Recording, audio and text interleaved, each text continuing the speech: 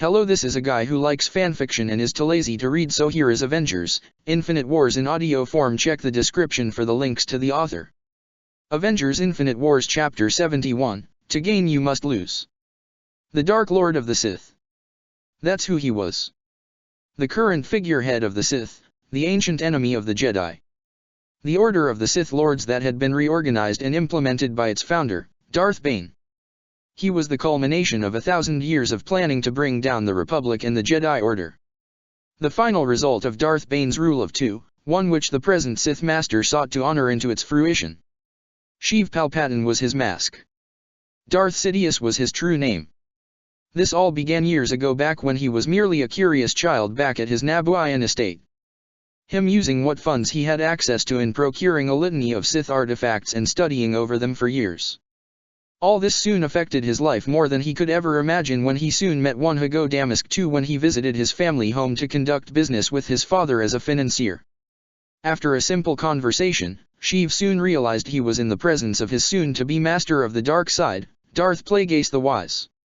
Since that fateful encounter and for the years after learning under his tutelage, Sheev became a Lord of the Sith by discarding his birth name to take on Sidious. He learned just about everything he could from Plagueis and worked through the Grand Sith plan in the present time. Things may have stretched out further like many of their predecessors, yet opportunities arose. The master and apprentice soon realized the time to finally finish off their forefathers' desired goal would be done in their present lives through a handful of great circumstances that were too good to be true. For years, decades of climbing the political ladder before at last gaining the ultimate seat of power as Supreme Chancellor of the Republic. The Sith now ran the very institution that had beaten them back so many times before. Oh, the irony and the vindication was like sweet nectar for the secret Sith Lord. And with his present apprentice Darth Tyrannus working over the Separatist Alliance, Sidious essentially has control of both sides of the board. All this time of meticulous planning was at long last paying off in dividends. The clones which were meant to serve the Jedi now served the Republic, and without them knowing, the Chancellor directly should he ever give the word. The Jedi were nothing more than fools, blinded by their past glories, and were all too willing to pounce upon a war where they assumed they would be fighting the Sith themselves. It was almost too good for the Chancellor, having regularly scheduled meetings with his order's ancient enemies and actually having sway over them. On top of all that, there was Anakin Skywalker, the Chosen One. He recalled the day he and his master tipped the scales of the Force firmly to the dark side and how it responded in kind to their actions. The creation of the fabled Chosen One that would eventually grow to at long last bring the Sith down. Wherein Plagueis feared the arrival of the Chosen One, Sidious relished in the idea of corrupting this being and swaying him or her to their side. After all, if they could bend the Force to their will, who's to say the same can't be said for the Chosen One? And as if by divine Force intervention, the Chosen One wound upright on his doorstep on Coruscant. Of course, this all happened after a series of events with the Trade Federation blockade of Naboo, having a pair of Jedi saving the former Queen Amidala and taking them to Tatooine, all before returning to Coruscant and then Naboo to take it back. Who would have thought the Chosen One was on that backwater desert hut-owned planet? He made sure to befriend the young boy, always working to be the man Skywalker could always go to no matter the circumstances. To have his absolute trust over the Jedi Order. And it worked. For 11 years now, Sidious cultivated a personal relationship with Anakin, hoping that he would be viewed as a father figure to the boy. Everything was going according to plan. Was being the keyword now. Everything was going according to plan until they showed up. He honestly didn't know who threw the giant rock in the metaphysical pool of destiny, but it clearly quaked up everything. The Avengers. Just the thought of them nearly made Palpatine drop all pretenses and fully embrace his role as the Dark Lord of the Sith. They had come in at a pivotal time, nearly half a year after the start of the Clone Wars, and the group had made their debut out of nowhere. Over a short span of time, they quickly made a name for themselves with their extraordinary abilities and lack of connection to the Force. At first, they only held Sidious intrigue as they had been an unforeseen arrival in the galaxy, one the Force didn't even foresee in appearing. He was very interested in them from the get-go, as the abilities, powers, and skills that they possessed would undoubtedly be useful to just about anybody who had it. Especially after seeing the display of the one called Ant-Man grow to the size of a building. Yes, Palpatine was very interested in these Avengers in the beginning. But then, Then they started to annoy him. Little things here and there like their constant participation in battles and them saving many Jedi, clones and especially innocent civilians. But then they began aggravating him. The Jedi started to speak more with them than him, and whenever he did meet with them, the Jedi had brought up suggestions and opinions from these backwater mules. Most of all, they had started to ruin his plans with his destined apprentice, Anakin Skywalker. They had befriended the boy and he now spent more time with them than neither the Jedi nor him. That right there plainly infuriated the Dark Lord. They were now an active thorn in his side and had only continued to grow in irritation and rage, especially with their numbers seemingly always rising. Looking out his window behind his desk, Palpatine glared in utter hatred and fury at the Jedi Temple far in the distance. Yet surrounding the structure was most of the cityscape, as he could barely see signs of construction. The scenery now held a big reminder for him of a threat which may ruin the grand plan in its entirety. Ultron. Sidious performed Herculean restraint, yet several strings of lightning danced in between his fingers. He was honestly glad the veil of the dark side was still held up. He and his late master had spent much time setting it up to help cloud both their actions and force signatures from the Jedi so neither of them would be exposed until the time was right. Not to mention the private places where he was allowed to drop his guard and channel more of the Force. Locations which were more shielded from other Force adepts and be his true self for a short time before returning to his duties as Chancellor. For it was with these two alone which helped cover Sidious' great frustrations on the recent events which spanned all these past months. Yet the Meta-AI threw a wrench in all those plans. Ultron nearly knew all their secrets and was keeping the bigger ones quiet just for the hell of it.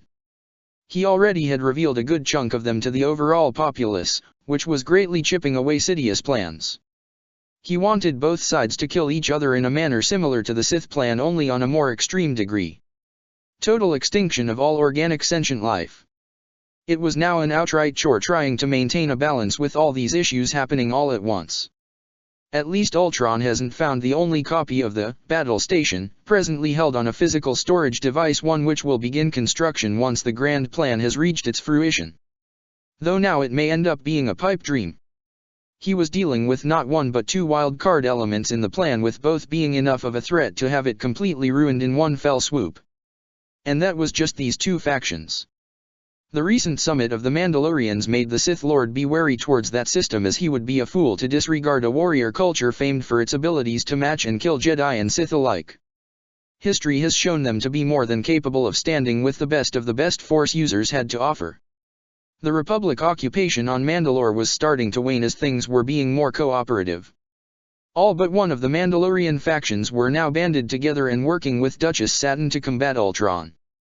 This made the Republic Senate have the audacity to rescind the occupation to earn more trust with the people of Mandalore. Then there were the strange rumblings going on in Outer Rim. Something about a new group of bounty hunters with far more morality than their worth spreading their influence and growing in strength and numbers. All of these variables, these unforeseen circumstances and players.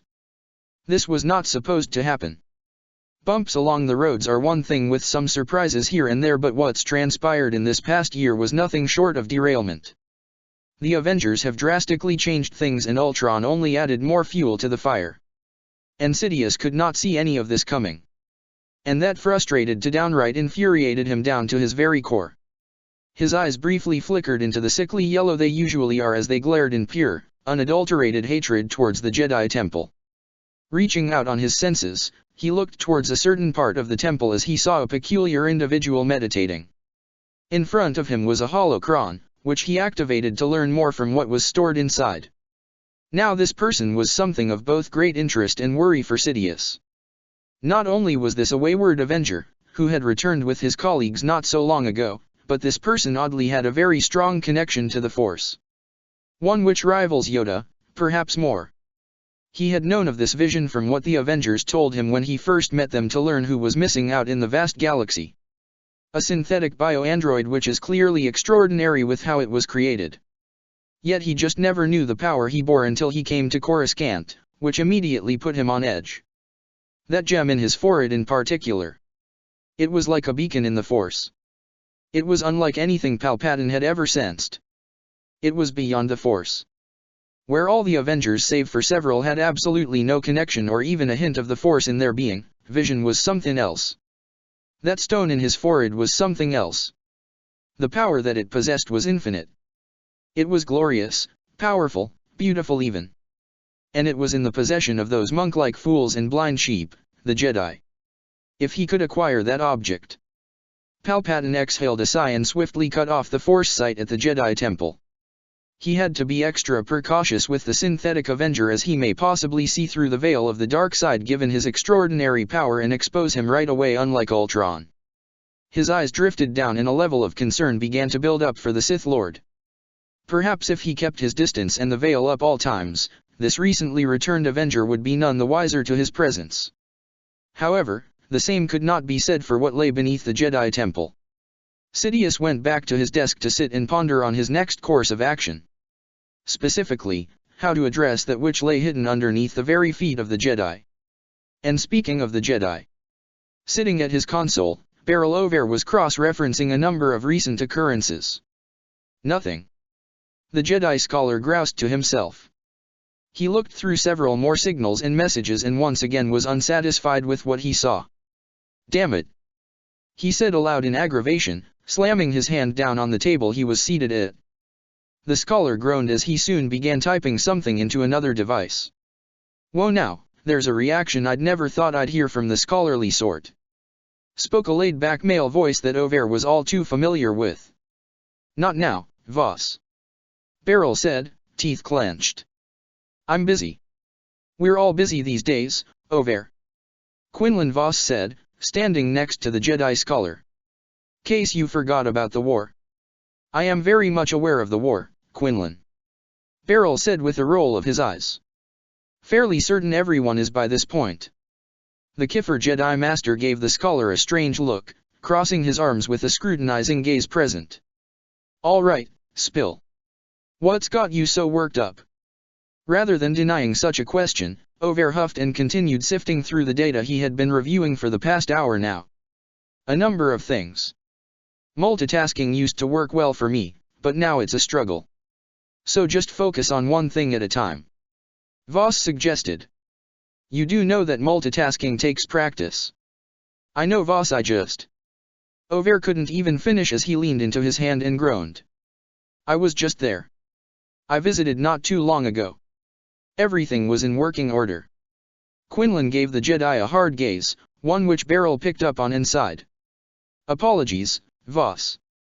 The scholar earnestly said. I didn't mean to get so snappy with you.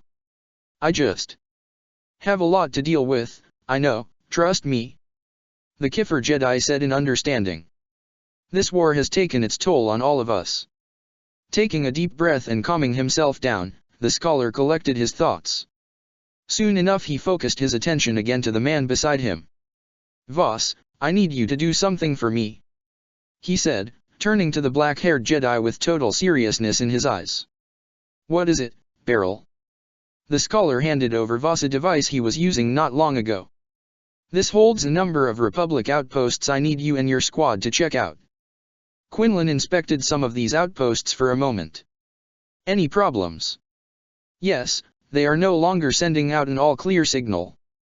Voss' expression hardened. You don't think dash. By this point, I hate to say but we must assume the worst these days. Beryl grimly said. That's so encouraging. Voss said. All of these aren't transmitting anything. It's not just that, but something with how this was done in a short amount of time is making me worried. I don't know if there's a legitimate pattern or a common, unique variable but dash. I get ya, Beryl. I'll check 'em out right away. Thank you. And I gotta ask, but what else have you been dash? Just some more, personal projects. Ones I hope won't be ruined with the present war. Scene cut. Usage sat alone, legs crossed and hands on her knees in deep meditation. It had been a number of days since Savage Opress had been sent off to be Dooku's temporary apprentice to keep up appearances of her supposed demise. She had done her part with the present plans against Sidious by supplying Dooku her replacement. All she had to do now was to get stronger for the eventual clash against the Master of the Sith. Yet, she's struggling. Her hand-to-hand was on top form, so no worries there. Her weapons proficiency had struggled a little as she wasn't used to using anything else other than a lightsaber, but she's been improving quite well. No, what has been giving her issues lately was a personal problem of hers with the Force. She thought back to her training session with Lord Dooku when she first realized she had this hidden power within her. And in a way, she found out that was true. It only surfaced a few times in her life and never came out since. The first time was shortly after her Jedi Master Ky Narik had died and she was overwhelmed by the combined forces of the Ratotok warlords. She almost died, and in her desperate time, she suddenly got a large flush of power coursing through her which she used to wipe out the army single-handedly. Back then, she had thought it was merely a fluke, a one-time occurrence of her being one with the Force to turn the tide to avenge both Ky Narik and those oppressed on Ratotok. The next time, however, occurred when she first clashed against Anakin Skywalker on the jungle moon of Yavin 4.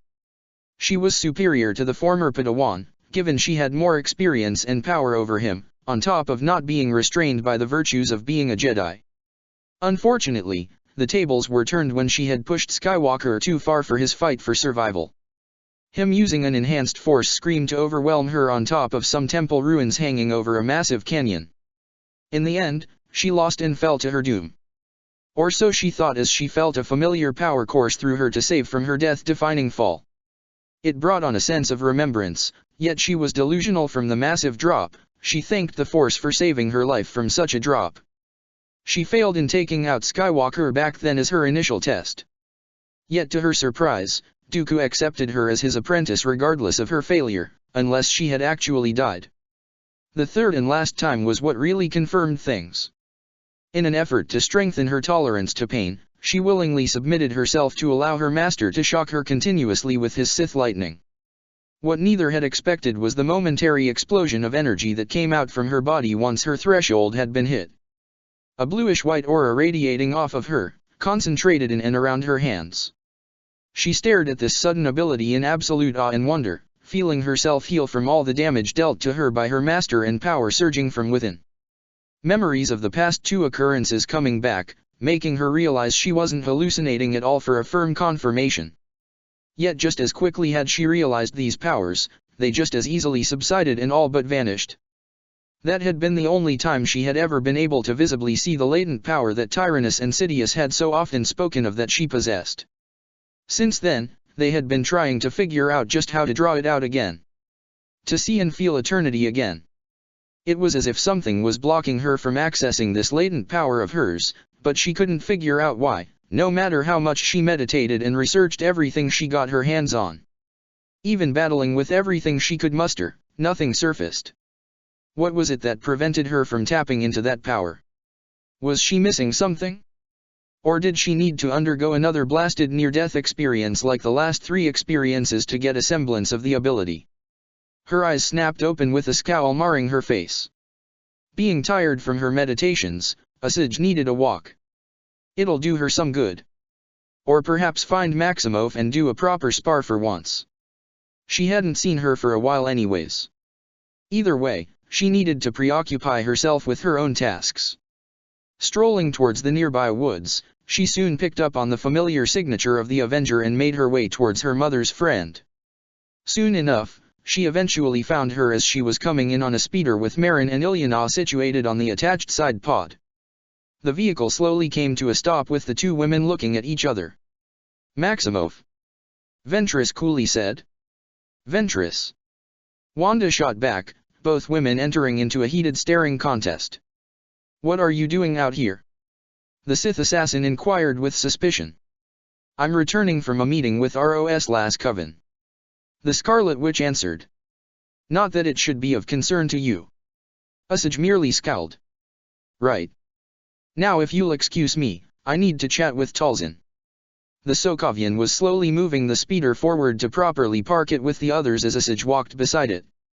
And why do you need to do that? Do you have to question everything I do? Wanda shot back with an irritated growl. Yes. The Sokovian looked at her for a brief moment until she threw up her hand and ensnared Ventress in her Shinik powers.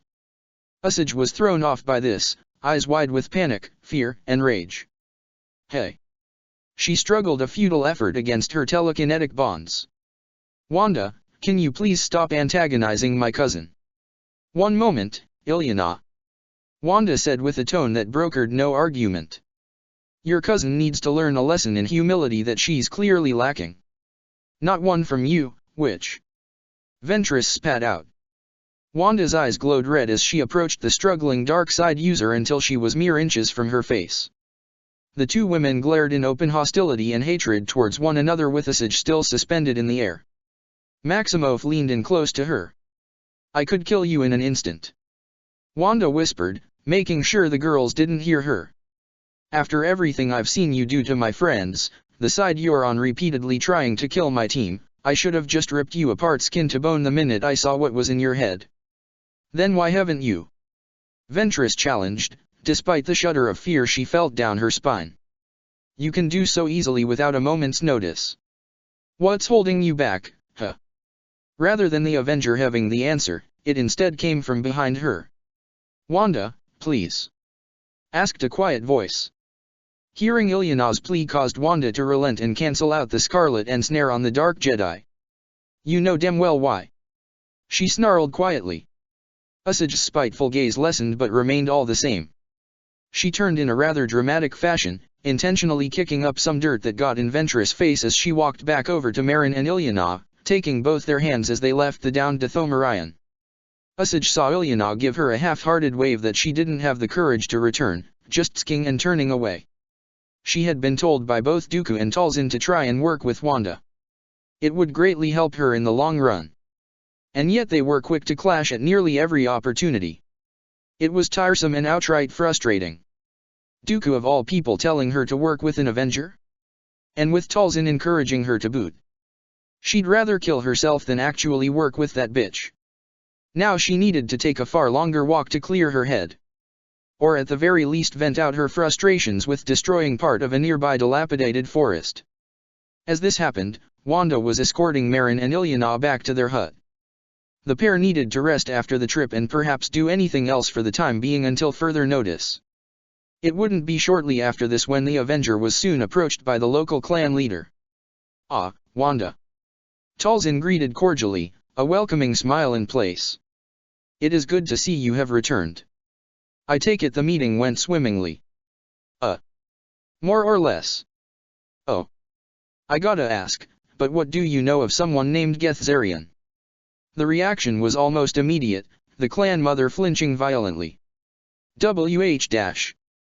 For the first time since her arrival on Dathomir, Wanda saw genuine shock and horror on Talzin's face.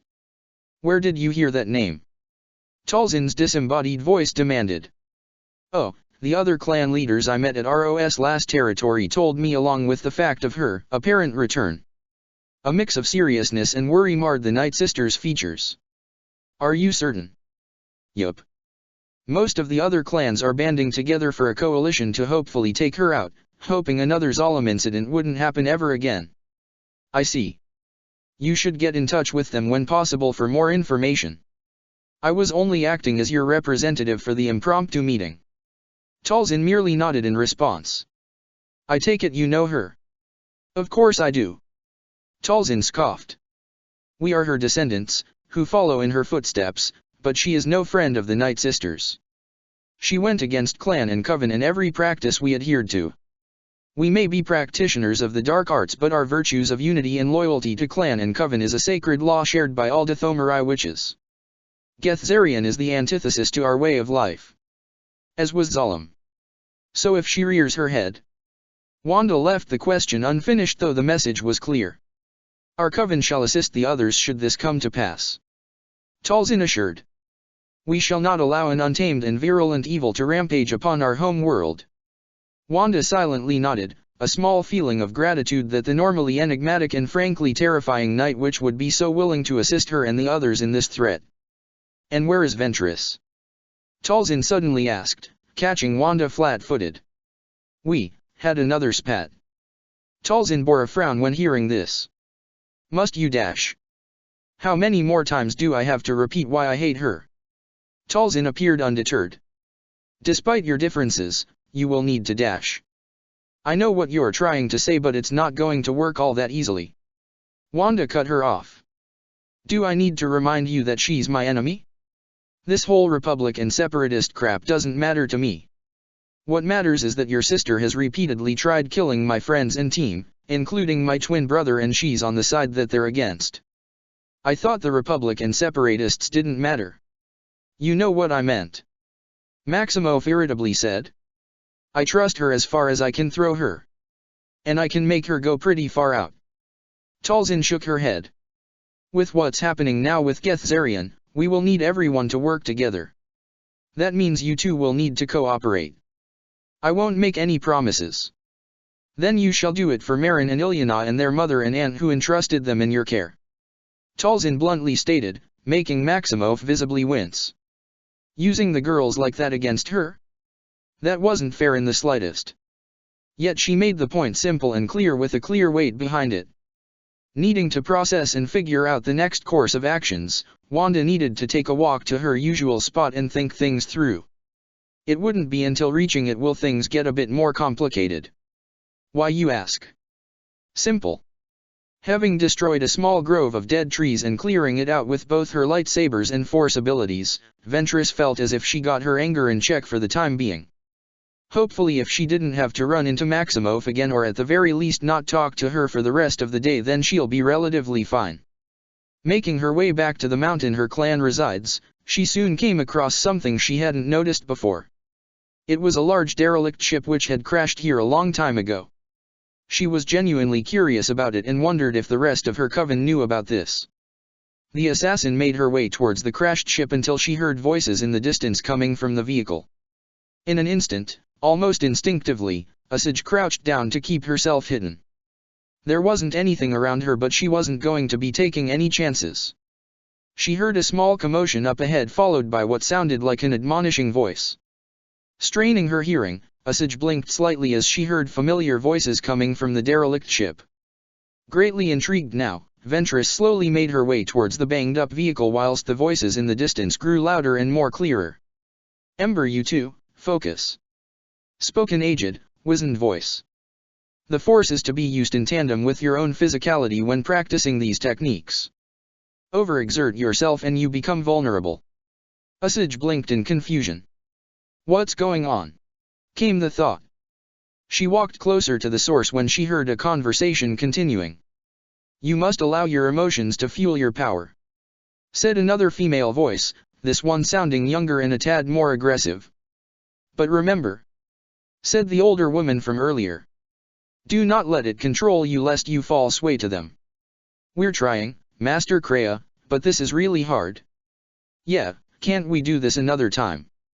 It is when you feel you are at your limits that when you get a breakthrough, we know, Master. Good. It shows you both have been listening. The sagely voice sounded satisfied. Now, again. Two groans followed suit, with the shifting of dirt on the ground being heard in small patters. The Dark Jedi recognized Marin and Ilyana's voices, but who were the other two? And, who was this? Master Kreia? That name. It sounded too familiar to the assassin.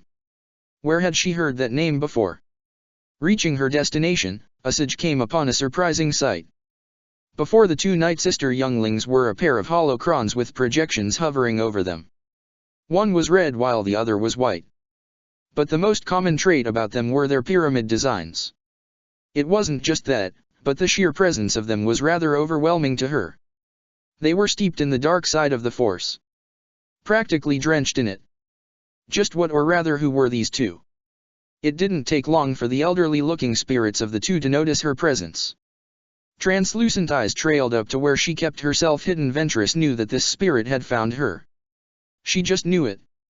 It appears that we are not alone. And there's the confirmation of it. Ilyana, Marin, and the other spirit had stopped what they were doing, looking over to seeing the Dathomirian Sith reveal herself to them. Ilyana instantly brightened upon seeing here. Ventress. She happily said. Masters, this is my cousin, Asajj. Oh, so this is her, said the tattooed spirit. We have heard much about you, Asajj. Ventress. Asajj appeared hesitant to speak, eyeing the two ethereal women from the holocrons with a great deal of trepidation. The power behind them both was far different from the holocron of heresies she had worked with back on Sereno. While that holocron felt both hot and cold, making her often feel nauseous for a time, the two here were particularly unique as she felt more comfortable with them. Not to mention the projections seemed to be far different from what a typical holocron would give out. You're no simple gatekeepers. Usage managed to gasp out. What Ventress was talking about were security measures one places onto a holocron upon their creation. Their projections were primarily based on their creator, although it was primarily based on how the gatekeeper is fashioned. And the gatekeeper itself had access to whatever information held inside the device and chose whether or not the one accessing it was worthy of obtaining the holocron's knowledge. We are not. Our spirits are contained within our holocrons instead of the ones typically made out in the galaxy. Spoke the hooded one. A difficult technique that few in the many millennia have managed to master. Said the tattooed spirit. I often wonder if the Force decided to spite me and force me into my holocron as punishment for defying it. I never intended for me to continue on as such, only designing my gatekeeper as any normal one, yet here I am instead. Ha! That would actually explain it if it were true. Usage swallowed a small lump as she voiced an inquiry. Who might you two be? I am Exozon. The tattooed one proclaimed with unrepentant pride. I am among the first of the Dark Lords of the Sith as one of its illustrious founders. One of those who abandoned the Jedi to seek the darker path to the truth. For my brethren and I invented what it means to be Sith. And I am Darth Kreia. Simply said the hooded woman. Was once Treya before my fall. But I have been more known as the Master to Ravan, Nihilus, Zion and finally the Jedi exile Mitra Surik. Hearing these two names had Ventress frozen in place. Eyes widening in shock as she felt more of the force behind these two ancient Sith spirits. Especially when she knew exactly who these two were. In an instant, Usage knelt down in reverence. It is an honor to be in your presence. Usage practically whispered. Dark founder of the Sith and the Lord of Betrayal. A short laugh emanated from Exozon's lips. Finally, some much-needed respect.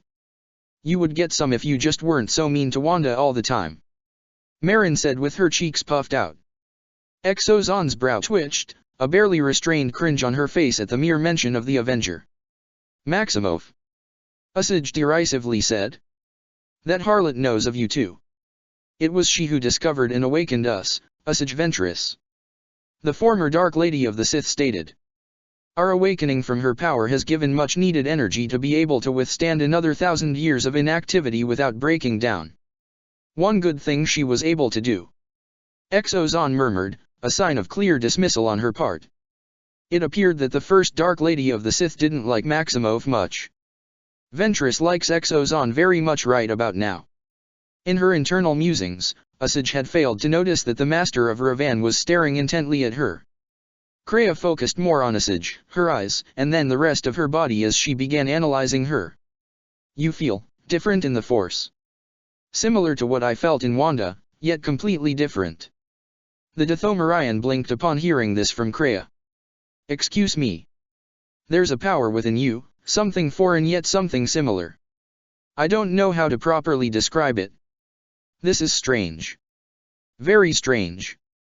You could feel it too? She asked in astonishment. It's rather strong.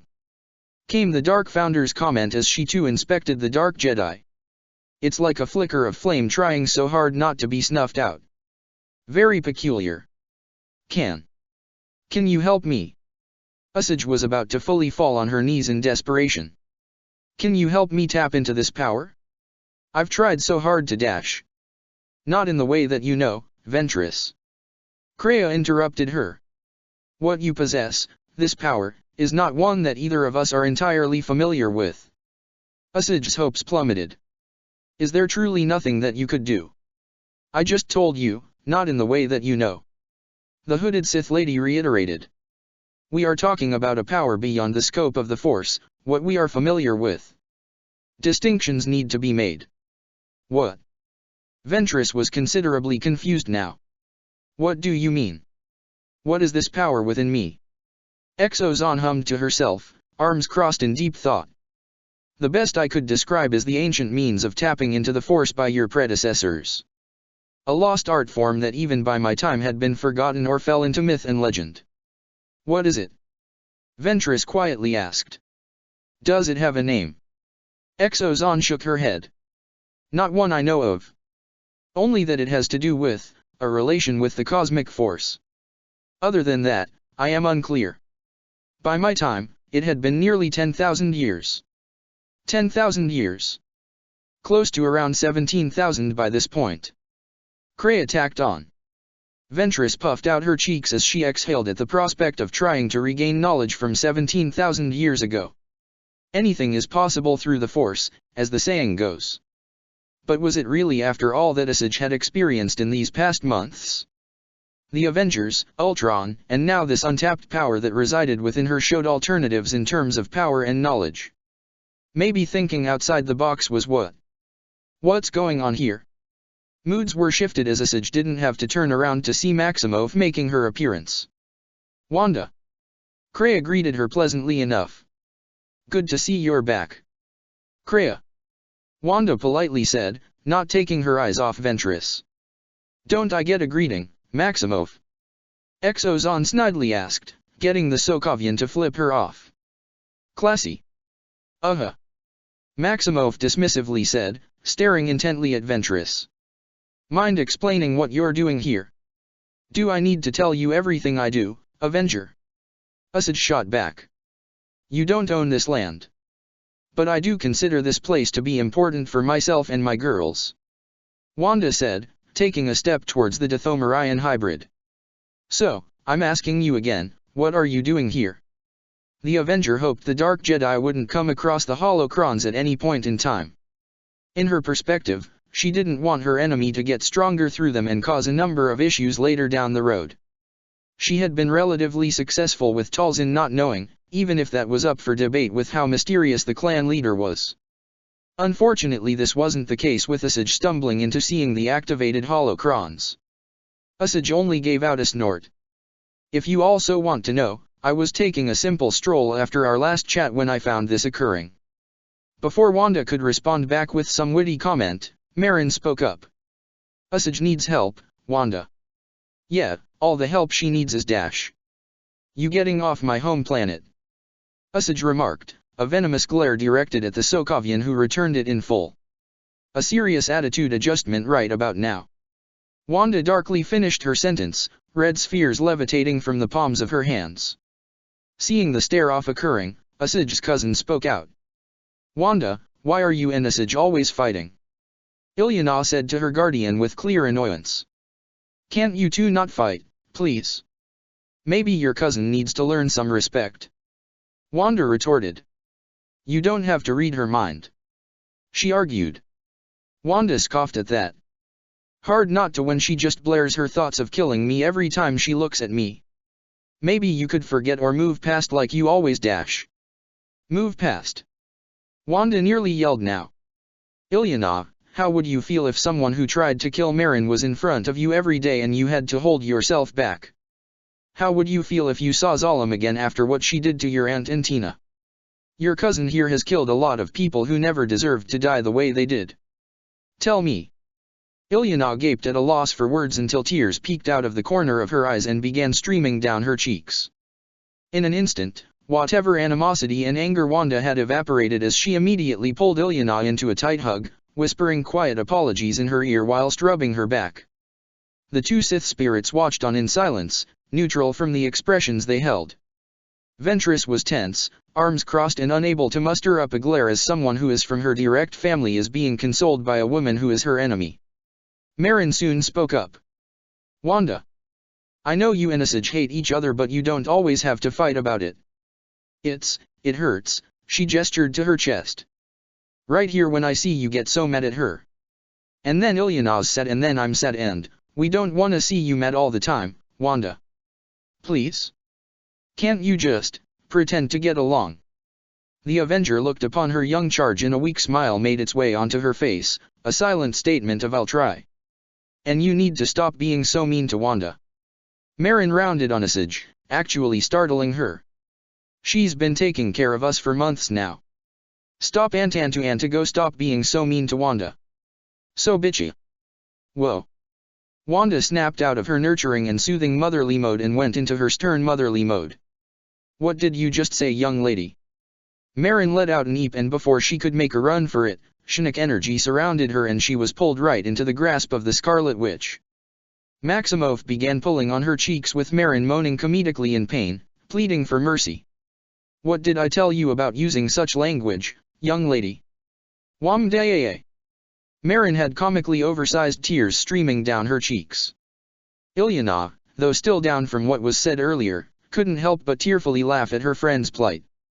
Ventress, meanwhile, was neutral as she soon heard the two Sith spirits converse. Such are the ways with children to worm their way into their elders. Spoke Kreia for the first time in a while. Though the management of their emotions needs some serious work. Came Exozon's comment. Such things are unbefitting for my dash. At least let them express their emotions while they're young. Don't want to have them emotionally stunted by the time they're young adults, which greatly compromises them. You say that now. We can do comparisons on such views of emotions later. Ventress could soon feel Kreia's gaze placed towards her. Now we must discuss what to do with Asajj. This got Wanda to stop punishing Marin before her and the younglings to look at the Sith spirit with Ventress soon following. Scene cut. Fascinating. Vision was in open wonder and awe at the near-endless rows of archived knowledge that had been accumulated within the Jedi Temple. Much which is stored here are kept on datapads, which replaced typical books, while there were consoles spread out. And yes, there were apparently books, scrolls, and other parchment items the Avengers saw earlier, but they were kept in another wing of the library due to how old they were. Yes. Jocasta Nu said with a serene smile. Countless millennia of multiple Jedi adding their knowledge and experience to our order. Most were culminated from former temples throughout the galaxy while the rest had been added on over the years. I can say I'm rather impressed. Vision could perhaps compare a good number of libraries back on Earth on how grand they were to the one he's presently in. Of course they'd all pale due to the amount of content the Coruscant archives possess. Placed on pedestals in two separate rows were bronze busts of former masters of the Jedi Order. What was more significant about the Lost 20 were how they left the presumed order in the first place, with them falling to the dark side or leaving due to ideological differences. Aside from this, there were a number of Force adepts sprawled about and conducting their own business. Yet they occasionally broke their concentration to eye the synthetic Avenger as Jocasta Nu was giving him the tour. I have to at least ask, but is there at least a restrictive section? Jocasta's smile faltered slightly as she gave out a simple yes. Thought as much, just wanted to know. Is it due to sensitive information, rankings, permission? Yes to all. The Avenger gave out a nod. May I ask, why do you wish to know about the restricted sections of the archives? Curiosity's sakes. Vision admitted. That and, well, I would rather not be one to be rude to our hosts. Nu raised a brow, now finding herself curious. What do you mean? She inquired, not hostile but calm and intrigued. Does the idea of a restricted section bother you? Truthfully. Viz looked away, glancing at the many shelves around him. Yes, it does. Knowledge is something that all people should have access to. Where I'm from, while it is not the best, it's still a place where all forms of knowledge is freely accessible by all, no matter who you are or where you come from. There are caveats, that's to be understood, but restrictions are frowned upon. And yes, there are various forms of knowledge kept under wraps for the sake of safety and greater good of the public. But knowledge is only bad if it's used for harmful intentions. It's like a tool. The intent behind it is what matters. Jocasta hummed and thought. I can understand that, but much restrictive knowledge is kept under lock and key for actual safety for everyone here and beyond. I believe you are aware that the Force dash can influence others, of that I am aware. Vision said. Then you should realize there are artifacts and content we have locked away should be kept as such so no one would be harmed. The Avenger gave a nod. Yes, I heard from my colleagues that when Ultron attacked, a number of Sith artifacts were stolen. Of course such occurrences have happened before, making the Order try to learn from these mistakes so they wouldn't happen again. The librarian sternly said. And if they were used dash. Say no more. I get the gist of it, as it were. Nu smiled slightly at the Avenger, the two passing by multiple shelves until they walked into a circular clearing. Ah, our recent scholars-to-be. Jocasta fondly said, voice quiet now. The vibranium-made Avenger paused, looking over to what caught the librarian's attention and saw Peter Parker alongside the two Padawans he recalled being Ashoka Tano and Barisafi. Why would you say that, Miss Nu? They've been periodically spotted being here far more often than they've normally been, as I've been told. Whatever free time they've had, they'd immediately come here and spend hours looking through the archives. A small nod was given as Vision could understand. Back on Earth, there were individuals known as bookworms who'd spend much time in libraries for their schoolwork. This would be further applied during university to work on papers, studying, etc. And this would further extend after graduating from their educational years for their present jobs to other miscellaneous endeavors. After getting to know a bit of Mr. Parker, he was able to sense he was such a bookworm but not of these two Padawans. Did they ask you why? Vision asked. Something about learning of our order from the very beginning. Jocasta sighed. A rather daunting undertaking. Vision gazed over at the three teens with clear intrigue in his eyes. Fascinating. He murmured.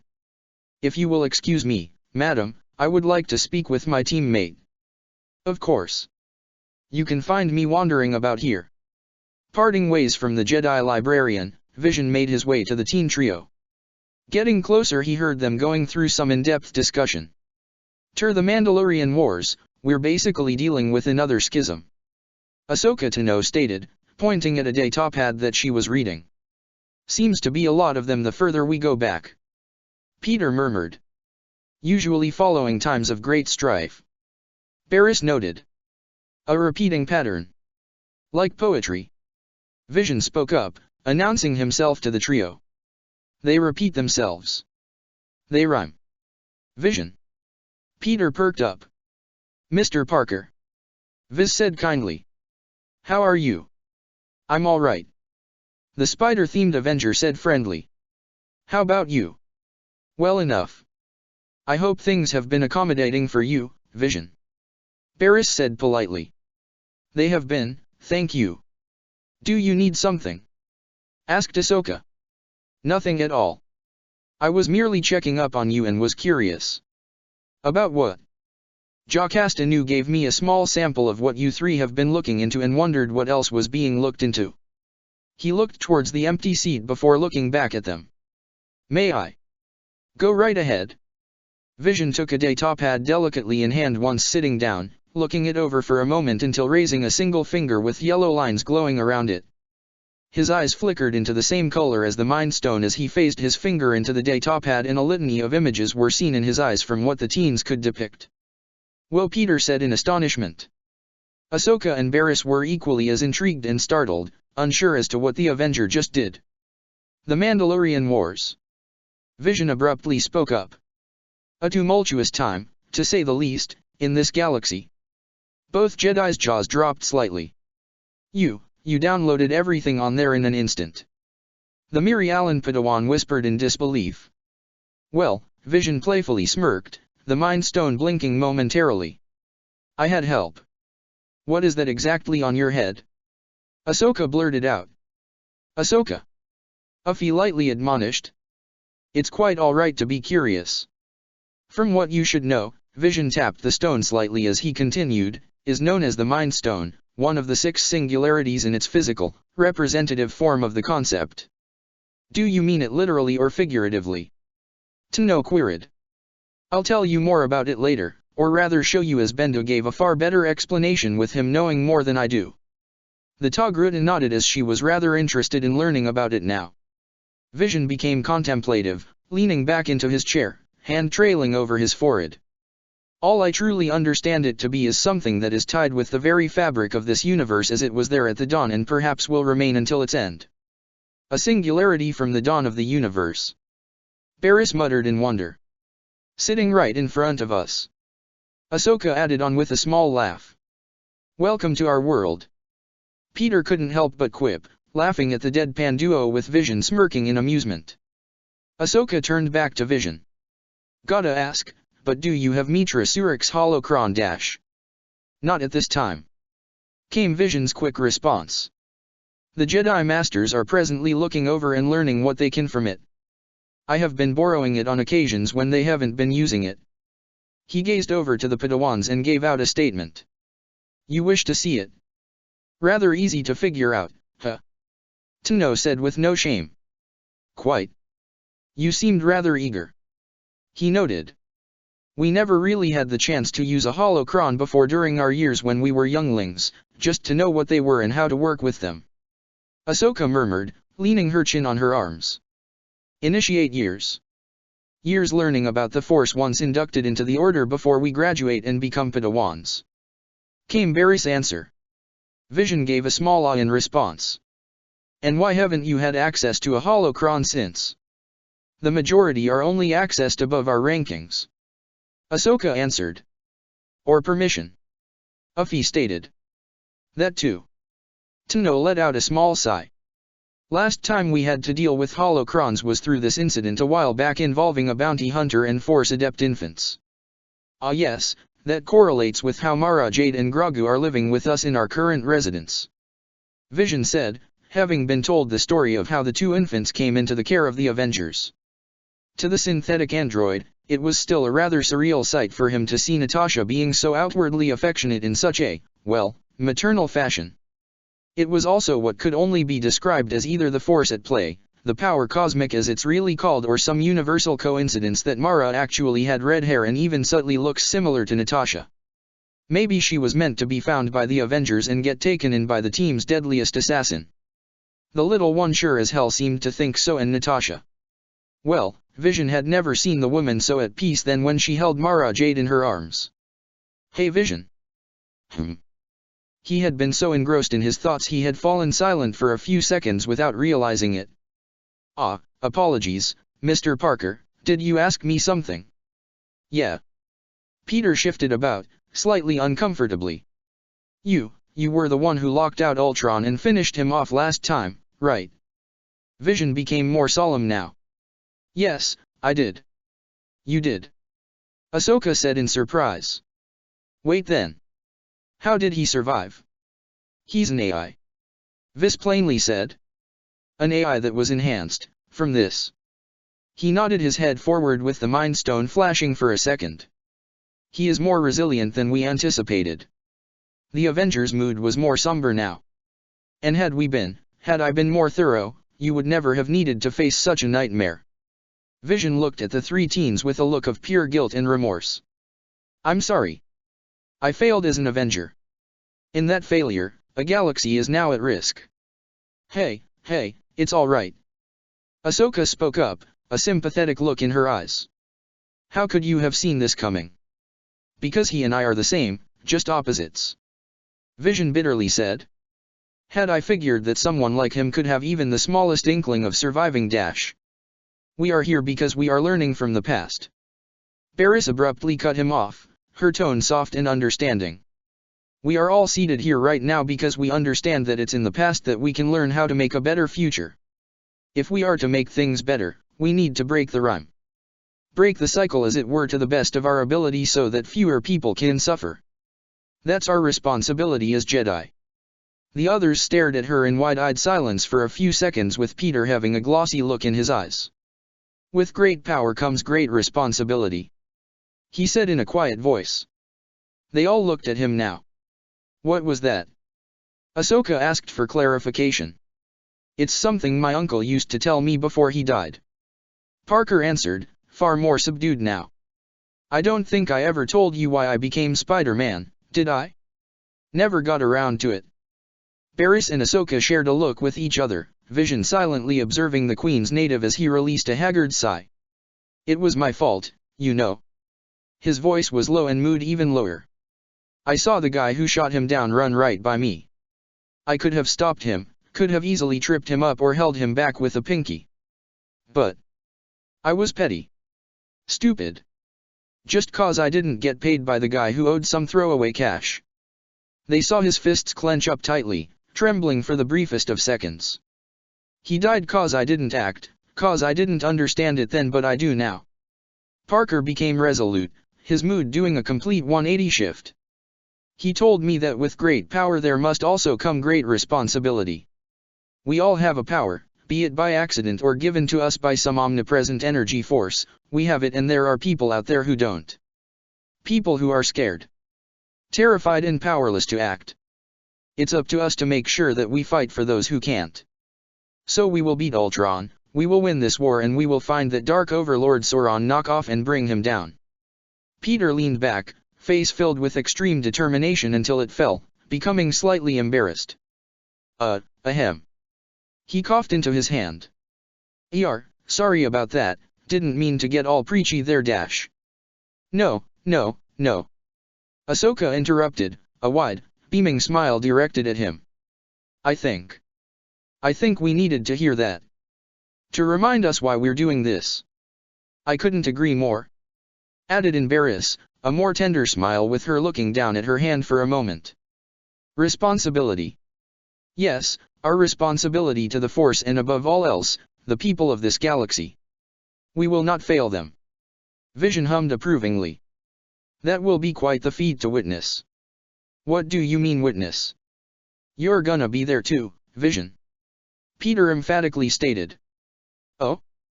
I didn't realize I got an invitation to do so. Must have gotten lost in the delivery. Ahsoka quipped. Sorry about that, Vision. Was kinda hard locking you down. My apologies for being with a cosmic manifestation learning about the greater mysteries of the universe. Viz sincerely said. The group devolved into a fit of laughter, resuming their idle, more lighter conversation. All the while remaining blissfully unaware of a small green Jedi Grandmaster who had inadvertently walked in on their conversation, having heard virtually everything. A content look came over the age-old Jedi, nodding his head to himself as he turned to walk away and leave them to their devices. Yoda would speak with Vision at a later time. Right now, there was no need to disturb them. Power and responsibility. The Jedi Master thought to himself. In the ways of the Force, one often forgets such things. He felt a sense of relief now flooding into his old bones, a feeling of contentment of knowing the future of the Jedi is in good hands once his time comes. Whilst the inside of the temple within its library had an air of warmth, comfort, and faith, outside was a scenic opposite as lightning boomed in the skies above. It was raining for hours now, and it fit the current mood for many presently standing on the landing platform where a Republic shuttle had just landed. From a transport, Quinlan Voss and Delta Squad came walking out with a number of coffins containing deceased Jedi adepts. Such a sight was saddening as they've lost many of their number since the start of the Clone Wars. Yet this time was rather a lot as they were all gathered, due to a mission Voss was asked to undertake Beryl Over's insistence. Obi-Wan, Plo Koon, CZ Tin, Adi Gallia and Beryl Over looked on with varying expressions upon seeing the coffins being brought into the temple for proper funeral rites. With the Jedi were Matt Murdock, Steve Rogers, Sam Wilson, and Natasha Romanoff. Over walked forward, a distraught look upon his face as he laid a hand over one of the coffins. His hand formed into a tight fist, the scholar mentally scolding himself as he stepped away from the coffin. Kenobi frowned sympathetically at the Jedi before turning to his old friend. Voss. The Kiffer Jedi shook his head.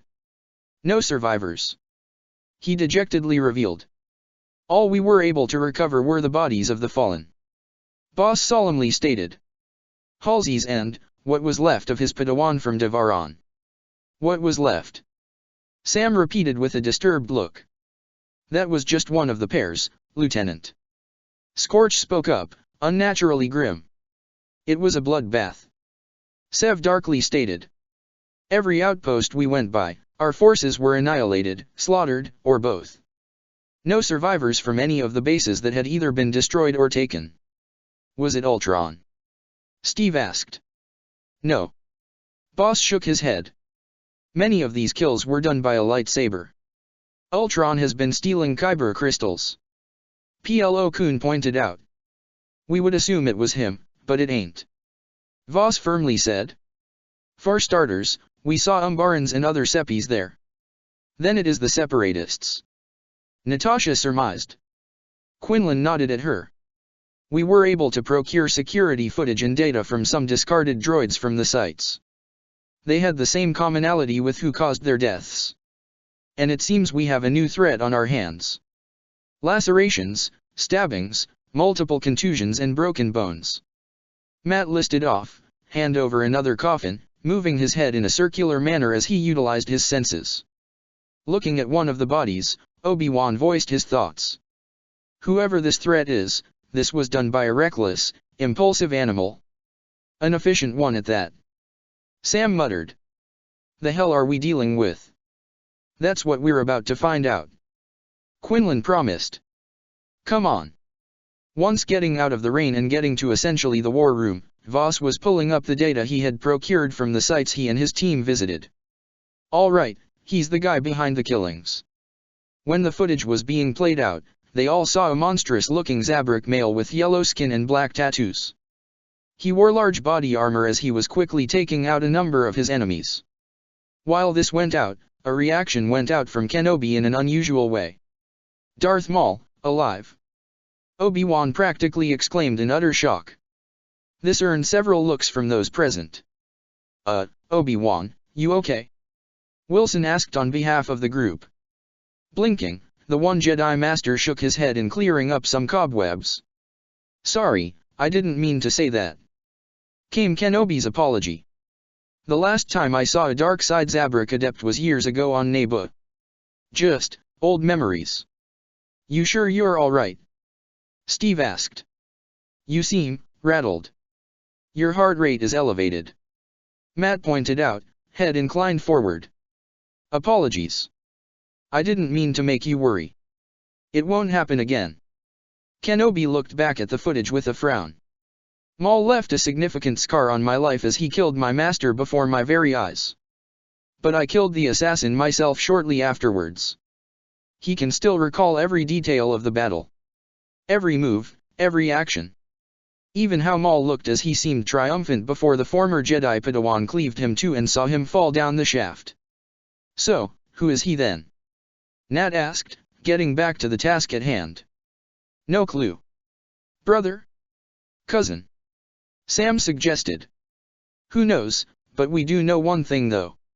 Voss sped up one of the footage to reveal someone rather familiar to the Jedi Order soon conversing with the Zabrak. He's working with Sora Bulk. It appears that Dooku has found himself a new pawn. PLO surmised. A dangerous one at that. CZ10 said with a frown. The Force, a shift has occurred. The dark side is at work. And where the dark side operates, death and chaos are to follow. Over grimly said. Thank you Beryl, not like we needed any more of a downer. Wilson Riley said. Beryl gave him a half-hearted apologetic smile. Do we perhaps know where he may strike next? I don't want to see another base or facility slaughtered by this guy. Sam asked the group. If there was a pattern, we could predict a location. But the places they've hit were too random, like Dooku just pulling places out of a helmet. Voss said with a frown. Random maybe but, concentrated. Beryl noted, brows furrowed in thought. Do you have an idea, Over? Steve asked, the Jedi scholar slowly nodding. From what I was able to deduce about these outposts and bases. They are locations wherein forces had to be pulled due to Ultron's entrance into the war. They were bases that were not hit by any of Ultron's campaigns, thus had numbers to spare. Leaving them vulnerable to attack. Boss finished the thought process, the group going silent. Delta. Quinlan spoke up. Head back and start sending out messages to any base that hasn't been hit but has had their numbers depleted from being called back to the inner core. Make sure they are ready for an imminent attack. Code Hawkbat. Yes sir. The leader of Delta Squad said. The 4 clone commandos quickly exited the room, leaving just the Avengers and Jedi. Okay, so we know what this psycho bastard looks like. Wilson commented. How do we find him? Following his trail of destruction is a start. Tin noted. But it may lead us in circles. We are to spread thin as is. ADI Gallia stated. Maybe you guys could use some foresight or something. The suggestion from Romanoff earned some varying looks from the Jedi. Like what happened with those kids a while back Cad Bane abducted. A hum emanated from PLO. That could work. Should we do it now or dash? Now. Obi-Wan declared. This beast will only continue his rampage unless we are able to find him sooner than later. Natasha nodded at their initiative. While some people find where this monster's gonna strike next, we should also figure out where this guy came from. Does that matter? It often does. Makes us figure out where Dooku is finding all these people for his side. I mean, I don't know about you, but this guy doesn't seem to be like one of his usual recruits who were trained like a Jedi before turning. Miss Romanoff is correct, said Beryl before adopting a pondering posture. There are only two places that come to mind with where this monster could have come from, Irdonia and Dathomir. Dathomir? The planet of the witches? Asked Kenobi. Wait, a planet of witches? Are you being serious right now or are you pulling our legs? Oh, it's real alright, said Voss. Planet is crawling with them. Quite the interesting history, believe it or not. I was under the impression Maul came from Irdonia, was Obi-Wan's comment. A little oversight. Irdonia is where the male Zabraks primarily dwell. However, on Dathomir, they're more known as Night Brothers, given how they were raised there. Being more warrior in nature. Over elaborated. The witches of Dathomir are the dominant faction that rules the planet. So it's matriarchal then. Nat mused. Sounds like an interesting travel spot. Don't sound too happy, Natasha. Matt remarked jokingly. What? She innocently said. It's just an observation. It is best we begin our search now, Kenobi announced. While some of you prepare to find where this monster's gonna hit next, some of us will go to Dathomir to investigate further. We shall begin meditating and let you know what we will find. PLO said. Matt, go with Obi-Wan. Steve instructed. Why just him? He won't go alone. Nat added. Pietro will come with you guys. Speed is the name of the game here, and with Matt, we'll be able to figure out any lies these witches may throw our way.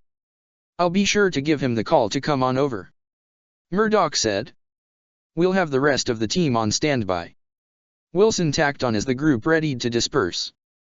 You have your assignments, let's move out. The Avengers and Jedi all dispersed, unaware of their newest target being stationary at this present time. Scene cut. The newly anointed Sith apprentice of Dathomir was back on Sereno within Dooku's estate. Inside the building was its owner, his lightsaber drawn and ignited, held in the direction of Savage Opress. After being sent out on a number of missions, under the watchful eye of Sora Bulk, Dooku had him and Savage to return to begin the Night Brothers' training with both the Force and lightsaber combat. This has gone on for several days now, and Savage has been progressing rather quickly. Either it was from natural talent, his upbringing, or additional enhancements from Talzin's spells. Whatever the case may be, the training regime had to be adjusted further in order to catch up with the swift advancements. Currently, the Night Brother was wielding his newly constructed double-blade lightsaber with one end being turned on. He faced his master, the pair circling one another with Sora watching on the sidelines. Others of the acolytes were presently out on the field on assignments or training elsewhere on the Dooku estate, as this was more of a private training session today.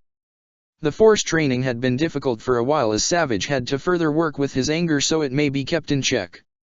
He was a monster kept on a leash, and Dooku didn't want his new addition to run wild when he would eventually undergo solo missions. Weapons training, however, was far better than the two former Jedi expected. Dooku observed the stance Savage held, recognizing it as a form of Shiicho with hints of Gemso. He was still learning the fundamentals, but a power-based form such as Gemso was more than appropriate for a secondary starting form for one such as Opress. Opress had been able to get a good grasp on utilizing a lightsaber, the double-blade variant being the best suited for a man of his size. Yet there were some occasional stumbles. Wherein his brother was a flowing, rapid stream of attacks, Opress would use brute strength. The grasp of a more elongated saber hilt would serve him well, as he would be able to deliver far more powerful strikes with the lightsaber being suited to his frame. Dooku's observational thought process ended when Savage lunged for his first attack. It was easily sidestepped, though Dooku made for a quick parry with the retaliatory horizontal swing. Opress tried for an overhead strike that the Count deflected whilst also sidestepping, as there was a great deal of physical power behind the swing. The Sith Lord twirled his blade slightly, flicking it forward with Opress hastily deflecting the attack. He snarled, more to himself than at Dooku, as he rapidly swung his blade left and right, with Dooku casually guiding each attack out of harm's way. "Control yourself, my apprentice," the Count chided, stepping back from another missed attack and unleashing a quick stream of Sith lightning that staggered Opress. "You have your strength, your raw power, but it is unfocused and like a raging storm with no focus. Compose your anger and guide it yourself. Do not allow it to guide you," Savage growled, shaking his head and recomposing himself. Igniting the other part of the saber, Savage spun it about with tyrannous smirking now. The Zabrak went for a series of rapid strikes that Dooku had parried, all until one nearly singed the tips of his beard. In an instant, Dooku whirled his saber and successfully disarmed the oversized opponent. Using the force, he called the blade into his hand and turned one side of the blade on and held up both sabers in an X shape right at Savage's neck. The Knight Brother visibly recoiled, hands up in a gesture of surrender. "You have a natural ability, but it must be tempered," said the Count, deactivating the lightsabers. "Are you up for the challenge of putting your hate to better use?" Knowing the Dark Lord was referring to another field mission, Savage voiced his compliance. "Yes, my master." Dooku held out his saber, the larger apprentice gingerly taking it out of his hand and going down to kneel before him. "What is thy bidding, my master?" "I am sending you to Toydaria. You will bring me King K2 alive," Dooku said very sternly. "Kill all who might interfere. And Master Bulk will once again oversee it." "Of course, my master. It will be done." Scene cut. "Are you sure about this?" "She has asked for the right and it shall be done. She is a member of this coven, regardless of time away from the tribe. This is an undertaking all must undergo." "I get that, but I have to ask why I have to go with her?" Wanda Maximoff asked with clear irritation. "Did you not promise your charges that you would make an effort to make amends with Ventress?" Mother Talzin rhetorically asked. "Yes," she gritted out. "But this has nothing to do with me. And I don't want to leave the two by themselves. Do not worry, Marin and Ilyana will be taken care of while you are gone." Wanda gave the elderly witch a hard gaze. "They better. And while I'm gone, you figure out more on what to do with the coalition." "I most certainly will," Talzin assured. "I am a woman of my word." Maximoff rolled her eyes, opting to walk away as she knew she had a journey ahead of her now. Once reaching her hut, Wanda began gathering what items she could bring with her for the trip. And when arriving there, she saw Ventress in her little living room with the two holocrons activated. "Hey!" she nearly shouted, jolting the Dark Jedi out of her stupor. "Haven't you ever heard of something called privacy? This is my hut, you bald asshole." Usage gazed at the Sokovian with disinterest. The door was open. "It's still called common courtesy," Wanda said, shoving Ventress away from the holocrons that were both active at this time. "You don't need to be rude to her, Maximoff," chimed Exozon. "We were having a pleasant conversation, without you." "Yes, I most certainly do," Wanda said, not even looking at Exozon as she forcibly returned her into her holocron. "UBIII" was all she managed out before her holocron sealed her shut. "That wasn't necessary," Kreia dryly said. "Yes, it most certainly was," Wanda refuted. "I can only handle one bitchy attitude at a time, thank you very much." Though she kept a stony visage, Usage couldn't help but mentally find herself developing another inkling of fear with the ease in which Maximoff had so effortlessly sealed Exozon away. Wanda was paying her no mind as she was speaking with Kreia.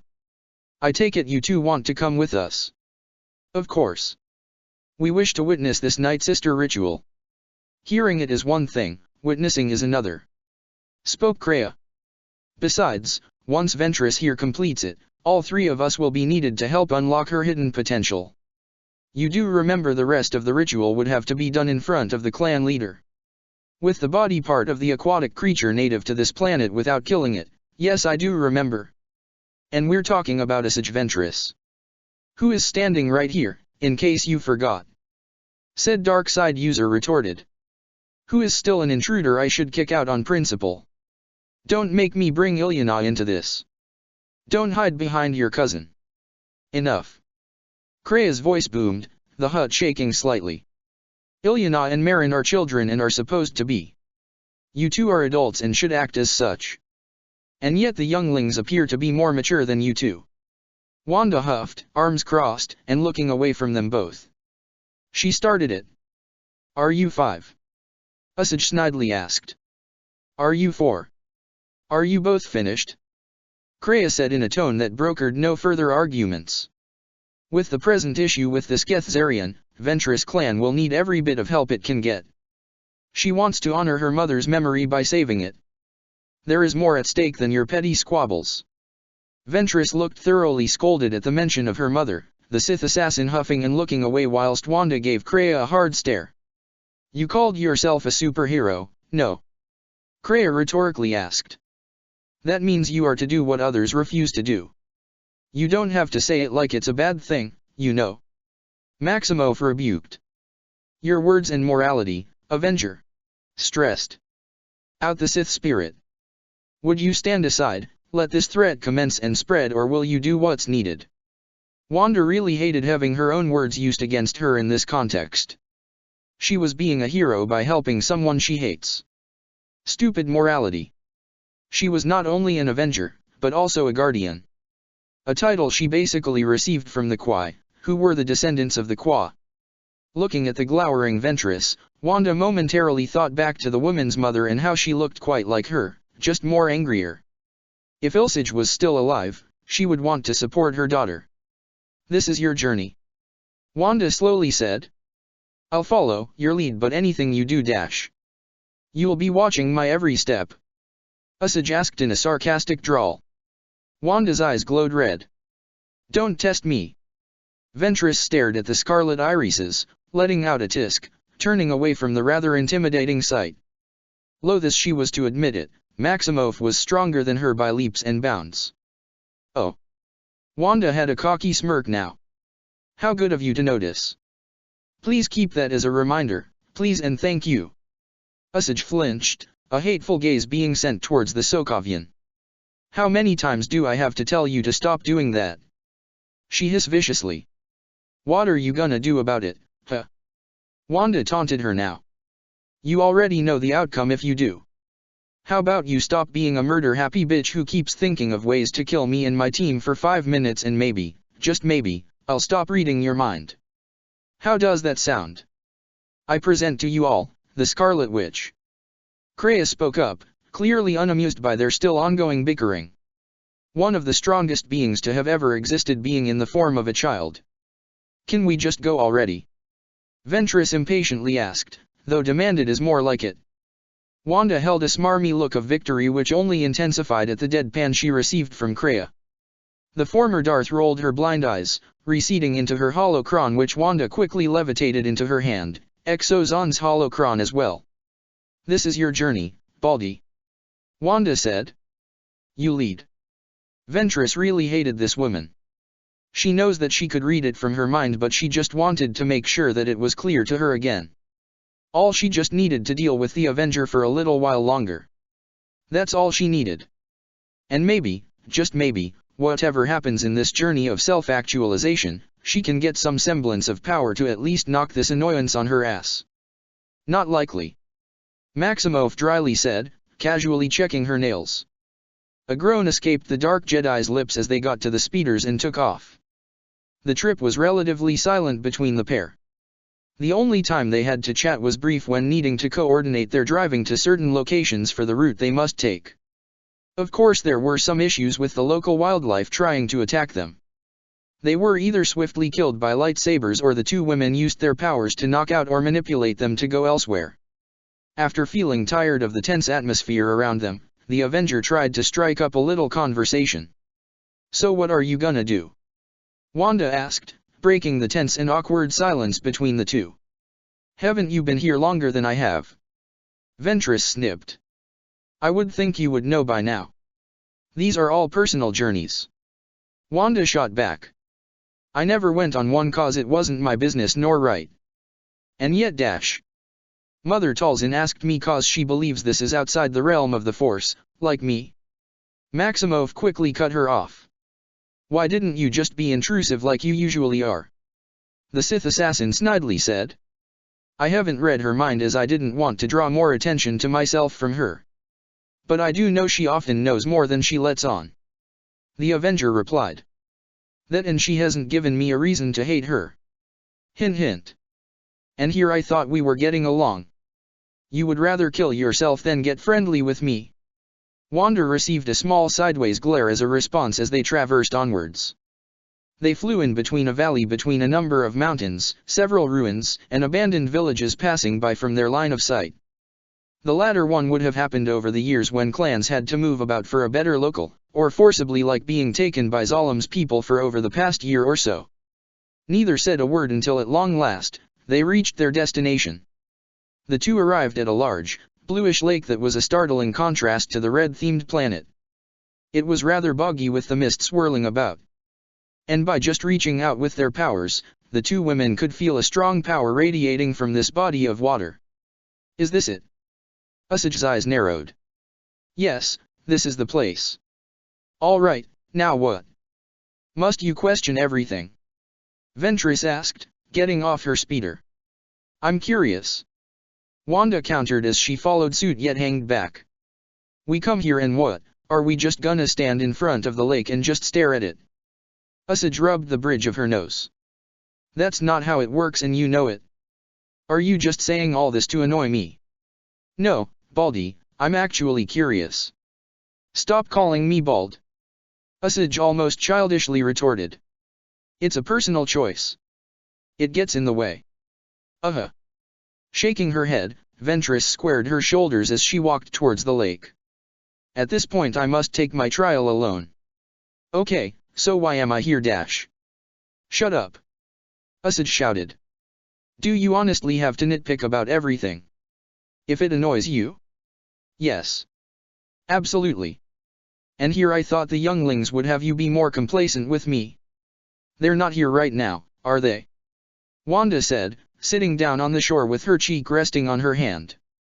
The hybrid Dathomirian scoffed, looking away from her. Walking into the water, Usage soon dived in. She went deeper and deeper as she went. Soon activating her lightsaber to light her way with how dark the waters were all around.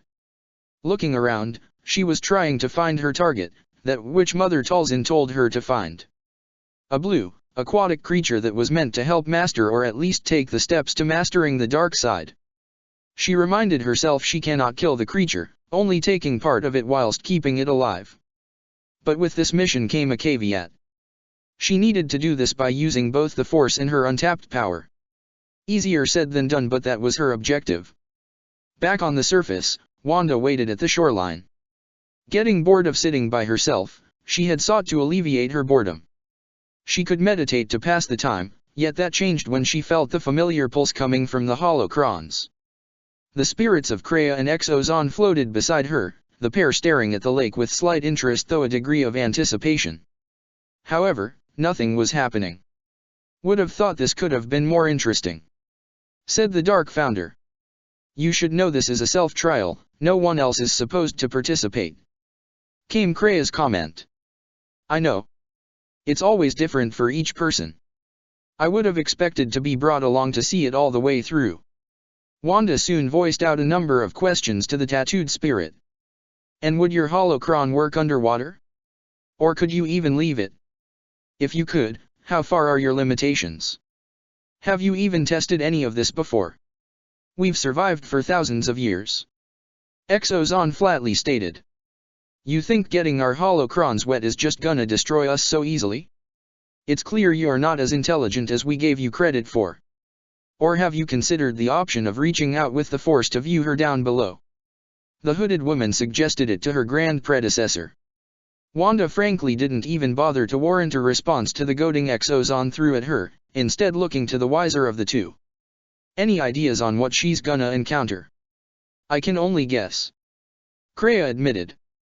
The Dathomiri witches are thousands of years after my time. I can only guess as to what their trials will entail. It is one of conquering or balancing the dark side in oneself. Wanda mused aloud, rubbing her chin in thought. Something that was once practiced by all Force users. Exozon admitted. And yet, Maximoff left the underlying comment and jab unfinished. The Sith founder scowled, looking away from the Avenger whilst Wanda smirked at her. Why do you continually choose to antagonize? Huh. You've been unusually aggressive, needlessly so. Kreia said, a frown present on her face.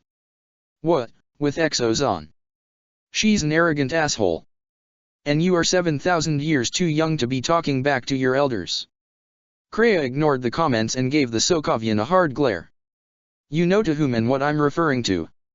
Wanda rolled her eyes, sking in annoyance. You know why.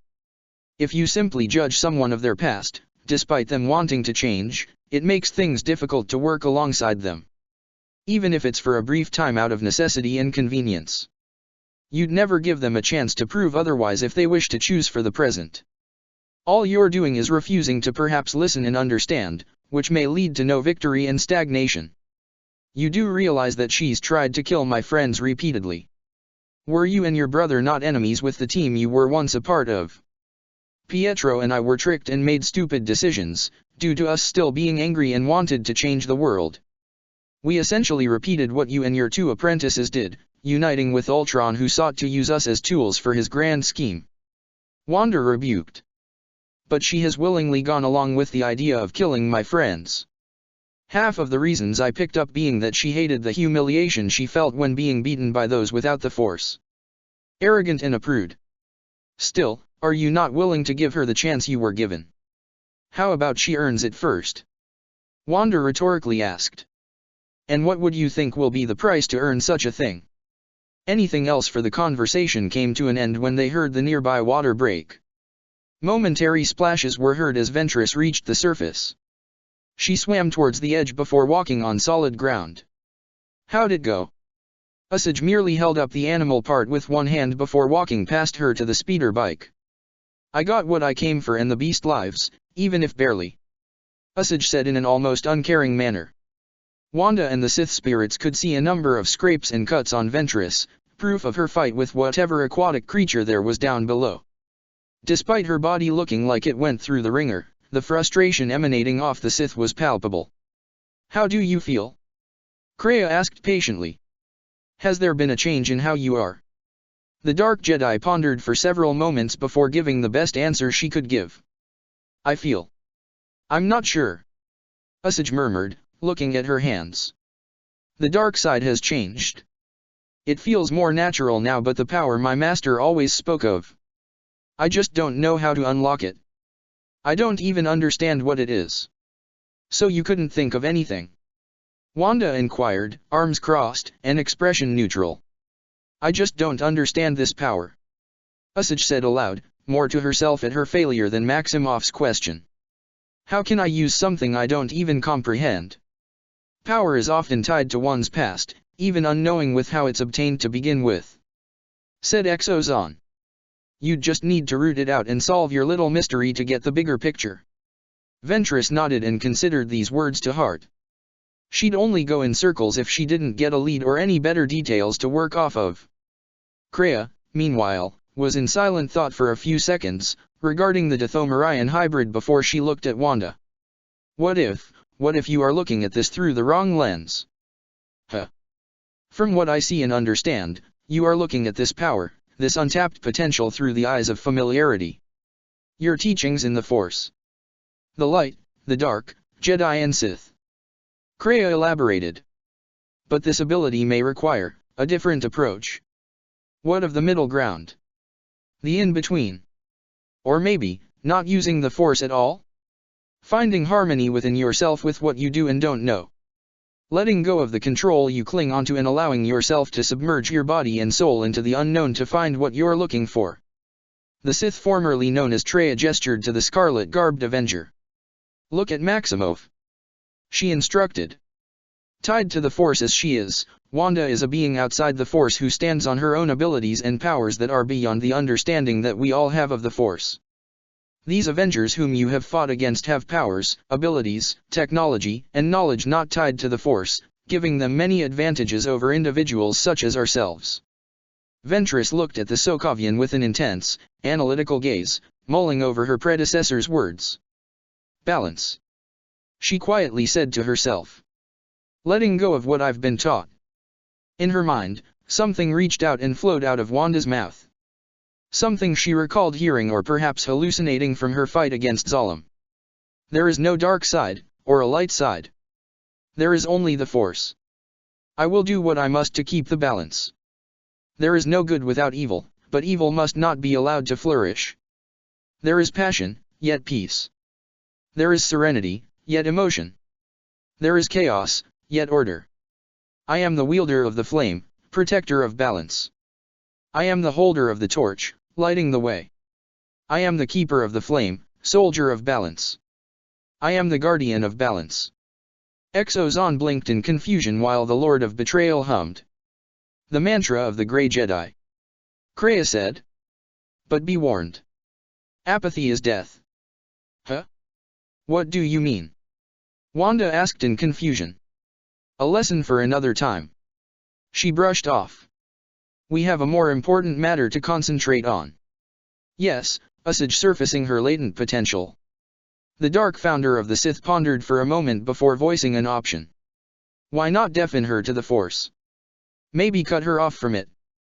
See if it'll come out then. Usage recoiled with anger and clear fear. You can't. Ventress backed away, reaching for her lightsabers. The Force is what gives life to all. We don't. Well, my team doesn't. Wanda looked to Kreia. Do I have the Force?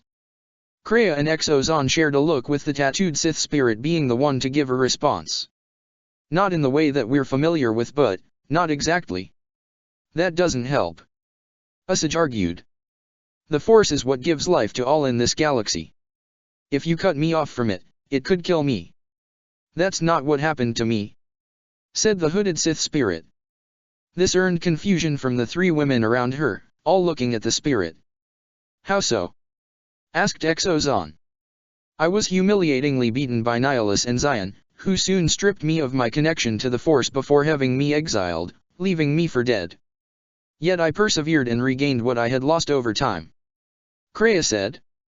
But in the time that I had lost my connection to the Force, I gained a newfound perspective.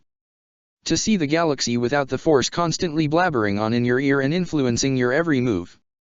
I experienced freedom. Freedom from the Force, its will, its desires, and I had a choice unto myself. A choice I squandered. The hooded spirit looked Usage right in the eye. Perhaps, with you, empty yourself of the Force, deafen your ears and you may find clarity. It was clear for them to see the fear of such a proposal and action present in Ventress. Cutting oneself off from the Force was terrifying to say the least. You must let go if you are to find that which you seek. Yes, you may become weak, yet through that weakness will you at last realize the power of your will. Your hidden, untapped potential may pale in comparison to that. Easier said than done.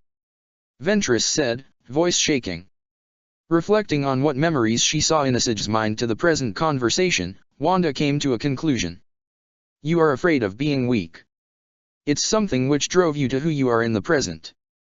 This earned a sharp glare from the Dark Jedi. How would you know what it was like? To be powerless, to be nothing. That's my whole life up until recently. Wanda abruptly said. You think I always had this? The Chinook red energy vibrated around her hand. I have only had this power for a year, 2 tops by now. Maximoff explained. But before that, I remember my entire life when I was nothing. A nobody in an abandoned part of my world, doomed to fall into obscurity. I got these powers cause I was ready and willing to die for something greater than myself. And I ascended into becoming something more, all because of what I fought for. Something my brother and I believed in. And, here we are now.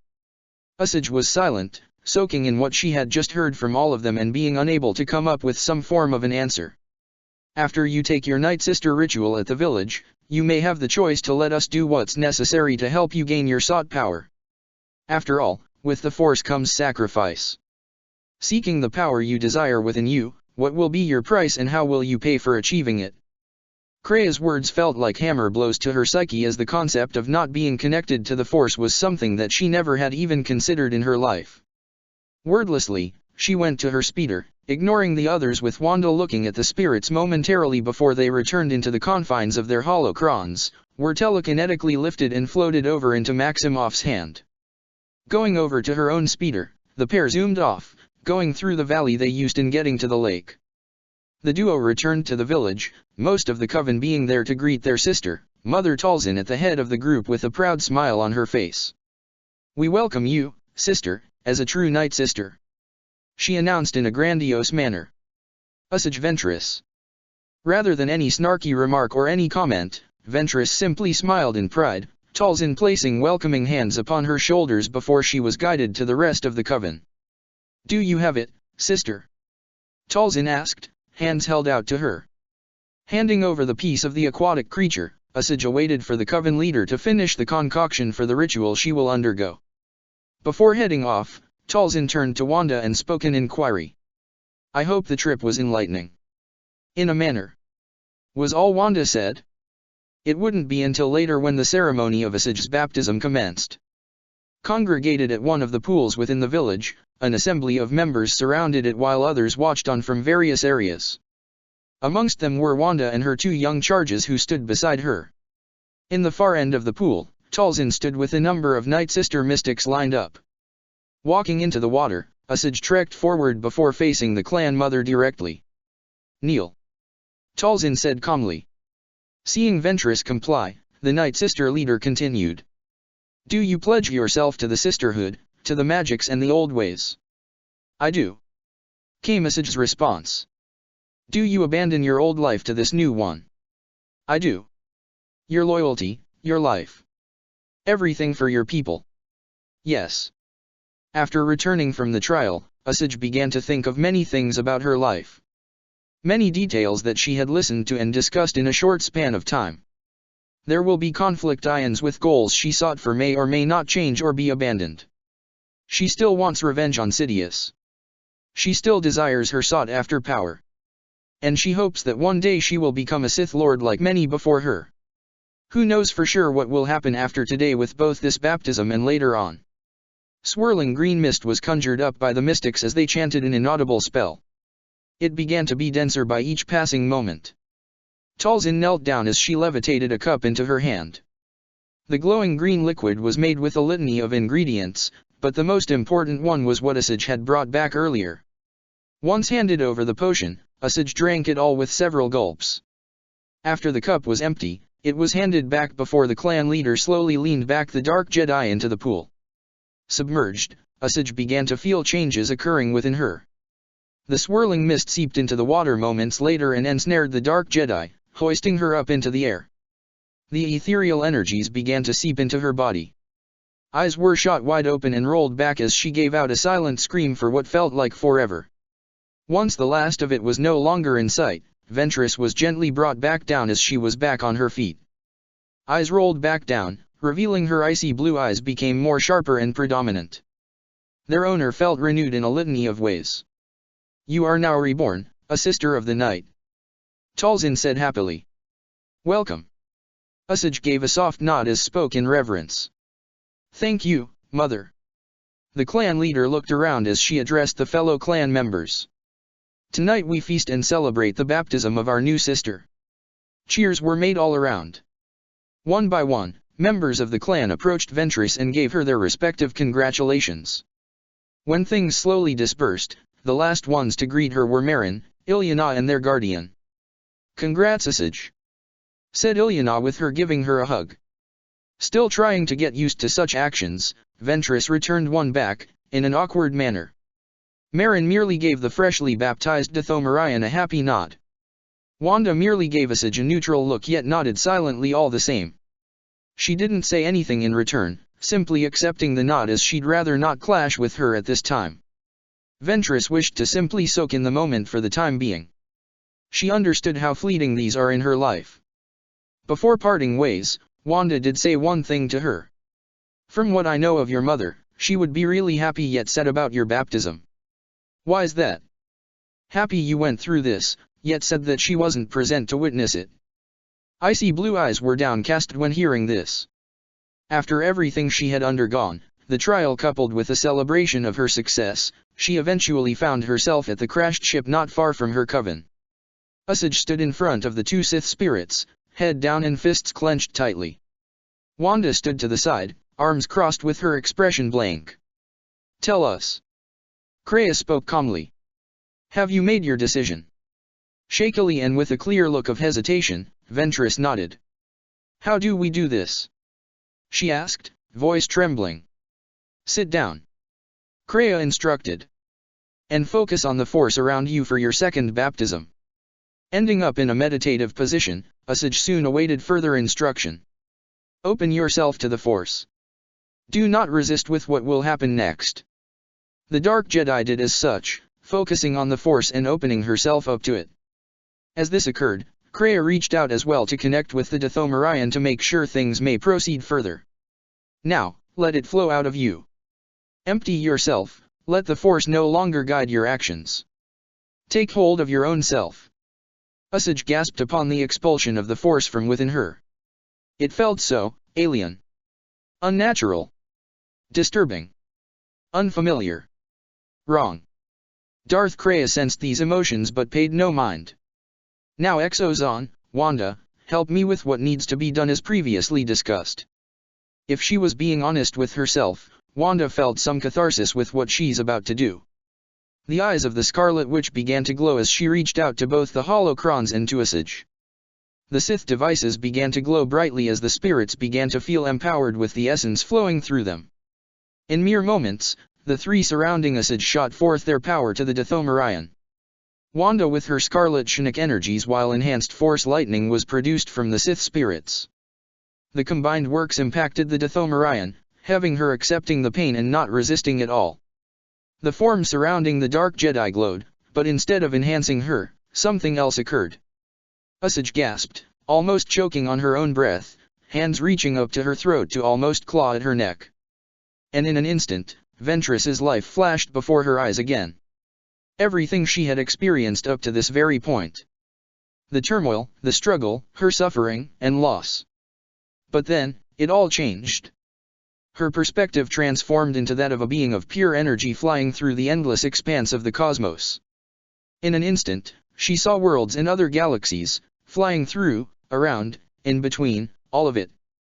She had never experienced anything like this in her life. Usage let out a choking gasp, her eyes shaking until a darkness began to envelop them.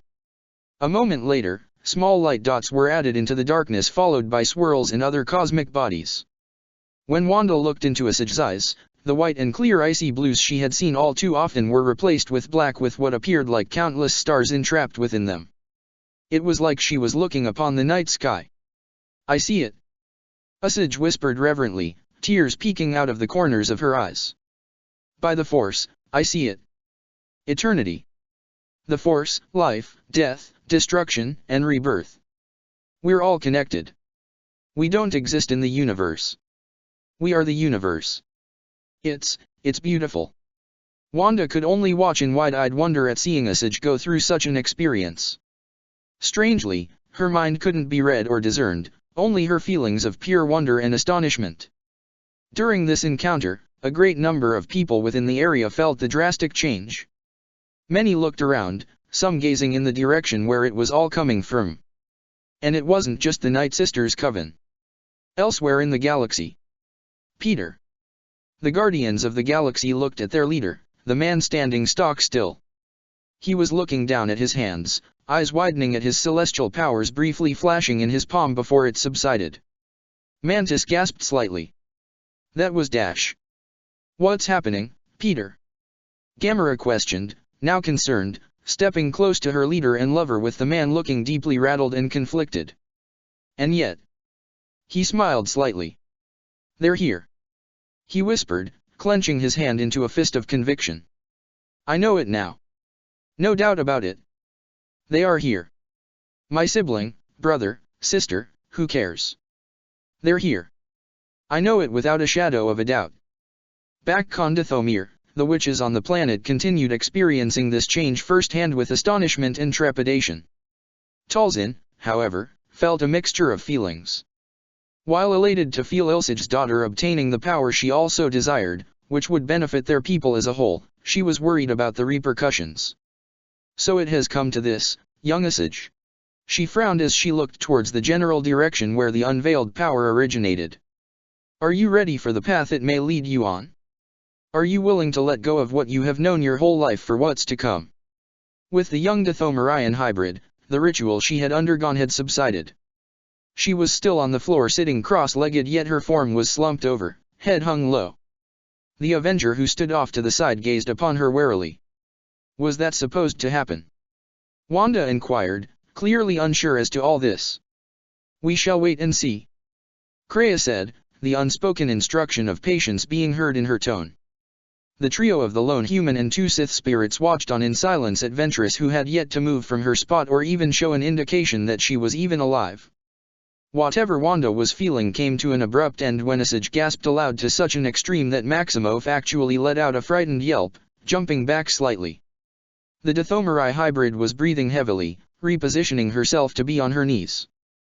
A visible sheen of sweat was seen on her forehead, the Sith assassin forcing herself to stand back up.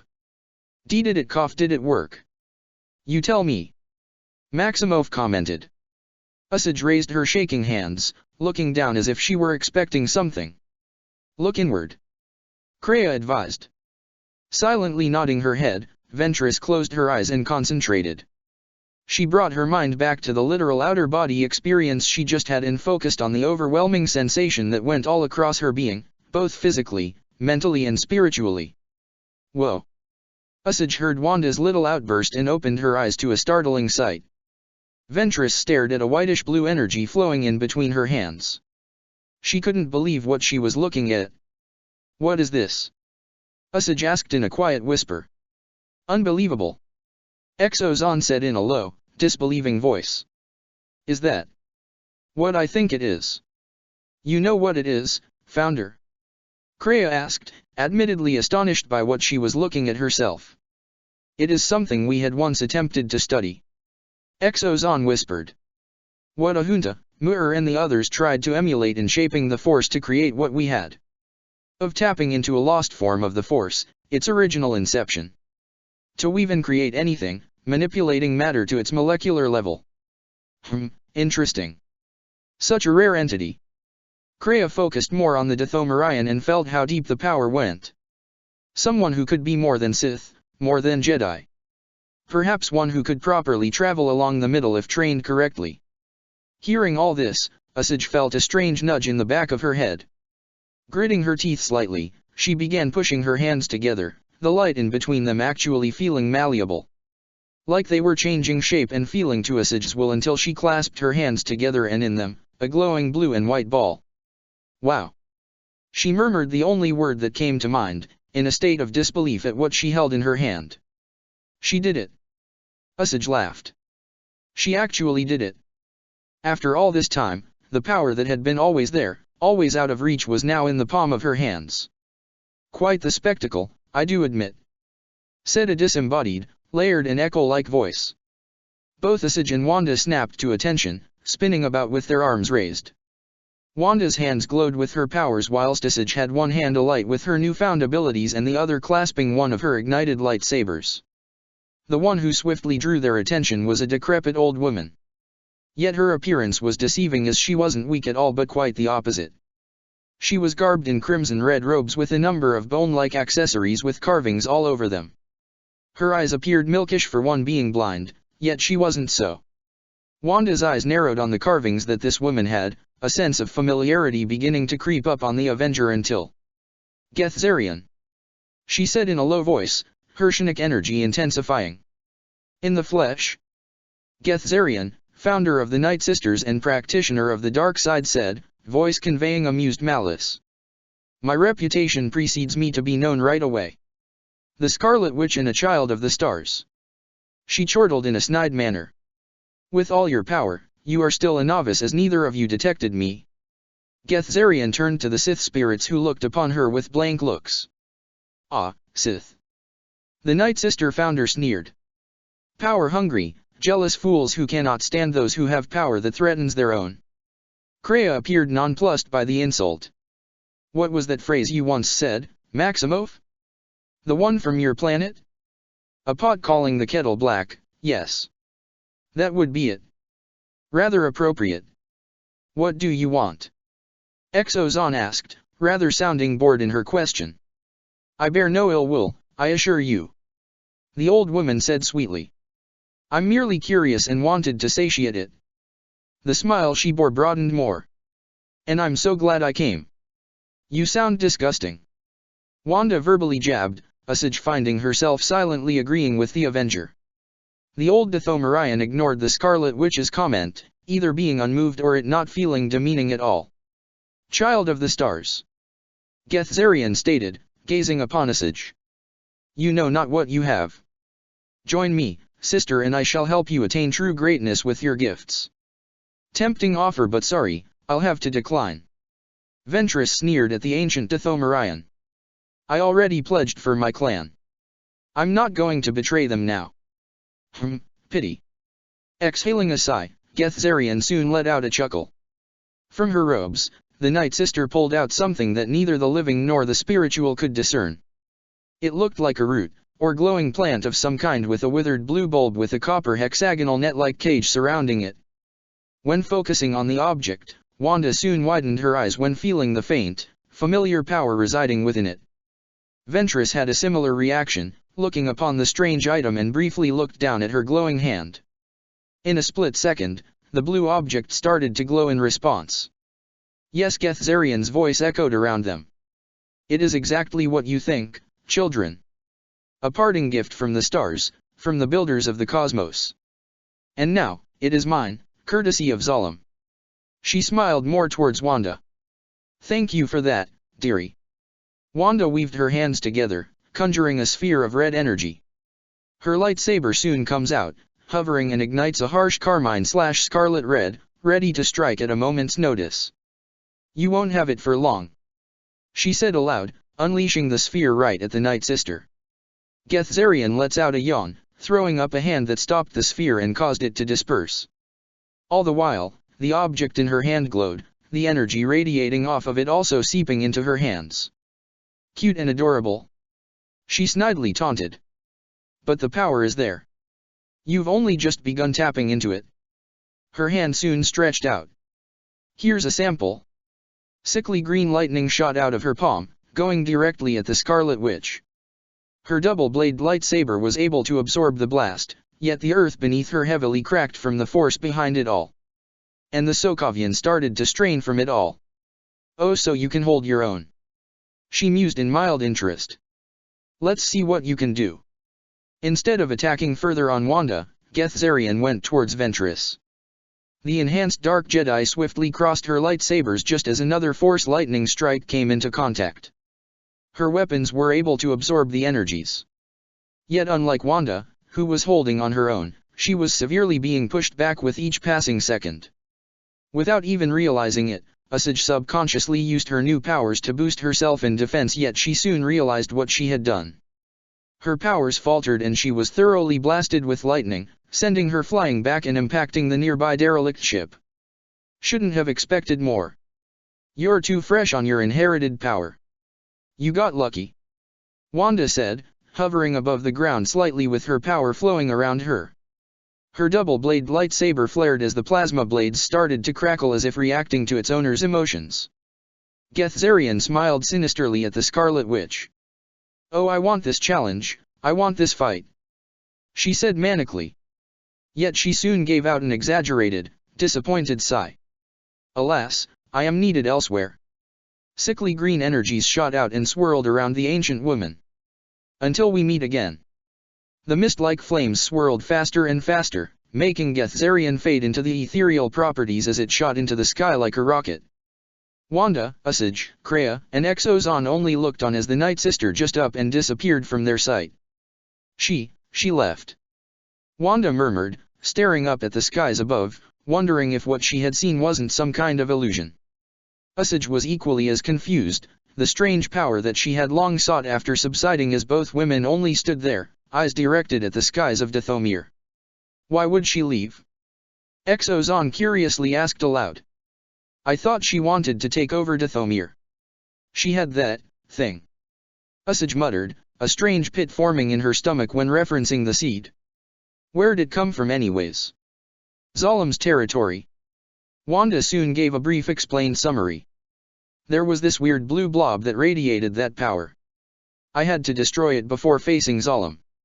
And I think all of it came from that seed. She began to feel a foreboding dread creeping up on her. Why did she even take it? And for what purpose? So much for that alliance. Usage Riley said. Maximoff was hard-pressed to disagree with her. She had just had a meeting with other Dathomiri tribe leaders on forging a coalition against Gethzarian. How was she supposed to explain this one? Whatever efforts they were planning was now wasted. Scene cut. Gethzarian was with you? Talzin questioned, clearly troubled by this development. Yeah, and she packs a punch. Wanda stated. She has something, an object, and it granted her similar powers to what Zalum had. Her power, Ventress muttered. It was unlike anything I. Well, not exactly. The Coven leader looked at Asajj for further clarity. The Dathomiri hybrid held her hand up and she grunted slightly, forcefully manifesting her new power. It was just like this. She quietly said. No, exactly like this. Talzin was silent, arms crossed together with her hand in front of her lips as she went over the encounter the duo just told her of. This was rather worrying. She had just agreed to be a part of the coalition of Dathomiri witches in combating Gethzarian's return, and yet the target of their alliance just up and left. The Coven leader doesn't know why, but this was troubling. We must notify the others of this development. Talzin announced. Maximoff. Send word to ROS and the other clan leaders. They must know of this. Wanda simply nodded and turned to walk away. Usage hesitated but moved to follow after her when. Usage, a moment if you would please. Ventress froze, looking back at Talzin. The Night Sister clan leader was gazing at her with an expectant gaze as she stood there with her hands folded into her sleeves. Mother. Come here, child. Talzin quietly said, taking her hands out from her sleeves and doing a flowing motion to conjure an orange, glass sphere in between them. You have tapped into the latent power that has long since been dormant within you. The Night Sister clan leader spoke with admiration and approval. For many years it has eluded you, but at long last, it is now within your grasp. Usaj's chest puffed out slightly upon hearing this, yet remained silent. However, this power is still new. It is unrefined, unknown, and untested. Because of this, you would be heavily outmatched by others. Ventress slowly nodded, knowing this to be true. You must find a means of learning how to fully comprehend and control the power that you have. And you can't accomplish such a thing whilst staying here. Usaj blinked, head shaking slightly as it jolted a bit back when she heard this. What do you mean I can't stay here? Talzin waved her hand in a placating manner. It is not a matter of whether or not you are allowed to stay here. It is a matter of this place being unable to provide you with the means that can assist you in getting a grasp of your newfound strength. You must travel outwards to attain the control needed. For your sake, for our sisters, our coven, and our plans for not just combating Lord Sidious but also Gethzarian. Much as she wanted to argue against all this, Usaj knew that Mother Talzin was right. This was something that she must discover by herself. Where would I go, Mother Talzin? She asked. This power, these abilities, I fear it is not something that can just be taught to anyone. Does anyone else in this galaxy even know what it is? There are some perhaps, though they may be exceptionally rare to the point that they are counted on one hand. Talzin admitted. However, with Maximoff and yourself, I have begun to realize that there are other means of using the Force, using our magics in ways those that have come before may not have considered, and in that, I have made a discovery that may help you on your journey. Talzin's orange crystal ball glowed and it showed a litany of planets that Usaj recognized. Your power, as you have witnessed, is not one exclusive to yourself. Talzin revealed. There is another. Somewhere in this galaxy. You have kin, sister. Kin outside of Dathomir. Kin who shares your blood and your power. The Dathomiri hybrid almost couldn't believe what she had just heard. What? Yes, my dear. It is as I have said. You are not alone with what you have. You must go and find your kin. Only then will you know further on what to do with your shared power. But, mother, what of Dash? You can speak with Count Dooku yourself, sister. Inform him of your discovery and your journey. The Count is a patient man and will not be making any drastic moves without his prized pupil. Ventress bit her lip, hating how she now had considered leaving her home world in such a way. Asajj wanted to stay on Dathomir. Not just because of her clan but also on Dooku's instruction. Yet she had to remember him saying unto her to become stronger for their end goal. With what's happening now, she won't be stronger staying on her birth planet. She needed to go. And Asajj loathed just admitting such a thing. You will always have a place here, Asajj. Talzin assured, dispelling her crystal orb and placing her hands on the young Force user's shoulders. Do not forget. Even with your longer than anticipated journey, you return to your people eventually. So do not fret, for the same shall come to pass as it did before. You will come back to us, my dear. Ventress' face scrunched up into determination and conviction when she heard these words. I will not fail you, Mother Talzin. I will return. I am counting on it. After this conversation, it didn't take long for Asajj to gather what she needed and departed the planet of Dathomir with the smuggler ship she arrived in to begin with. She had said her goodbyes to her coven, even managing another awkward hug with Ilyana, and after speaking and receiving the blessings from Lord Tyrannus, Asajj Ventress was gone. Wanda had seen the ship take off, standing at the front entrance to the village of the Night Sisters with Ilyana, Marin, and her friend Jun by her side. Did she really have to go? Ilyana asked, clearly upset at seeing her cousin depart so suddenly. She has her own journey, little one. Jun remarked, patting the younger Night Sister on her shoulder. But I'll eventually lead back here. But how long will that be?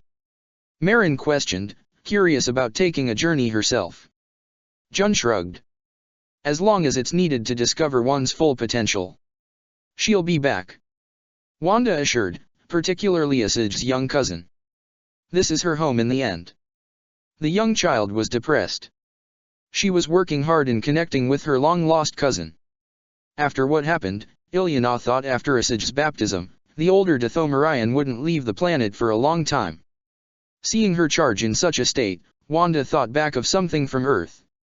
Something which could maybe lift up Ilyana's mood.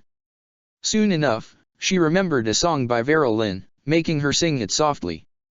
We'll meet again. Don't know where. Don't know when. But I know we'll meet again some sunny day. Keep smiling through. Just like you always do. Till the blue skies drive the dark clouds far away. Hearing some of the verses, the small group had their little reactions. Marin and Ilyana liked it and got the message. Jun only hummed in agreement, bidding goodbye for the time being as she had duties to attend to.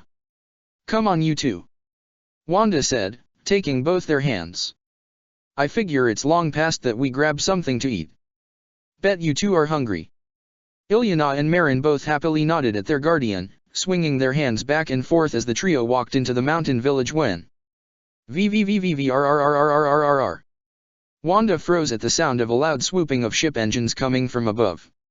She turned back to the outskirts of the village to see a large, curved ship landing in front of the mountain village. The Avenger eyed the ship with suspicion, gently pulling Marin and Ilyana closer to her. Her eyes picked up on four figures coming out of the ship, but the hazy air the planet possessed made it slightly hard to make out just who it was that arrived. Two had robes and some armor on their wrists and shoulder pads. Another wore, wait, that was a suit that was from Earth. A business suit with a white button-up shirt, black tie, and matching gray jacket and pants. He had a walking stick with him and wore a shade of crimson sunglasses. Wait a second. Thought Wanda. I know them. Some she had gained one-sided knowledge of from Ventress. She did spot other Night Sisters coming down and around to surround the four, and it appeared they were about to disarm then when. Whoosh. Wanda's eyes widened, something emulated by her two charges at the sight of a silvery blue blur. One which originated from someone she had known far better than anyone else. Her jaw dropped when she heard a distinct, annoyed accent. We already had to deal with warrior men, we're not here for a dash. Pietro. Wanda exclaimed instantly, letting go of Marin and Ilyana and sprinting at full speeds towards the large assembly of people outside the village entrance. The speedy figure froze on the spot, spinning around with a near bug-eyed look until they nearly grew to the size of saucer plates at the sight of Wanda. The twin brother shouted with pure relief, jubilation, and love, rushing right at her with his super speed. The younger twin of 12 seconds jumped into the air and was caught by her brother, the duo hugging one another tightly with tears threatening to spill from their eyes. "It really is you!" her brother yelled, clutching onto her as if she were to disappear. "We've been looking for you all over the galaxy." Wanda could only tearfully laugh, arms wrapped firmly around her brother. "I'm sorry I made you worry like that." The younger twin happily laughed, pulling back to wipe some joyful tears away. "I know how worried you can get. I should be saying the same to you," Pietro said, eyes glistening, sniffling slightly. "We're two peas in a pod. Together to the end. Always," Wanda remarked, wiping her eyes dry. Ahem. The twins looked to see the Night Sisters with 3 other men, ones who Wanda recognized, looking at the 2 of them expectantly. "So, guess you found your lost sister, Pietro," said the younger of the pair who wore robes. "At long last." The bearded one mused with a small smile. "Captain Rogers and the rest are certainly going to be glad to know you're coming back to them," said the one with the ruby shades. Wanda took a moment to look over each of them to give them a quick look over. The 2 in the robes were easy to recognize. Obi-Wan Kenobi and Anakin Skywalker. The 2 Jedi that Asajj had constantly encountered and held a deep-seated grudge and hatred against them. The other was, well, he looked familiar but she couldn't quite place his name. Pietro soon saw her curious look and decided to make the proper introductions. "Wanda, here are some friends of mine. This is Obi-Wan Kenobi, Anakin Skywalker, and Matt Murdock," Pietro said. "Maddie here is a new Avenger from Earth." "Really?" she said in surprise. While Wanda had seen memories of a number of Avengers, the Dathomirian Dark Jedi never interacted with all of them. Some passing knowledge on the rest, yes, but nothing beyond that. "It's a pleasure to meet you at long last, Ms. Maximoff." Kenobi pleasantly greeted her with a kind smile. "Your brother and friends have been looking for you for some time and have spoken a great deal of you." "Yeah, Pietro wouldn't give up till you were found," Anakin jabbed, shooting her a friendly smile. "But it'll be good to know now that when we leave, we can reunite you with the rest of your team." "Rest of my team?" Wanda looked at her brother and then at Murdock. "Has everyone else been found?" "Vision was our latest find," Pietro revealed. "You are the final one. And with that, the team is whole," Matt stated, walking towards her with his hand offered to her. "A pleasure, Ms. Maximoff. I'd like to personally thank you for stopping the world from ending at Sokovia." Wanda gave him a bemused smile, daintily shaking the man's hand. "Think nothing of it," she warmly greeted him. "I'm just glad to know that there are other heroes on Earth. Only following the example your team has set. The team you're now a part of." "Great, you two get along, moving on," Pietro dryly commented. The rest of the Night Sisters, having been forgotten, looked at one another until one simply gestured her head for them to leave the group B. Anakin, Obi-Wan, and Matt noticed this but said nothing as Pietro and Wanda were talking animatedly, the joy in being reunited palpable in the air.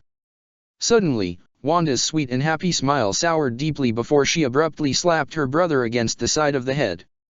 "Hey, ow. What was that for?" He recoiled from the blow with several others following, trying his best to block the repeated hits on him. "Stop that. Once you apologize." "For what?"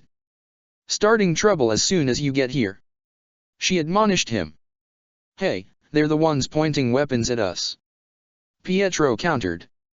"Coming in, unannounced and while we have been on edge for a while now. What do you think?" "Hey, I didn't know now. Don't pull on my ear." Getting fed up with this treatment, the brother reached for her head. "Wah, what did I tell you about pulling my hair?" The twins devolved into a fight with hair pulling, forehead slapping, and cheek pinching. Their clothes were soon being intentionally messed with and now both were trying to trip each other up with their powers. "Hearing about this is one thing, but seeing it is something else," Anakin remarked with a laugh. Do you think we should intervene? Kenobi inquired, unable to hide his smirk at the sight of the two bickering with each other. Whilst some might see it as odd, for them, they could see the happiness at being reunited with each other. This was just a form of displaying their sibling affection. No, let them hash it out. Murdoch patiently advised. I can only imagine how long they've had this game. The blind lawyer tilted his head slightly at the soft sound of two sets of footsteps walking towards them. The two Jedi noticed his movement and looked towards a pair of young Night Sisters, likely 9 or 10 in age, walking towards Wanda and Pietro, who were still squabbling childishly. Who do you think they're supposed to be? Skywalker asked with obvious curiosity. Let's just watch and find out. Kenobi suggested, the trio watching the scene play out. Wanda was pinching Pietro's nose and grinding her knuckle into the side of his head whilst Pietro had both her cheeks pinched and was pulling them apart. Neither noticed the two kid Night Sisters looking up at them curiously. Wanda. Both twins paused in their fight, looking down at the two who were staring back at them. Oh. Wanda said through her pinched cheeks. Girls. Sorry for running off like that. She shook her brother's hands off her face, letting go of him and stepping towards them. She placed her hand on their backs and gently nudged them forward. Come on you two, there's someone I'd like you to meet. Pietro looked back and forth between the two young Night Sisters and then at Wanda, then back at them and then back at his sister.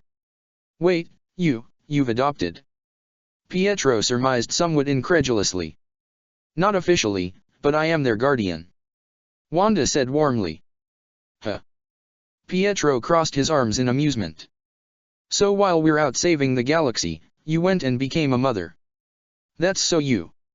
What's that supposed to mean? It's nothing to be overly surprised about considering our two charges. Matt stated, making his presence known again along with the pair of present Jedi. Pietro rolled his eyes. Mara is Natasha's and Grogu is really the collective Avengers baby. Collective Avengers baby? Anakin, Obi-Wan, and Wanda said in complete bewilderment. What have you been doing? The Scarlet Witch asked, looking at her brother, clearly as baffled as the rest were by what he just said. Actually, hold off on that. Why are you here to begin with? Obi-Wan's expression became far more serious now. There is a Dathomiri male, a Night Brother who has been running rampant across the galaxy killing Jedi. We know he comes from this planet, so we are here hoping to get some answers as to how, where, and why he is doing all this. Wanda frowned upon hearing that. Huh, first I heard of it. Muttered Pietro's sister. In any case, you should talk to Mother Talzin or any of the clan leaders. Either of them would give a better clue than I could. Anakin bowed his head slightly. Thanks, Wanda. Pietro, you stay here and catch up. We'll speak with Mother Talzin. The speedster nodded, watching as the two Jedi and blind lawyer walked towards the coven. Other members of the locals escorted them inside as per custom with unannounced guests. Just wait in the center of the village. Wanda called out to her. She'll come to you. Thank you. Anakin said back. While the Jedi and Avenger went to chat with Mother Talzin, Wanda decided to make a proper introduction with her charges with her brother. Pietro, here are Marin and Ilyana. Girls, this is my childish younger brother, Pietro. Like you're one to tall hey, ow, grr. Hey. What did I just say? The silver-haired man got away from her abuse to speak to the younglings. Don't listen to a word she says, you two, I am the cool, 12-second older twin. Can you really move fast as she told us? Marin excitedly asked. Pietro only smirked, vanishing into a blur before reappearing to a small knife that was spinning from the tip of his finger. You tell me, kiddo. Whoa, Marin and Ilyana said in unison, eyes going wide with stars sparkling around them. Show off. Wanda commented. Oh please. Pietro scoffed good-naturedly. Like you haven't used your powers to entertain them. She really has. Ilyana said happily before Wanda could get a chance to counter such an accusation. Every day. Marin added cheerfully. And more than you could know. Inside of the village, the others who arrived with Pietro had finally made the audience with the local clan leader. The other clan members had their hands on their weapons in case the Jedi and Avenger were to do anything. They would have been drawn, yet Wanda has a connection to them and would act out if this was known. True to Wanda's word, Talzin made her arrival as she greeted the Jedi Master of the group when they were escorted into her hut. Master Kenobi. Talzin greeted. Mother Talzin, thank you for the hospitality. Obi-Wan said diplomatically. I believe you have a question for me. She stated more than asked. Several actually. Matt stated, drawing Talzin's attention. And who is this? She inquired with clear fascination directed towards the blind Avenger. Matthew Murdoch. The Devil of Hell's Kitchen said professionally. A friend of theirs accompanying them on this investigation. We've had reports of a Dathomiri male on the loose. He's already killed a number of Jedi. Perhaps you know who he is? Said Obi-Wan. Master Jedi, we have no control over the males. Talzin casually deflected. Don't play innocent with me, mother. Obi-Wan pressured. Everyone in the galaxy knows females are dominant on this planet. I do not believe anything happens here without any of the other clans knowing about it. Talzin ended up laughing upon hearing this. Oh, how naive you are on such a factor. To think that the Jedi collect their facts from mere rumors. Rumors? Began Anakin, stepping out of line by standing up from his seat. You call several dead Jedi rumors. Obi-Wan pulled Anakin back and gave him a brief look before focusing back at Talzin. This thing. This animal is extremely dangerous. If you have any information about his whereabouts, you must tell us. Kenobi said with a greater degree of stress. I wish I could help, but we've had our own troubles as of late. Much discord happening, in which many things could slip right under our attention. Is there anything you could do to help? Matt inquired. Talzin eyed the man with a neutral expression, trying to find a means of discerning his intentions yet found his stoic face giving away nothing. There is, a Night Sister from this planet. Talzin slowly said. One who poses a direct danger to not just my clan but all on this planet. If you see her, eliminate her. Wanda Maximoff will inform you of the details. After being told of Geth Zarian's sudden appearance, the clan leader focused much of her power to find her whereabouts on Dathomir. Turns out she had warped away elsewhere and is out there in the galaxy. With the ancient witch roaming about, she'll pose a danger to everyone. So having this threat brought to the Jedi will place a target on Geth Zarian's back and making things much more easier to deal with in the long run. The three men shared a look, making them wonder what exactly was going on. Apprehending is more my MO, but we shall do what we must. Matt said in place of the Jedi. Now, we promise a favor in helping you. Tell us what we need to know as lives are at stake at this immediate point in time. Talzin nodded, going over to seat herself at the head of the table where her crystal ball lay, and she began a brief incantation. Moments later, an image of a tall, imposing Zabrak wielding a double-sided red lightsaber was shown to the two Jedi. The beast that you seek is headed for Toydaria. Talzin's disembodied voice stated. That is all I can help you with. Thank you, Mother Talzin. Obi-Wan said, bowing his head slightly. Let's dash. Before you leave, Master Jedi. The Night Witch spoke up, making the three men pause in their movement. A question I have for you. I detected another was with you, one whose speed outmatches anything we know. One who holds the same blood as Wanda Maximoff. That's her twin brother, Pietro. Anakin revealed a frown now marring Talzin's face. And I take it. Yes. Matt said with a firm edge to his tone. We fully intend on taking Wanda with us. She's a friend and an Avenger. The rest of the team has been looking for her throughout this entire galaxy. It was clear for them to see that the Night Sister clan leader didn't like this idea. I can understand that you may have grown attached to her presence and she has become a friend to your clan. Matt spoke in a calm but serious tone. However, Wanda is well aware that her friends have been looking for her and she herself wants to come back with us. What makes you so sure of such a thing? Intuition. Murdoch answered. That and once we tell her of the threat we currently face, Wanda will be all too willing to leave with us. And the two children with whom she has taken in. What's another 2 kids for the Avengers to adopt? Anakin sarcastically asked. It's a habit of theirs by now. Talzin pondered for some moments. Much as I would have liked to claim her as one of ours, she is free to do as she wishes. Talzin said after a few moments of silence. And her two charges. Talzin's fingers folded together. They are a part of this clan. Their place is here, however, their mothers entrusted their safety and well-being to Maximov. It would be cruel to separate them from someone they clearly love and look to for comfort and warmth. They can go with her to honor Wanda's promise to their mothers. Nods were given out as they were escorted out of the hut, leaving Talzin by herself. She looked down with a troubled expression, shaking her head at her choices, praying that events will play out with her clan coming out of this unscathed and alive. With how the galaxy is at this current time, that's all one can hope for sometimes. In the end, they will need all the help they could get and hope the plans they've made will turn out right in the end. When making their way to reunite with the twins, a few things occurred with the group. Obi-Wan planned that once back on the ship, he'll need to inform the others of their present lead if they haven't found him first. Anakin, however, spoke to the Daredevil with an inquiry. Were you able to get more out of her, Matt? I would have if you asked the right questions. Aside from that, it would have been too hard to tell. Her patterns were eerily calm, making it hard for me to detect anything out of the ordinary. Matt murmured. The way her voice is doesn't help. Scene cut. Arriving at the Toydaria system, located in Hut space of the Midrim, Sora Bulk and Savage Opress made their arrival to Toydaria. It was a temperate world of forests and swamps, with mats of algae covering large portions of the planet's surface. The atmosphere was typically foggy and carried a greenish hue with varying unique plant life being grown here.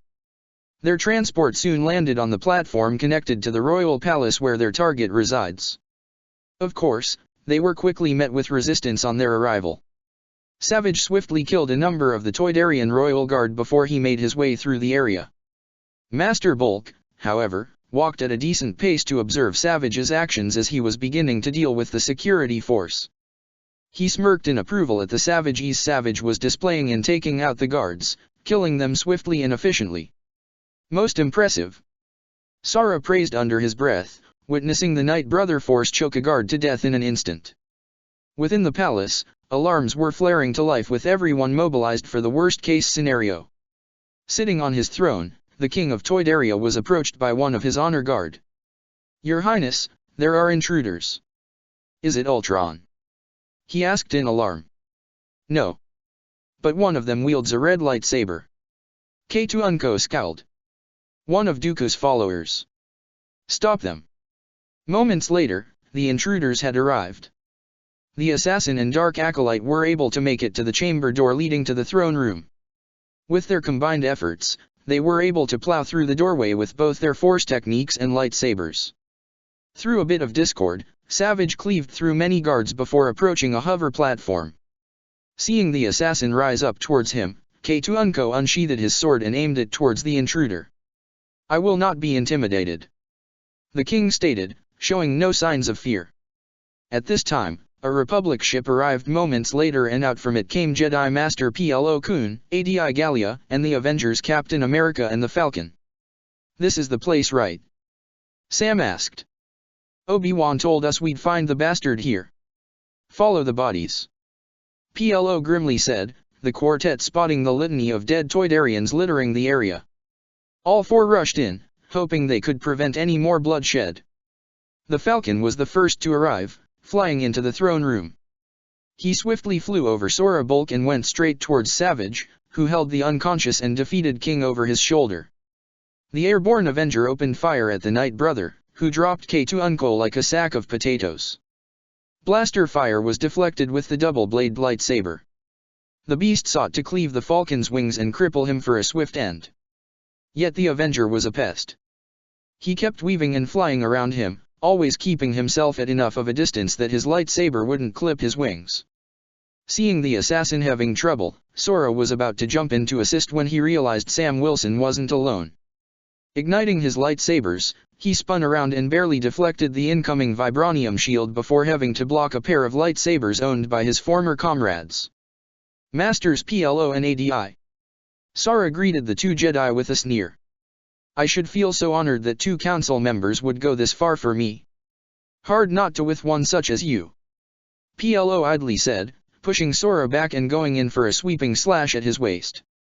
Bulk backtracked, parrying the saber as ADI and Kun moved in on the fallen Jedi.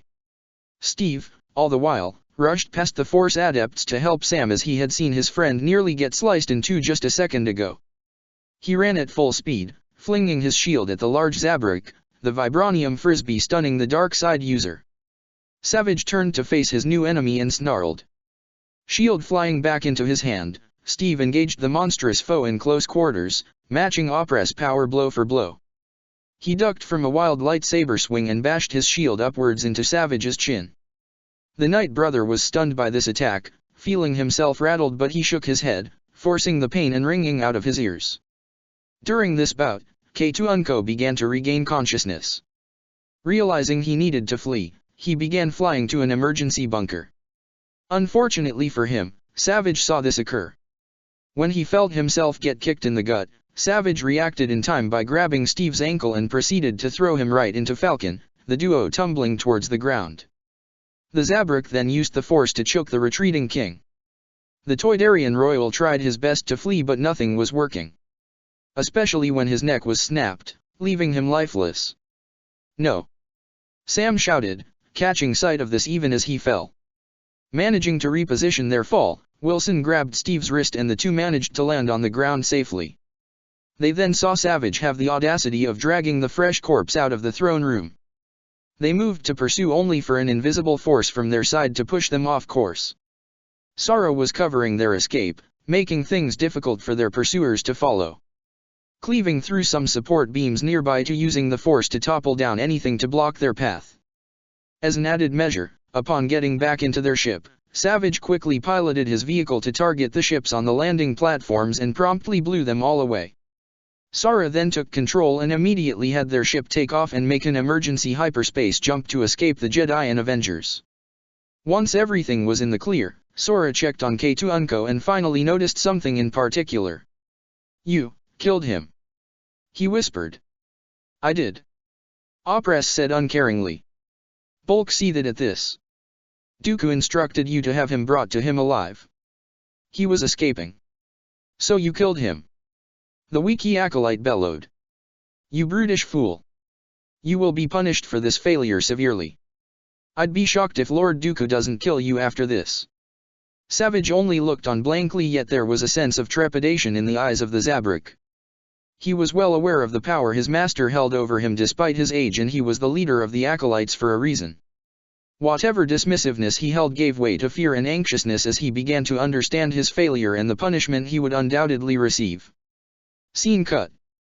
Sara's statement of punishment proved to be true as Savage was severely dealt with. While a number of acolytes assisted in holding the Zabrak down with the Force, Dooku unleashed a powerful stream of Force lightning on him. The Zabrak received a noticeable scar on his chest as the lightning was so intense, it partially burnt through his armor and clothing. This would serve as a reminder for those following Dooku on what may happen if they go against his intended orders. One which all of the acolytes understood. It was from there that Dooku took Savage away from Sereno and back to Dathomir, seemingly returning him like a bad product from a shopping center. Upon arriving on the planet, Dooku practically stormed into the village and dragged Savage along with him with the Force. Before long, he met with Talzin and vented his frustrations. "He is too wild, reckless, and barbaric," Dooku rattled off, positively furious as he paced back and forth in front of an ever-calm and patient Mother Talzin. "His power is unrestrained, feral, and uncivilized." Talzin simply listened on, awaiting for the Count to finish his furious tirade while she glanced down at Savage, who was on his hands and knees. He was breathing heavily in pain and anguish as he tried to raise himself to his knees only for Dooku to forcibly push him back down with the Force. Perhaps this was too rushed. Talzin acquiesced to Dooku's complaints. "In our haste to find power, we did not consider the type of apprentice in which you sought. Usage was a better suited student as her temperament and abilities were more in line with your own." "Where is Ventress now?" he demanded. "She had left not too long ago, my lord," Talzin answered. "To the Outer Rim as she told you." "To find her kin, I remember," the Dark Lord murmured, frowning at this. It was quite the surprise for Dooku to learn of this among some other details. beginning with the fact he felt his connection with his apprentice momentarily shatter before mending back up in a unique way. He feared she perished under some action, causing a number of hopes and plans to be reworked. Fortunately for him, that wasn't the case. Dooku was not only surprised but also glad to learn Asajj had finally accessed her dormant power, one which the two of them had tried to surface for so long. Yet it came at the cost of her connection to the Force being severely weakened. But the price was worth it. Asajj will get it back and then some, building up her power to heights unimaginable. It was after this did Dooku learn the discovery of two particular details. For one, Talzin's reveal that Asajj has a brother or sister out there with the same powers as her. This can serve as an opportunity to actually recruit another with such power to their cause and bring down not only Sidious, but even Ultron and the rest of the Republic if the Force is willing. The other, however, was something rather troubling. Have you found any leads to this Gethzarian? The other clans had raided her last known territory. We have found it entirely deserted. Even the ancient Sith Academy which served as her base is stripped of everything and cleaned out.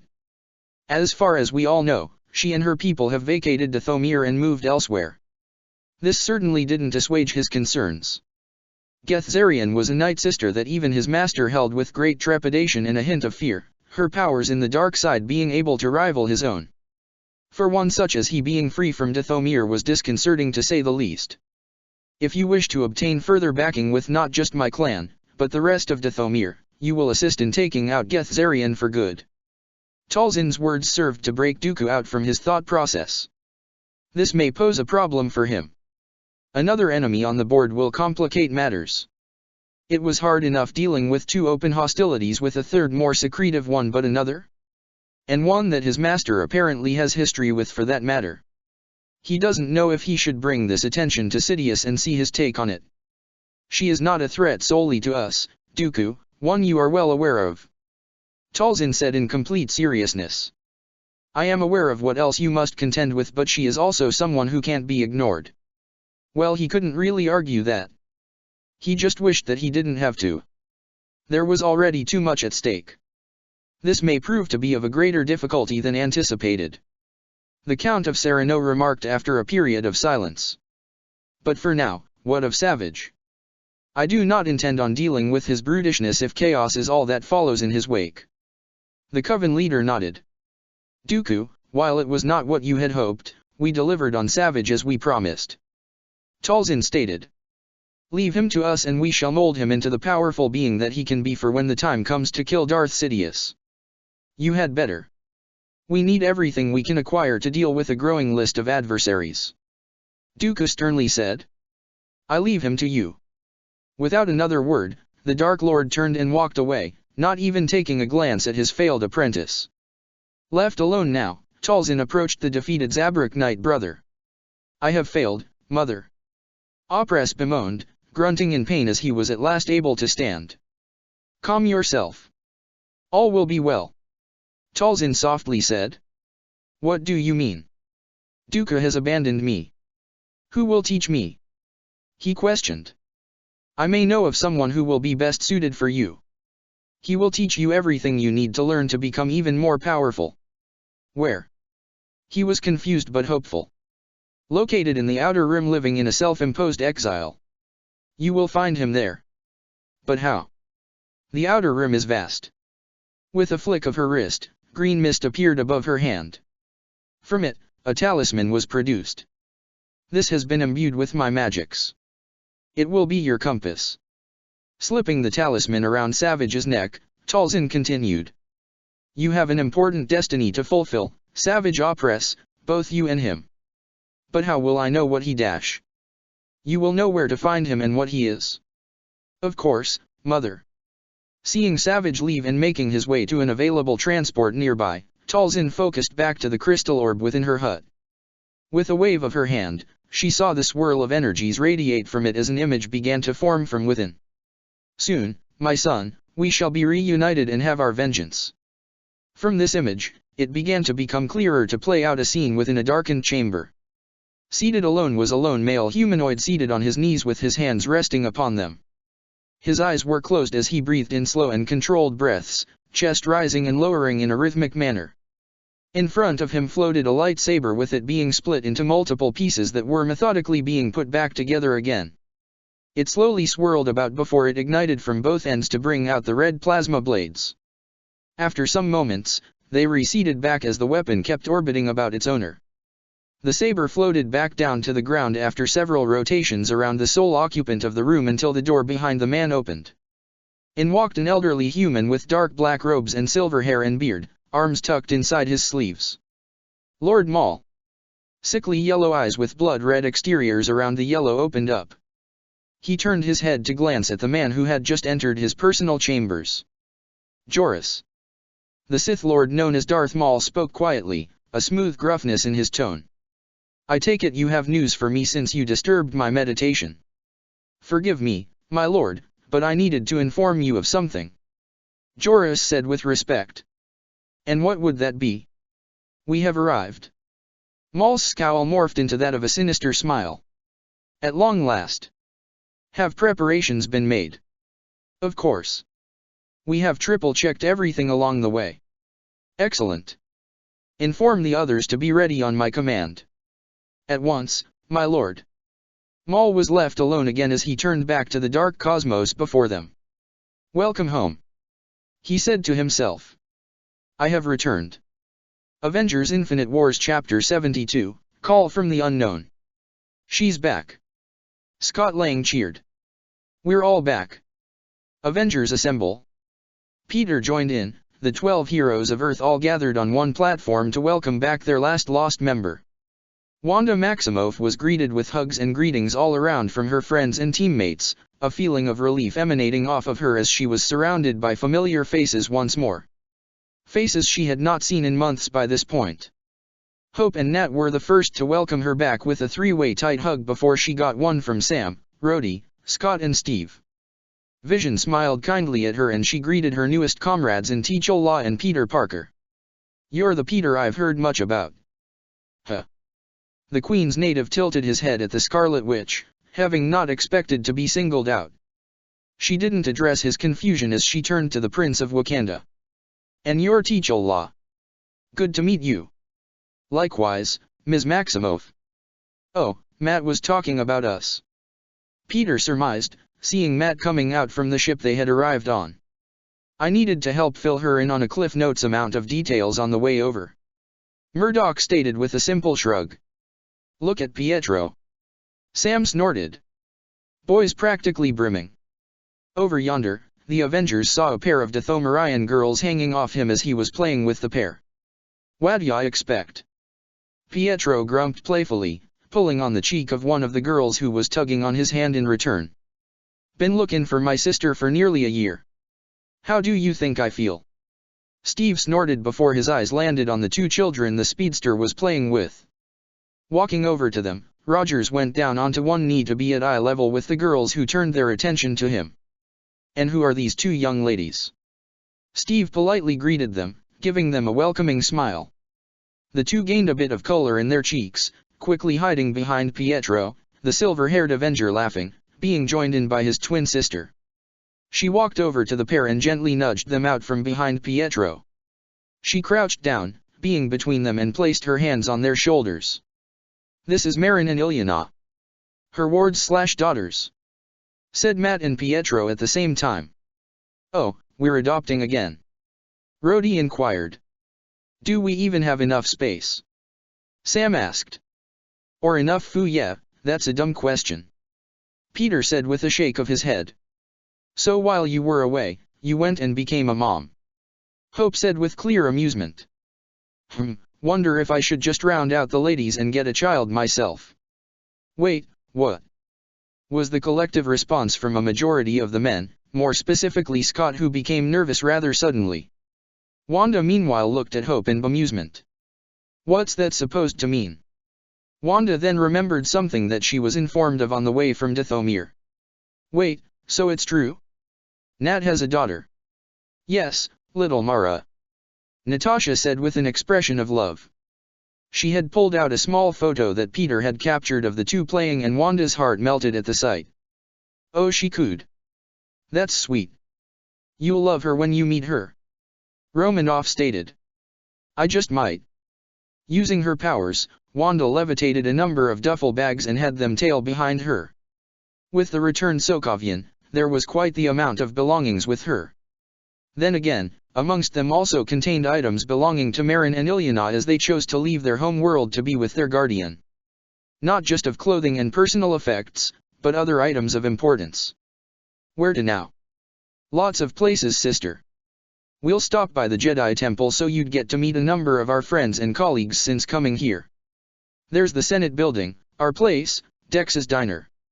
I have a feeling it's gonna be quite the long list. Wanda muttered aloud.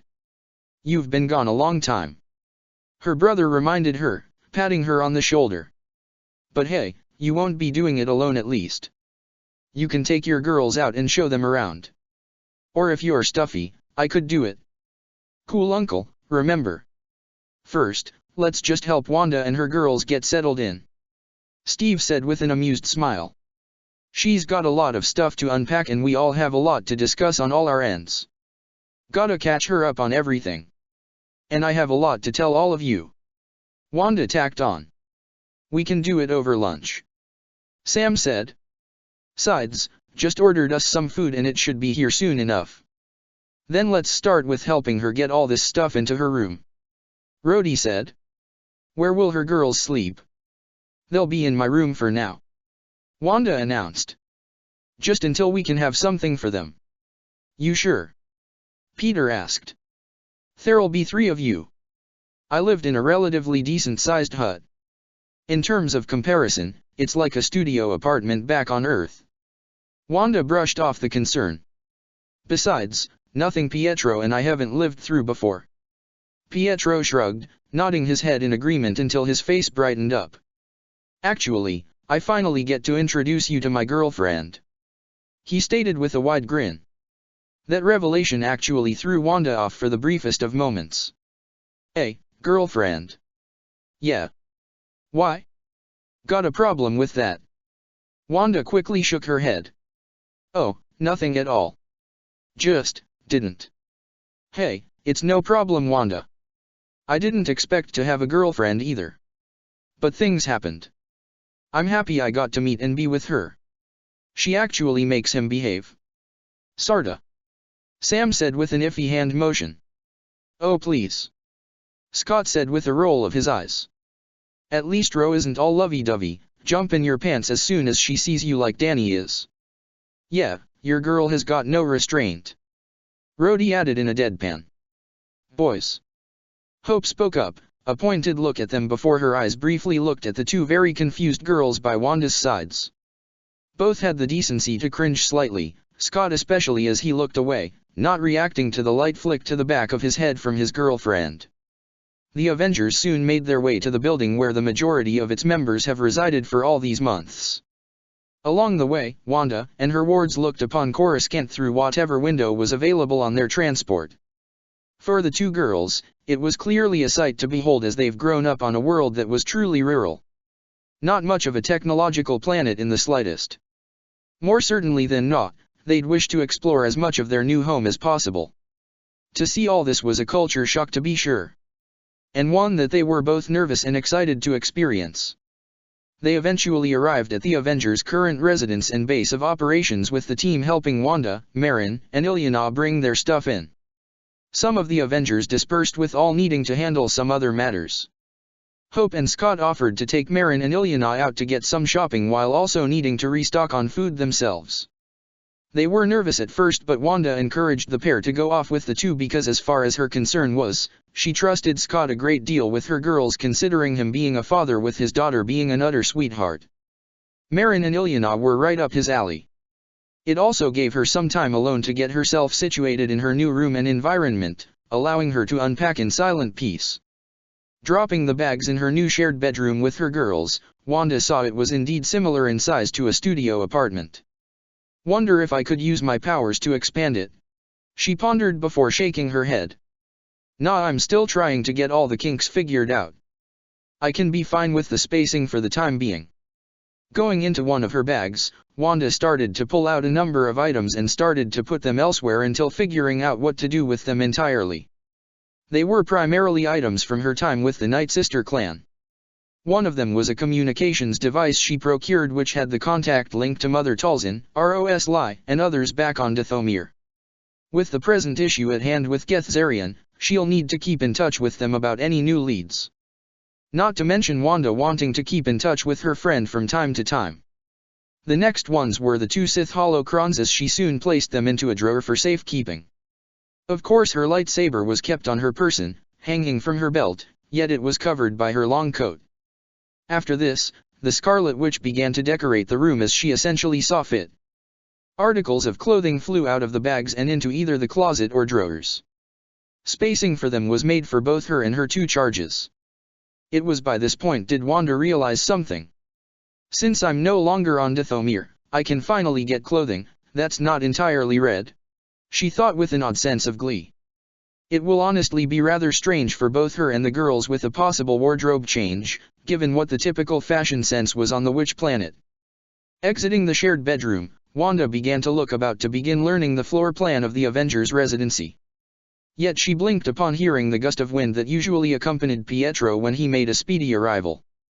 "Pietro, do you always have to do that?" said an unfamiliar female voice to Wanda, the Sokovian turning her head towards her door. Walking out of her room, she quickly spotted her brother setting down a blue-skinned woman in a rather lavish attire who had her cheeks puffed out, appearing to be unperturbed from being carried by Pietro. "It's rather hard for me not to.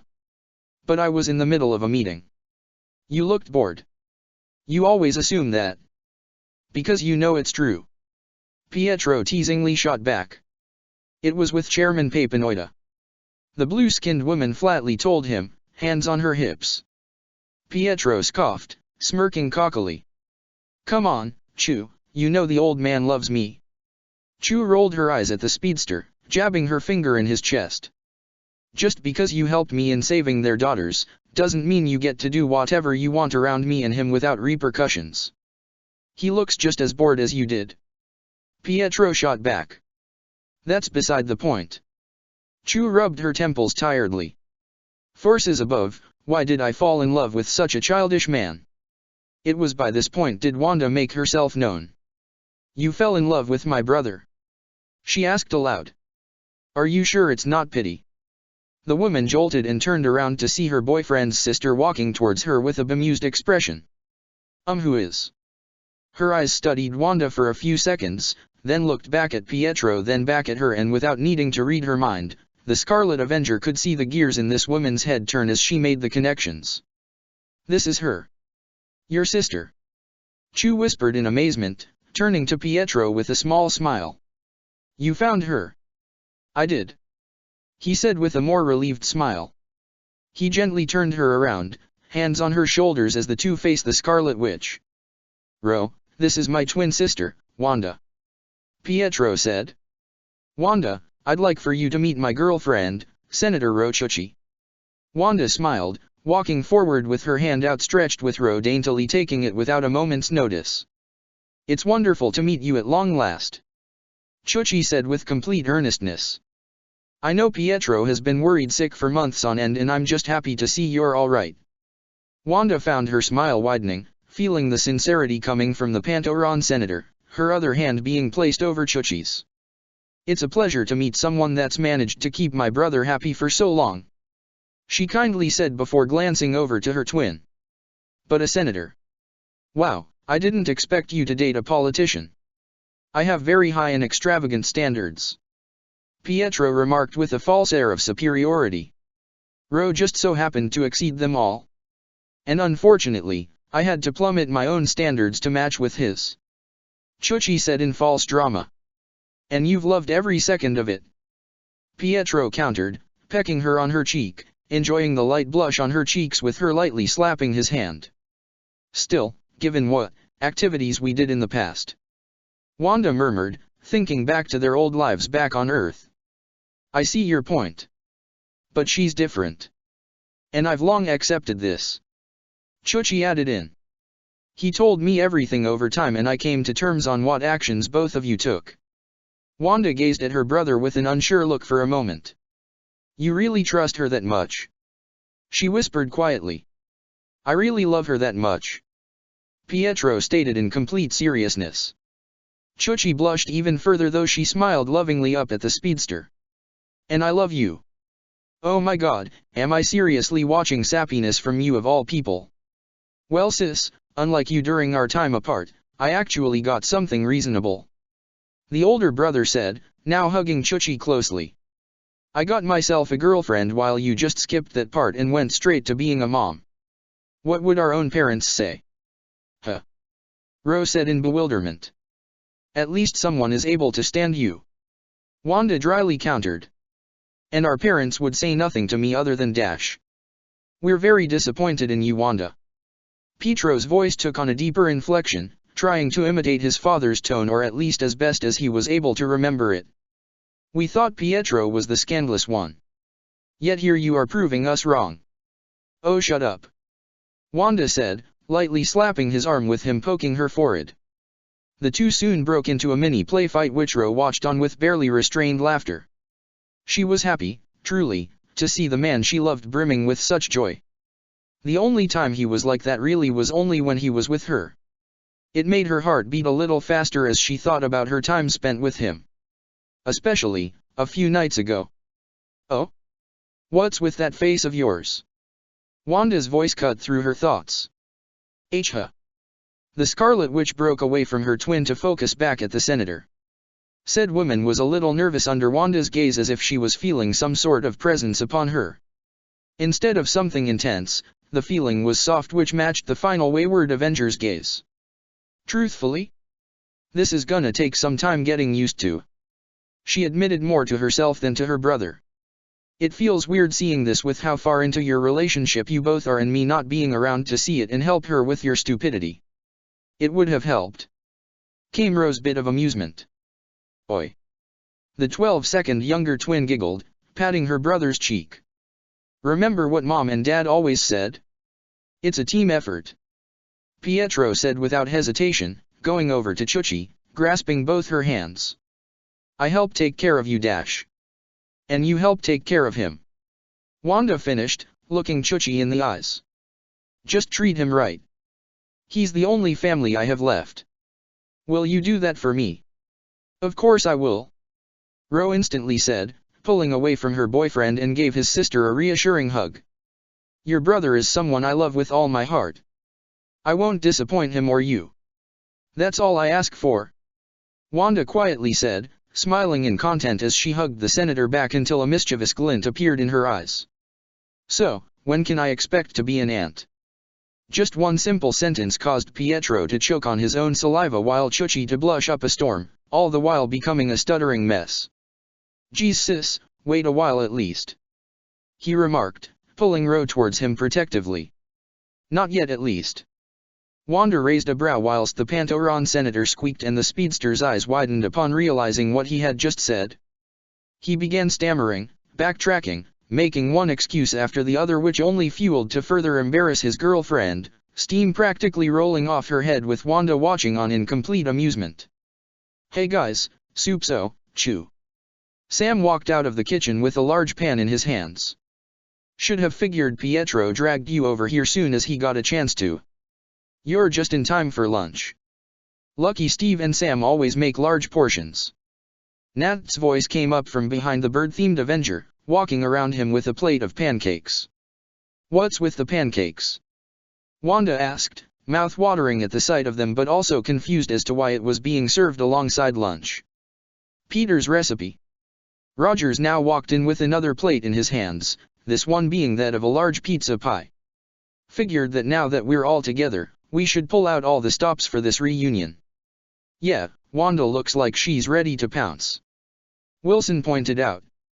Can you really blame her? She hasn't had any Earth food since leaving it. It was indescribable to Wanda really, sitting down at a large table with the Avengers along with who were all essentially their officially adopted kids. And not indescribable in the bad way, far from it. The feeling of joy, camaraderie, happiness, friendship, family. That all 12 of the Avengers were back together in a galaxy far far away from home was something to be cherished. Nat joked that all that was left was getting back home to Tony and Clint, finding Hulk, and getting Thor to come back from his own journey. Marin and Ilyana were quickly endeared to the rest of the Avengers, finding each of them funny and quirky in their own ways, with the girls always hanging off every word they heard from Earth's mightiest heroes. After hearing so much about them for so long from Wanda, it was a bit surreal to them to be speaking with their Guardians team whom she holds in high regard. The girls got to learn a good number of things about the ones Wanda knew previously to the new additions. It got them a bit more happier with the interactions whilst gaining a new experience in their young lives. Overall, it felt like an odd sense of normalcy after all the mess they've been through.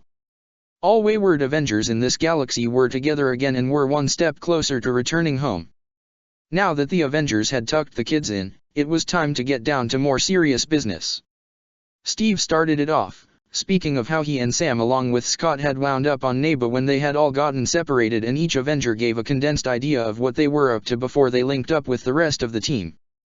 Rhodey on the Rishi Moon base. Hope on Meridun. Pietro on Relith. Natasha apparently being a bounty hunter for a time once starting up on Tatooine. Matt having made a place for himself temporarily on Jedha. Peter falling headfirst into Coruscant. Black Panther making friends with the Wookiees on Kashyyyk. Vision on Adolin with the Bendu. And at long last, Wanda on Dathomir. So, essentially, we've been to about every corner of the galaxy by this point. Rhodey surmised, leaning back into his seat once everything was said done. And yet, still no way of finding a way back home. Nat deadpanned, the team slumping slightly at the mention of that. Can't we just, wait, is there a Stargate around here that we can use? Peter asked, with most of the Avengers shaking their heads. Portal us home like it did to us here. This ain't Battlestar, Pete. Sam remarked. And sides, you didn't get here the same way we did, remember? So what, do we look for a Stargate? Scott asked. We found one by accident, didn't we? We found a lot of things by accident. Hope pointed out. Then maybe we can strike gold again and find a portal home. Pietro countered. There has to be something at the very least. Portal. Wanda internally repeated the word Peter had spoken earlier in her head, brows furrowed in deep thought until she felt something click within her mind. I may have an idea on how we can get back. She spoke up, somewhat excitedly now. This earned a litany of looks from her fellow Avengers. I'm sorry, what? How do you know? Wanda's grin widened as she bobbed up and down in her seat slightly. On Dathomir, I learned a great number of things. Some of which revolved around the ancient species of the Qua. The Qua. Peter muttered out. I feel that's familiar somehow. I think it's due to you and your friends researching so much in the Jedi archives. Said Vision. You may have come across them at some point. Yeah, probably. Parker admitted with a shrug. Gonna have to look it over, see what else we can find. But again, the Qua. It was Vision who gave the quick explanation. They were the first recorded civilization to utilize the Force. It was through them did the Infinite Empire, also known as the Rakuten Empire, begin their roots by utilizing their teachings and technologies which they used for domination instead of peacekeeping. Wanda finished off. Off topic. Scott spoke up. Feels like we're Yes, you're right, sorry. The younger twin sheepishly said, clearing her throat. Okay, so on Dathomir, there were a number of Qua caches spread out in various territories which the reigning clans treasure. Through circumstances, I was granted access into looking at a number of them and was able to find out what essentially sent us all here to the galaxy. Using her powers, Wanda conjured an ethereal projection of what she's focusing towards. It reminded a number of the Earthers of the iconic Stargate, yet there were some differences here and there from what they previously known to comparing it to what they saw at the Hydra base. An infinity gate. An ancient network of structures capable of instantaneous interstellar travel between all sorts of locations. Instantaneous. Steve repeated to be sure what he heard was correct. Just like us. Sam murmured, leaning his elbow on the table, hand over his chin. Do you have any idea on how they may work? Matt inquired, shaded glasses turning to the Scarlet Witch who had her arms crossed in thought. I mean, the Force or maybe a powerful focus of energy on a gate could turn it on, but I don't think it'll be that simple. Most likely, it will not be. The Prince of Wakanda said in agreement. Likely there is perhaps a number of missing details that we are missing. Especially the factor if there are any more of these infinity gates out there, let alone intact. That's what I came across as well, but I didn't find everything I needed before I was found. With the blessing she received from the Kwai, she was able to figure things out better when researching the Kwai artifacts. Yet it was never so easy and simple. Some works were degraded to become illegible, despite how much the Dathomirians preserved the works. And the Star Chamber was now forbidden to be accessed now, so a repeat of Zalem would never occur again, thus more knowledge was lost to her. Matt, who had been sitting and thinking silently about all this, tilted his head to the side at the sound of a low series of whispers. "Is everything all right, Peter?" "Huh?"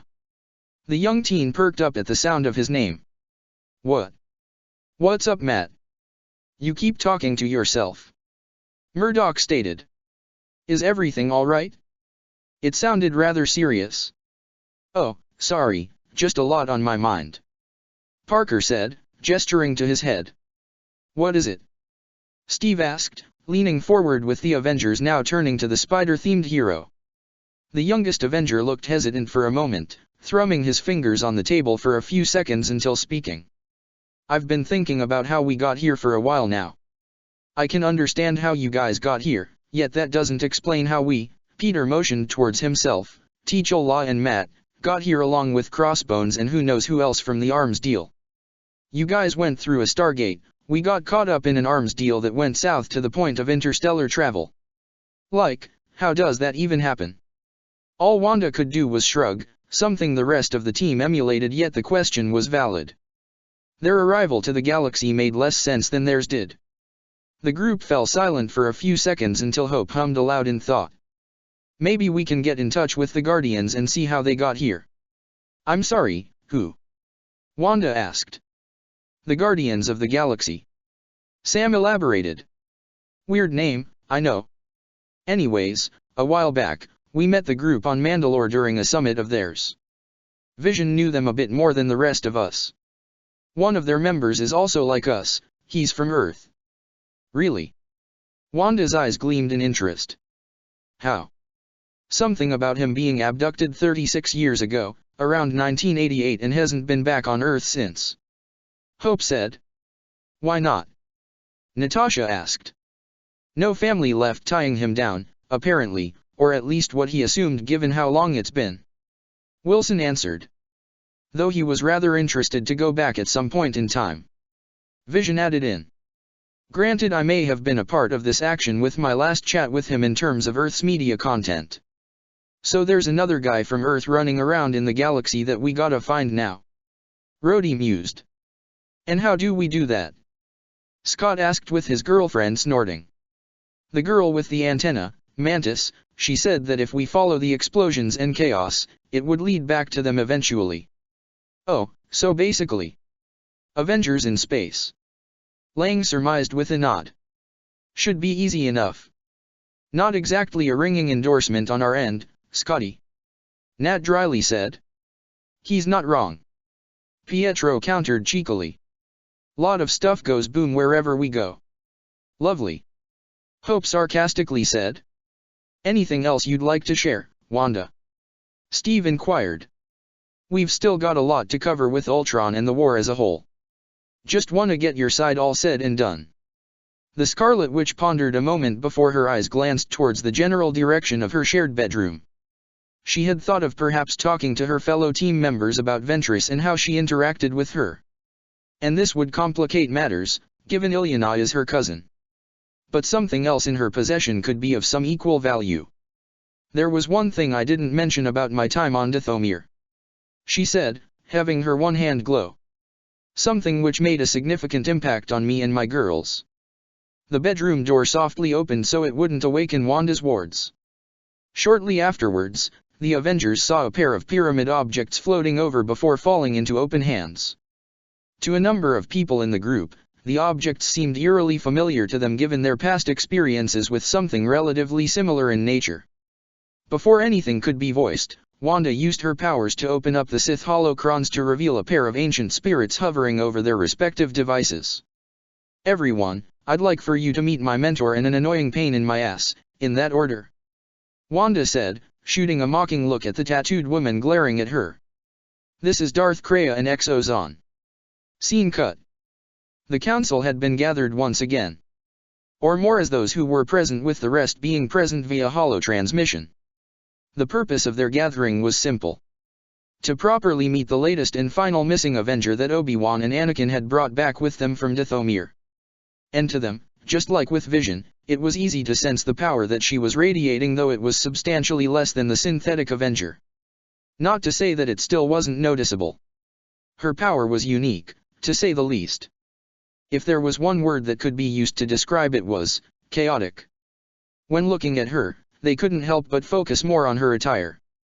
While the typical Jedi generally wore brown, white, gray and beige for traditional sakes, others wore the occasional black and darker robes for some significance.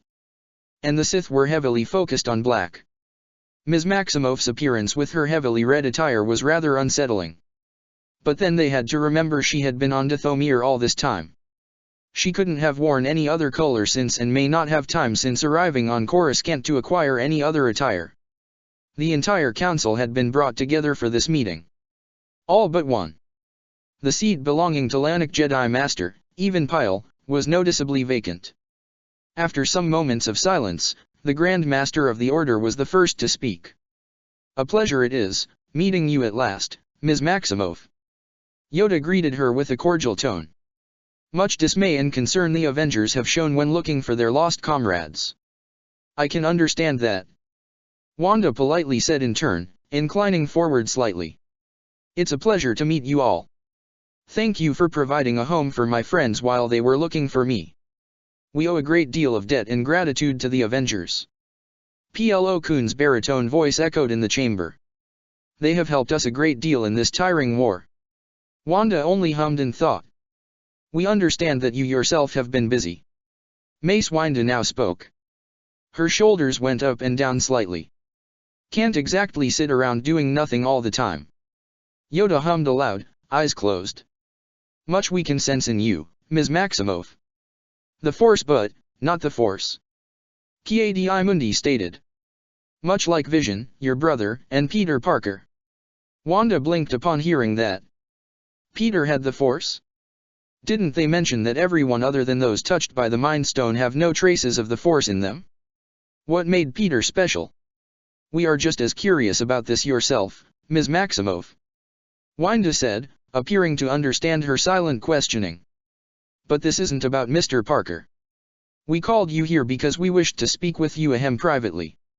Looking past her, he eyed Steve, Pietro, Natasha, Vision, Rhodey and Sam, who were all present at the meeting, standing back from the assembled council. Let us speak on your arrival from Dathomir. Adi Gallia spoke up in a calm fashion. With your return came a message from the Night Sister leader Mother Talzin requesting assistance in taking care of this Gethzerian. You are correct. And not just her but many of the other clan leaders. Anything you can tell of us about her? The holo-transmission of Sha'Akti asked. Whomever this Dathomiri witch is, to get a number of clan leaders requesting our aid must hold serious danger. Wanda nodded at the Togruta Jedi Master. You are right in that regard. She crossed her arms for a moment. Let's see, centuries old, a significant member of the Night Sisters before she was banished for her actions. Oh, and yes, she's somewhere out in the galaxy with some plot in mind. She soon used her powers to conjure an ethereal copy of Gethzerian so those present may know her appearance. Not to mention she really sells off the sinister old crone look quite well. It was quite interesting for the council members to see Wanda's powers on display for the first time, aside from Obi-Wan who had seen a small glimpse beforehand. Like she was going to go all villain on me and detail her nefarious plans to me. All she did was find me, failed to recruit me, and we had a small fight, just to see how weak I am compared to her. After that, she used some spell to warp off the planet. She went off planet from a spell. Mundi inquired in slight disbelief. The witches of Dathomir utilize the Force in ways we know not nor understand. Wanda pointed out.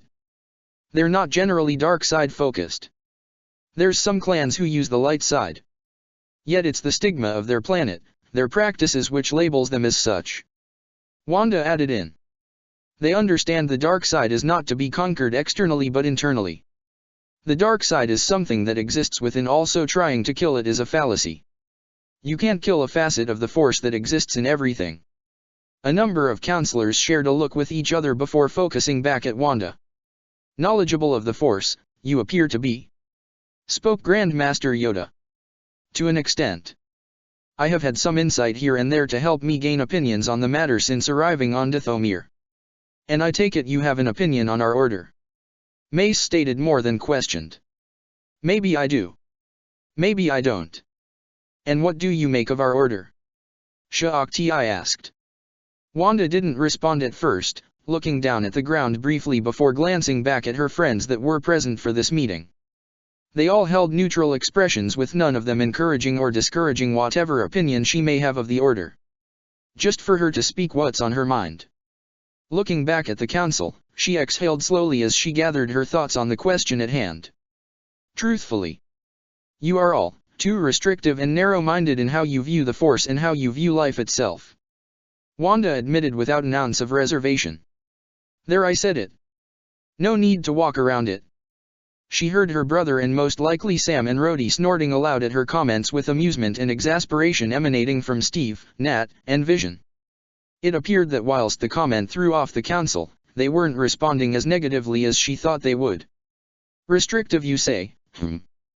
Yoda queries. Restrictive how? First of all, attachments. Having none of them is dumb but also a contradiction. Wanda listed off. Don't you all care for each other? I mean, masters and students, right? The bonds you share to strengthen yourselves against practically so many dangers out in the galaxy. Our duty is to share compassion for all, Ms. Maximoff. Wanda said. Not just a singular person. While also being apathetic and choosing to express as such ain't all that great. Said the Sokovian. And your order's progression seems rather stagnant if you ask me. Yet it has kept the peace for 1,000 years. Oppo rebuked. Has it really? Wanda countered. God, I hate what I'm about to say, but... Ugh, I think you guys have confused your peace with quiet. The Sith are still out there, aren't they? They've been around all this time and only now did you find out about them. Talk about incompetence. She snorted derisively. Then again, the Sith are no better with how they are. Manic, power-hungry sycophants who gain power as quickly as they lose it. Merely blinded by their own corrupted ambition and never getting a better picture of what could be done. Lessons from Kreia and Exozon flooded into her mind, making her think more of the present situation at hand. It's like you're trying to play God with who you want to help or induct. Fearing what ripples will affect everything else around them because of your actions. She shook her head with a small snort. It's what both you and the Sith have tried to maintain control, and yet it's been done all so wrong. Even with everything you've done, war runs rampant, slavery abound, corruption in every direction. What you are asking for is for us to enforce our will across the galaxy in a forceful, almost tyrannical manner. Luminara Unduli spoke up, a cool inflection heard in her tone. No, what I'm saying is to be more proactive in the galaxy than hold up in your temples, day in and day out. Wanda shot back with her arms crossed. Maybe the Sith would have been a distant memory by this point. The way you are implying it, it sounds to me that you're blaming the Jedi for a lot of the woes of the galaxy right now. Wanda said with a sharp edge to his voice. It was at this point that the meeting was interrupted by a Mind Stone-bearing Avenger coughing into his hand and walking forward to stand alongside Wanda. If I might interject, counselors. Vision said respectfully. What you said right now, Master Windu, it is something that I myself have pondered for quite some time now. Something to say, you do, Vision. Yoda spoke slower this time. Something more, perhaps? Beyond what is said now. I do, counselors. Vision said, a slight bow of his head. With respect, I believe there is a level of truth to what you said, Master Windu, and in fact, it is something that could even be applied to my own team. Hearing them be brought up, the other 5 Avengers present in the room lifted their heads up more slightly as all had their attention on the wielder of the Mind Stone. As you are aware of by now, the team of Avengers you all have met are not the complete set, so to speak. Viz remarked. There's several members you have yet to meet, and with the additions of Mr. Parker and Murdoch and Teachel, it is reasonable to assume that there may be more Avengers and Enhanced cropping up back on Earth. The council was silent as they listened with rapt attention now, given the serious air Vision was emanating. Back on our world, many point to Captain Rogers as Earth's first superhero, as he came into being to fight the megalomaniac known as the Red Skull. Viz spoke like a teacher recounting a history lesson. Though they were not as in the open as he was, there were others that arose in the decades following his absence, such as the predecessors to Ant-Man and the Wasp being Ms. Van Dyne's parents. But then came Tony Stark, who outed himself as Iron Man. And in the 8 years of Mr. Stark's appearance to the world as the armored superhero, the number of enhanced individuals have increased at an exponential rate. Conversely, in that time the amount of world-ending threats have risen at a commensurate rate. Vision. Cap spoke up, yet the android was determined to get his point across. Captain, he looked back at him. Steve, please. The super soldier looked like he wanted to say something but opted to remain silent and respect his comrade's wishes. Turning back to the Jedi, Vision went on. Now, back to your order and your ever-present war with the Sith. Have you ever thought to yourself just why conflict came about? The Jedi looked at one another, not really answering the synthetic Avenger as he went on. There's a litany of reasons and patterns that I have seen from both the Bendu and my arrival here in the archives of your order. Young Mr. Parker with Ms. Tano and Ms. Effie have been rather busy of late going through the history of your order for several days now. Vision said, sounding rather fond of the trio in their pursuit of knowledge. Is there a reason for all this, Vision? Plo Koon inquired, not unkindly but a bit anxiously. Vision paused for a moment as he dwelled on the matter at hand before finally to his conclusion. I believe you are looking too narrow-mindedly on the many conflicts and wars your order has faced in the past, for it is something that can be applied to my team or any enhanced individual from Earth. Vision stated. We are, in it, ourselves, responses to dangers and threats that had been overthrown by our hands, establishing ourselves as the dominant power.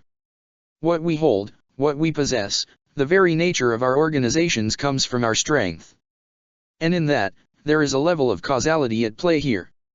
Our very strength invites challenge, challenge incites conflict, and conflict breeds catastrophe. The will of the Force has perhaps little to do with this notion, as it can be an individualistic choice. Or maybe it has to do with the laws of the universe itself. And what would that imply, Vision? Luminara calmly asked. The prophecy of the Chosen One, a suit of armor around the world. Vision said with a frown. These would maybe be only short-term solutions. Threats, challenges, new adversaries are always going to arise. Sometimes in ways we are all familiar with, and in others, new means that can catch us off guard. The fact is, even when one great evil or threat is taken care of, who is to say that others are not going to replace them? The Force is not needed in that regard. We ourselves will always be the architects in creating our own enemies. Be it directly, indirectly, or playing no hand at all. Someone or something will always rise to face us. The question is, will we always be strong enough to beat it back down and keep the innocent safe? The ones who have nothing to do with our conflicts. Then what do you suggest we do? Obi-Wan asked. Are you saying that all of our struggles, all of the loss that the galaxy has endured will always be for naught? I am quite certain that you share my sentiment when I say that I would not stand by if the galaxy is in danger. But have we been truly upholding our duty as Jedi? Kit Fisto abruptly asked, a frown marring his face. This war happened under our watch, a war undoubtedly orchestrated by the Sith. It is their challenge to our power once again. Plo Koon muttered, arms crossed in thought. Geez. Sam muttered quietly to the others. Talk about relentless. How long have they been at this again? Few thousand years, give or take. Nat quietly said. And we have what, 8 years? 70 tops, but Cap wasn't that active. Rhodey murmured. Let's go with 10, combining my 2 years in the war with the 8 since Tony. Steve whispered, the team all silently nodding in agreement. They refocused their attention on the meeting at hand and watched as the council were discussing a number of issues now. Much to discuss, you have given us. Yoda remarked, showing deep contemplation. Time on Dathomir, I wish to discuss with you Ms. Maximoff. But for a later time and date. Wanda only nodded with an expression conveying that she honestly would rather not, but she also knew they wouldn't really leave her alone until she told them about her time on Dathomir. And she would, of course, but only so much. She could only imagine how they would react if she told them about Exozon and Kreia. These Jedi Council members were stuffy to say the least.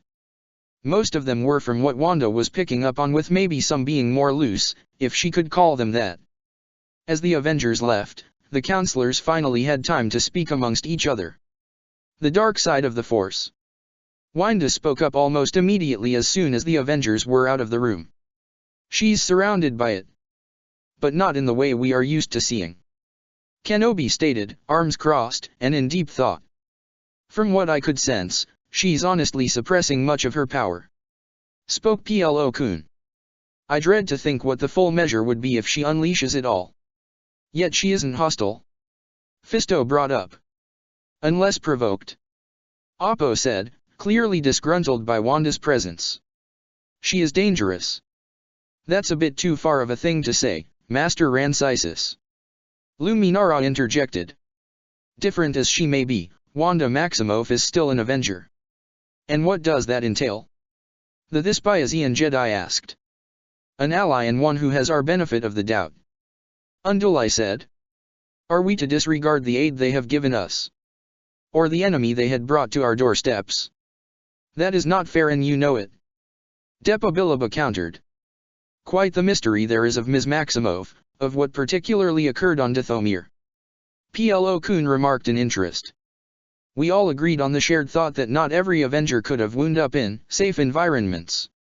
The others were lucky with how they turned up, hers can be considered the opposite. Wanda being influenced greatly by the one she resided all this time. Fisto murmured. From what I got to know of Wanda since finding her, she was treated well enough. Said Kenobi. Yes, she dealt with the vocational troubles, but nothing much more than that. The coven in which she stayed with seemed to regard her as one of their own. Night Sisters are not to be so easily trusted. Mace commented. Especially one led by Mother Talzin. And what if she were to fall to the dark side of the Force? Mundi inquired. What are we to do then? The Avengers are not like us. Obi-Wan rebuked. They are not susceptible to the Force in the ways we are.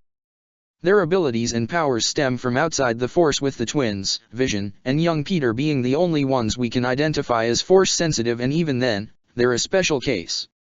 I hope we are not considering the possibility of turning on the Avengers simply due to one of them being unlike the rest. Shaak-Ti said, eyes narrowed slightly. We can't rush in and do something reckless and stupid, even. Kenobi sternly warned. If we suddenly feel threatened by Ms. Maximoff or any of the other Avengers, do you really think they would side with us? A difficult decision this would be. One we wish will never happen. Are we really considering such an option? Kenobi asked, now rather upset. No, no. Plo appeared adamant. We should do no such thing. Is this something so easily brushed off? Wanda questioned, clearly still troubled by the last Avenger to be found. What I wonder about is what Wanda said in particular.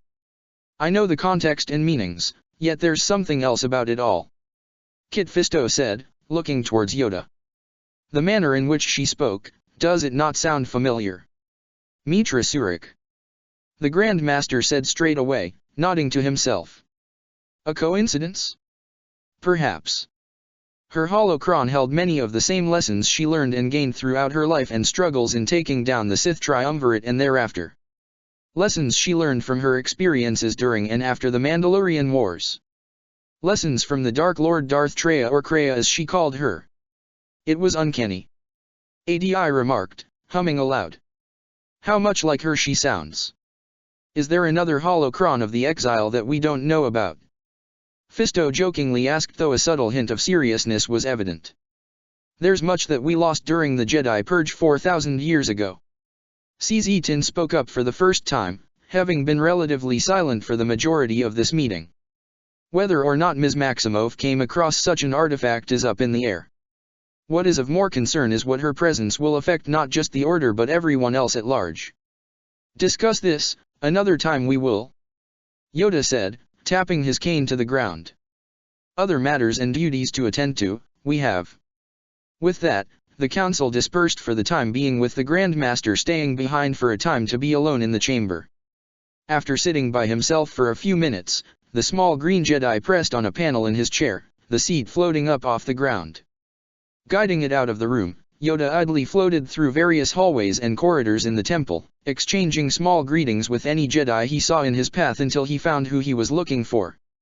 Not hard really, considering the insane Force signature he was giving off. And he wasn't alone. Captain Rogers, Yoda announced himself, the super soldier with the yellow-caped android turning to him. Vision. Master Yoda. Rogers greeted respectfully, frowning slightly as they had just seen each other minutes ago. Is something wrong? Nothing of the sort, Captain Rogers. Yoda shook his head. A moment of his time, I wish to have with Vision. Vision and Steve glanced at each other before the latter shrugged, silently saying up to you. The vibranium humanoid momentarily molded over in his head before nodding. After you, Grand Master. Vision said, gesturing for the small green master to lead on. Steve quietly patted Viz on the shoulder, walking away from the pair as Yoda led the caped Avenger into a nearby room that was empty. Is something amiss, Grand Master?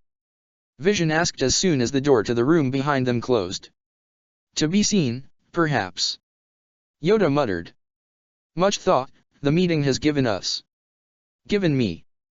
Vision nodded quietly, thinking back to the meeting for a moment. What are your opinions on the matter of Wanda? The Grand Master closed his eyes and shook his head. Too soon to formulate a response. Yoda admitted. Reckless, uninformed, we must not be. How are you and the other counselors faring with the Exile's holocron then? Vision asked. I take it you have learned a lot. Indeed we have. Yoda smiled slightly. A great amount of gratitude, I still hold for you, Vision. Perspective and knowledge, your holocron has given us. It wasn't really mine per se. He said with a slight huff of a laugh. Much on my mind, there still is from our first meeting. Yoda stated. Your vision is one thing, seeing the Bendu. Another, being in person. I can understand that. Viz nodded. I take it you wish to meet with him. When the opportunity arises, yes. The Grand Master confirmed. Yours and Maximov's discussion. Further insight, I seek. If possible, another perspective, another view. Much to learn there is. Much to rediscover, we must. It may prove difficult to go back to Bendu at this point in time with everything that is happening right now. Vision pointed out, the small green Jedi appearing troubled. Perhaps. You and I can have sessions wherein we can delve further into all my time spent with the Bendu on Italan before we get the chance to meet with him. Yoda's ears had perked up slightly, his face lighting up with clear interest in the idea. To learn more about the Force, an opportunity one will not disregard. Yoda bowed his head forward. Thank you, Vision. Think nothing of it. Vision said kindly. Always happy to help. Scene cut. What is this about, Commander Bly? Aayla Secura was walking towards the war room in the temple with her first officer in command of the 327th. She wasn't alone, as Commander Wulfa was next, the yellow-accented armored commander. Other than those two clone commanders, with them were Captain Rogers, Natasha Romanoff, and Sam Wilson. Has something happened? Steve asked, frown evident for all to see. In a manner of speaking, Captain. Bly said with a grimace. Too many, so to speak. Too many. Wilson parroted. The hell is that supposed to mean? Are we getting a double dose of dangerous crap all at the same time? Wulfa grumbled slightly. Knowing our luck, you're likely not far off, ma'am. Nothing else was said as the group continued forwards, though there was now a clear foreboding feeling permeating between them. Soon enough, they arrived at the war room to find it practically full with Avengers, Jedi, and clones all inside. Oh boy, full house. Sam quietly muttered. You know this is bad. We're all here. Obi-Wan announced aloud. Then we can begin. What's going on, Obi? Nat asked right away. Got all of us here for what? Several matters of great importance. Kenobi stated with a troubled expression for all to see. The Jedi Master started by speaking of 2 transmissions that the temple received the day before, around the same time. Now, messages and transmissions come into the temple on the daily, what with the war and such. But these 2 in particular stood out from all the others. The first transmission was one that had been intercepted far beyond the outer rim and was located deep in the Crelithium system. Normally such a thing wouldn't garner much attention and be brushed aside as a glitch or useless static. Yet upon further inspection, buried in the message is a Jedi distress code which hasn't been used in over 2,000 years. A 2,000-year-old message. Ahsoka said in surprise. A holocron is one thing but a transmission code. And from an area beyond the outer rim. PLO remarked with his arms crossed. Crelithium is more in wild space than the outer rim. Bordering it at the very least. Skywalker commented, looking at the display of the galactic map. I don't like the look of this. Me neither. Obi-Wan spoke up. Reason why we're gonna need some backup. And what's the other transmission you spoke of? Pietro asked aloud, seated in one of the many staircase seats of the room. Mace Windu's expression was deadly serious, conveying a more grim countenance. We have reason to believe we may have found one of Ultron's foundries. The entire room lit up with conversation, the Avengers tensing up now with many holding more determined expressions. How is this possible? Rhodey asked for the team. Ultron is not someone who would be so easily found. Matt stated, many murmuring in agreement. ARC Trooper Fordo with his new batch of ARCs, Kit Fisto revealed. During their final mission in the midst of their graduation, discovered a distress beacon sent to us by Jedi Master Even Pyle. How can you be sure? Rogers asked grimly. Tap and Karen with Vision's assistance helped us in deciphering the coded message Fordo and his ARCs picked up from Pyle. Kenobi said, gesturing to the mentioned Avenger who stood right next to him. Many in the room muttered between each other until Anakin spoke aloud. So what we're dealing with here is 2 transmissions, both of which are undoubtedly important and we gotta figure out how to go about dealing with them. But one is just an old transmission, is it not? Wanda asked. What makes this as important as dealing with Ultron? It could be a separatist ploy to lure some of us in. Old tactics sometimes help out a lot, confusing the enemies of the present. Spoke the super soldier. Perhaps someone from the Order could be using this particular transmission code to hide their whereabouts from Ultron and anyone else aside from the Jedi. Or it could be something from the past that has come back to us. Barris countered. In the last few months, a great deal of lost and ancient knowledge has been coming back into the Order. My Padawan's words hold merit. Luminara said, with a pleased smile directed at her student. Unsure of whatever it may be, an old Jedi code like this one is not to be disregarded so willingly. Okay, but say what you will, Ultron is a far more pressing matter, old codes aside. Rhodey stressed out. We can't just send multiple fleets to answer an old distress beacon. But it can't be something so easily discarded. Ahsoka refuted, standing by her fellow Padawan. Then we'll just have to tackle both. Aayla Secura declared. We'll have 2 teams with one checking out the distress beacon and the other going after Ultron. I'd rather we do it quickly then. Kenobi said. If the transmission is nothing, the first team shall rendezvous with the other and we will mount an assault on Ultron's found base. Many spoke of their agreement with the suggestion with PLO looking at the assembled group. Question is, who will go after which? Scene cut. Are you sure it's a good idea, Cap? We did just get back together. Trust me, Wanda, we've been doing this for a while. Better to be safe than sorry with Ultron at play. Could be a trap, so we need some of us to stay behind on Coruscant in case anything else might pop up. We'll be back faster than you'll realize, Wanda. Vision assured. Yeah, we've done this a dozen times already with you guys.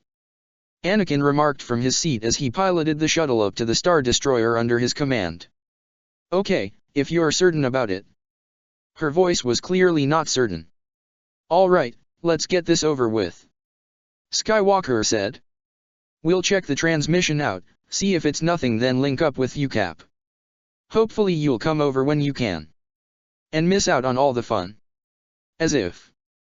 After the meeting in the war room, it had been decided that two teams would be made in tackling these two scenarios that had presented themselves before them all.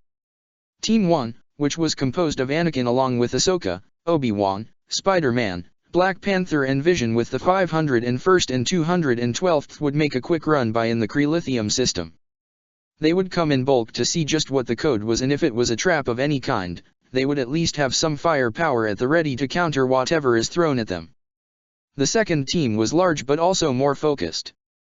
Captain Rogers and Aayla Secura would be leading a more covert infiltration of Ultron's base, taking with them Black Widow, Ant-Man, Wasp, Secura's former master Quinlan Voss, Barisifi, Delta Squad, Commander Bly, and the newly promoted ARC troopers in Cameron, Flash and Lucky, along with 4 other clones labeled desirable traits for this mission simply called Squad 99. Their objective was to get in the base and learn as much as they were able while also rescuing Even Pyle and other Republic forces. In further deciphering of the message sent to them by the Jedi Master, they had discovered that Republic and even other forces, separatist, neutral and regular people were being held prisoner there. So the mission had changed to getting in and getting them out until Team 1 finishes their objective and comes in with the cavalry. Though just to be sure, the 327th Corps along with the 104th and 41st Legion were also on standby if anything were to happen to Team 1. They were not taking any chances. Reaching the Kree-lithium system took some time for the first team. Yet nothing was wasted as they were preparing for anything. A separatist trap or Ultrons. Reason why the shuttle containing 3 Avengers and 3 Jedi will come in from one side while the Star Destroyer will come from the other. Everything was going according to plan. Except Rex. "Rex, do you read me?" said Anakin, calling his clone captain from their shuttle. "We're at the rendezvous point awaiting your arrival." "Where are you?"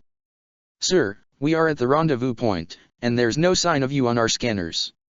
"Oh, come on. That's impossible," Anakin countered. "Have you guys bothered to check out of the window? You know, like the good old days." "It's not that simple, Peter," Ahsoka said with a roll of her eyes. "And we have a window in front of us. Or above us or even below," pointed out Vision. "I can breath in space. Perhaps I can phase out of the ship and use the Mind Stone to fire a beam up for Captain Rex and Commander Cody to locate. We could also shoot up a flare if we're feeling lazy," Peter said offhandedly. "Better to do that and just rely on a piece of tech that may malfunction due to our whereabouts." Anakin hummed aloud. "He does give a fair point. Would you mind, Anakin?" Kenobi inquired. Seeing no harm, Skywalker fired a flare from their ship and let it go into the void of space. It's a flash going bright for what will occur for a minute before dying down. "Did you see it?" Anakin asked with some hope in his voice. "Nothing." "Okay, this is getting confusing," muttered out T'Challa. "Clearly. We're at the exact coordinates where the distress signal originated, but there's nothing here. Same with Rex and Cody, yet we can't see either of us," said Skywalker. All Kenobi did in response was stroke his beard. "This is getting interesting." It was at this point did the holo transmission with the Jedi cruiser start to glitch out. "Unable to find you. Where are you, sir?" A moment later, it went out. "Something's blocking the signal," T'Challa stated, eyes narrowing now. "This may indeed be Dash." A split second later, everything within the ship went out, interrupting the prince from finishing his statement. Those manning the consoles immediately began checking everything. Yet nothing was responding at all. "Everything's dead, even the life support," Kenobi said in alarm. "And how long do you think we'll last without it?" Peter asked, worried now about their situation. "Something is here," said a foreboding voice. Looking over to the vibranium synthetic Avenger, who had suddenly spoke up, they saw the Mind Stone was glowing with its wielder boring a more sterner face. "What's here?" Ahsoka asked a bit nervously. "I didn't sense it before, but it has finally made its presence known." In an odd turn of events, everything started to turn back on before anyone was able to question Vision any further. "Huh, okay." Peter scratched his head a little. "Did someone mess around with the breaker or something?" I didn't touch a thing, Anakin said. T'Challa was looking at other parts of the ship. Everything seems to be in working order. He informed the group with Ahsoka looking things over on her end until she heard Peter inhale sharply. She looked up at him, seeing him stare ahead in alarm. Frowning, she turned forward to see out the window to what could possibly have taken her friend's attention, and she soon imitated his reaction. Guys, what's that? It appeared as an octahedron-shaped station, one which had clearly not been there before. It would have been harder to spot, given it was primarily black in color, yet the faint red lines running along its surface had it barely pop out. Or perhaps it was, yet something blocked them from seeing it. In an instant, it appeared as the station seemed to grow larger, but in truth it was something else entirely. We're being pulled in, Vision warily said, the shop now moving directly towards the structure. As they drew closer, their communications soon lit up with alarmed chatter. General! Rex's voice blared through the comms in alarm. General Skywalker! We see you! What is that? Anakin looked down at his ship's radar and picked up on the fleet that had magically appeared behind them. Rex, we're being pulled in. The Jedi immediately informed his captain, grabbing the controls and trying to make the ship turn in any direction away from the monolith to no avail. We have no control of the ship. We're trying to get to you, General, but something's preventing us from following you. Well, that's not terrifying to hear, Parker commented, clutching his seat tightly to the point that he was slowly bending the metal in his grip. From the center of the foreign station, it began to open up. And from that opening, a magnificent bright white light began to shine on through. It didn't take much guesswork for the ones inside of the shuttle to realize what's about to happen. Everyone, strap yourselves in or hold on to something. Looks as though we're going for a ride, Kenobi announced. Anakin, Obi-Wan, and T'Challa, being the only ones seated, fastened themselves in while Peter, Ahsoka and Vision braced themselves for what's to come. The white light began to grow brighter and brighter, encompassing them all. The last thing they heard were the voices of Captain Rex and Commander Cody shouting for them. Next thing they knew, they were slowly regaining consciousness. One by one, each person was trying to recollect their last known memories, as some were experiencing some levels of migraines. Ugh, my head. Ahsoka's eyes fluttered open when hearing this. She began processing that she was lying on something firm and warm. She could hear a strong and steady heartbeat, and she had picked up something smelling nice. Turning her head, she realized what she was on. For at that moment, she and Peter's eyes met. Both teenagers slowly blushed as the Padawan quickly peeled herself off of him before getting her friend onto his feet. The two awkwardly looked away from each other as they saw everyone else waking up. Anakin, Kenobi, and T'Challa waking up in their seats while Vision extracted himself from the floor from a position that would normally strain a person. Must have blacked out, groaned out Anakin. Then who landed the shuttle? Asked T'Challa. No clue, Skywalker said, rubbing his eyes to get the blur out. Obi-Wan shook his head to clear up the fog. Where are we? The Black Panther looked at the nearby console and gave out a report. All of our readings indicate that it's bigger than an asteroid. Yet the atmosphere is breathable. Well, this is getting more unusual by the minute. I can't even lock down where in the galaxy we are, or if we are even in our galaxy, Kenobi stated. Please don't say that, Peter groaned out. I don't want us to get even more lost. Anakin was combing through the systems and gave a small report. At least the ship's systems are fine, but, for whatever reason, nothing's working. I recall Captain Rex and Commander Cody calling out to us before we arrived, wherever this place is supposed to be, Vision said. Any chatter on the comms? Anakin asked, watching his former master try for it only to get nothing in return. Great, now what? We see where we are, T'Challa said, his Vibranium Panther habit activating. His suit materialized around him save for his head as all stood up, the back ramp lowering itself. Slowly walking out of the shuttle, the group of 6 was tense and ready for anything that might be waiting for them outside the ship. Upon exiting the shuttle, it appeared that they were alone for the most part. Once they took a moment to look around, a few things came of note for them to realize. The feel of the air was rich, much like the environment. It was as if they were in literal springtime. Aside from this, there were a great many boulders and rock structures floating in the air, being entirely stationary. "Whoa, are we on Pandora?" Peter commented. "Huh." Ahsoka looked at him in confusion. T'Challa couldn't help but snort. "Perhaps, Parker. Not outside the realm of possibility." "What are you two talking about?" "Movie." They both answered simultaneously, cueing an eye roll from Tino. "Of course it is. Marvelous." The android Avenger whispered, seemingly enraptured by the environment around them. Peter titled his head, looking at him curiously. "Vision? You okay there?" Viz shook his head. "Forgive me, I just couldn't help but comment." "About what?" Ahsoka asked. "A number of things," Viz vaguely said, the two teens sharing a look from his answer. Obi-Wan pulled out a pair of binoculars, hoping he could find anything remote for them to travel to. "Hey, I think I saw something," spoke the Padawan. "A reflection on the hill." The Jedi Master glanced slightly to the general direction Ahsoka pointed towards. "I don't see anything." The Jedi Knight tried to assist his Padawan to figure out what she spotted when. "Are you the one?" Anakin snapped his head around when he heard this. "Wait. What?" Skywalker soon turned to the others. Did you hear that?" "Hear what?"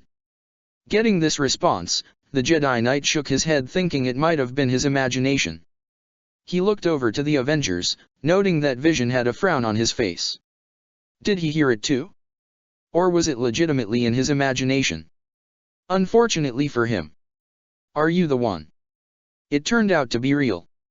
This time, it wasn't just Anakin hearing this, but the rest of his group. They turned over and saw a beautiful, radiant woman in ornate, regal clothing with creamy white and golden fabrics. Her rich green hair reached towards her knees, which was freely flowing as it was partially held back by a golden headpiece. And there were a number of other pieces of jewelry on her. And when mentioning radiant, it was quite literal as she appeared to be glowing. "Hello," he said in an unsure manner. Obi-Wan stepped up next to his old Padawan. "Who are you?" "I am daughter." The others didn't know how to properly respond to this. Practically silent in processing. "Okay.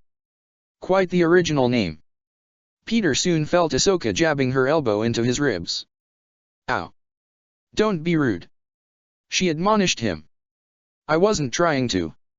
"Are you the one?" Daughter asked, looking directly at Skywalker. The one what?" Anakin didn't get a response as Daughter soon focused her gaze at the three present Avengers. You are not what was meant to be here." "I don't think any of us are meant to be here, ma'am," Vision said. All the Daughter did was narrowed her eyes, momentarily glancing at Viz's forehead before turning around with a decision being made. "I will take you to him." "Him who?" asked T'Challa. Did you bring us here?" Ahsoka added in. "Only he can help you," said Daughter. "There is little time. Follow me. We must have shelter by nightfall." She began walking ahead, the others not following after her for a moment. "And we thought the planet was strange." Anakin soon nudged his head to the greenette. "How about this one? We'll be fine as long as we stay together," said the Jedi Master of the group. They followed along the path the Daughter took, staying close together and towards their guide. As time passed on, the new arrivals in this world conversed with each other. "Have you noticed the seasons seem to change with the time of day?" Obi-Wan pointed out, gesturing to some foliage that was changing its colors from vibrant green to an autumn-esque orange and brown. "Rather unusual," T'Challa muttered out. It was springtime when they arrived, yet as they walked through this mountain pass, he could feel the heat rising as if it were summer. And when looking on ahead in the distance, he could slowly see the shift of greenery to become those appropriate for autumn. "And there are no animals," continued the Wakandan prince. "That shouldn't be remotely possible," said Ahsoka. "And you sense it?" Since we arrived," Skywalker said, responding to Kenobi's question. "The Force is very strong." Much like her. Added in vision as he eyed daughter. Reminds me of the Bendu. Obi-Wan nodded and took that into consideration. This is unlike anything I've ever felt before. Be wary. Don't remind me, said Peter. I'm already wary as it is since she suddenly popped up out of nowhere. Curious about a number of things. Skywalker sped up his step to speak with daughter. Excuse me. Who are you taking us to? The father, of course. Of course. Ahsoka muttered out. And what exactly are you? Vision asked with obvious intrigue.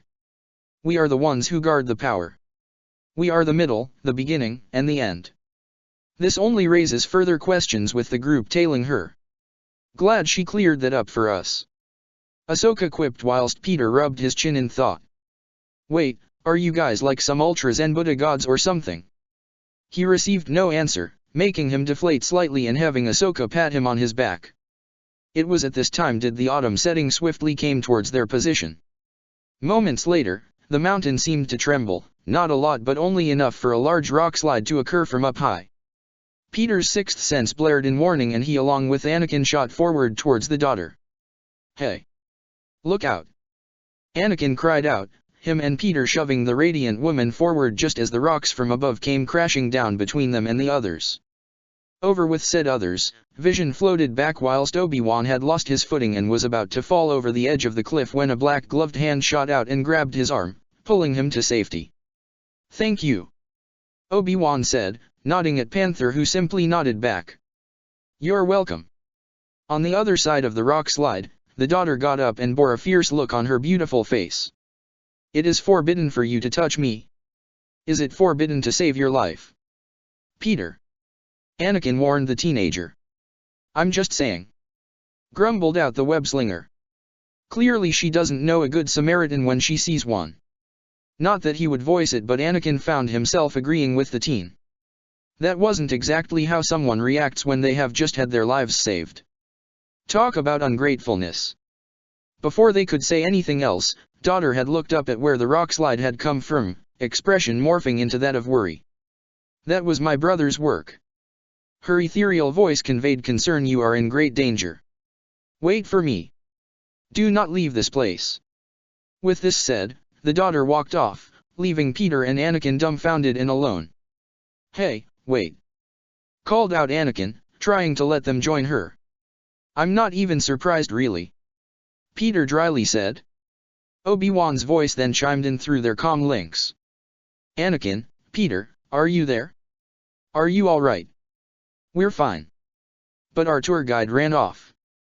Parker stated, clearly annoyed by her actions. Go back to the ship and try sending another distress call. We'll follow daughter and find out how to get off this rock. Anakin instructed. Obi-Wan frowned. And if this is a trap? Then I'm not gonna wait around to find out. Skywalker said it like it was the most obvious thing in the world. Please, stay where you are. Wait for us to find another way around and meet you. Anakin chose to ignore this, and apparently Peter as well. For the two ignored both Obi-Wan and daughter's request of staying put and moving onward. So reckless and impatient. Don't worry, we'll find them. Yes. And what else? I'll go after them. Vision announced, levitating up into the air. If they're with her, it's best if they have additional firepower. Are you certain this is a good idea? T'Challa questioned, with Vision shaking his head. No, but she has an interest in Skywalker. He said, thinking back to his earlier observation of her. Whatever may happen to him and Peter, it's better to be safe than sorry.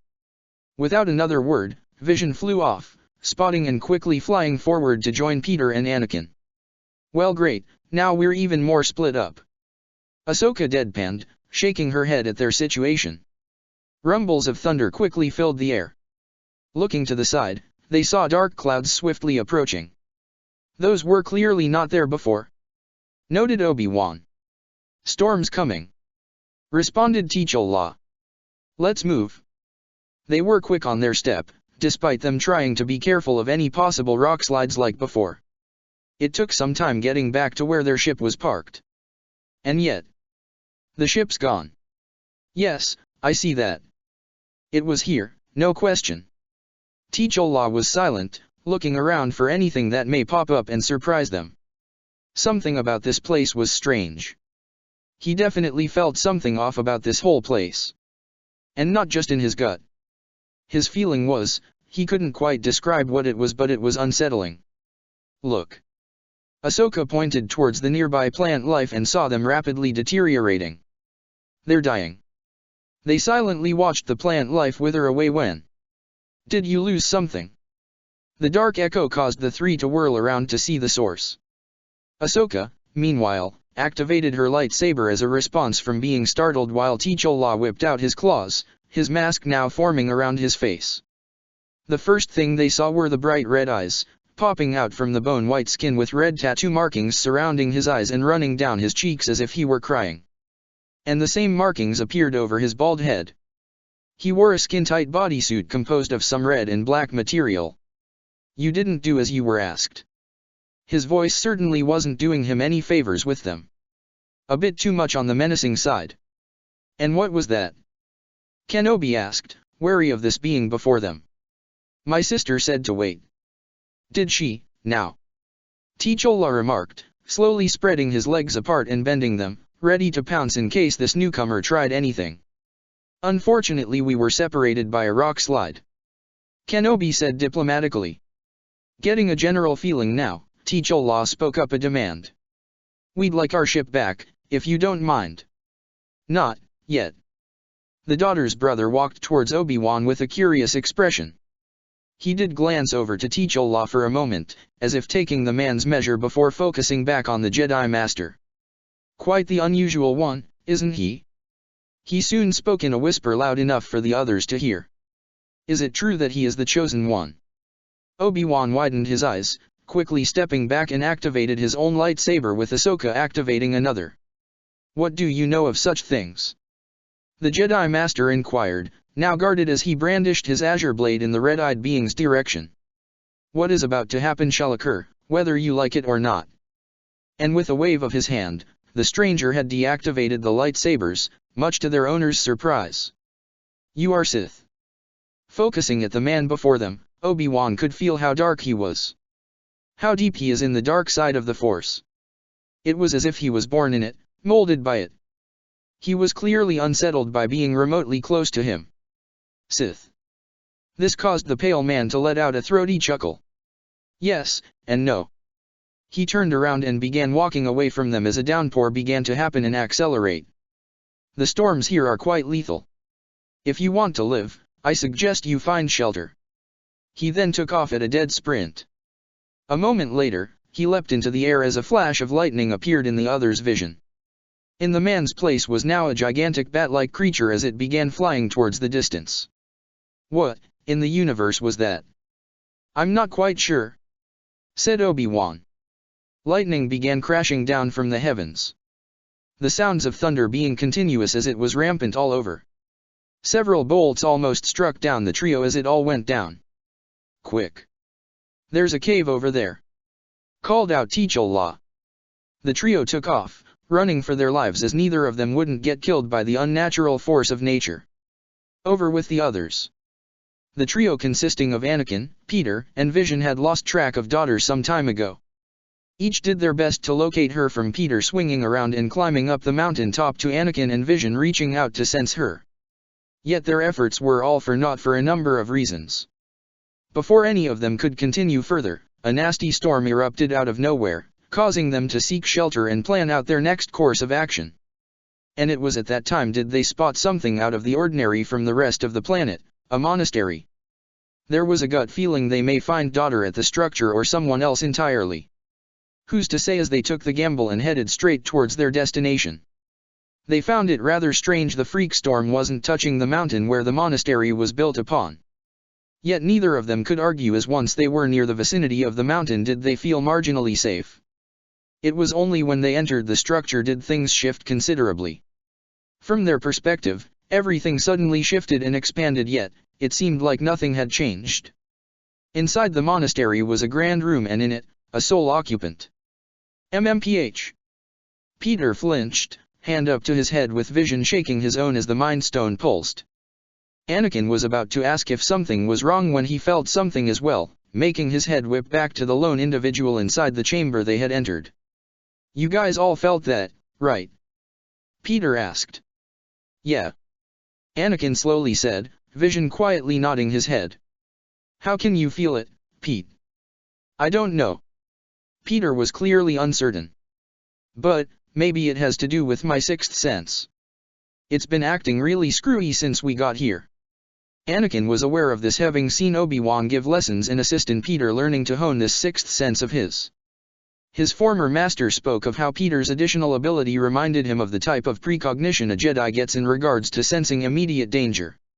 So for Peter to be reacting like this, was this ability tied in with the Force? Or was it something else? Regardless, they had more pressing matters on hand. Slowly making their way towards the center of the chamber, they got a clearer look at the long individual within the monastery. Seated in a meditative position was a wizened old man with a long, neatly braided beard. He wore ornate silvery gray robes with gold trimmings with a matching hat. Opening his eyes, the old man revealed his bright silvery blue eyes to the trio. They held much power within them as he inspected them. "Welcome, my friends." He spoke in a way as his voice reverberated in echo, much like daughter. "Were you expecting us?" Vision quietly asked. The old man gazed upon Vision for a brief moment before focusing on the Mind Stone. His attention then moved towards Peter before landing on Anakin. "Only you, but not them," the aged man said, turning back to the two Avengers. "I did not foresee their arrival, nor would an ingot of infinity make its way here once again. A wielder of the mind and, fascinating, a totem of the web." "Huh? A totem of the web?" Was that supposed to mean something to Peter? Was this old man referring to his outfit or what? "You were expecting me?" Anakin was guarded. "Is there a reason why?" "To learn the truth about who you really are, one that maybe you have known all along." He soon rose up from his seated position without moving a muscle, revealing his full height of being a head taller than Vision and Anakin. "One you must believe in order to fulfill your destiny. Enough with the riddles, old man. Tell us what's going on here." Anakin stressed out. "Beginning with, who should we call you?" Viz said with respect. "You may refer to me as the father. At least we now know who daughter was referring to," Parker commented. "But what was that thing about us earlier? You called me a totem. And you know what this is?" Vision spoke up, hand trailing over the Mind Stone, which was now glowing quite brightly now. "I do, and more." The father's voice reverberated off the walls of the large hall. "Your arrival here, all of your being here, what has been foreseen is no longer what it once was. You have changed things." The storm raged on outside of the monastery, which could be seen from the nearby window. "As you can see, there is nowhere else to go." The father soon walked away, prompting the three to follow. "You will be my guests tonight." Scene cut. Inside of a cave, a litany of crystals sprouted out of the ground. The minerals surrounded the impromptu encampment constructed by T'Challa and the Jedi. At the center of it was a roaring fire.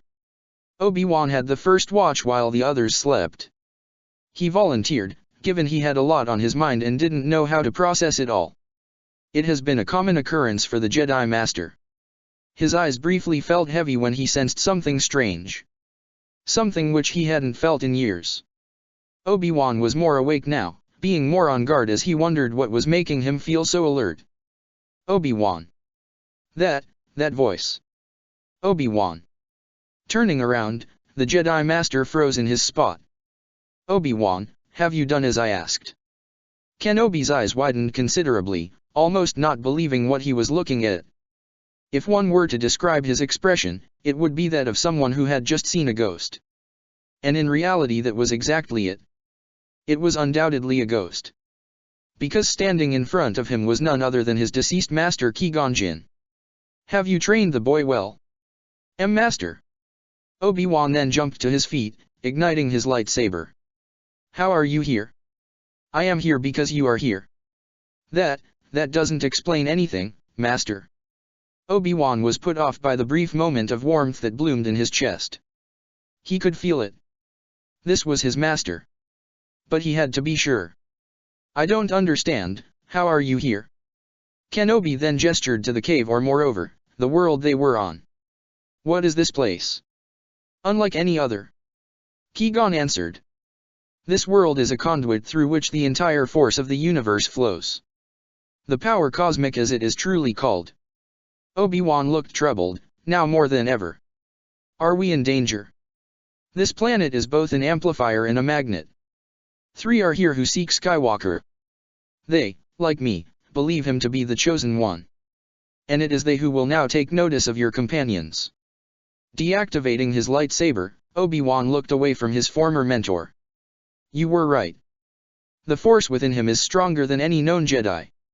I've trained him as well as I could, but he's still willful, and balance eludes him. But most of all, I wasn't the one to rightfully train him. How so? Because I'm not you.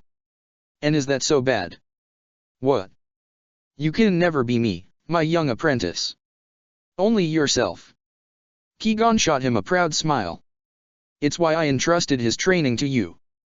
Said smile became solemn. And if Anakin is indeed the chosen one, he will discover it here. And if not, then you must realize with his power, this is a very dangerous place for him to be.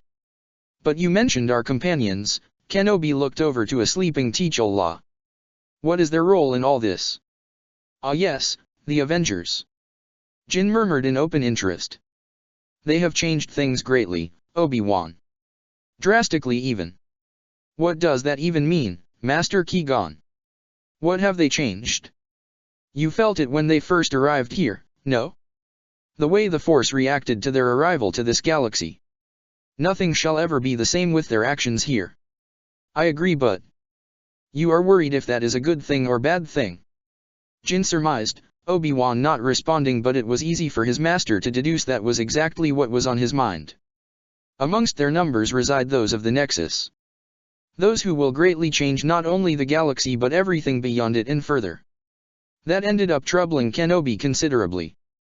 He had been discussing this type of issue with the rest of the council, and yet this bombshell was just dropped on an unprecedented level. How stressful for you, my former Padawan. Qui-Gon's voice was now laced with humor. To train not only one but 2 chosen ones. Well, maybe not a chosen one, but young Peter holds greater importance than you realize. Obi-Wan's head whipped up at his master upon hearing this. What? Kenobi was now worried but also intrigued. What's this about Peter? What's his role in all this? Fret not, Obi-Wan. Qui-Gon reached up, and to the shock of his former apprentice, he felt a solid hand placed upon his shoulder. Just continue your duty as a Jedi above all else, and young Skywalker and Parker will become greater than they already are. I have faith in you, Obi-Wan. It's why I entrusted Anakin to you, and it appears the universe with Peter. Kenobi stared, greatly conflicted by all this, hanging his head for a second. That doesn't exactly fill me with confidence. Obi-Wan was only met with silence when he finally realized the ghost of his former master had disappeared to rejoin with the Force. Scene cut. Tossing and turning in his assigned quarters, Anakin was having a hard time falling asleep. He was relatively used to this sort of thing, given the war and old nightmares. Yet this time was completely different. Can't sleep. Anakin sat up grumpily, looking at Peter leaning on the doorway in his room. Yeah. He muttered, crossing his legs and hanging his head. This whole place is making it impossible. Same here. Spider-Man said, walking into the room with a shake of his head. This place gives me the creeps, yeah no? How can we sleep in a place like this? Lest we foolishly lower our guard. The pair looked back to the front of the room and saw Vision walking in. Have you gotten any word from Obi-Wan, Ahsoka, or T'Challa? Anakin asked the android, seeing him shake his head and stare out the window to his room. Great. Something is blocking our means of communicating with our friends. Vision surmised. Or more likely, someone. The father. Peter guessed. Or perhaps the daughter or her brother, who I may assume with their unique theme be called the son. Vision stated. It is difficult to discern who is our enemy and who isn't. Didn't that green-haired lady say it was her brother who separated us? Parker brought up. That could be what she wants us to think. Skywalker countered. This whole place is really starting to set me off. And that old dude knows something about us. Peter crossed his arms, clearly disgruntled. Stuff that we may not know about ourselves. Well, that alleviates all of my concerns. The Jedi sarcastically said. The third member of their group had fallen silent all the while, still looking out the window, watching the storm rage outside. His mind was a whirl with activity almost to the point that you can almost hear the machine aspects of his head at work. 3. Vision muttered. You say something, Viz? Anakin asked, looking up at the synthetic Avenger. 3 beings. He muttered to himself, apparently not hearing Anakin. 3 that remain, it can't be, can it? Vision. Peter now waved his hand in front of his comrade's face, breaking him out of his thoughts. Yes? Is something wrong? That's what we should be asking you. Anakin remarked. You looked all spaced out there for a moment. Everything all right? Vision didn't respond straight away, instead having his eyes now trailing down the ground. Anakin and Peter looked at each other, a silent questioning gaze exchanged between them both before turning back to Vision, patiently awaiting his response. The Bendu. Vision said, the name confusing his 2 companions.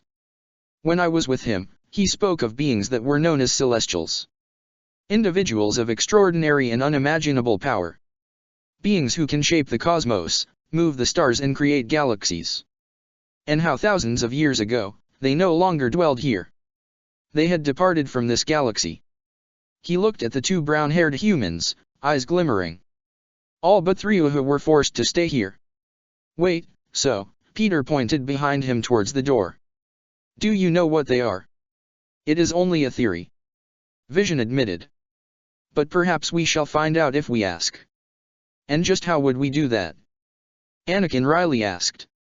Just go up to him and say, hey old man, you wouldn't happen to be part of a super race that could weave the very fabric of the universe by any chance now, would ya? Peter shrugged. We can ask politely. Anakin shook his head, amused by the suggestion, and patted the teen on the shoulder. How about we try to get some shut-eye this time around, huh?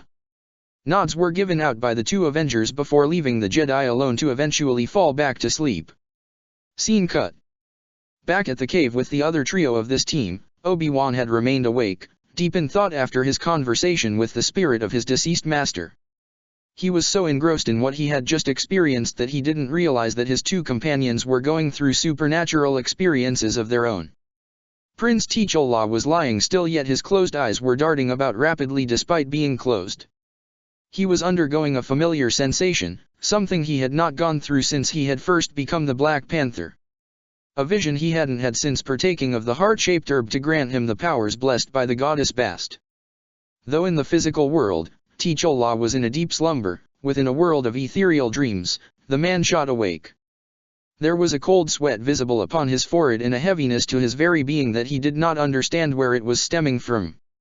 He knew where he was, but instead of just the typical starlit purple sky with the clear wilderness, or at least signs of a gorgeous sunrise/sunset, there was something amiss to it all. The skies above were pitch black with few stars being perceived in the piercing darkness of the skyline.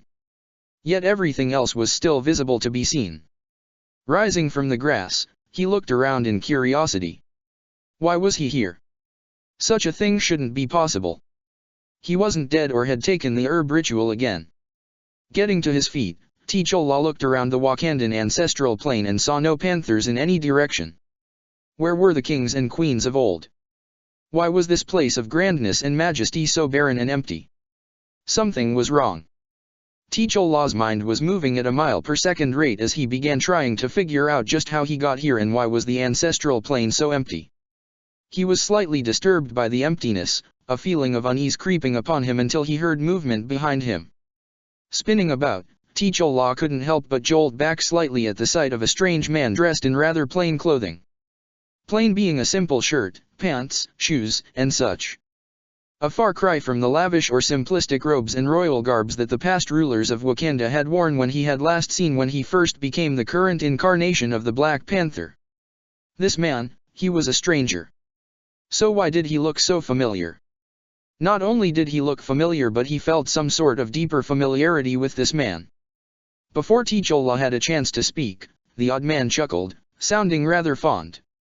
"You look like him," the strange man said with a small smile. "But, maybe a bit more handsome." The man snorted. "Don't tell your father I said that. You must have inherited the better part of your looks from your mother. Your father couldn't quite ever learn to restrain himself from bragging about Raymunda." T'Challa eyed the man warily. He knew of his father and his mother, but he wasn't a king he was familiar with. "Who are you?" the prince finally asked, watching as the man exhaled in a bit of disappointment. "Surprised my brother or your mother never spoke of me," he murmured quietly. "But I suppose they had their reasons." "Brother," T'Challa parried, eyes widening upon now knowing who stood before him. "Uncle? Uncle Enyobu." Ah. The now identified family member had a wide grin for his nephew to see. "They at least had the courtesy of telling you my name, good." T'Challa almost couldn't believe it. His uncle was standing in front of him. Someone that his father almost seldom ever spoke of. Family.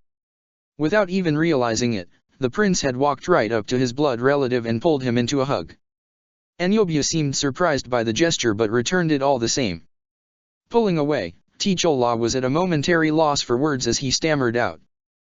How are you here, uncle? Why did I not see you last time?" "Truthfully? You can thank your father for that." "What?" "I shall tell you, for another time." Enyobu turned, beginning to walk away, and T'Challa instinctively followed him. "What do you mean?" "That is not a fair thing to say, uncle, stating something like that and then walking away." Enyobu chuckled, shaking his head with a reminiscent smile in place. "Baba used to do the same to me and my brother when we were children," Enyobu remarked.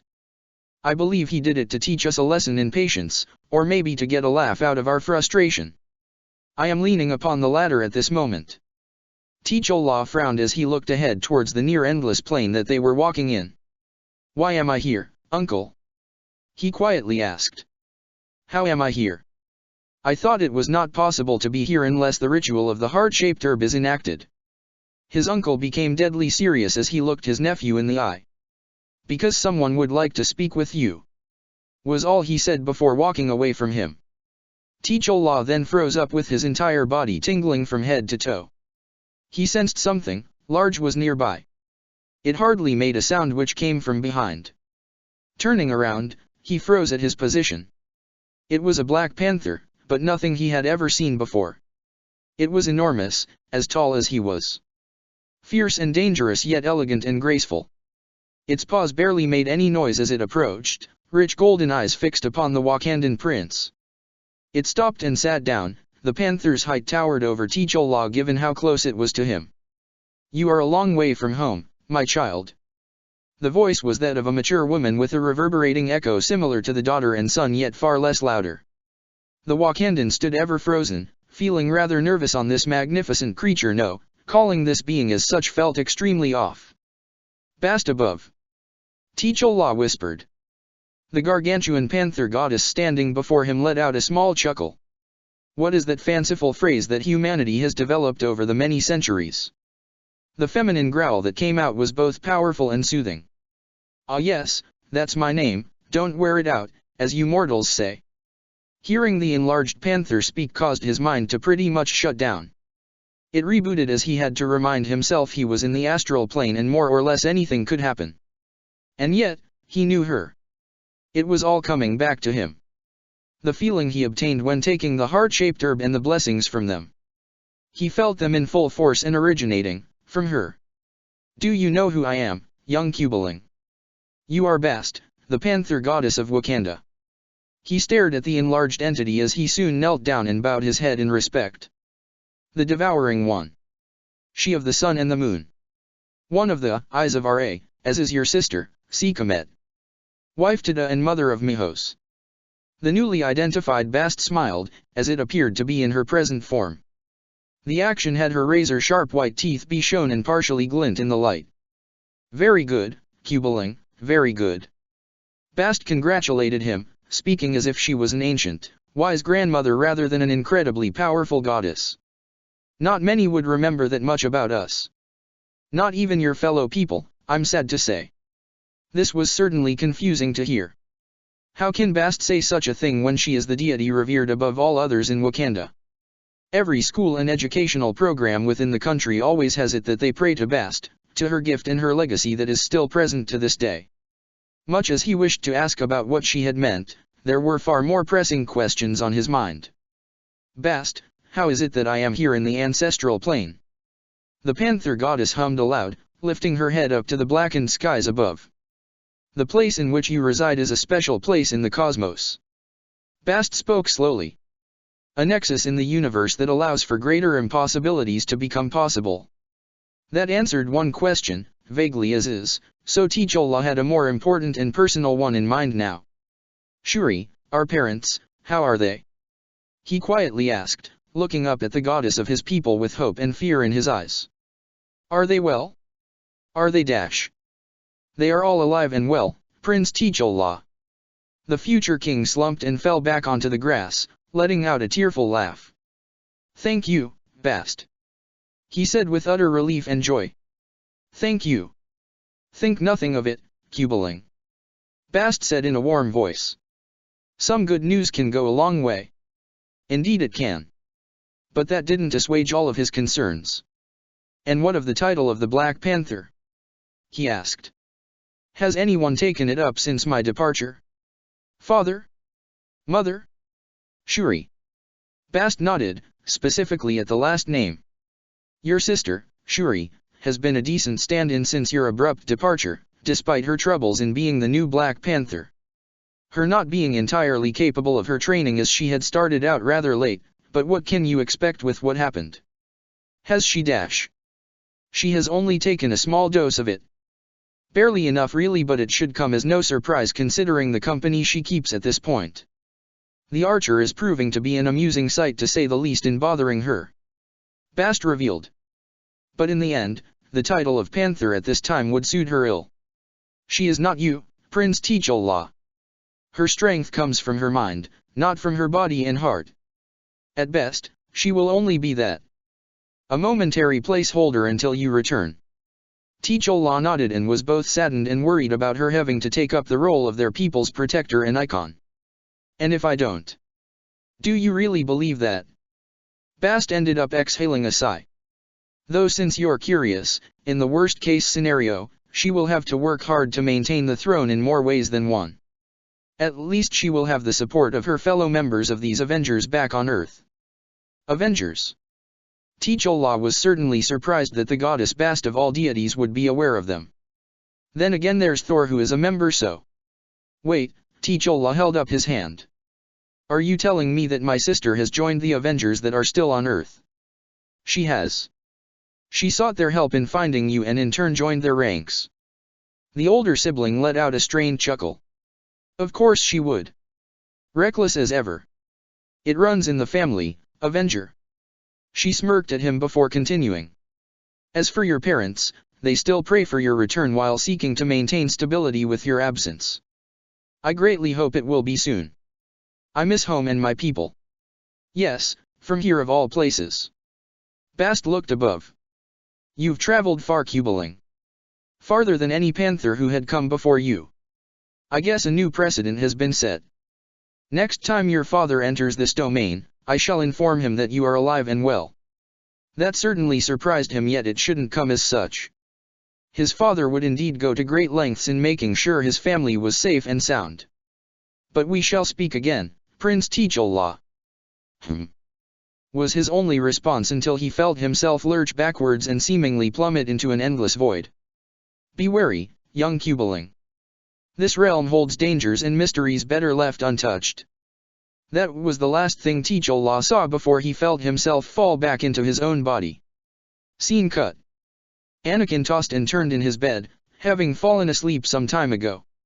his mind being plagued by old nightmares, which didn't help with the roaring thunder being heard from outside of the monastery. "Wake up, my son."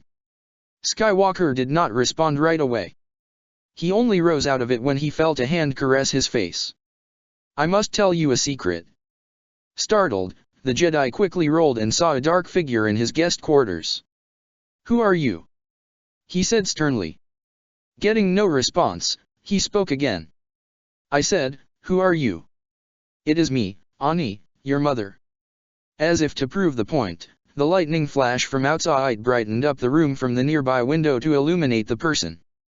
Blue eyes widened in shock and disbelief when they drank in the form of a person their owner hadn't seen since before the Clone Wars. His mother, Shmi Skywalker. Practically leaping from his previous spot, Anakin landing on the far side of the room and was swiftly wary. "What kind of black arts is this?" "You're dead." "Nothing ever really dies, my son," said Shmi as they were circling about each other. "Haven't you realized this in your lessons with the Force?" Anakin said nothing as she continued. "I have a secret to tell you." "Tell me." "Everything you have done, everything you have learned has led you here. Whatever you are, my mother is dead." The pain, the ache in his heart was almost too much to bear. "And you blame yourself," said his mother. "Your Jedi training has served you well, Ani, but you are more than a Jedi." Anakin looked away, causing Shmi to look on in worry. "Tell me, where is your pain, so I might take it away?" "People I have fought alongside with, them being programmed to essentially be our slaves. I unknowingly became a slave master, something which I became horrified to realize. And I was too late to save you. I failed as a Jedi, and I failed you." Shmi reached out and gently cupped her hand on her son's cheek. "How so?" He gently grasped her wrist and pried it away. "I tasted only vengeance when I slaughtered so many to avenge your death. It is time you realized that your guilt does not define you, my son. You define your guilt. The only love I feel in my heart is haunted by what would happen should I let go. Then it is not love. It is a prison. But I have a wife." He revealed to her. "You've met her. She's everything to me. She's not your destiny. But I love her." It was at this point did Anakin feel a massive spike of the Force in the room. "No. She is a poisoner." Anakin backed away from her, realizing this person was not his dead mother, who could have been a Force spirit like what he learned about. No, this was only someone wearing her appearance. Lightning flashes in the bedroom, illuminating Shmi and revealing a monstrous bat-like creature for a brief moment. Another flash later had the appearance change to a tall dark figure with red eyes before going back to his false mother. "Anakin!" Peter and Vision suddenly rushed into his room and the red-eyed monster let out a shrieking roar that made Parker and Skywalker wince and cover their ears. Vision was unperturbed, Mind Stone glowing brilliantly before he fired a beam at the monstrosity. Wings blocked the beam and a flash of light blinded the trio until it subsided a second later. The trio saw the entity that was imitating Anakin's mother was gone. There was a beat of silence within the room and Peter opened his mouth to ask just what that was until the Jedi collapsed onto his hands and knees and began weeping. The two Avengers were surprised by this sudden action, with this being rather uncharacteristic of not only a Jedi but Anakin of all people. They had never seen the knight in such a state. "Anakin!" Peter was kneeling down next to the distraught Jedi who was on all fours, his head hung low as he choked out a sob. "What kind of a monster am I?" Anakin shuddered out. "How can I call myself a Jedi after what I did?" Tears now freely streamed down his face, the young man pounding his fist on the floor. "Why couldn't I save her?" Skywalker sobbed. "Why wasn't I there for her? I had the power to do so but I couldn't. I didn't make it in time." Anakin kept on talking until he couldn't speak anymore, devolving into quiet sobbing of pure anguish and distress. Peter and Vision were silent all the while, simply allowing Anakin this moment to just let out his emotions that appeared to have been repressed from their guess. The way he was sobbing and weeping whilst berating himself was a rather telling indicator of their assumption as he kept going on about his failure as a Jedi and as a son. Something that resonated with the wall crawler, the teen's shoulders sagging slightly. He had seen this before. He had felt this before. And right now, Anakin needed to know he wasn't alone. My Uncle Ben was killed. Peter's voice was barely above a whisper, yet Anakin heard it all the same, his body freezing up for a second. Vision silently looked at the teen as well, watching as his shoulders slumped down even more if that was possible. It was my fault, Parker murmured, downtrodden now as he remembered that day so vividly. I was just acting selfish, no? Getting all this power suddenly, hoping to make a quick buck, not be the loser anymore. But the night Ben died, we talked about how things were changing for me. How I needed to be careful in what kind of man I was gonna become. Anakin had lifted his head up now, looking directly at the somber and now teary-eyed Avenger. I didn't listen, of course. Parker went on, tone tinged with pure self-loathing. All I cared about was that match that was gonna get me a few $1,000 in order to get something for myself. But I barely got anything out of it. Just a few hundred in a snide comment. The teen's eyes now held a faraway look as if he wasn't presently here but reliving the memory as he continued speaking. And then I saw him. His voice came out in a slight croak. Running down the hallway with all the money I selfishly thought belonged to me. Stole it from the promoter, and what did I do when he got near me? Could have tripped him up, stopped in his tracks with my pinky. But no. Like a rotten brat, I let him run right by me. Wasn't my problem. That's what I said to the guy who got his money stolen. Now Peter had several tears silently fall down his cheeks. When I got to where Uncle Ben was supposed to pick me up, I saw a crowd. Parker's voice shuddered, but he kept talking. And in the middle of the crowd was my uncle with a hole in his chest and blood pouring out of it. His eyes shut tightly now, using his sleeve to wipe the tears away only for them to be replaced a second later.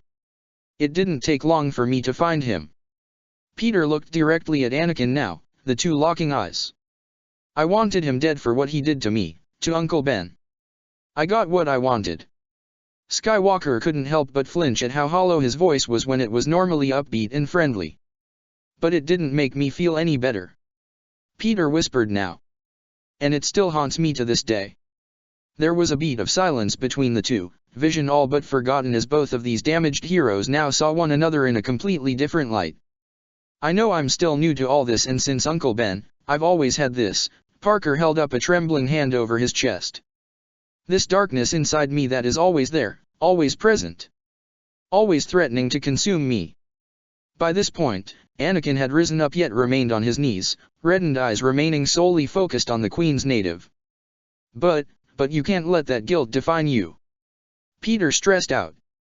Letting it drown you over and over again and turning you into something you don't want to be. Letting it tarnish the memory of who your loved one once thought of you. His focus was back at the Jedi. But I know that's not what Uncle Ben would want me to become. That's not the man he saw me as. Or believed I can be. Peter snorted, shaking his head. At the risk of sounding like a broken record, I told this to Viz, Ahsoka and Barriss not too long ago, but with great power comes great responsibility. Anakin blinked, ignoring the slight stinging he still had in his eyes. What's that supposed to mean? My uncle used to say that to me. Anakin was unable to help himself. What, like before breakfast or something? That sounds like something a Jedi Master would say. Parker chortled at the comparison. Ahsoka said something similar. But yeah, he used to tell me that even before I got bit by that spider. I heard him say it so often, but I never could wrap my head around what that could possibly have meant until he died. Spider-Man shook his head, the internal guilt clear as day to see. I didn't know what that meant until some idiot with the gun that I could and should have stopped ran by me. There was a slight tremble in Peter's form as he said that. Ever since that day, I've been trying to live a life that resembles what those words mean. And I can tell you they mean everything. I can also tell you this. You can live every day of your life trying to think of something more profound or more on the nose, but for us, for the people like us, who suddenly find themselves looking out at a cray world and not knowing what the hell we're supposed to be doing in it. I can tell you that just remembering that with great power comes great responsibility, can completely define you. Peter patted Anakin's back, offering him an understanding and kind smile. I know that my Uncle Ben and your mom wouldn't want us to hate ourselves for our own failures. They would want us to keep going and make sure that we did as much as we could before we bit the dust ourselves. Anakin was silent as he couldn't quite explain the emotions he was going through right now as he was still trying to process everything Peter had just said. Someone younger than he was, the same age as Ahsoka, offering wisdom far greater than that of most Jedi Masters. It was almost comical as it was unfair, also comical. It was then at this time did Vision finally speak up. "It can't always be sorrow, can it?" Vision soon explained, the two brunettes looking up at him now. "For a while I have been alone, yet I found some forms of comfort since I became who I am today. I never experienced loss, as I never had a loved one to lose, yet I do fear the possibility after all this time with the bonds I have made. But if I do lose someone, or I hate to say this, when I do lose someone, I will feel grief, will I not? Yet in that light, what is grief, if not love persevering?" Anakin's eyes widened slightly when he felt a great weight being lifted off his shoulders. He didn't understand, but there was a feeling of contentment, brief as it was, that the Jedi Knight was experiencing. Following that, there was a new sense of determination washing over Skywalker. Rising to his feet, he made his way out of the guest room. "Where are you going?" Peter asked. "Getting some answers from our host." Scene cut. Back in the cave, Ahsoka was tossing and turning in her sleep. She was feeling troubled and no amount of effort could really put her to rest at the present time. "Are you happy?"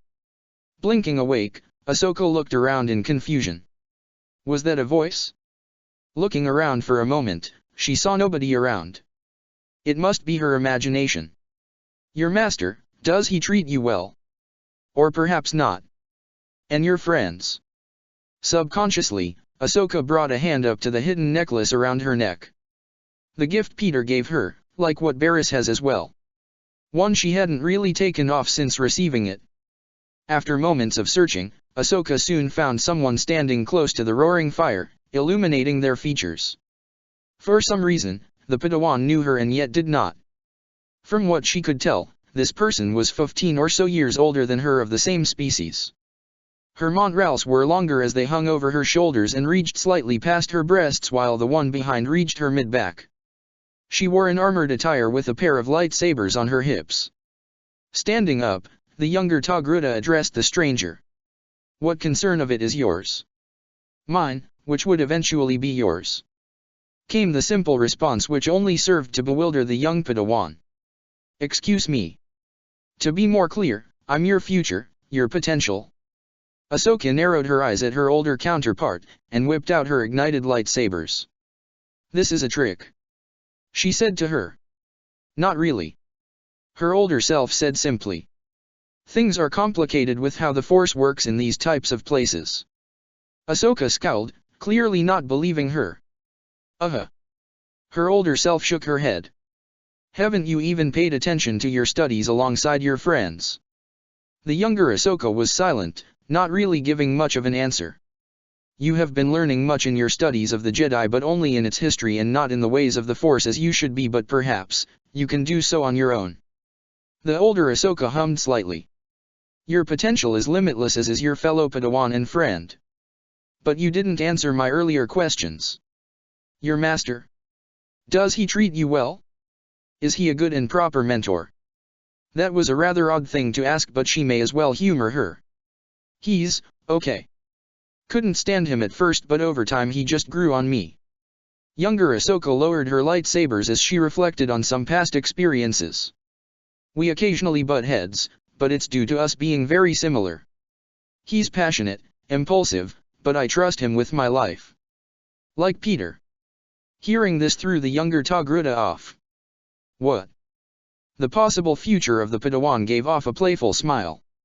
"At least you have Barriss to balance you out." This only served to further throw the Padawan off, feeling a heat rising from her chest. "What are you even talking about right now?" Her question appeared to have gone unnoticed. "If you think about it more, Barriss and Peter complement you very well. Giving you an anchor to keep you a bit more grounded, given they're at your same age range, making you feel more relatable with them than anyone else. Spending more time with them than you could have realized." All these words were really starting to fluster the younger Ahsoka, who couldn't quite form a counter to what her supposed older self was saying. "And yet because of them, you've begun questioning a number of aspects about your life." The older Jedi murmured. Conflicted feelings, those of which you had never been trained to deal with, are beginning to grow within you. You are facing quite the number of contradictions, many of which you share with Barriss. Younger Ahsoka stuttered. What are you talking dash? Her older counterpart interrupted her with a warm, happy smile. Search your feelings. You know them to be true. And no. But I am not dash. If you keep denying them, the more hurt you will suffer in the end. The smile soon shifted to a frown. But be warned, you must keep those you care about close, for they will be all you have for what dangers you will face. A darkness is coming, one that threatens all whom you hold dear. It would be only then will the older Ahsoka Tano vanish, causing the Padawan to wake up with a startled gasp. Are you all right, Ahsoka? The Padawan looked up to see Obi-Wan standing over her, and beside her was T'Challa on one knee. You woke up in a rather dramatic fashion. Kenobi pointed out. You had a dream, no? T'Challa surmised, seeing Ahsoka's gaze trail down. She was silent for a few seconds until answering the two older gentlemen. I had a vision, said Ahsoka. I think the others are in trouble. Likely they are, Obi-Wan remarked. This entire planet is proving to be a greater danger. On that much we... T'Challa paused in his sentence as he momentarily looked at Obi-Wan until he focused entirely on him. Obi-Wan blinked at the attention. Is everything all right, T'Challa? He slowly asked, a bit off-put by the inexplicably intense gaze Panther had directed towards him. After a few more seconds, he cleared his throat and shook his head. It's nothing. We must go now. Scene cut. Where the father meditated with his eyes closed, the sound of an igniting lightsaber was heard before it was aimed directly at his face. Cannot sleep, said the father. To strike an unarmed man is hardly the Jedi way. Kinda hard not to do this after what I saw in my room. Skywalker then gave out an accusation. You're a Sith Lord, aren't you? You have a very simple view of the universe. I am neither Sith nor Jedi. Silvery blue eyes opened as they soon bore into Anakin's very being as he saw Vision and Peter behind the Jedi. I am much more, and so are you and your companions. Look, we already saw the freaky bat monster freak in Anakin's room. Peter spoke up, shooting the man a distrustful glare.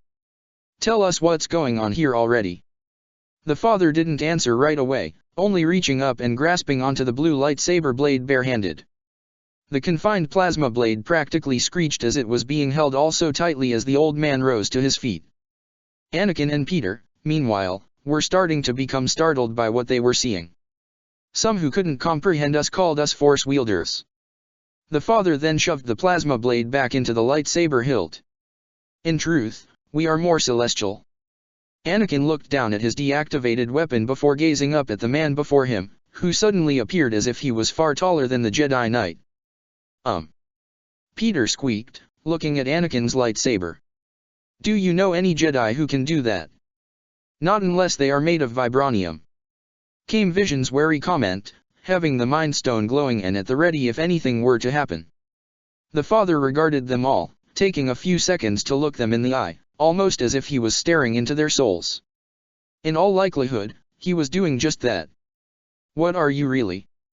Anakin questioned. The Jedi never spoke of you. Few still know of our existence. Like the Bendu. The father paused, eyes widening momentarily before they saw him smile reminiscently. Bendu? My old friend lives. The father chuckled. I should have realized it sooner. You were in his presence, weren't you? No, you were his student. Vision inhaled sharply, narrowing his eyes at the being before them. You are one of them, aren't you? Vision shook his head slightly. No, you're what's left behind. You are the three Bendu spoke of. The Celestials. Ah, so he has mentioned us. Father nodded his head. Though it should come as no surprise with you at least. The stone that you bear in your head. The knowledge that you possess yet haven't even begun to access. Hey, not to be that guy, but what the hell was that back there in Ani's room? Peter spoke up, ignoring the small twitch of Anakin's brow at that nickname. There was someone in there, who looked like his mother, but it wasn't her. It was something else. Ah. The father then stroked his beard. My son, I suspect. We can take many forms, you see. The shapes we embody are merely a reflection of the life force around us. For our true appearances are hard for others to comprehend. And what would they be exactly? In terms of size, any normal planet is dwarfed by our own full presence. So you guys can turn big. Peter remarked. What, like Scott? I do not know who you speak of, but big is an understatement. All right, enough with the riddles and games, old man. Anakin groused out. What is this place, what's going on here, and why did you bring us here? What makes you assume we had anything to do with your arrival here? It is a rather easy assumption to make given your clear interest in Anakin and us. Vision said in a rather dry tone. The father hummed once more, lip twitching upwards. We have been silently studying, watching from afar as the great shift in the galaxy has been felt by all who are tapped into our power. Our power. Anakin's confusion was evident. Is it not the Force? It is and it isn't. My children and I can manipulate the Force like no other. We harness its truest form, its true potential. Said the father, speaking of the son and the daughter. And yet you assume there is merely just the Force. But there are more powers out there than you'd never believe possible. The father focused towards the Mind Stone on Vision's forehead. Take the Infinity Stones for example. The father stepped forward to the android Avenger, eyeing both the being and the stone that is a part of him. An ingot that was there when it all began. The father spoke in a more reserved manner now. When there was nothing but primordial energy before what you would call it to be the Force. The power cosmic as it is called. A power that can shape the fabric of the universe itself. And each stone focuses on a single element of the ever-expanding cosmos we presently reside. All six together would truly manipulate things which us Celestials could ever really dream of or perhaps barely reach. That sounds very interesting and all, but what does that have to do with us being here?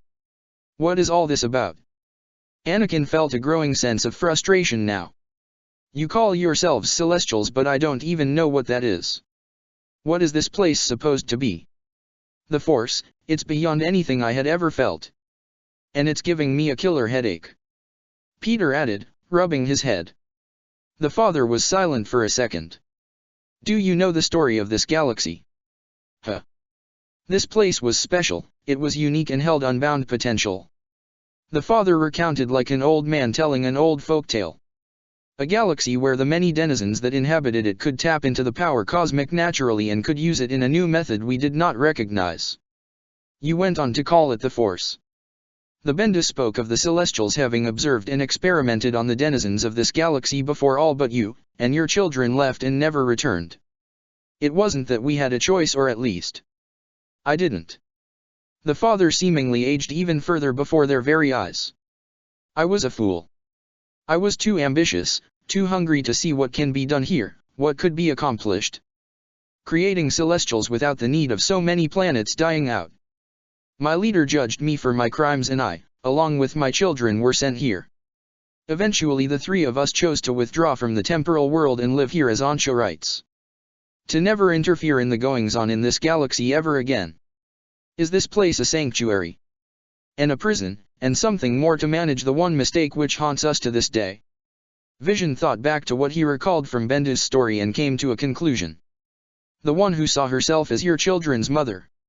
Father exhaled haggardly, a forlorn and remorseful expression being seen by them. Yes, her, the queen of the stars, my queen. The father's eyes closed, head bowing down low. You cannot imagine what pain it is to have such love for your children and others, realizing that they could tear the very fabric of our universe if left unchecked. That doesn't fill us with a lot of warm feelings, you know. Peter couldn't help but quip.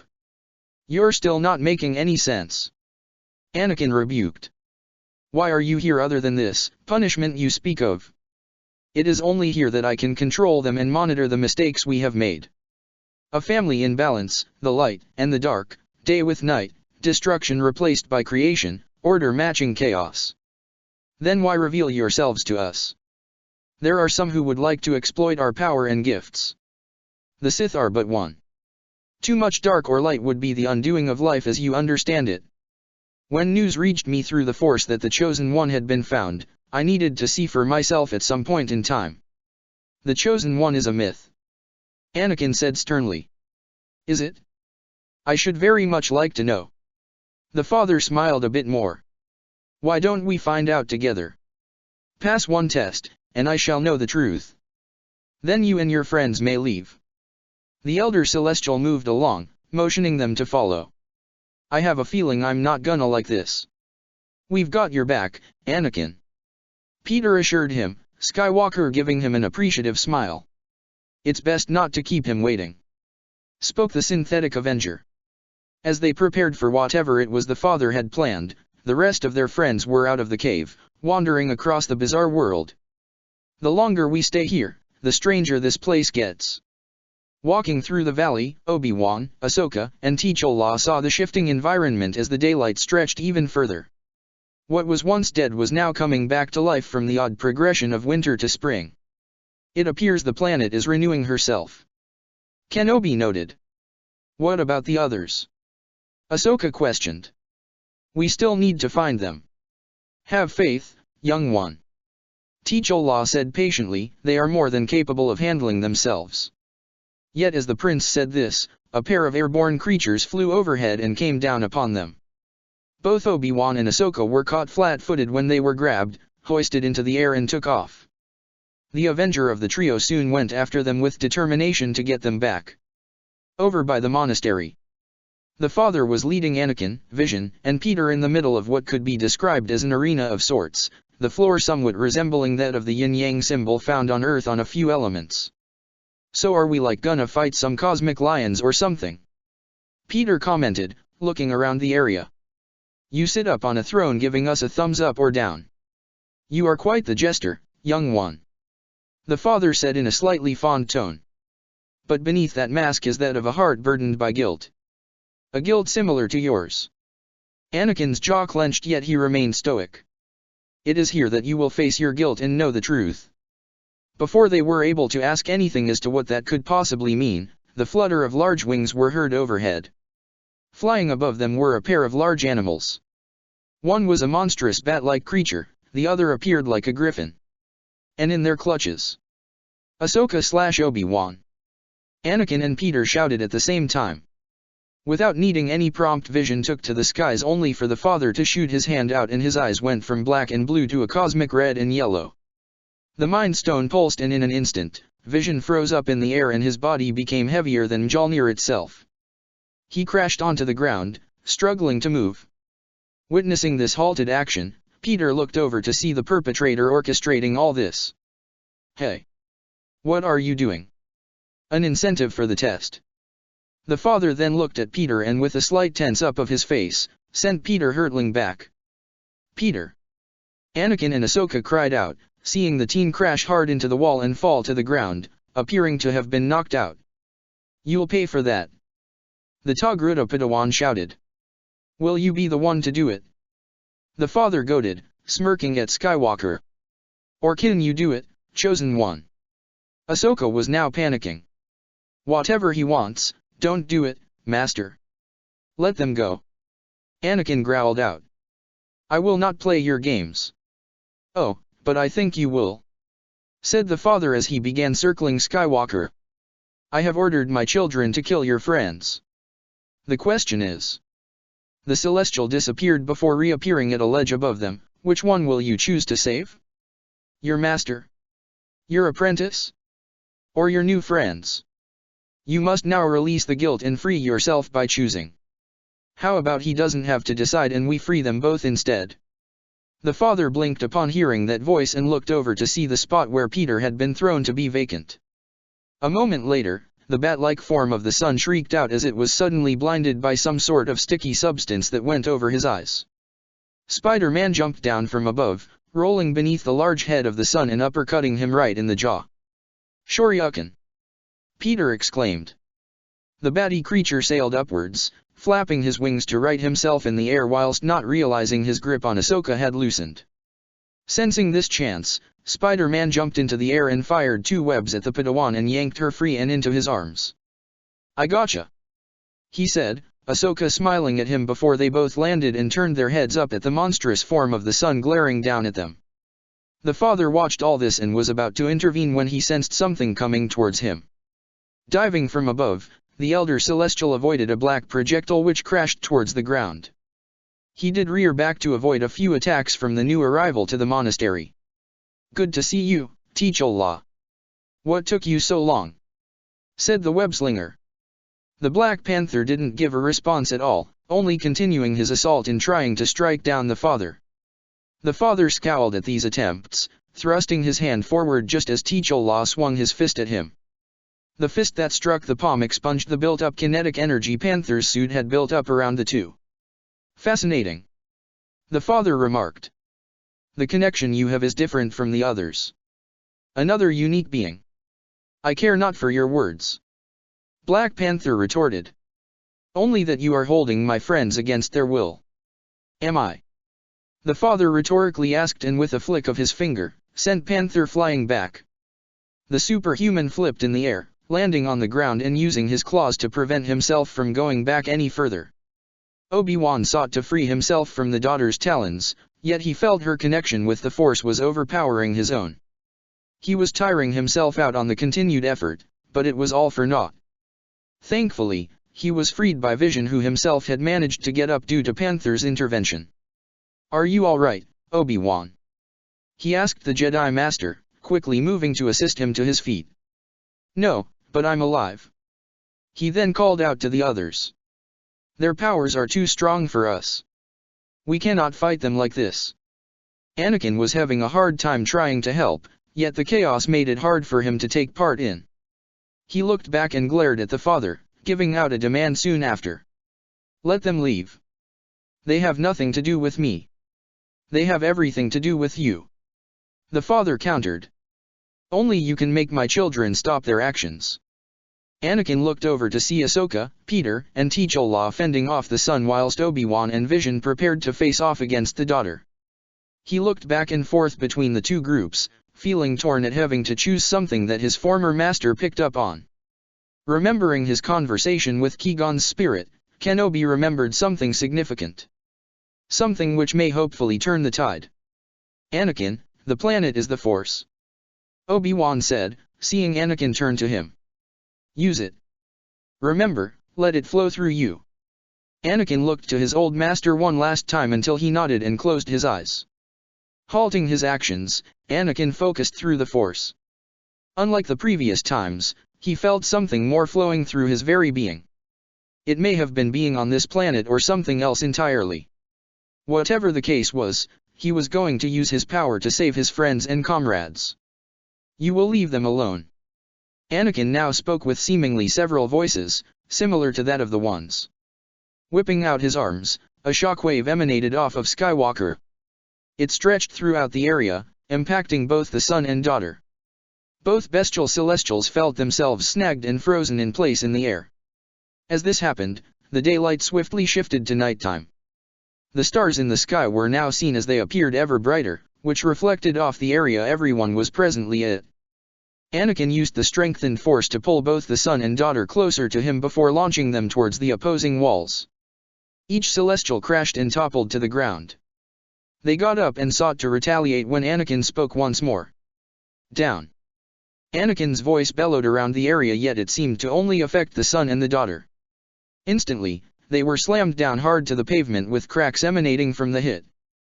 The father's children struggled to get back up, and yet, "On your knees." The son and daughter were soon forced to submission as they reverted back to their humanoid forms instead of their bestial ones. "Whoa!" Peter whispered, eyes wide at the display of power Anakin just displayed, his amazement shared with Ahsoka. The rest of the adults were on guard for anything that may occur as they watched Anakin completely dominate the two whilst the father appeared to beam at the sight. Everything eventually came to a close as the starry night swiftly went back to the daylight hours. "And now you see who you truly are," said the father, appearing behind Skywalker.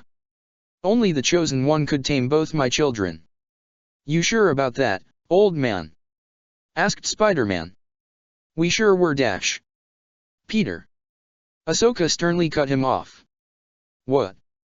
You know we could have taken them." Anakin, all the while, was glaring heatedly at the father. I have taken your test. Now fulfill your promise and let us go. Ah, but first, you must understand the truth. The elder Celestial then gazed towards the others. Now, leave us. I'm sorry, what? Spider-Man walked forward. How can we trust Anakin with you after that bullcrap test you just pulled on us? I will not harm or test him any further. That's not exactly reassuring. Obi-Wan couldn't help but snark out. You haven't given us a reason to trust anything you say. Panther tacked on. Before the father could get another word in. Guys. Anakin said in a sharp tone. I got this. I'll listen to whatever nonsense he has to say, then we're leaving. The father scoffed. Nonsense, he says. Ahsoka leaned close and spoke low enough for her Jedi Master to hear her. Do not trust him. You think? Anakin said back to her. I said, leave us. We're going, old man, sheesh. Peter blurted out. Grumpy much. Ahsoka smirked alongside a few others in response. The two Jedi and the Avengers soon left with the Celestial siblings following suit. One was more willing while the other was rather annoyed. Once the others were far away, the father finally spoke. Do you feel your destiny? You must see it now. I don't. I am reaching the end of my lifespan and you must replace me. Replace you? Anakin said in utter surprise. I can't stay here. There's so much going on with the rest of the galaxy that I dash. But this is yours. It has been foretold. The chosen one will remain to keep my children in balance and safeguard the dash. I'm sorry, but I cannot. I cannot force you to do this. The choice must be yours.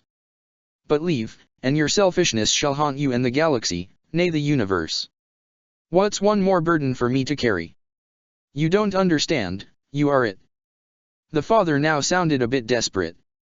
You are the culmination, the answer that I have been searching for the entirety of my existence. You are proof that what I have come here to do can succeed. The creation of life and death without the need of extinction. Can you not see it? Anakin could yet could not. He did not know just what it was the father wanted from him. It wasn't just to keep his children under control. There was an ulterior motive that he wasn't telling him. And for that, he could not trust him. Even if what you say is true, the responsibility for me is too much for me to bear. I wouldn't be ready to even take on such a task. Especially now with the galaxy being in the state as it is. Anakin firmly stated without any waver in his resolve. My duty is to be out there on the front lines, not in some prison you reaped for yourself and for me to take your place. The father's expression fell upon hearing this and wordlessly turned away from the Jedi. Anakin took that as his cue to leave.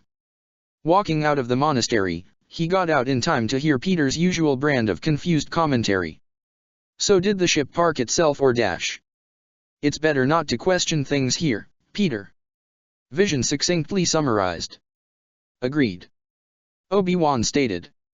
Let us be grateful that it is back with us. Walking down the steps, his footsteps alerted the others to his presence. Master/Anakin.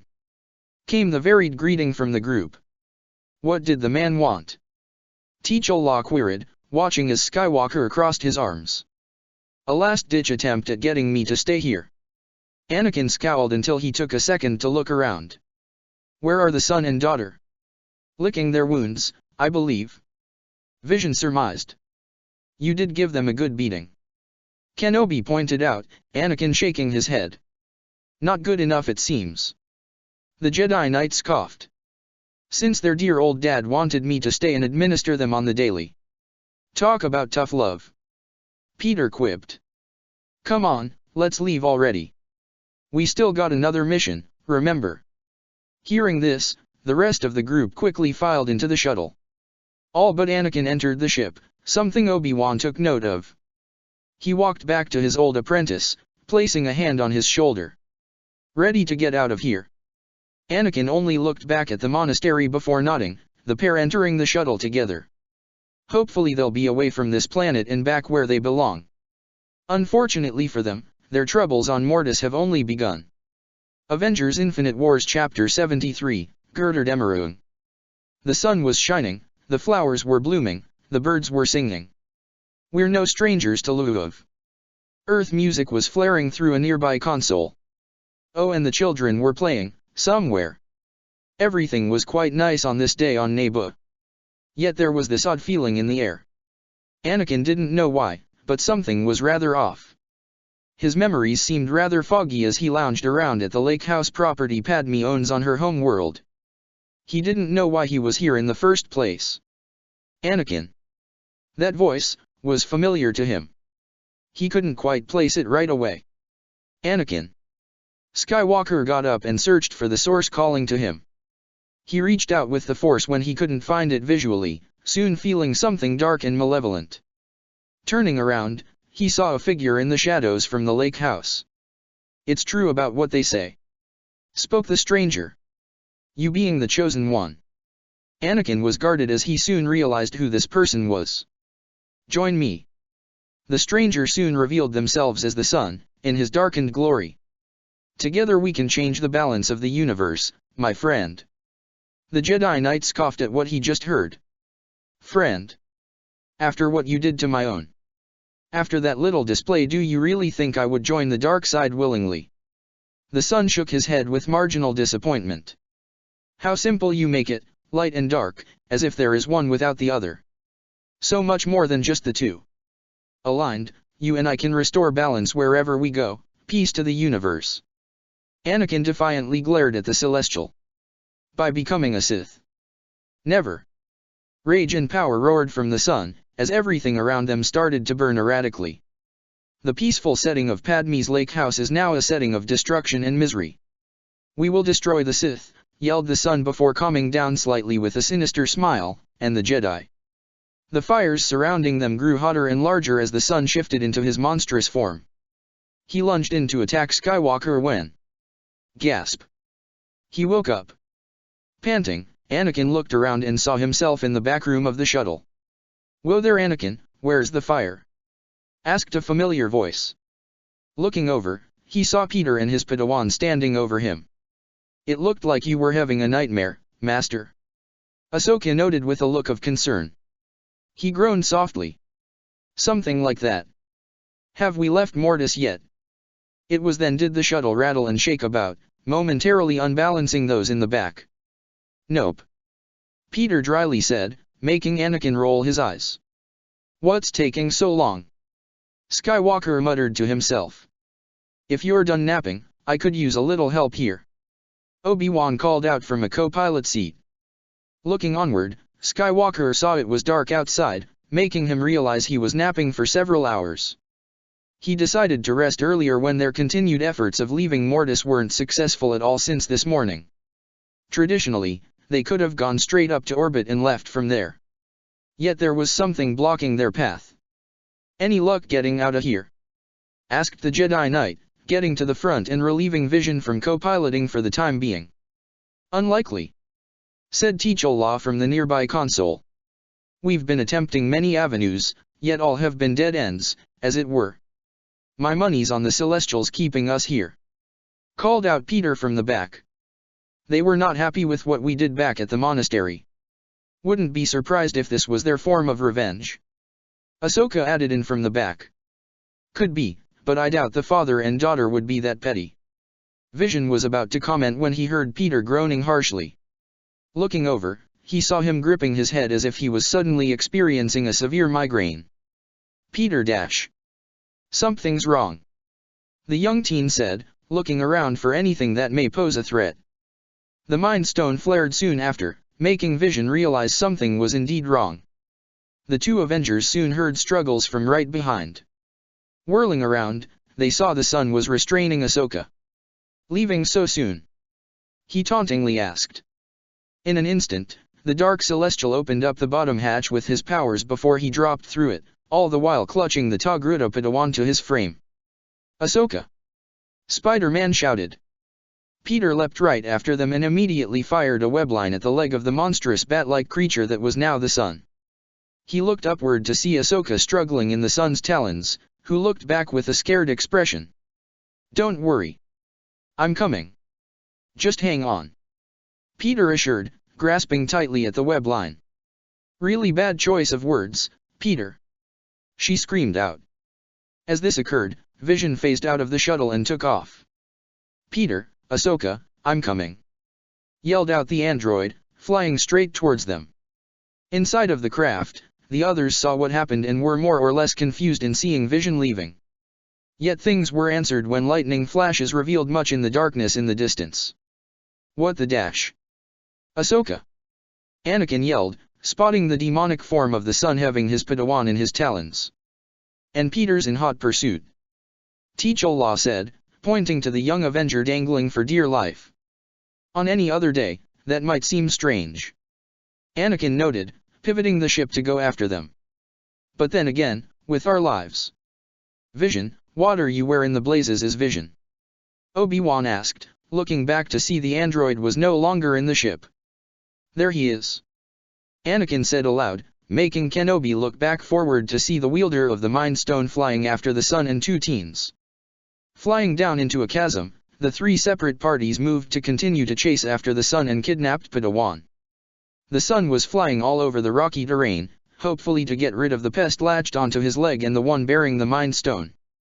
Swinging around with a lot of effort to finally get rid of them, but they were very persistent.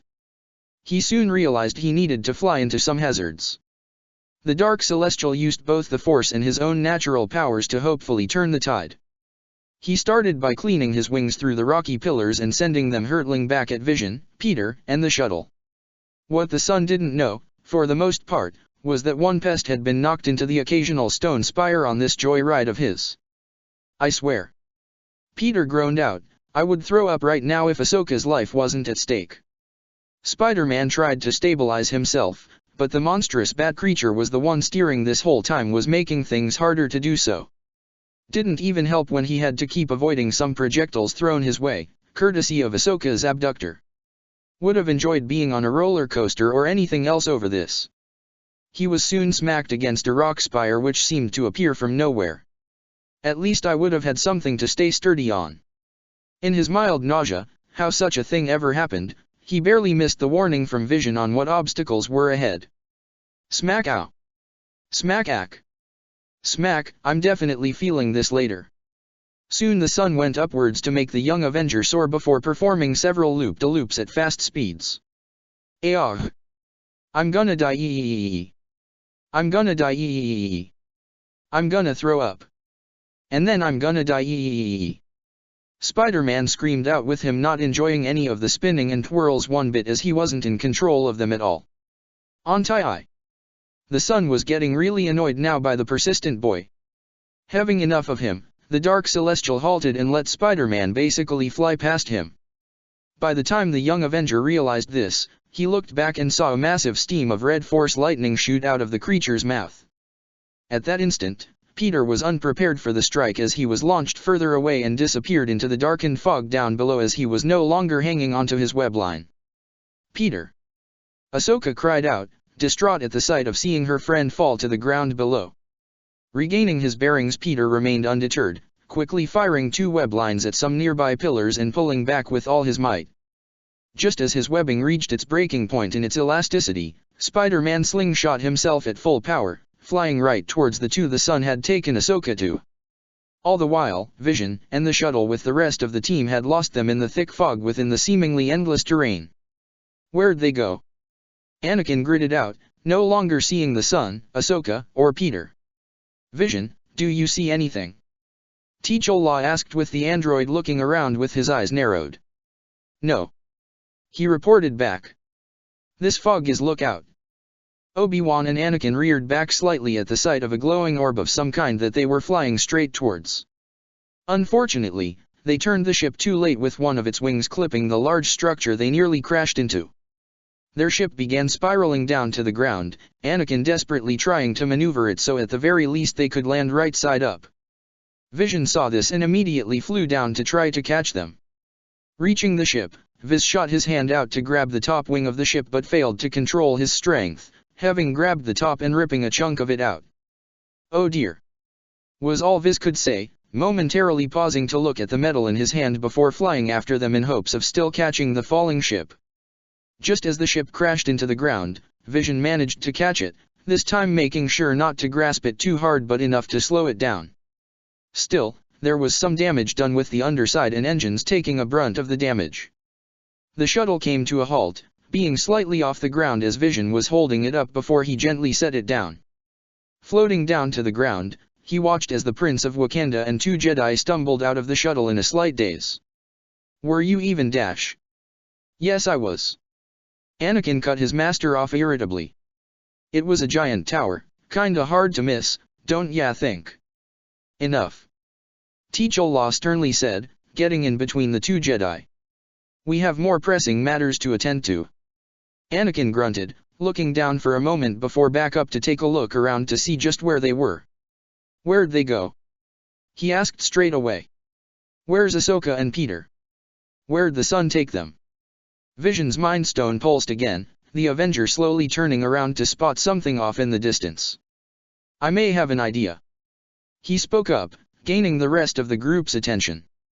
All 4 men looked ahead now at a large tower not far from where they stood with the green orb that they had nearly crashed into situated atop the structure. "I take it that must be the sun's domain," Kenobi mused, crossing his arms whilst keeping a wary eye to their surroundings. He felt an uncomfortable air about this place that was setting him on edge slightly. "What are we waiting for?" Anakin rhetorically asked, taking a step forward only for his former master to quickly move to stand in his way. "Wait a moment, Anakin," he said, placing a hand on his shoulder. "Let's not be hasty and just rush right in." "How can you say that, Obi-Wan?" Skywalker said with a scoff. "Ahsoka's been taken captive and Peter went after her by himself. We can't just leave the 2. "I understand that, Anakin, I do," Kenobi said placatingly. "But we must think for a moment as to why. This was no accident. The sun brought us here for a reason. We must exercise caution. Any action we do here can bring about dramatic repercussions to the galaxy and possibly the universe at large." "I don't care about that," Anakin retorted. "I'm not just gonna leave the 2 of them to let the sun do whatever he wants." "But Obi-Wan is right," T'Challa spoke up. "If this is the sun's domain, we'd be playing right into his hands. We have to move carefully through here if we are to save them. Rushing into something we don't understand is dangerous," the Jedi Master added. "If we are to do this, at the very least we should confer with the Father. He told us that it was he that controlled his children. And that Anakin was meant to replace him." Vision tacked on, seeing Skywalker scoff dismissively. "As if I'd do that," the blue-eyed Jedi firmly stated. "We are wasting time, however," T'Challa declared. "Since there are 4 of us, we'll split up. Anakin and I will move to see if we can get Ahsoka and Peter out of there ourselves. Obi-Wan, Vision, go speak with the Father. Even if this is the sun's domain, this world must be his entirely. Perhaps the daughter can help us as well." "Why not bring Vision along?" Anakin questioned. "Wouldn't he be more useful with his extra firepower and all?" The prince simply shook his head in response. The Father was able to immobilize him via the Mind Stone. Who's to say that the sun is incapable of doing the same? And that's not even suggesting that the sun may try to take the Mind Stone. Do we really want to go about risking such a matter without having the father and daughter by our side? The others didn't respond to his queries, but they knew Panther's words held a great amount of weight and truth to them. "Then it has been decided," Vision said. "Obi-Wan and I will speak with the Father while you 2 see if you can get Ahsoka and Peter out of there." Anakin and T'Challa nodded, with the former seeing his old master having crossed his arms with a deep frown marring his face. "What is it?" he asked, the 2 Avengers looking at him then at Kenobi. He didn't respond at first until letting out a disgruntled sigh. "I don't like this," Obi-Wan freely admitted. "We're playing right into his hands. This is exactly what he wants in dividing us. This place is strong in the dark side of the Force. I know you've felt it, Anakin. I know, but this is my fault that we're in this mess," Anakin frustratedly said.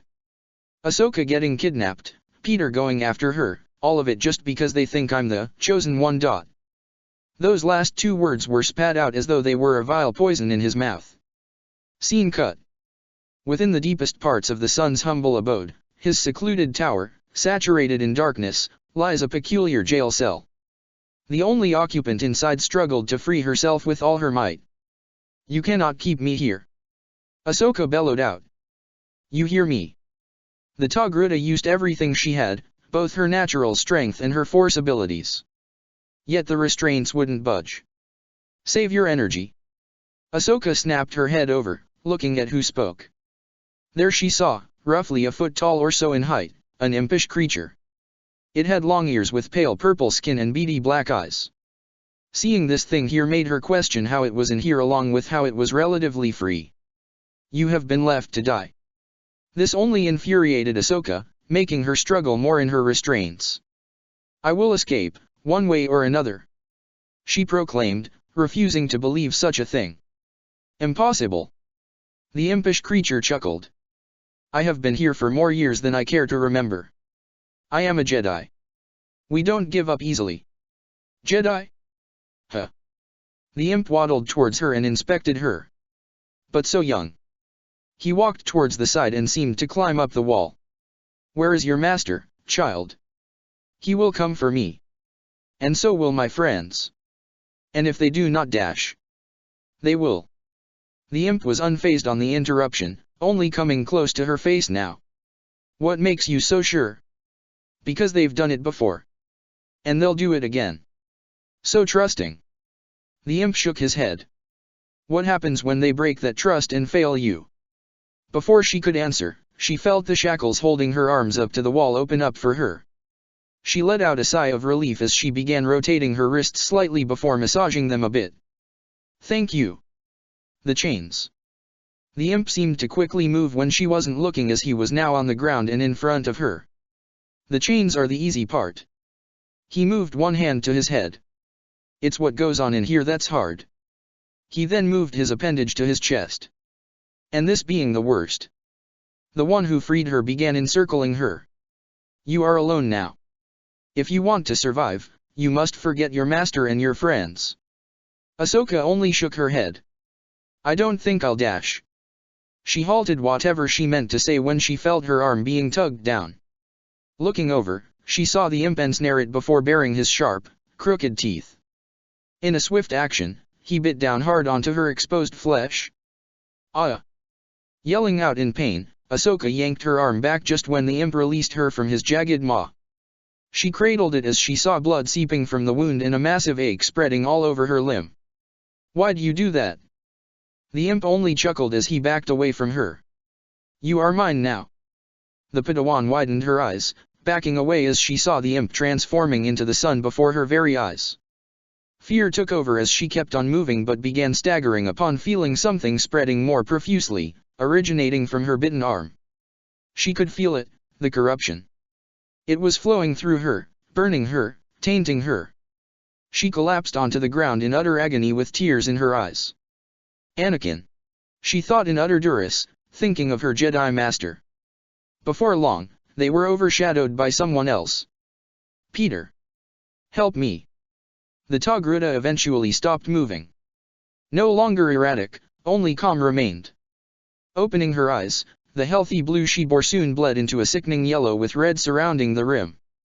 Elsewhere in the sun's tower, Peter felt a number of things. For one, his body ached all over from him crashing and colliding into a number of hazards earlier. After the failed attempt of saving his friend, Spider-Man was sore all over when the adrenaline eventually wore off. Yet he was fighting through the pain so he can continue his pursuit of rescuing Ahsoka. Second was him feeling his senses flare. It was as if he was going to be in immediate danger at any possible second, just for him stepping foot into this place and not leaving. Walking through the tower, Peter looked around as he occasionally held part of his body. After all the mess so far since earlier, his body was more or less thrashed. His suit was torn up at every other place, especially a lightning blast scorch mark on his chest, courtesy of the sun. He didn't know if he could get in touch with the others as his suit's systems were perhaps fried by that force attack. Not even Karen, who could either be fully disconnected from her or the copy inside the suit is no longer here. At least he has a backup of her back on Coruscant in case of anything. During his exploration, he checked every nook and cranny he could get into in hopes of finding Ahsoka. This whole place felt unusually elaborate, though Peter could hazard a guess as it being intentionally designed this way. Eventually he came across something that was peculiar. Suspended between 4 overarching pillars was a black orb within a gyroscope. It aimlessly bobbed up and down, and if Peter was seeing it right from the lighting, it was spinning as well. He wouldn't have really minded and went elsewhere, but felt an odd pull towards it. Peter stared at the strange black glob, and from the slight circular upper shape it had formed, it seemed like it was staring right back at him. It seemed to be intently observing him until it shuddered slightly, and from the glob came white eyes. No. Lenses. This thing was imitating the lenses on his mask. But, how? Spidey didn't know why, but his scientific curiosity got the better of him as he got the odd black orb out of the gyroscope-like device. A mixture of timing, webbing, and a quick yank had it out of there. Peter had the object rested on his hand and began inspecting it before realizing something. The orb wasn't solid at all, but condensed material. An instant later it seemed to fall apart, melt even. But instead of falling off his palm, it seemed to cling onto it and spread. Whoa! What the heck is this? He cried out, seeing the material rapidly spreading up his arm and going to the rest of his body. He then began trying to pry it off, but to no avail. Get off! Get off! I should have left this thing alone. The black material ignored Spider-Man's pleas, only encompassing all of the young Avenger from head to toe. It soon sunk into the suit the Earther wore and seemed to adapt with it, in a sense. Not truly melding with it, but becoming another layer. Working its way around through the tears and openings presented onto it, the black substance did what it could to meld with the teenager. Said person ended up blacking out and collapsing a split second later. He lay there for what was only a few seconds until he jolted back into the waking world. Coming out of his unconscious state, Spider-Man groggily got up and did his best to stabilize himself. What was that just now? He internally asked, freezing slightly from the extremely weird shifting of his suit. Why do I feel all slimy? He commented in confusion before holding his head. And I feel something, like something is poking in my head. Peter muttered out. He looked around and pondered to himself with a shake of his head. Must be this place. It's really getting on my nerves. Walking away from his spot, several thoughts roamed through his head. What happened to him? What was that black stuff, and was it all in his head because of this tower? And the most prevalent of them all were still Ahsoka's present whereabouts. As he continued his exploration, Peter halted in his tracks when he saw something strange. Looking over, he saw his reflection, yet it oddly wasn't. Reason being was that it was him, in a different outfit. What was once a torn-up and battered primarily red and blue suit was now an encompassing black. The only white present on the suit were his lenses, the spider emblem on his chest and back along with the web designs. Peter would have been more weirded out at first, as he thought it was all in his head. But then it came at full force when he looked down and saw it was legitimately real. What the hell? Peter exclaimed, running his hands all over his face then the rest of his body.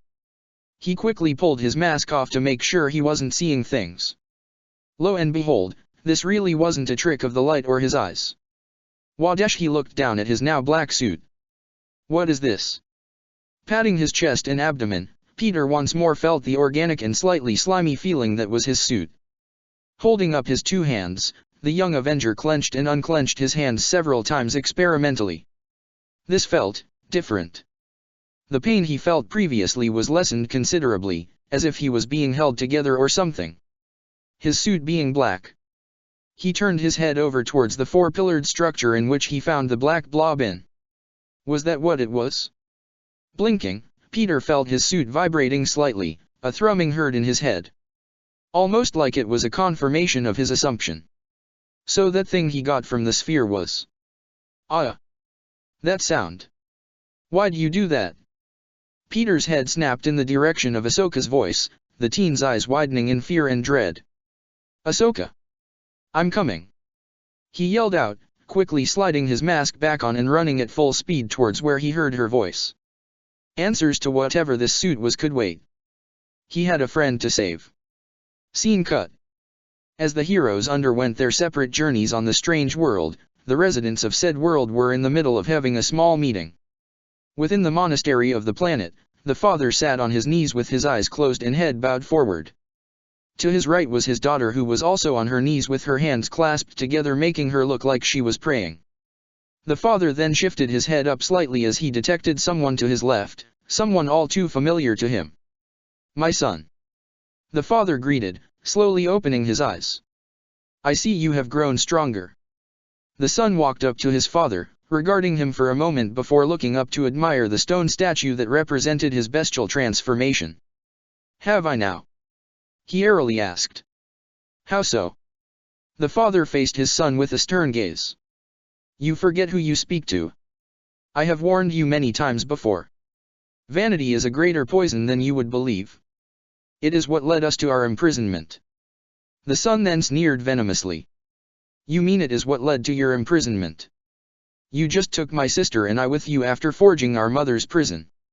The father didn't respond to the vitriolic retort, calmly raising his hand to make sure his daughter remained where she was. "I understand your frustrations, my son," the father said in hopes of placating his child. "But you must also understand why we must stay here. The judge deemed our transgressions against our kind, and it is our duty to stay here. We must maintain the balance and keep the Queen of the Stars at bay." The son only gazed at his father with a discontent glare. "And was it not you who wished for her to be free? Do you not love her anymore, father?" Seeing the elder bristle gave the son a sick sense of satisfaction. "I live with that regret every single day, my son," the father earnestly stated before his face became far more furious. "But do not forget what led her down that path. Who was it that drove her to choose to bathe in the pool of knowledge and drink from the font of power? Who was it, with his insistent means of challenging his sister, that led to their mother's own transformation into one of us?" That made son wrought with guilt, yet he forcefully suppressed it and glared back at the father. "We could have saved her. Could have helped her," he argued passionately. "You could never hope to even match the power she now held. You could have," the son rebuked. "Were you not her equal? Did you not truly love her? You gave up on her the moment Arishem deemed it so. Do not speak of Arishem as if you understand him," the father admonished. "He is far older and more powerful than either of us." The son snarled at his father, the man turning away from him. "Things have changed, father. The arrival of these Avengers, the Mind Stone and that totem. They have. But that does not give us the right to interfere." "The right?" the son hissed. "Was it not you who brought them here in hopes of meeting the chosen one? In hopes of seeing the potential that you sought after to be true?" He didn't respond at first with a solemn expression. "I did. I wished to see what I believed could be possible in this galaxy to be true. But that was a dream I should have abandoned long ago. He is not like us. He is not meant to be. Even if he had the potential to ascend, one must ask, would he choose to do so willingly? After meeting him, no, he would remain as he is. But you have shown me that I too can reach an even greater power," the son argued. "To reach my potential and surpass it?" The father then faced his son with a forlorn expression. "And by bringing them here, I have only emboldened you to the dark side of force. But it is not too late, my son. Cast away that pride, that vanity. Do not become what you should not be." The father's expression became more stern now. "Lest I be forced to contain you as I did many times before." The son appeared unperturbed by the threat. "Will you now?" he calmly asked with obvious doubt. "You're looking rather frail, father. Are you unwell?" "I am not dead yet." "Oh? Then maybe we should speed up the process." The son whipped out both hands and unleashed a torrent of red force lightning that the father blocked by raising a single hand.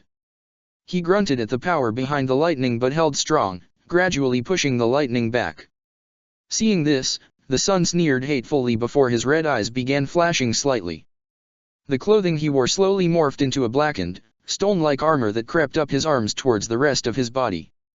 The lightning he was shooting from his hands changed from a reddish tint to a more orangish gold, making the father inhale sharply at what his son was doing. "Do you truly wish to draw judgment upon us once more?" the father questioned as he too began to change. and risk the chance of freedom. The son shot back, his body beginning to grow. Yes. Brother, stop. The son clenched his teeth in frustration, momentarily glancing over at the daughter. Stay out of this, sister. He spat out. This is between me and our dear father. I cannot let you do this. You cannot even stop me. The daughter sent a force push that was laced with an orange tint of energy that sent the son hurtling back.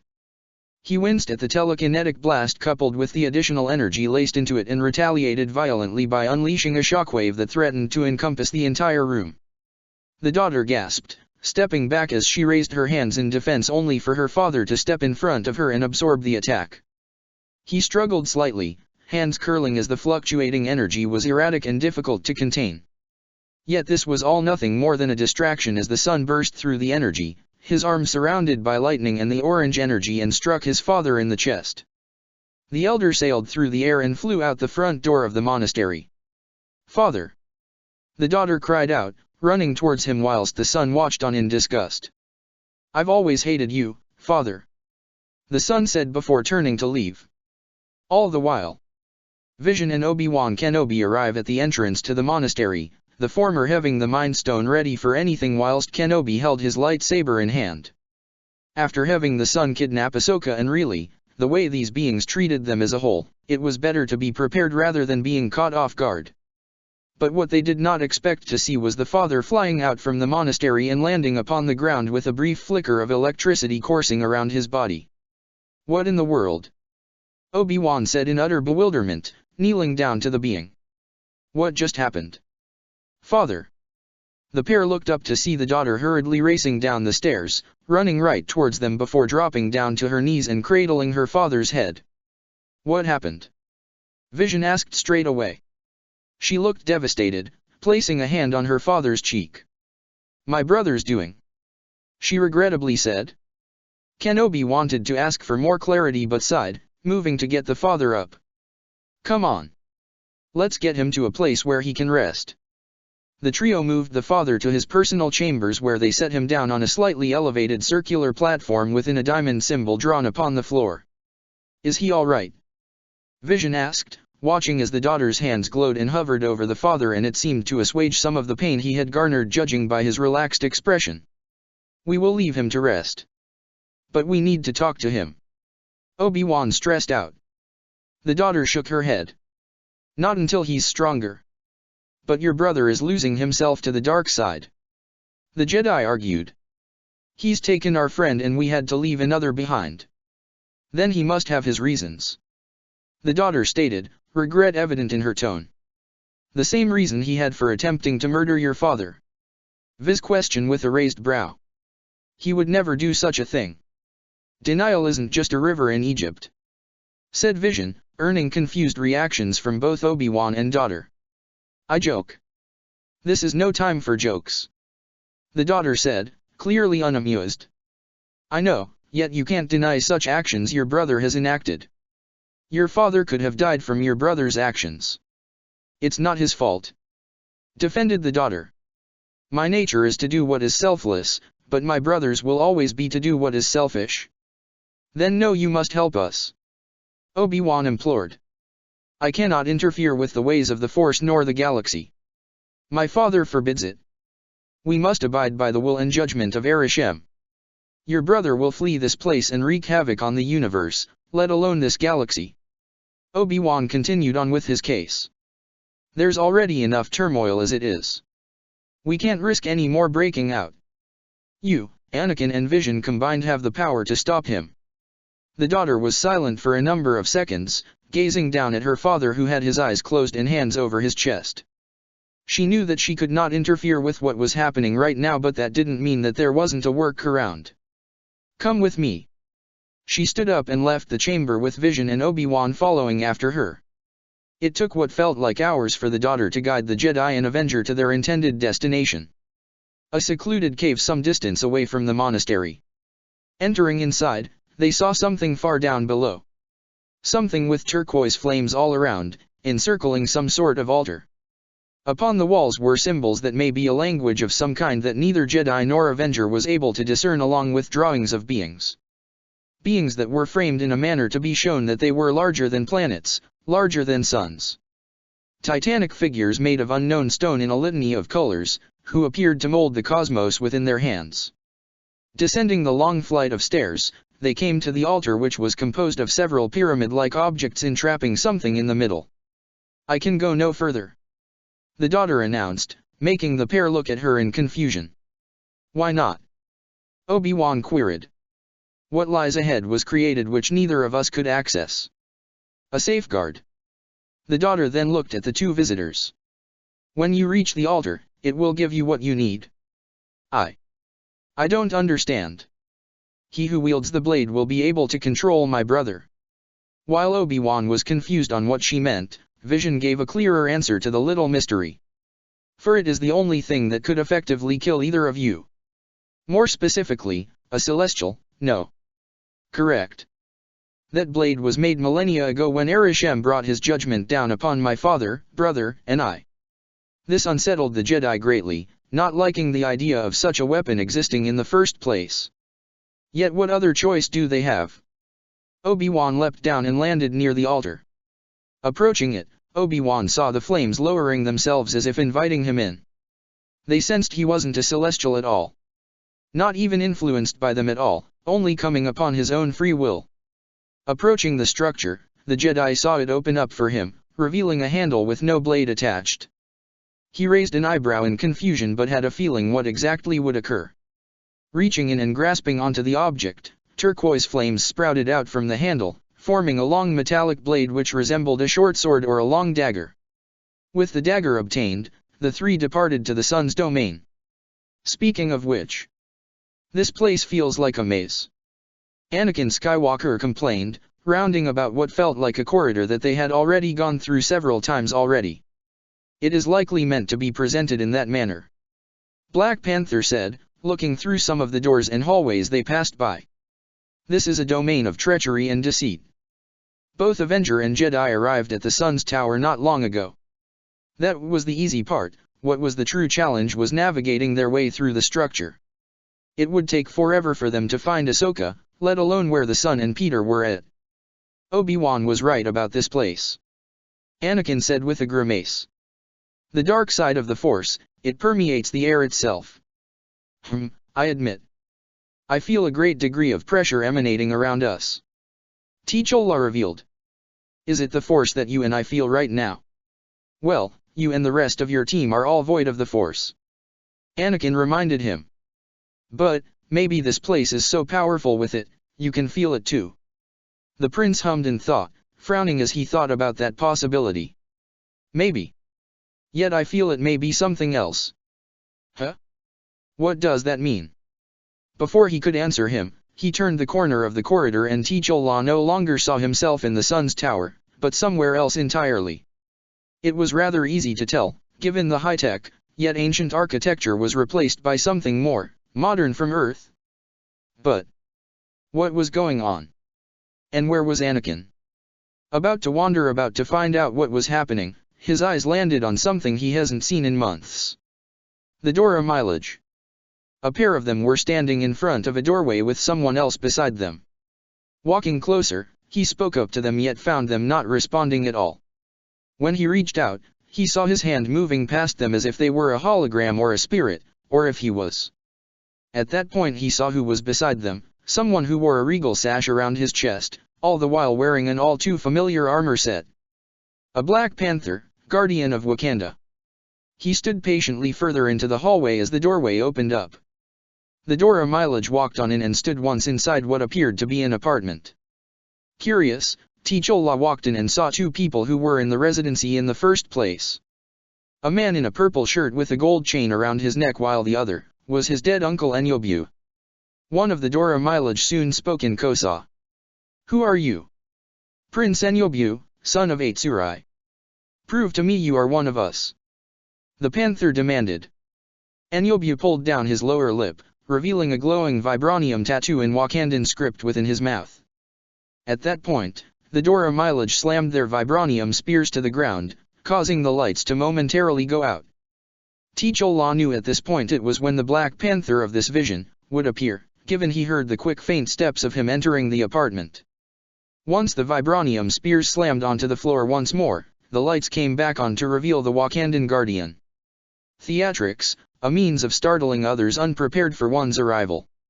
Enyobu swiftly knelt when he saw the Black Panther, pulling the other man down to mirror his own action. "My king dash. Leave us," commanded the Black Panther. Enyobu shook his head a little. "This is James. I trust him with my life. He stays, with your permission, King T'Chaka." T'Challa whipped his head over to the Black Panther, soon realizing what was going on. "Baba," he whispered until he felt like slapping himself over his head. How could he not recognize the panther habit worn by his father? The other Black Panther removed his helmet, revealing the young face of the present king of Wakanda, T'Chaka. T'Challa recognized that face anywhere, even as he was an old man. He was so young, roughly his age if he were to guess right. "As you wish, baby brother," said the king of the past. "At ease.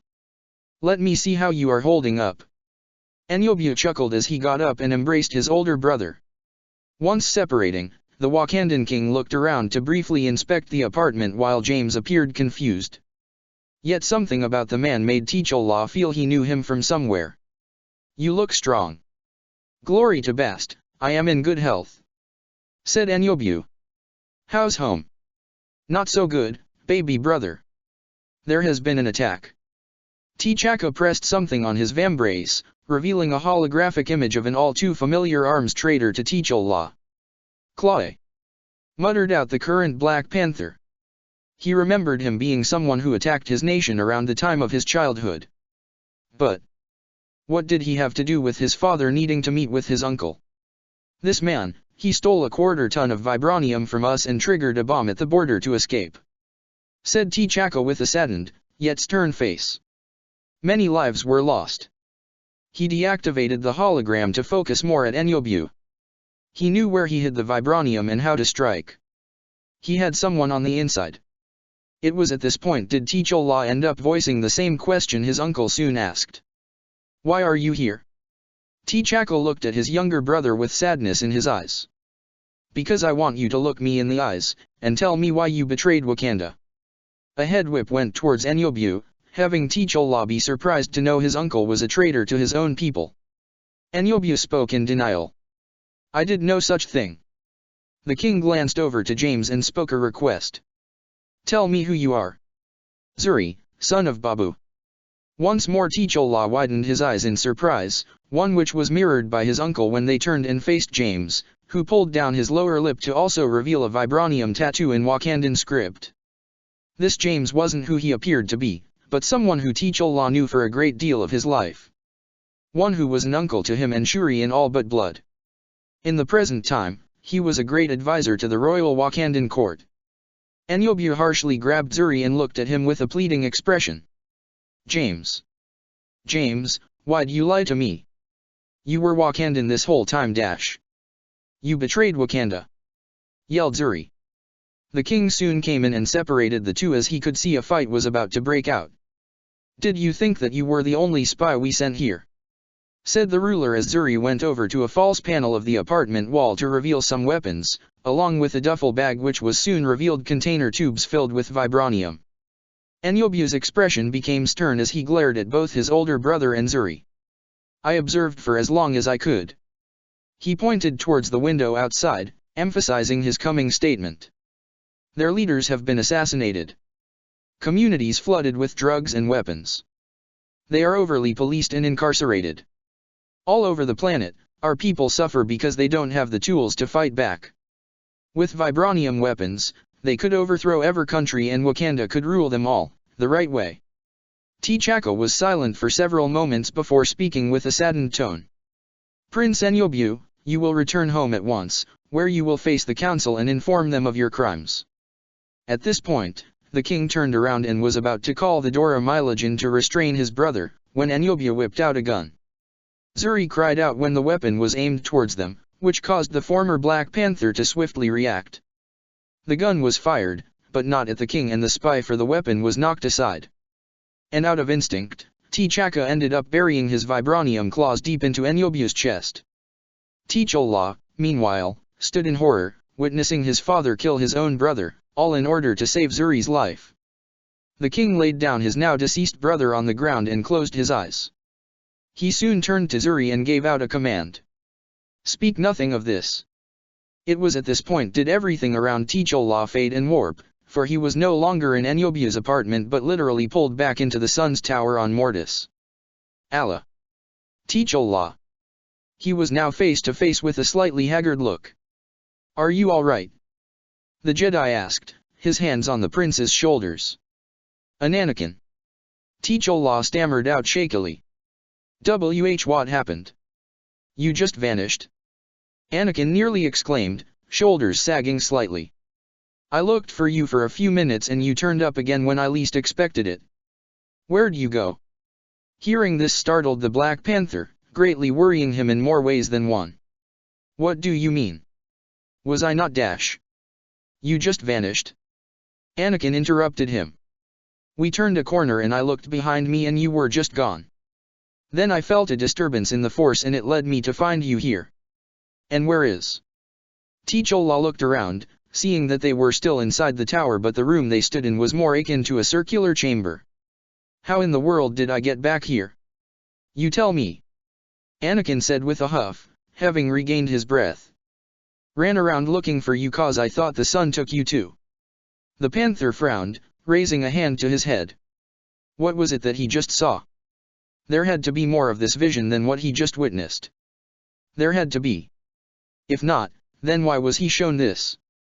Was it a message from Bast or a form of trickery from the sun? Hopefully he could see his patron goddess sometime in the near future, or at the very least return home and seek answers. He must have them. He shook his head, grimacing as he said this. I'll explain later. For now, Peter and Ahsoka still need us. Let's keep moving. Anakin wanted to ask just what happened but T'Challa was right. They can't forget about the purpose of them being here. They quickly resumed their journey through the tower, this time opting to run now to cover more ground. Elsewhere, the web-themed Avenger continued on with his search before finally finding himself outside at a courtyard. At least I'm no longer inside. He mused to himself. Walking further in, Peter sees a shapely silhouette in the darkness. He was able to make out most of it through the nearby lighting and saw it was Ahsoka. As he approached, he felt his senses tingling, warning him of some immediate danger. But why? There was nothing wrong with Ahsoka, right? That didn't matter now, he found his friend. Ahsoka. He spoke out, earning a reaction out of her. Ahsoka, it's okay. I'm here. The Padawan didn't speak up right away, only some momentary bit of silence before saying something which boggled the young Avenger. Peter, do you care for me? The Queen's native raised an eyebrow underneath his mask. Yeah, course I do, Ahsoka. He said like it was the most obvious thing in the world.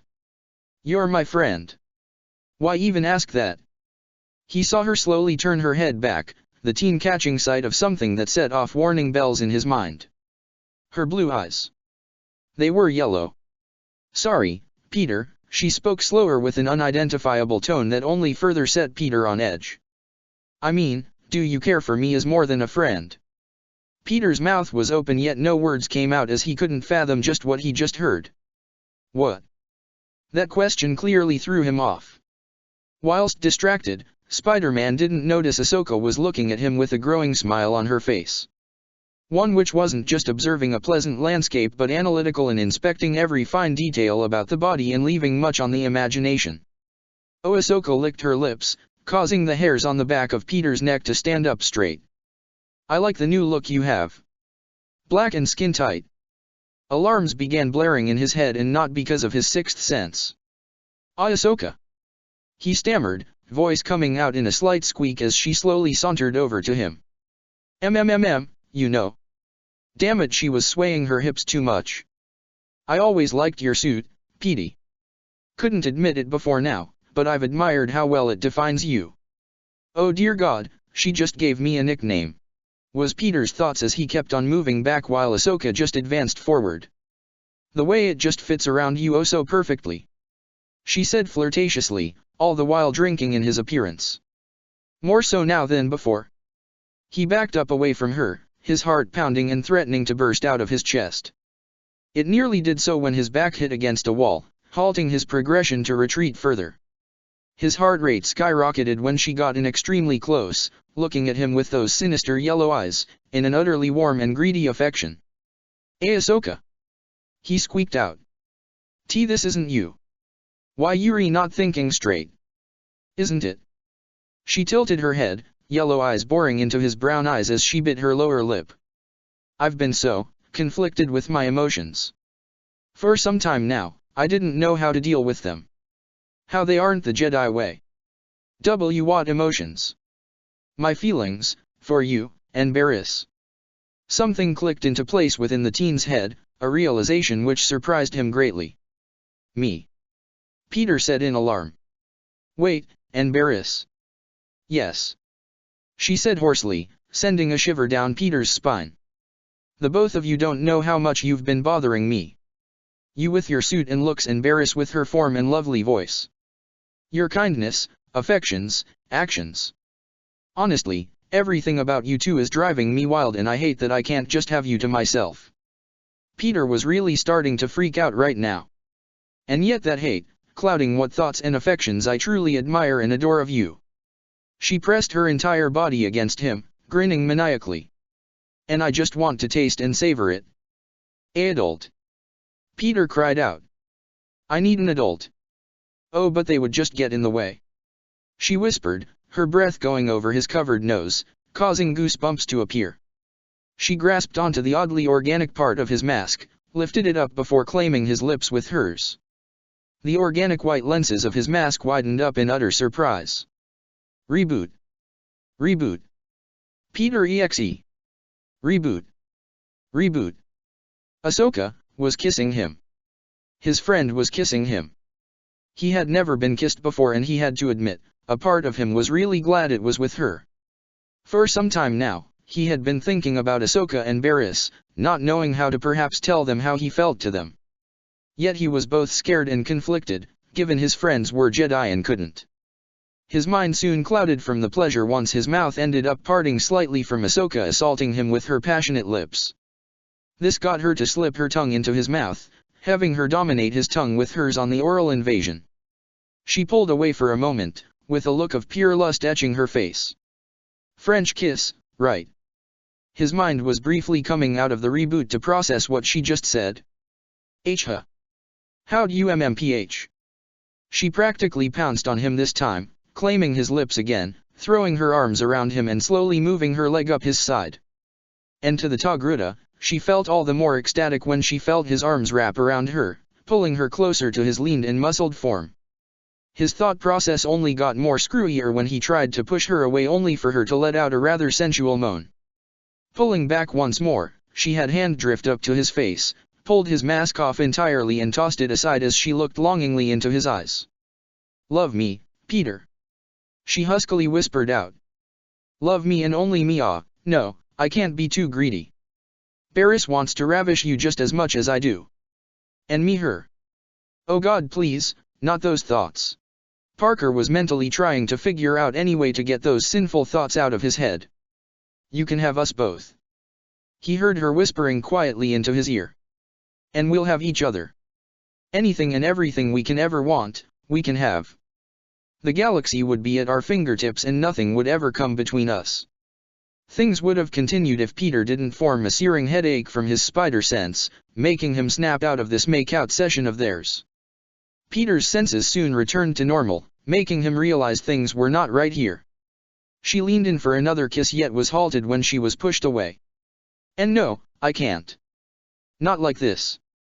He pleaded towards her. "Please, Ahsoka. This isn't you." "What?" Ahsoka's expression fell into that of a child being denied something she wanted.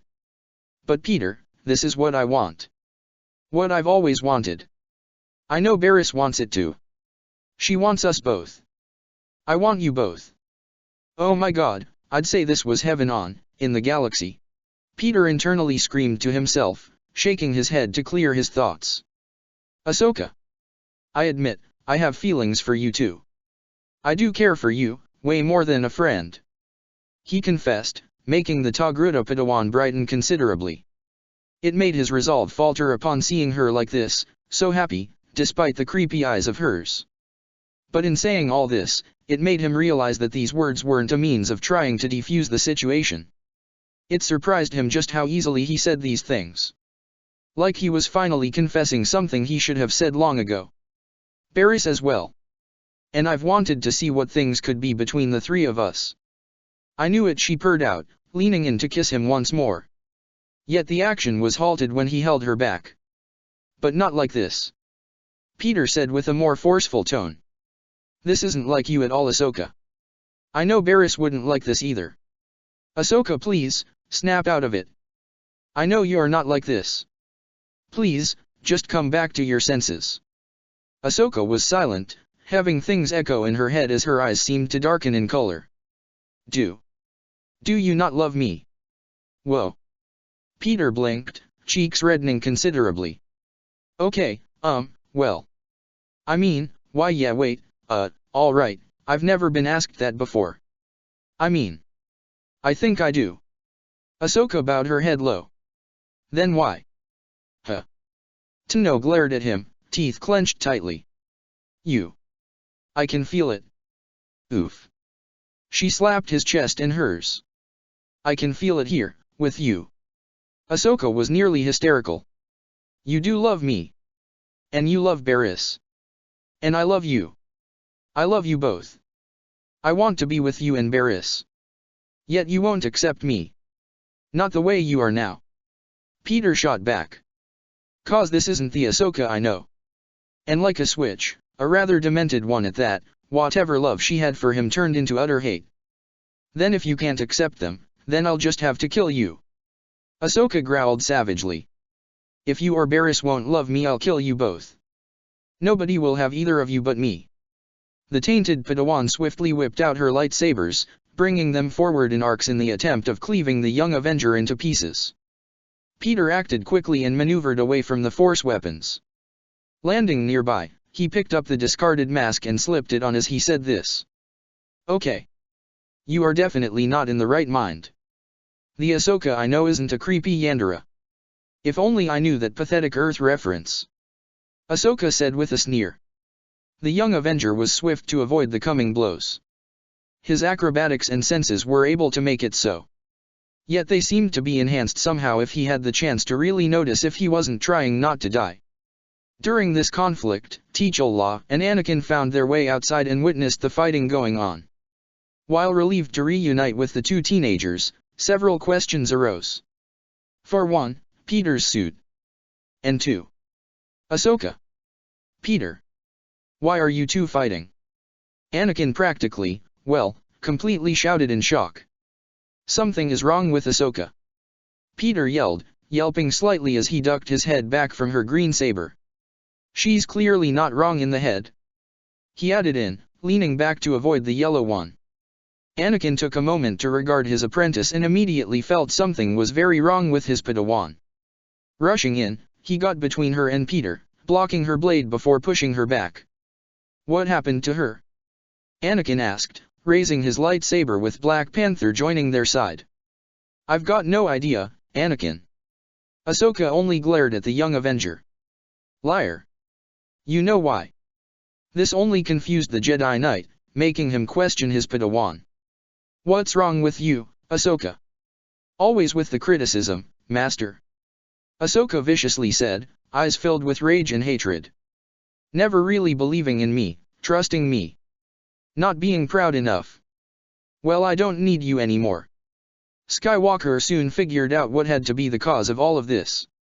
The yellow eyes, the blackened veins running all over her body, the putrid taint of the dark side. Ahsoka. Ahsoka, listen to me. The sun did something to you. Snap out of it. This isn't you. Isn't it? I feel more like myself than I ever have. In fact, I never felt more alive. And yet Peter betrayed me.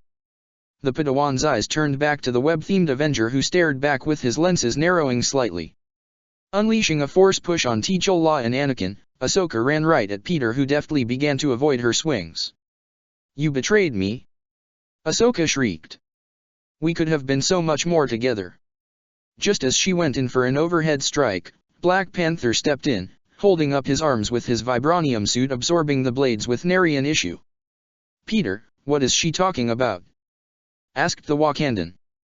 "Can we talk about this later when she's trying not to flay me alive?" Leaping away and gaining the high ground, the tainted Togruta glared at the trio below her. "The Sun asked me to give you a message, Master. He said if you don't join him, he will kill me." "We won't let him do that, Ahsoka." "Then you will be forced to kill me." She chuckled out before bearing a frown. "But I might just request to hold that off until I kill both Peter and Barriss." That last part really drew in more confusion. Anakin now looked at Spider-Man with a bewildered look. "Barriss? Okay, Peter, what is she really talking about?" He was really grateful for having a mask to hide his reddening face. I don't know," he lamely said. "Liar!" Ahsoka screeched, now pouncing at him. Yeah, Peter jumped back, the Padawan pursuing after him like a hungry predator. The older Avenger and Jedi needed to stop Ahsoka before she hurt herself and Peter, all before demanding their sought-after answers. Scene cut. Inside of the tower, which appeared to be some sort of throne room, the Sun looked through the stained glass window to the outside, overseeing the 1v3 fight taking place. He smirked at the little bit of chaos he put into the Padawan. Who knew she held such affections for the spider totem? Speaking of the Dark Celestial couldn't help but notice the totem was wearing that thing. He must have found it in his tower. But how? The safeguards on its container shouldn't have been breached once his sister and father brought it here all those years ago before their forced imprisonment. Hopefully, soon enough, he'll find the answers. During his observation, he wondered if the Chosen One would indeed be forced to kill his student. All the while, he focused more on the Wakandan. Something was off about him. Something has changed about his very being. As if he was touched more by the divine than what he noticed yesterday. But this only added more intrigue for the Sun. This was just 3 of these Avengers that have come to this galaxy. From what he and his family had detected, there were 9 more out there. What else can these beings bring to the table? But before he was able to dwell any further on these topics. "Sister, what a pleasant surprise," he said without looking at the trio that entered his throne room. "And you brought friends. What have you done, brother?" "Done?" he said in mock confusion. "I have done what is right, or what is wrong, depending on your point of view." Vision soon spoke up. "Your father is dying. Why do you do it?"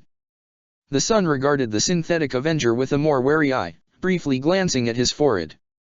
"You have no idea what it is like, do you? To be imprisoned for a crime you did not commit. Here you stand with an ingot that came with the birth of the universe, freely able to flaunt yourself without any consequences, while those who truly understand that power are forced to be chained and locked away. We drove her to make that choice with our needless conflict. This could have all been avoided. That was over 100,000 years ago." The Sun cut her off with pure anger. He is just so selfish, but not in the right way. He should have rebelled against Arishem and made things right in the universe. Not having that decrepit judge sacrificing world after world filled with life to repopulate more of our kind. Not having us sacrifice those we love and care for. Father should have taken him down back then, yet he relented and forced us into this prison. He took too long to die, so I decided to move things along. Now, why are you here? Stopping you, that's what," said the Avenger. "I won't let you leave this planet," added in the daughter. "You will try," the Sun said, hand raised with electricity dancing in between his fingers. "And neither of you are strong enough to keep me here. Not alone," Kenobi said defiantly. "And we'll give it our all." The Sun only laughed maniacally and fired off lightning from his hands, with the daughter raising a shield to deflect it. Vision flew up and shot a beam from his forehead which injured the Sun, but he brushed it off, throwing a hand out at the android. The Avenger grunted, feeling the same weight that he felt from before when the father grabbed hold of him through the Mind Stone. "You have no idea the power we possess or understand. The son shouted maniacally. What makes you believe a toy can compete with the likes of me? Straining his head around, Vision managed to look at the Force user and fired another beam that struck him in the eye. Org! The son yelled out, hand over his eye. You shall pay dearly for that. With the Force and his advanced power, he grabbed all three of them, with the daughter managing to free herself. The son flung both Obi-Wan and Vision out of the throne room, but the latter managed to right himself in the air and flew back in, diving headfirst into the son's back. All the while, Obi-Wan crashed through the stained glass window and rolled out onto the courtyard, groaning in slight pain. Obi-Wan. The Jedi Master looked up to see Black Panther standing over him, kneeling down to help him. T'Challa, Kenobi said in relief. Am I glad to see you? Are you all right? Alive, if that's what you're wondering. The prince said, hefting the Jedi up to his feet. How'd you get here? Vision and I came with the daughter to confront the son. But where is Ahsoka? The Panther turned his head, with Obi-Wan following his line of sight to see the young Padawan fighting both Anakin and Peter. The Jedi Master had to take a moment to process what he was looking at. Wait a minute, why is Ahsoka fighting them? He asked in alarm. And, is that Peter? Since when could his suit turn black? The sun corrupted her and we're trying to stop her.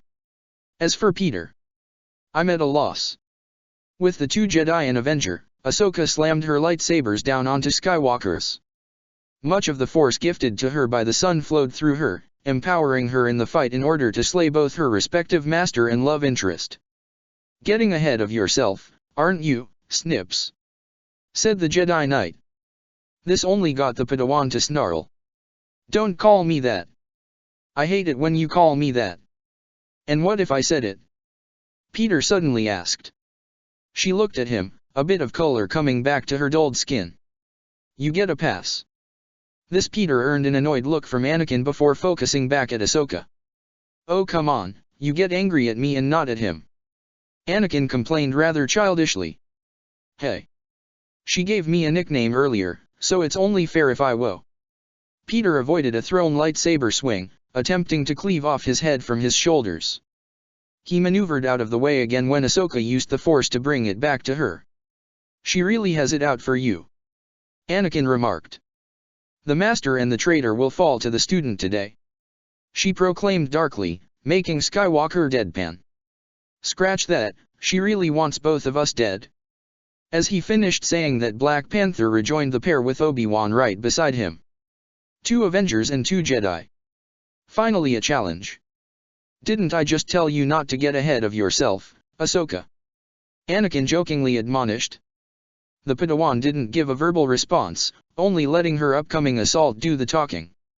Inside of the tower, the son's attention was split between the conflict outside and the one he's partaking in personally. Can you feel it? He said with a sinister smile, a black aura surrounding him. Can you feel the anger, the hate, the fury? Their conflict is feeding you, isn't it? The daughter more stated than asked. This must end. Vision sought to go outside and resolve the issue himself. Unfortunately, that wasn't the case when he was blocked by the Dark Celestial. Not by you. The contempt the son held was palpable. The daughter and synthetic Avenger resumed, the trio clashing once more in the center of the room. Back with the conflict outside, things were roughly at a stalemate. The 4 were able to overpower the controlled Ahsoka and seek to knock her out, yet she was making it rather difficult. Whatever power bestowed to her made it so. We need to stop her. Obi-Wan stated. But how? Peter asked. I tried webbing her up, but she keeps freeing herself. The son's empowerment is keeping from falling. T'Challa said, eyes narrowed beneath his helmet at the Padawan. I'm open to suggestions. Anakin said, desperate to free his Padawan from the control of the son. He then heard his former master speak. I have one. Obi-Wan pulled out the dagger, having the turquoise flames sprout out from the hilt to show its true form. We cut off the strings from her puppet master. What is that? Peter said in slight awe. It can kill the sun. Kenobi declared, pointing it directly at Tino. Once the tainted Padawan looked upon the dagger, something within her snapped, making her voice sound demonic and warped. W? H underscore E R underscore D I D underscore Y O U G underscore T degree T underscore A T degree caret. Oh, that clearly doesn't sound good. Underscore G I V E underscore T O M underscore E underscore. Ahsoka rushed in, more determined to take down the four before her. Inside of the tower, the battle waged on between the siblings and the Avenger. You don't have to do this. Then stand aside. That's very unlikely. The sun unleashed a torrent of black and red force lightning, which was met by a beam coming from the Mind Stone. Both powers collided and sought for dominance. Vision struggled to hold his ground, yet the assistance of the daughter feeding him additional power made things a bit more even in retrospect. Unfortunately, it wasn't enough, as the sun was shoving more power to his assault more than before. Unbeknownst to either person in the chamber, a new arrival made their appearance who sought to make their presence known. Stop this! With a mighty push, the sun, the daughter, and Vision were thrown out of the throne room and crashed into the courtyard. Those already in the courtyard halted their fight upon the arrival of those from inside. The sun was the first to recover, standing up to glare at the other fighters who were recovering from the surprise arrival of him and his two opponents. You will stop this madness at once. Looking at the high ground, the sun saw his father standing above them. So glad you could make it to our little party, father. His voice was laced with venom. I will not make you repeat myself. End this, my son, or be put down. You are too weak for me, old man. You mean nothing to me anymore. The sun expunged a shockwave of lightning that sent the others flying back before he then sent a concentrated stream of force lightning at his father, who was holding it back with his hands.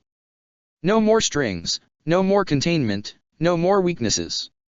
With one last added pulse of his power, the sun broke through the father's defenses and sent the being down to the ground. He began electrocuting him violently, with the daughter crying out for her father. Anakin! Obi-Wan called out to his former student, seeing him be the closest to them. Hurry, take it. The Jedi Master threw the dagger he received from the altar, only for Ahsoka to swoop in and grab it. Peter instinctively fired a web at her, but she used both her saber and the dagger to cut through them before she ran and jumped to land by the side of the sun. She looked back at Anakin, then at Peter, smirking darkly in triumph at them both as she held the dagger aloft.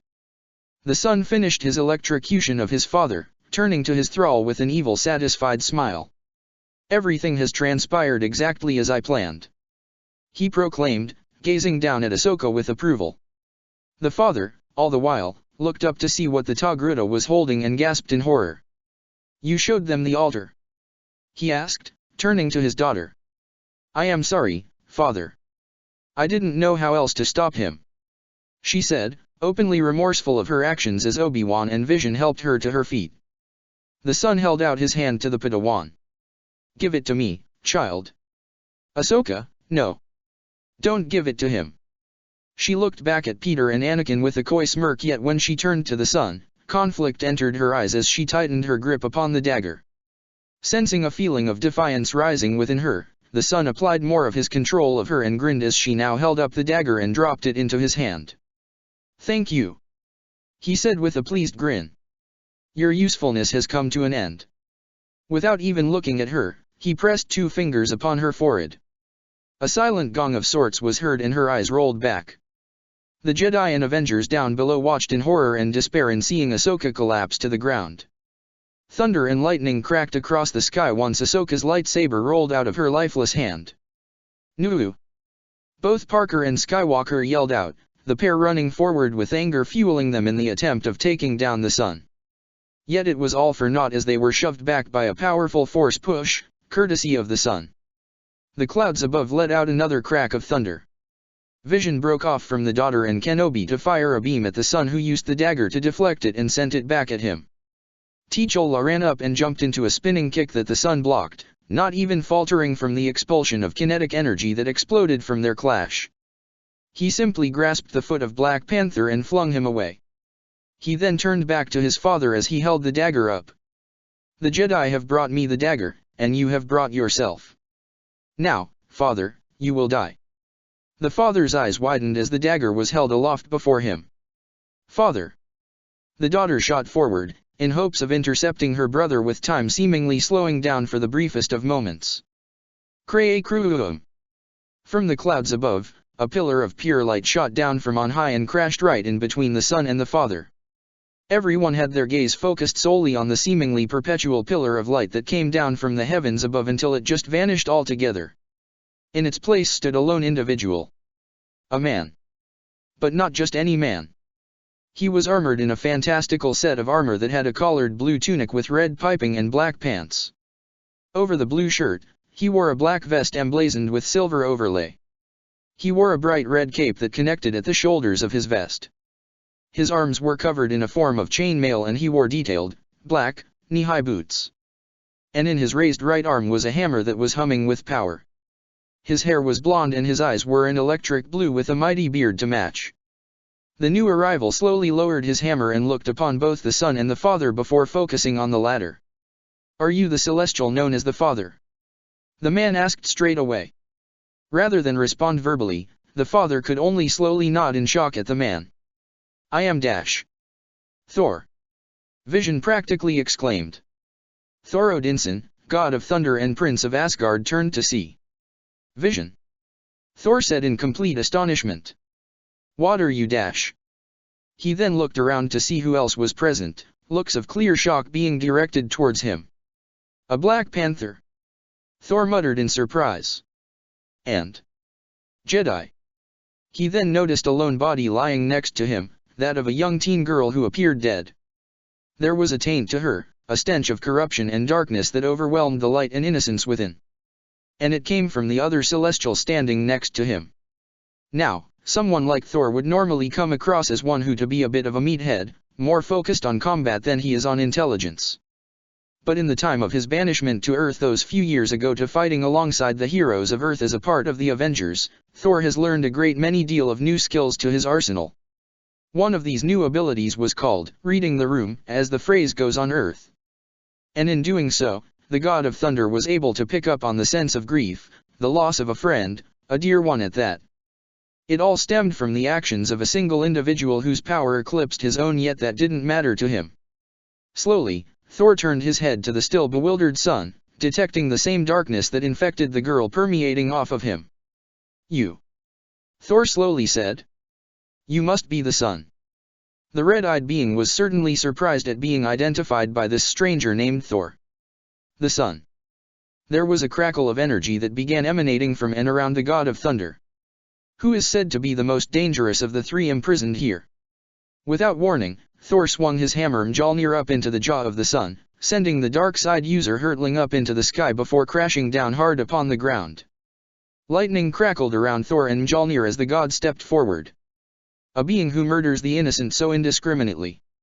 Thor growled. Come Celestial. Thor will have words with thee. Avengers Infinite Wars Chapter 74, Gods, Heroes, and Monsters of Mortis.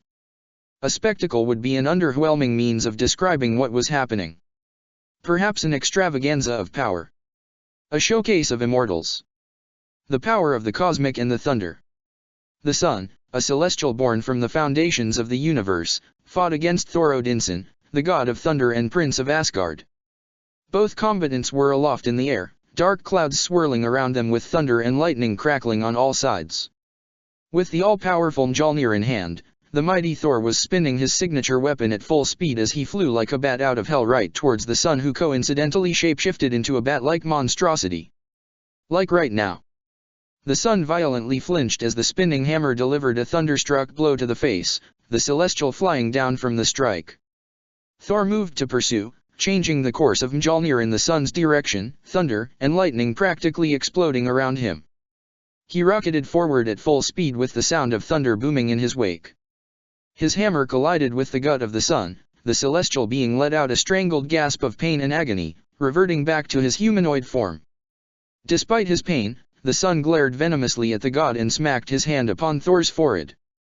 A force repulse sent Thor flying back, yet he righted himself in the air with Mjolnir spinning aloft whilst the sun transformed back into his bat-like form. They paused in midair briefly before crackling with energy and lightning, flying at each other once more. Their collision sent out a shockwave followed by a thunderclap that dispelled the clouds around them. What followed were a series of clashes and additional booming shockwaves all across the skies of Mortis. The sun was vicious in his onslaught, calling more upon his celestial power rather than just the force, yet found a match in Thor's unbridled fury. The sun flexed his claws, electricity coursing around them as he pivoted over the hurtling missile that was Thor and latched onto his enemy's shoulders. The Asgardian grunted, trying to free himself, yet the sun's grasp held firm and he channeled dark side lightning through his claws into Thor's body. Thor blinked before scoffing aloud. "You truly are a fool, Celestial." He reared back Mjolnir and threw it at full force in the face of the bat monstrosity. There was an emphatic thump upon impact, with the sun's head snapping all the way back and him releasing his hold on the Asgardian prince. Falling to the ground, Thor simply held his hand out and seconds later, Mjolnir returned to his grasp. He rocketed back up to the sun, who had transformed back into his human form, a mass of shadows surrounding the humanoid. "You have a great deal of nerve, Cretin." The sun all but snarled, sparks shooting around him with some coming out of his eyes. "Coming into my domain, interfering with my plans dash. Family quarrels aren't all that special, Celestial." Thor countered, cutting the Darksider off with a casual tone. "We all have our spats between siblings and parents." The sun paused for a moment, gazing at the god with an analytical eye. "How do you know of us? We have been hidden away for thousands of years. Few know of our existence. My father is Odin, king of Asgard," Thor proudly proclaimed. "He has centuries of lost knowledge, including knowledge of you. I would have found that impressive if not for your annoying interference. If you have issues, then make them stop." Hearing the challenge, the sun roared as they resumed their fight. And upon contact, they blurred into the thunderous clouds, with a magnificent light show following soon after. As this battle raged on, those spectating below could only watch on in wide-eyed wonder and terror. It was an astonishing display of power as the two beings clashed violently with each other, sending out booming shockwaves, one after the other. Neither showed any instance of giving ground or air in this instance to their enemy, and the fighting only ramped up with every passing second. Thor and the sun were blurs at several points, the two barely visible figures either passing by one another or bashing into each other before pulling back. Thunder and lightning crackled across the skies, multiple areas in the skies above having swirling clouds form. The battle was a spectacle for the eyes, with those watching at a momentary loss as to what to say or do in this instance. All but two. "Ahsoka," Peter Parker softly said, cradling the unmoving body of his dear friend with her master on her other side. The two looked down at her veiny, pale body, almost not believing what they were looking at.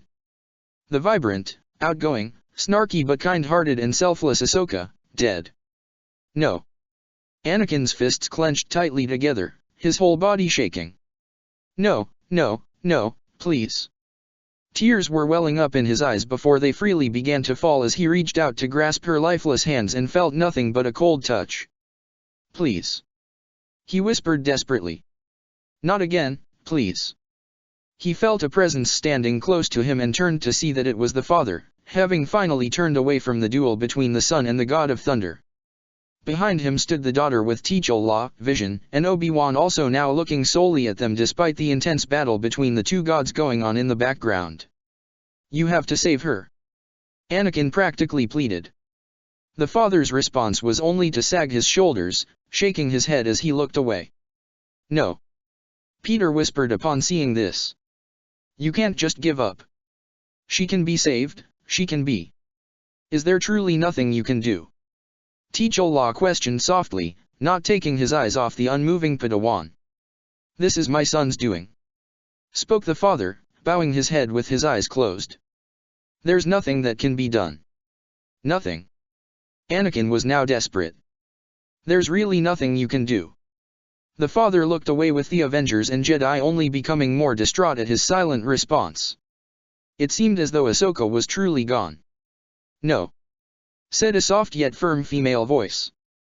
Everyone turned to the daughter, who walked forward and kneeled down to where Ahsoka's head was and placed a hand over the Togrutta's forehead. She closed her eyes and her ethereal glow brightened momentarily. "Yes, we can still save her," the daughter declared, all now solely focused on her. "We can," Vision whispered, almost as if this may be a farce. "This is my brother's doing," the daughter plainly stated. "His corruption, a tainted touch over this young girl whose life force is slowly being drained. But I can counteract it." Upon hearing this, the father's eyes snapped open in the direction of his daughter. "No. You can't. Doing so can upset the balance." "I must, father," the daughter said with a forlorn expression. "It is in my nature. And is it not our own fault? We, who brought such suffering upon them. Why must they suffer for our hubris and fracturing?" The father had his mouth open, yet no words were able to come from him, the cosmic being unable to form any form of a counter before sagging his shoulders. "Very well, my dear," the father acquiesced. Anakin, all the while, looked at the daughter intensely. "Can you really save her?" His voice was basically begging now. The daughter nodded, getting into a more comfortable position on her knees as she gestured for Peter to set Ahsoka down, which he did. The female celestial looked towards Skywalker. "I will need your help in making this happen." Anakin nodded as he knelt beside his Padawan and awaited further instruction. The daughter soon looked towards another individual amongst them. "And yours as well?" This earned both surprise and confusion when this was spoken towards Spider-Man. "Wait, what?" He jolted slightly, shaking his head. "Why me? I don't have any mambo-jumbo powers that could dash." "It is because of what you are will make a greater difference on what will occur," the daughter stated. "The transferring of one's life energy is a delicate matter, one that requires the donor, a transfer, and the anchor." Kuree Kuruum. T'Challa warily turned his head to the sky. "I believe we should not delay any further." Everyone nodded at that, with the three individuals getting ready for whatever it was the daughter was about to do. She had Anakin and Peter reposition Ahsoka's body so that she would lay straight out in front of her, with the former on her left and the latter on her right. Hey, not to sound like a downer, but what am I even supposed to do? Her anchor. Peter was very much unsure, as much as he was nervous. "What does that even mean?" "Peter."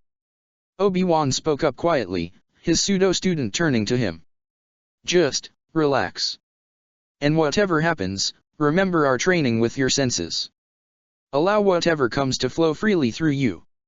You'll know what to do." Spidey still didn't feel all that confident, but nodded all the same, returning his gaze to Ahsoka. A second of staring at her lifeless eyes made him scrunch up in determination.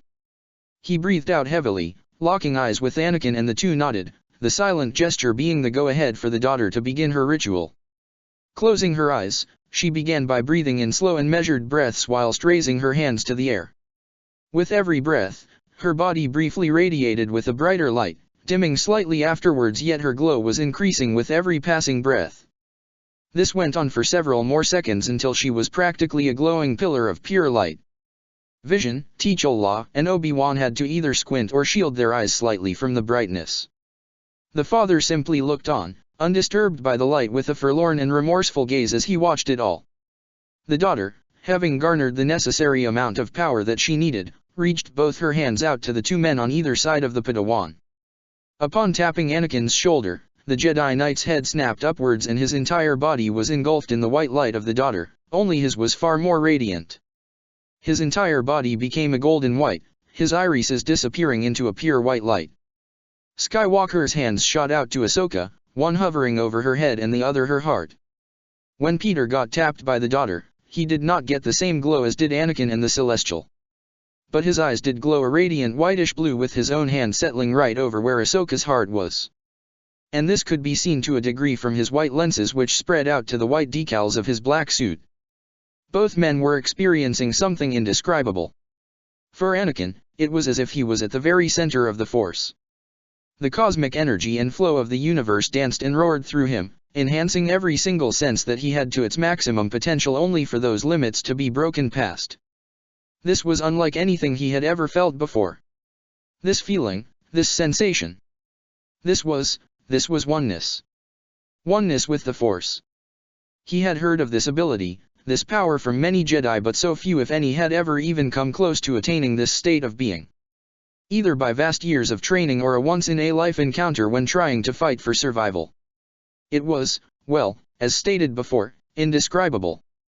He was experiencing all of time, all of space, all places, events, things. From the smallest atom to the largest cluster of stars, Anakin felt it all and concentrated all of it on Ahsoka. Peter in the meantime was undergoing something entirely different. Within his perspective, he couldn't quite explain it, but he felt as though he was swimming/falling through an endless abyss. What was T? Help. Peter's eyes widened as he recognized that voice instantly. Ahsoka. He may not have heard his own voice, but he knows he said it. Thrashing around, he tried concentrating on hearing her again but found he could not until. Help. There she was again. Where was she? Damn it, what did she mean by anchor? Were Peter's thoughts as he continually moved despite feeling like he wasn't getting anywhere. Whatever happens, remember our training with your senses. Allow whatever comes to flow freely through you. You'll know what to do. Obi-Wan's words rung through the webhead's mind. He thought back to the purpose in which he was selected to be here. To serve as Ahsoka's anchor. Let it flow through you. He spoke without uttering a sound yet concentrated all the same. Focusing on his surroundings, metaphysical asteroid-like debris began to appear all over. It would be from there would Peter use them to his advantage. Reaching out, he fired off a webline to some floating object in the distance. Yanking himself forward, he began swinging about in order to locate his friend. With every swing, the feeling of this surrounding pressure that prevented him from moving forward began to dissipate. Was this because of him? No, it had to be someone else. Could it be due to the daughter? Anakin, or his suit? But how? Getting back on track, he momentarily floated in seemingly nothing. His eyes were closed with all 6 of his senses outstretched. There he was for a few more seconds until he felt it. No, he felt her. Eyes snapping open, Peter looked ahead and fired a single webline. It seemingly broke through an invisible barrier, latching onto something on the other side. With a strong tug of the webline, Ahsoka's body was pulled out from the abyss and right into Peter's arms. Ahsoka! He said in utter relief, holding her bridal style as she didn't respond at first until she twitched slightly. At first, she was as he saw her last, deathly pale with black veins all across her body. Yet the moment he had her in his arms, the veins began to fade and the bright orange skin tone she always had begun to come back. He can see her eyes moving beneath her eyelids and a few seconds later, she opens them, revealing the crystal blue eyes Peter has come to know and. Well, yeah, he loves Em, who was he kidding by this point? At least they weren't the creepy Yandere Sith yellow she had previously. The young Padawan appeared dazed and confused for a moment before her eyes landed upon the boy holding her. Peter. She whispered, and that was all that was said before their surroundings were engulfed in a radiant light, encompassing them both. Outside of the mental/spiritual plane. The Togrutta's body slowly regained a healthier color with the black veins receding back. Nothing happened then after, only stillness and cough cough cough. A sudden jolt, having Ahsoka lurch to the side as she started to regain oxygen back within her lungs. Whoa there! Spoke a familiar voice to the Padawan. Easy now, Ahsoka. You've been through quite an ordeal. That's an understatement.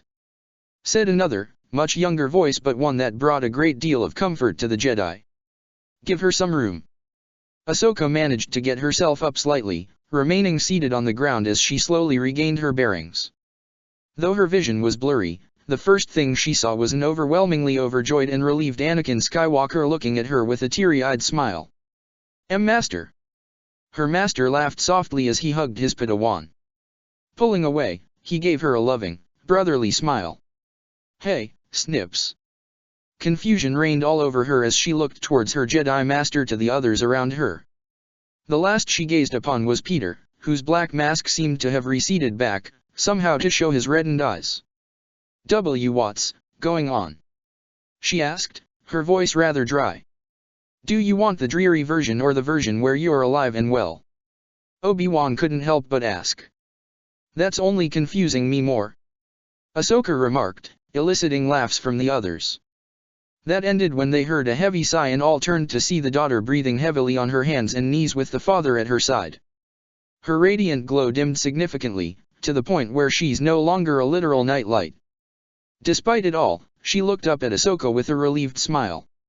Her father couldn't hide his own fondness for what his child had done even with the evident pain in his eyes. Before Ahsoka was able to further ask as to what exactly happened, a mighty thump was heard nearby, making others look towards the source. A man that the Padawan found oddly familiar, which was strange. She had never met this newcomer before, but why did he look like she had seen him from somewhere before? "Did you get him?" asked Vision. "No, the son has fled," spoke one with a disgruntled yet somehow boisterous voice. Gazing at the man intently, Ahsoka blinked several times. She rubbed her eyes slightly before looking at the figure once more. Her eyes glossed over his garments, his hair, his red cape and the hammer in his hand that was humming with power. Ahsoka's eyes began to widen as she soon recognized who was standing in front of her. She had been shown his image several times in the past from the other Avengers. They had all shown them images of the other members they had yet to meet. This individual right here. She looked between the other 3 Avengers present. "Wait, is that Dash?" Peter nodded, helping her get back up to her feet. "Yup." She wobbled slightly yet had her eyes firmly set upon the God of Thunder. "But, how? We're just as confused as you are." Panther answered with a shake of his head. "As am I," said Thor, who overheard part of the conversation as he walked closer. "How is it that you are here, Vision? Shouldn't you be back on Earth?" "Circumstances led us here in this remote part of the universe," Vision answered in an unsure manner. "Circumstances beyond our control?" Thor only nodded slowly, eyes glancing over to the 2 Avengers clad in black. "And whom might these 2 be?" "I am certainly familiar with the Black Panthers of Wakanda, but you young one I had never met before." It was at this moment that the last few minutes were momentarily forgotten by the young New York hero as he began stammering and stuttering, all while having stars in his eyes at being so close to a founding member of the Avengers. Spider Parker, wait no, that's wrong." The teen kept tripping over his words, his excitement overriding his ability to speak normally. "This," Vision intervened, an amused smile now for all to see as he placed a hand upon Peter's shoulder. "Is Peter Parker, otherwise known as Spider-Man. And he, like Prince T'Challa here, is one of the newest members to the Avengers." A look of surprise marred Thor's features upon hearing this. "Truly? I suppose I have been away from Earth for too long." Black Panther placed a hand over his chest, bowing slightly. "It is an honor to be considered amongst your rankings, Thor Odinson." The God of Thunder only laughed heartily. "Then it is good to hear that our number of defenders continues to grow in spite of my absence and wherever evil may rear its head. I welcome you both, my new comrades." Ahem.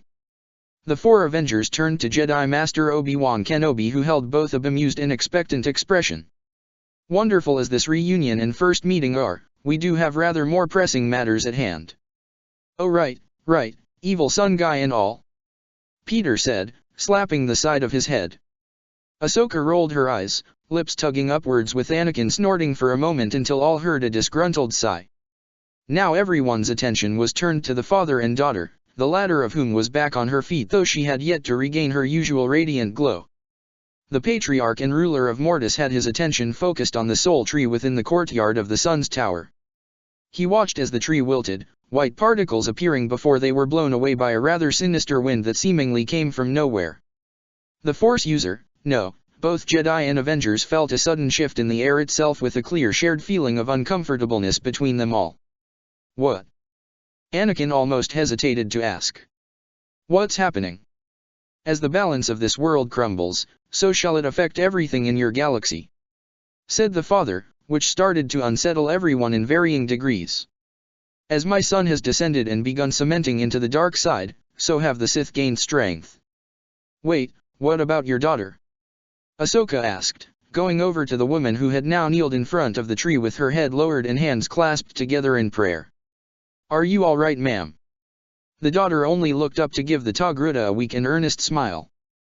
The light has waned in strength, but, so long as you all keep fighting, it will never die out. She confidently stated, despite her voice losing a great deal of the power it once held. What exactly did you do?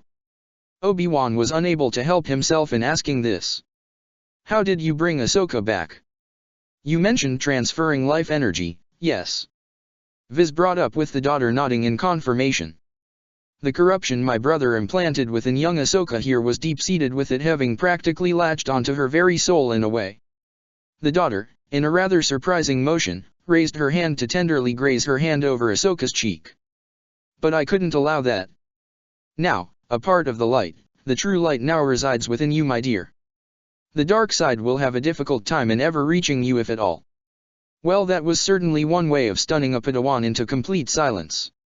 However, it has come at a cost. The father stated, tone grim with demeanor to match. In my daughter's noble selflessness, it has left the galaxy in a state of unbalance. My son's power is now growing exponentially with no one to truly challenge him. Did you miss the part with Thor smashing his hammer into your son's face? Peter asked, pointing with both index fingers at the Thunder God. The father shook his head. A temporary obstacle. He's a hell of an obstacle. Anakin Riley said with his arms crossed. Kenobi then stepped forward. If you have such concerns, then we will stop your son. No. You must go now.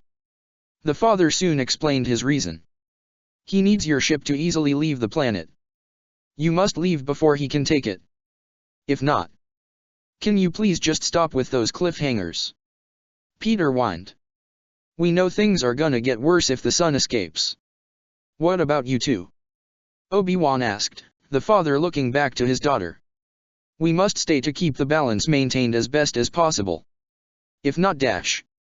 Yeah, we get it. Anakin interrupted the father, now very much annoyed. Without much else to say, everyone but the Celestials made their departure from the Sun's Tower and made their way to the Republic shuttle. Things were relatively quick, to a degree, in getting to the crashed ship. This might take a while. Anakin bemoaned, looking up at the ship. Geez Viz, did ya have to grab onto the top like that? The synthetic Avenger had the decency to look a bit sheepish upon seeing the chunk he had torn out when he first tried preventing them from crashing. Apologies. Vision said. I should have known to control my strength a bit better. It's nothing we can't handle. Obi-Wan stated. At the very least, we should at least be able to fix the main functions of our ship. Come on, let's not waste any time. But what about the son? Ahsoka asked, a bit nervous at the thought of him. I'm fairly certain our newest friend here is more than capable of holding him off. Skywalker declared with a smug grin, giving Thor an appreciative pat on the back. The god simply nodded, matching the Jedi's smug grin with one of his own before he turned his attention back to his teammates. Now then, I can imagine we all have much to discuss. He plainly stated, getting T'Challa and Peter to snort at the same time. That's an understatement. The Prince of Wakanda remarked. Gotta ask this now, but how'd you get over here, Mr. Thor? Peter asked excitedly whilst taking several tools Ahsoka held out to him for him to help with repairs. Thor rubbed his chin in thought. I'm not sure if the others ever went over this. Tell me, how familiar are you with the details of how I returned to Earth prior to the Chitauri invasion? The Wakandan and New Yorker both shrugged at the same time whilst Vision crossed his arms in thought. I do recall from previous mission files recovered from S.H.I.E.L.D.'s collapse about how you used an alternative method due to the original intended path having been destroyed. Viz mused aloud. The Bifrost, yes. Thor nodded. That is correct. Originally, with the Bifrost having been destroyed at that point in time, my father had to utilize his own power mixed with the dark magics of our people to bring me to Earth when Loki was found once more. So you had to do so again for this instance. T'Challa surmised, though the reaction of Thor closing one eye and tilting his head to the side in a kind of fashion said otherwise. It was not as easy or simple really as it was last time. Thor said, directing his gaze to the darkened skies above. This place, this realm is one of a kind and truly something rare and special. A powerful nexus point that is both a palace and a prison of power. I had to resort to using the Bifrost, Heimdall's sight, and much dark magic in reaching this place.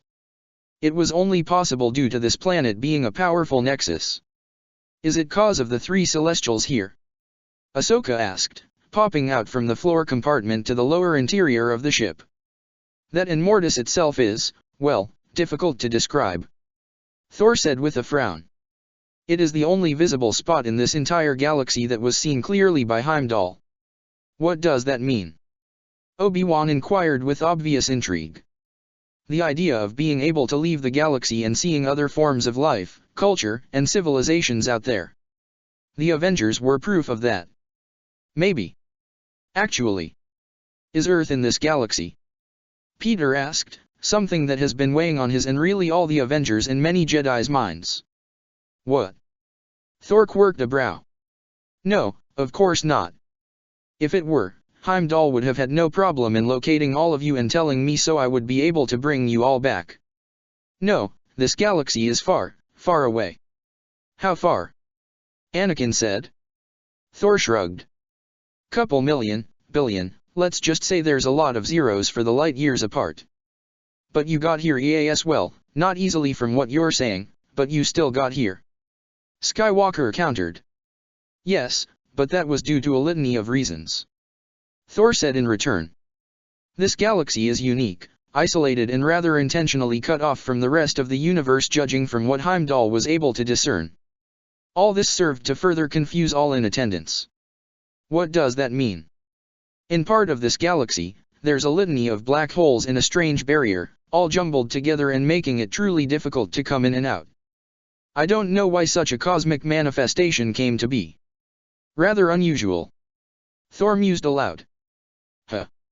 Anakin crossed his arms now. I feel like we might be here a while if we delve into this topic. I don't think we'll be going anywhere anytime soon until our ship is repaired. T'Challa pointed out. I can have Heimdall get us out of here. Thor frowned. Although, he is undoubtedly still resting from his use of the dark magic. And if we were to use the Tesseract, unwanted attention may be attracted to Asgard. Let's simply keep watch for now. T'Challa said. I feel that the sun is waiting for his time to strike again.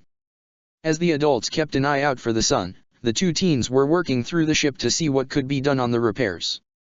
There was a flash of thunder, followed by rain, yet it stopped just as quickly. Whoa! Ahsoka murmured. What? Peter turned to her. Weather getting to ya. It was clear, cloudy, rainy, thundering and clear again in the span of 3 seconds. The Togruta pointed out. I felt something from it. That was all the work of the Force, yet it was dispelled. Well, we do have the god of thunder, storms, etc. with us now. Peter stated. He could clear a cloud or bring the thunder whenever he wants. Yeah, don't remind me. Ahsoka muttered. Feels weird meeting him after all this time when you and the others talked about him for so long. I'm still trying to wrap my head around the fact that he's a god. Welcome to our world. Peter cheekily said, nudging her shoulder. You guys have seen some crazy stuff, but the impossible is commonplace on Earth. And it'll only get weirder from what my gut is telling me. Ahsoka only shot him an amused look before her eyes glanced down at his now black suit. Say, I've been meaning to ask. What's with the new suit? Oh, this.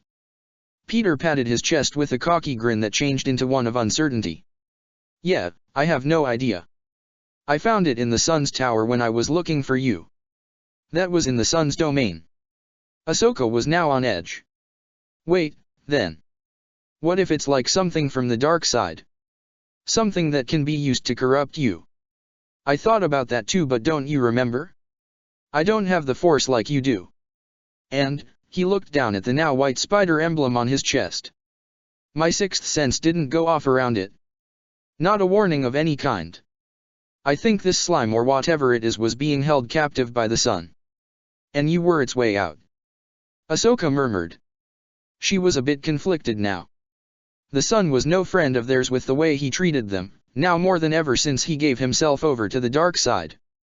So maybe whatever this living thing was being held captive by the sun for his own twisted amusement. But at the same time.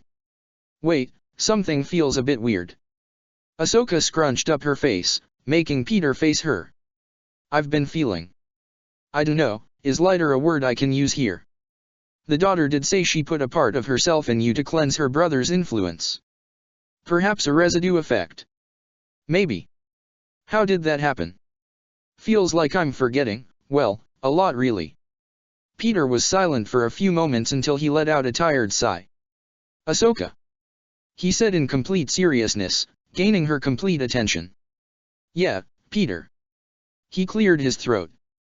Can we talk? About what? She asked, getting a bit worried at seeing Peter appear so conflicted. About earlier. Peter trailed off for a moment. Do you remember anything when you were under the sun's control? Like anything at all?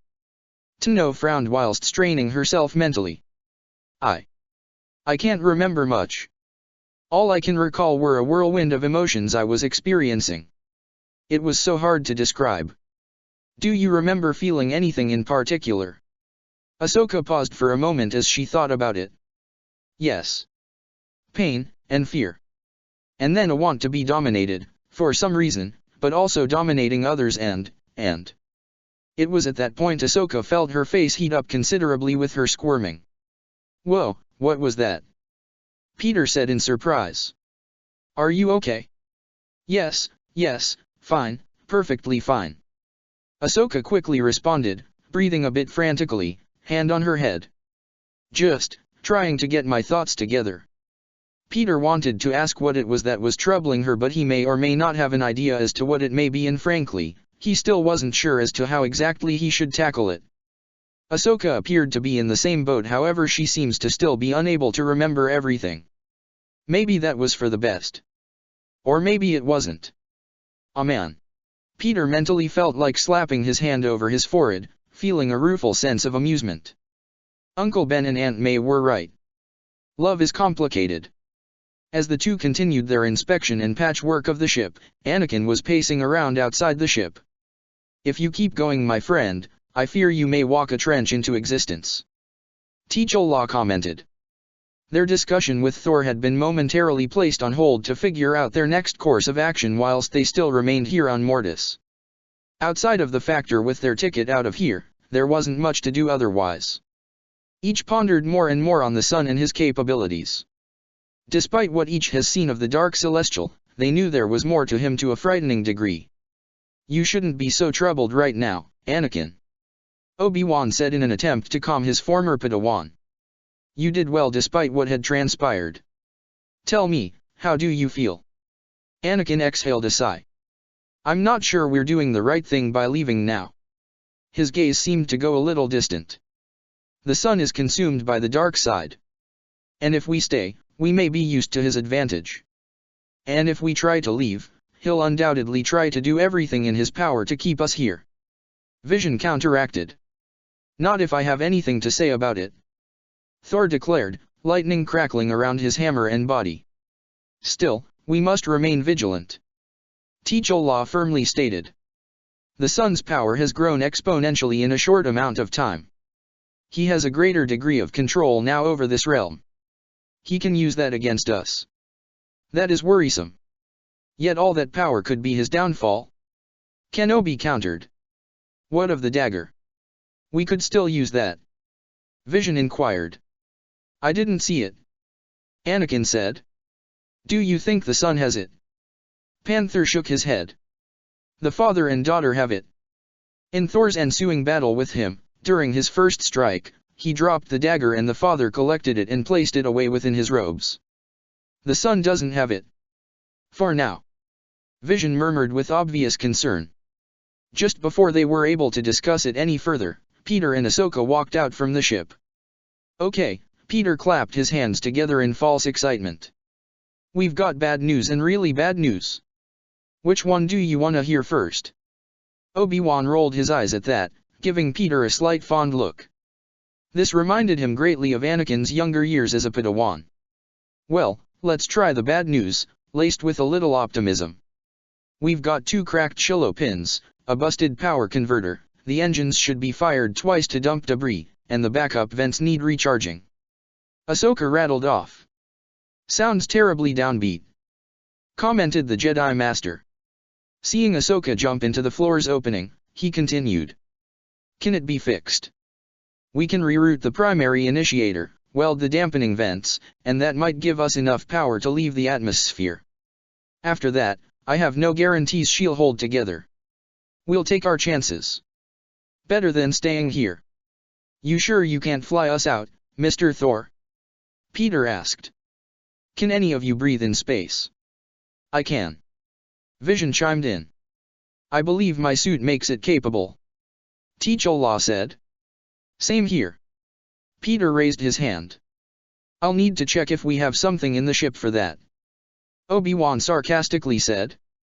As this small discussion went on, Anakin disappeared into the ship for the briefest of moments, only to walk out with a speeder. His Padawan was the first to see this. Master! Where are you going? To see the father and daughter. Anakin soon explained his reason. I'm not convinced that the sun will be contained here without our help. Perhaps we should make a stand. Anakin dash. If I don't get their blessing to leave, it'll haunt me forever. Skywalker stressed out. Obi-Wan exhaled a sigh. As much as I'd like to go by yourself, which is rather unlikely, you need someone with you. The sun is after you most of all and would do anything to have you by his side. I will come with you. Thor declared, stepping forward. I myself have my own reasons for being here. The father is more than likely to know as to what it is I seek. Well, if Thor is going, then I guess Anakin is in more secure hands. T'Challa said, pondering on this matter. But what about the ship dash? The rest of us here will be more than enough. Vision declared. But Vision. Peter was unsure about this. If the sun comes and, well, you're stone dash. Viz cut the teen off by placing a comforting hand on his shoulder. That's why I trust you all in making sure that doesn't happen. And with that, the pair walked away from the group whilst they resumed their watch and repair of the ship. As this went on, the father and daughter stood atop a tall hill that overlooked a valley of other smaller hills with many monoliths and stones over each mound. It has been so long since we graced our presence here. The daughter said, a melancholy smile in place. Our fallen deserve to have their respects paid, no. Her father said nothing in return, only silently looking out at the valley of burial grounds, a forlorn and longing gaze. This was once her garden, was it not? He said, a faraway look in his eyes, tone reminiscent. You and your mother used to bring a plant back from every planet you would find and have a spot for them ready and waiting. You even convinced your brother to come join you a few times, deny it as he may. The daughter's expression fell slightly, her smile now saddened and pained. Yes. Her eyes became glossed over, reaching up with her fingers to wipe a tear that was about to fall. Our first plant from Tython was right, there. She pointed at a mound that had a dual-sided pyramid floating above it, this particular hill being the second largest of the valley save for the one the father and daughter stood upon. We were so much happier then. The father, for the first time in what seemed like an eternity to his daughter, sounded defeated and broken. So much simplicity, love, and joy before what happened. From the sleeves of his robes, the father pulled out the dagger, staring at it in remorse and spite. And now, once again with my actions dash. Father, you can't dash. I can and I will. He cut his daughter off forcefully, sounding haggard. Rather than recoiling or even reacting negatively to her father's snap, she only reached up to delicately place a hand upon his cheek. It's not your fault, father. She gently told him. He only shook his head, taking her hand and lowering it. Oh, but it is, my child. Can you not see the pattern repeating itself once again? The father turned his gaze back to the valley of burial mounds, looking down at the dagger briefly before back up. Arrogance, hubris, ambition, a want to prove to others and to myself that our method was the correct one. He sighed, shaking his head with a self-deprecating manner. We reap what we sow unto ourselves, and now I threaten this galaxy with my son's rampage. The daughter only turned her head downward, a deep frown of regret and sorrow lacing her air and posture. I beg for your forgiveness, daughter. His voice was laced with pain and self-loathing. I am nothing more than an old fool now who still believes to be able to predict and perhaps even control the future. Now everything teeters on the brink of collapse, chaos, ruin and death. Is it really too late for us, Father? She quietly spoke, voice barely above a whisper. Are we truly to spend our eternity here for our past transgressions until this universe grows dark, lifeless, and cold? The father was silent, unable to think of a proper response when they heard a crack of thunder. Looking up, both were slightly surprised to see Thor descend from on high with Anakin in his other arm, the Jedi slightly stumbling away from the god. Geez, he said, hair a bit frazzled. Ya could have warned me about flying off like that. I did warn you to hang on, Thor plainly said with a shrug. Anakin only rolled his eyes at the response. You could have also just told me to leave the speeder behind and we'll fly. Now why would I do that when I get to hear you scream like a girl? Thor cheekily asked. The Jedi Knight deadpanned at the god, ignoring the two slightly bewildered Celestials until the father cleared his throat. I would have thought you all would have departed by now. What and miss all these vistas? Anakin sarcastically rebuked. No, you know why we're here. I have an idea as to why you're here, the father said, slowly walking towards them. But I still haven't the foggiest of why you are. I have been on a journey since my departure from Earth, Thor said in complete seriousness. I'm not sure if you are aware, but in the past 8 years now, 5 of the 6 Infinity Stones have made themselves known to the universe at large. Mind, power, reality, time, and space. The father hummed, a clearly disgruntled look upon his face. So, it is as I feared. I had hoped these to be anomalies, but I was only fooling myself. For 5 of the 6 to be revealed after so long. I fear what is to come in the future. What do you know of the Infinity Stones? Thor asked straight away. The fact that so many have revealed themselves is troublesome to say the least, with many being too close of proximity to each other. I am surprised you do not know more of them, the father admitted. I only know of what is common knowledge in the universe, the Asgardian stated. But as to the whereabouts of the final stone, I have only rumors and old transcripts to go off of.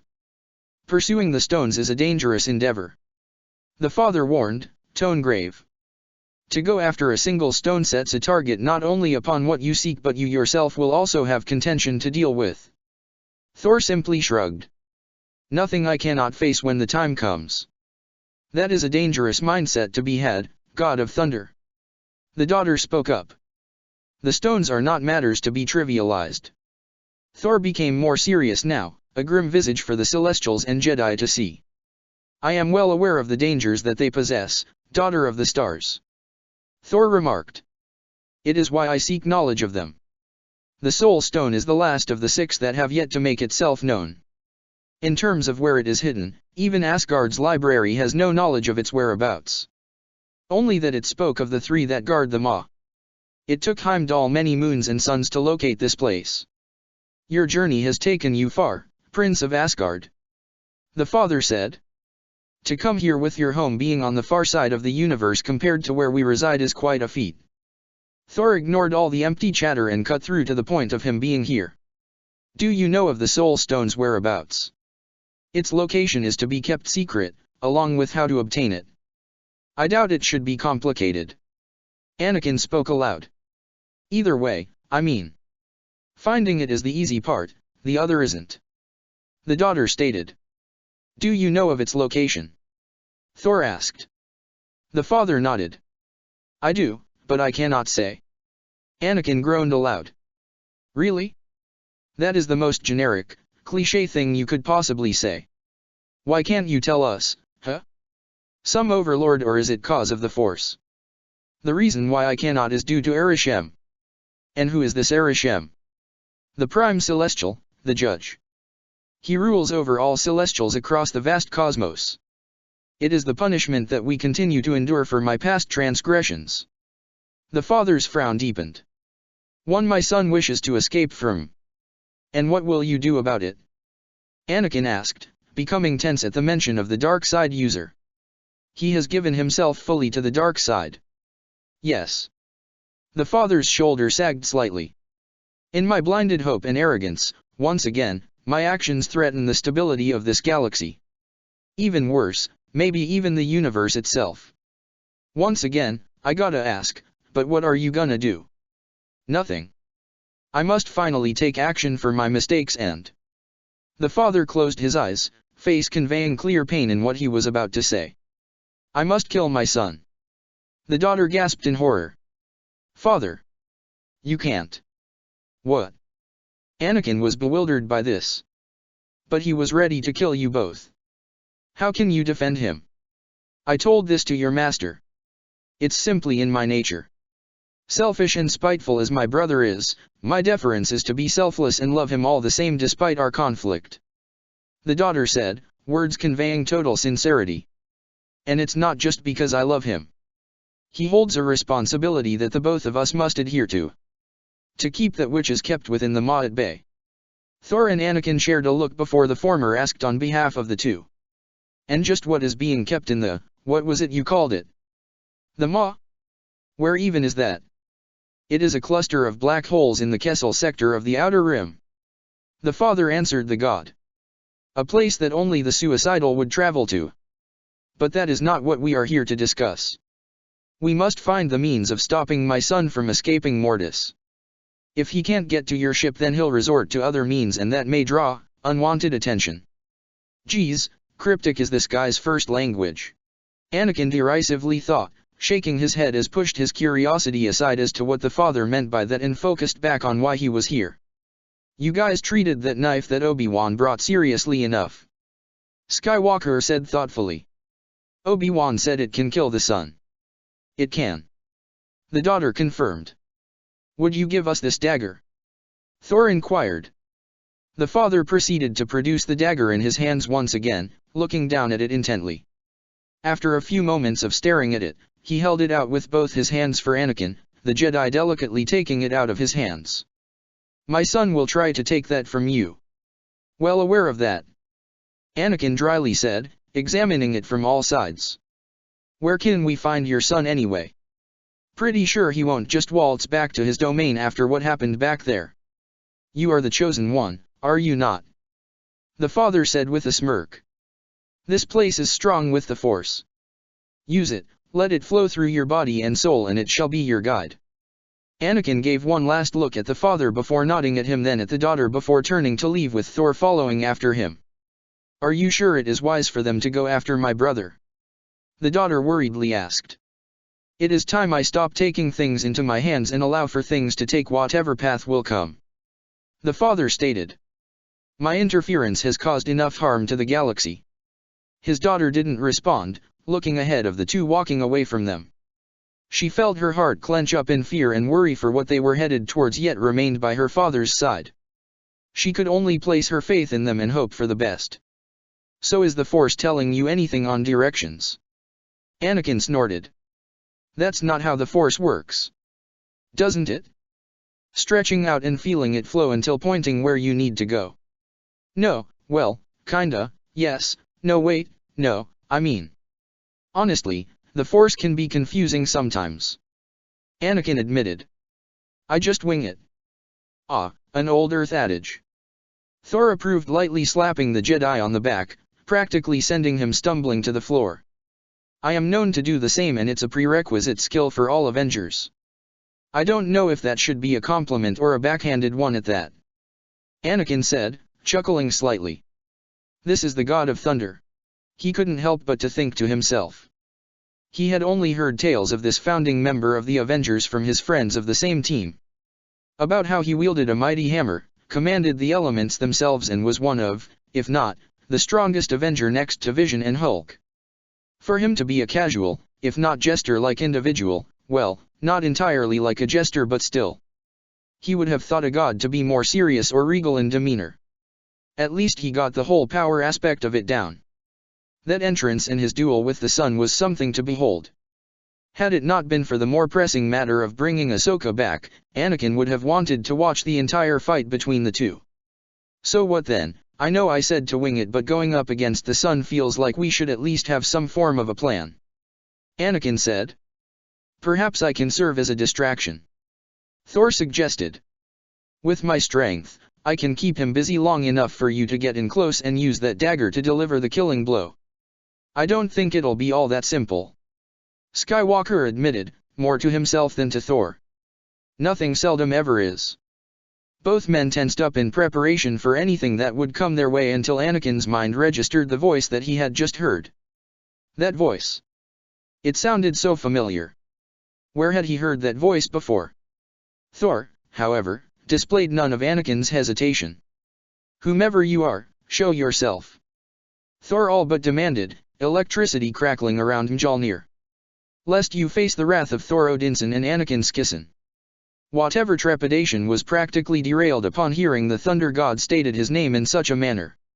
What did you just call me? Anakin asked in amused bewilderment. Skison. The disembodied voice said, this time being much clearer than before. Rather an amusing name, if not appropriate given how often you fall from the skies. Both men now tensed up again as a silvery white fog blew in from seemingly nowhere in front of them until coalescing into a single spot. The fog began to take shape, condensing and molding together into a humanoid figure until... You truly have become strong, Anakin.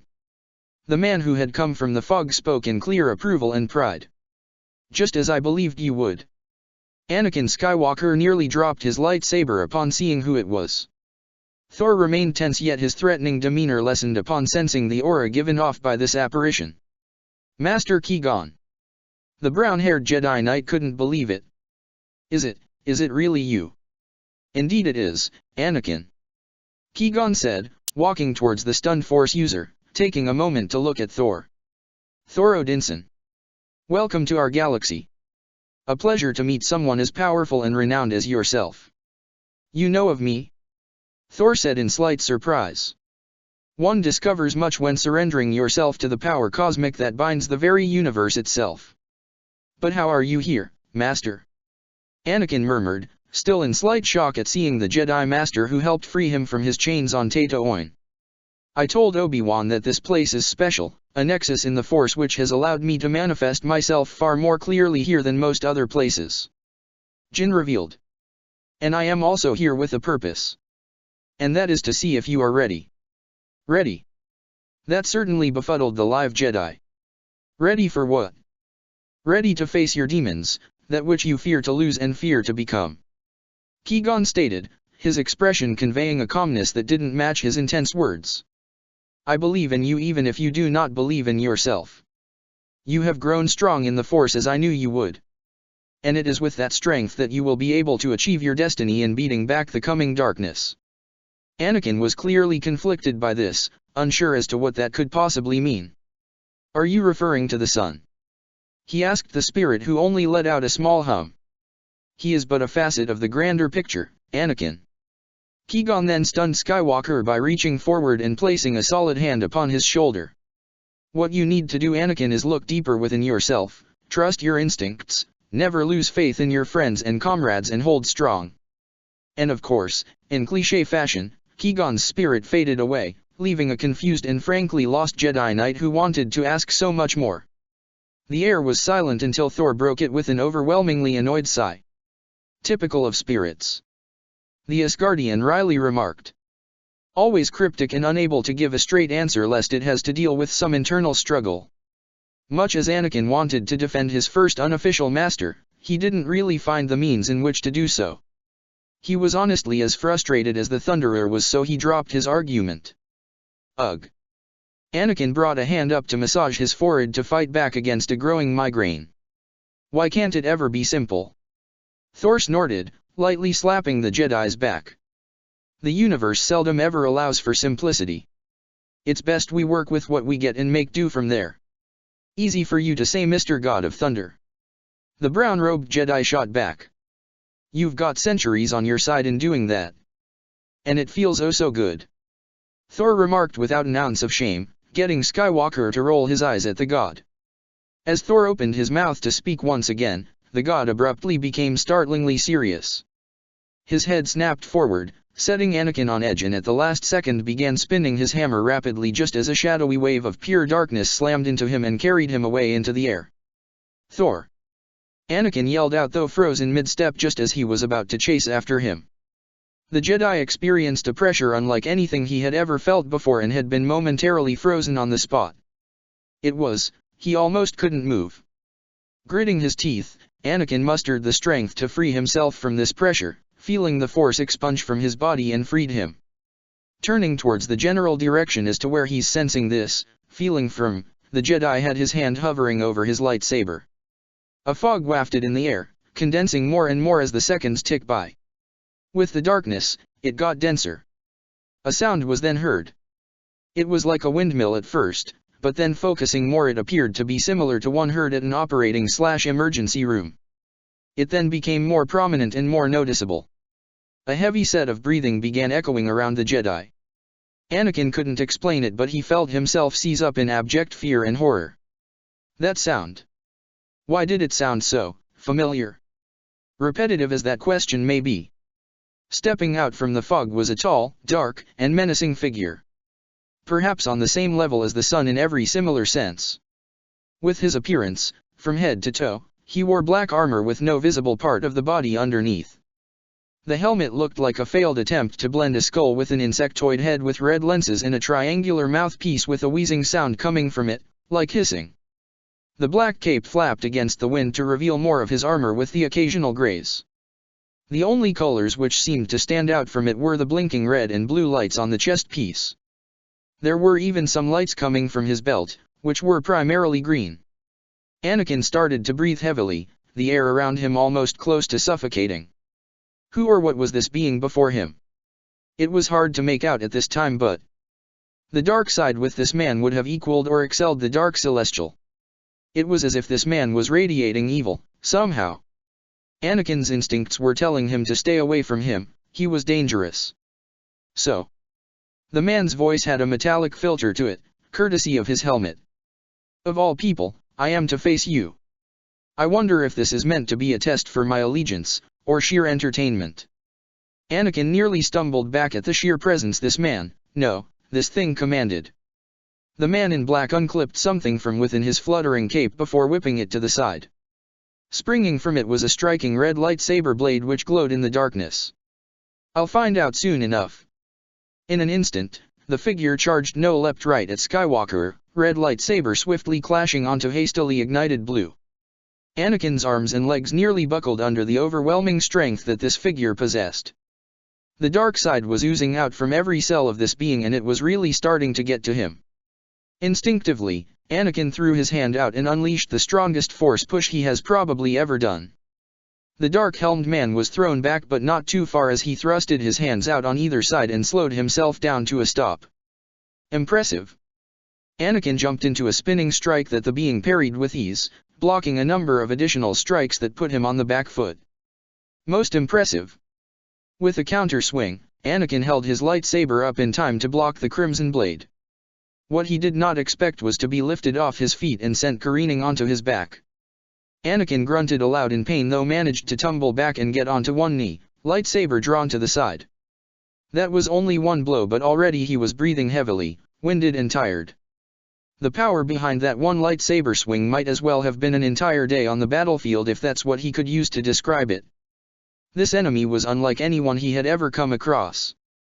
But damn if he wasn't going to give it his all against him. Placing his other arm on his knee, he used that as the means to force himself up to his feet and get into the usual stance associated with Form V. Who are you? Anakin asked, eyes narrowing as the being mirrored his stance in Form V. Your doom, said the dark-armored man, and your end. Skywalker was then batted away by the man's monstrous strength with the Force, making him have to recover quickly upon his skidded landing. For a split second later, he had to block an incoming strike from his attacker. He shoved the red saber back and swung in return, only for this one offensive to be deflected, and he was again on the defensive. This enemy was so overwhelming, Anakin didn't even register the thunderclap up above as two others were locked in combat. High in the sky, Thor managed to free himself and whirled Mjolnir around to bash his attacker away. Spinning his trusted hammer, he was able to levitate slightly as his eyes narrowed. Coming back for more, son? Thor taunted, conjuring forth a lightning bolt simply for show.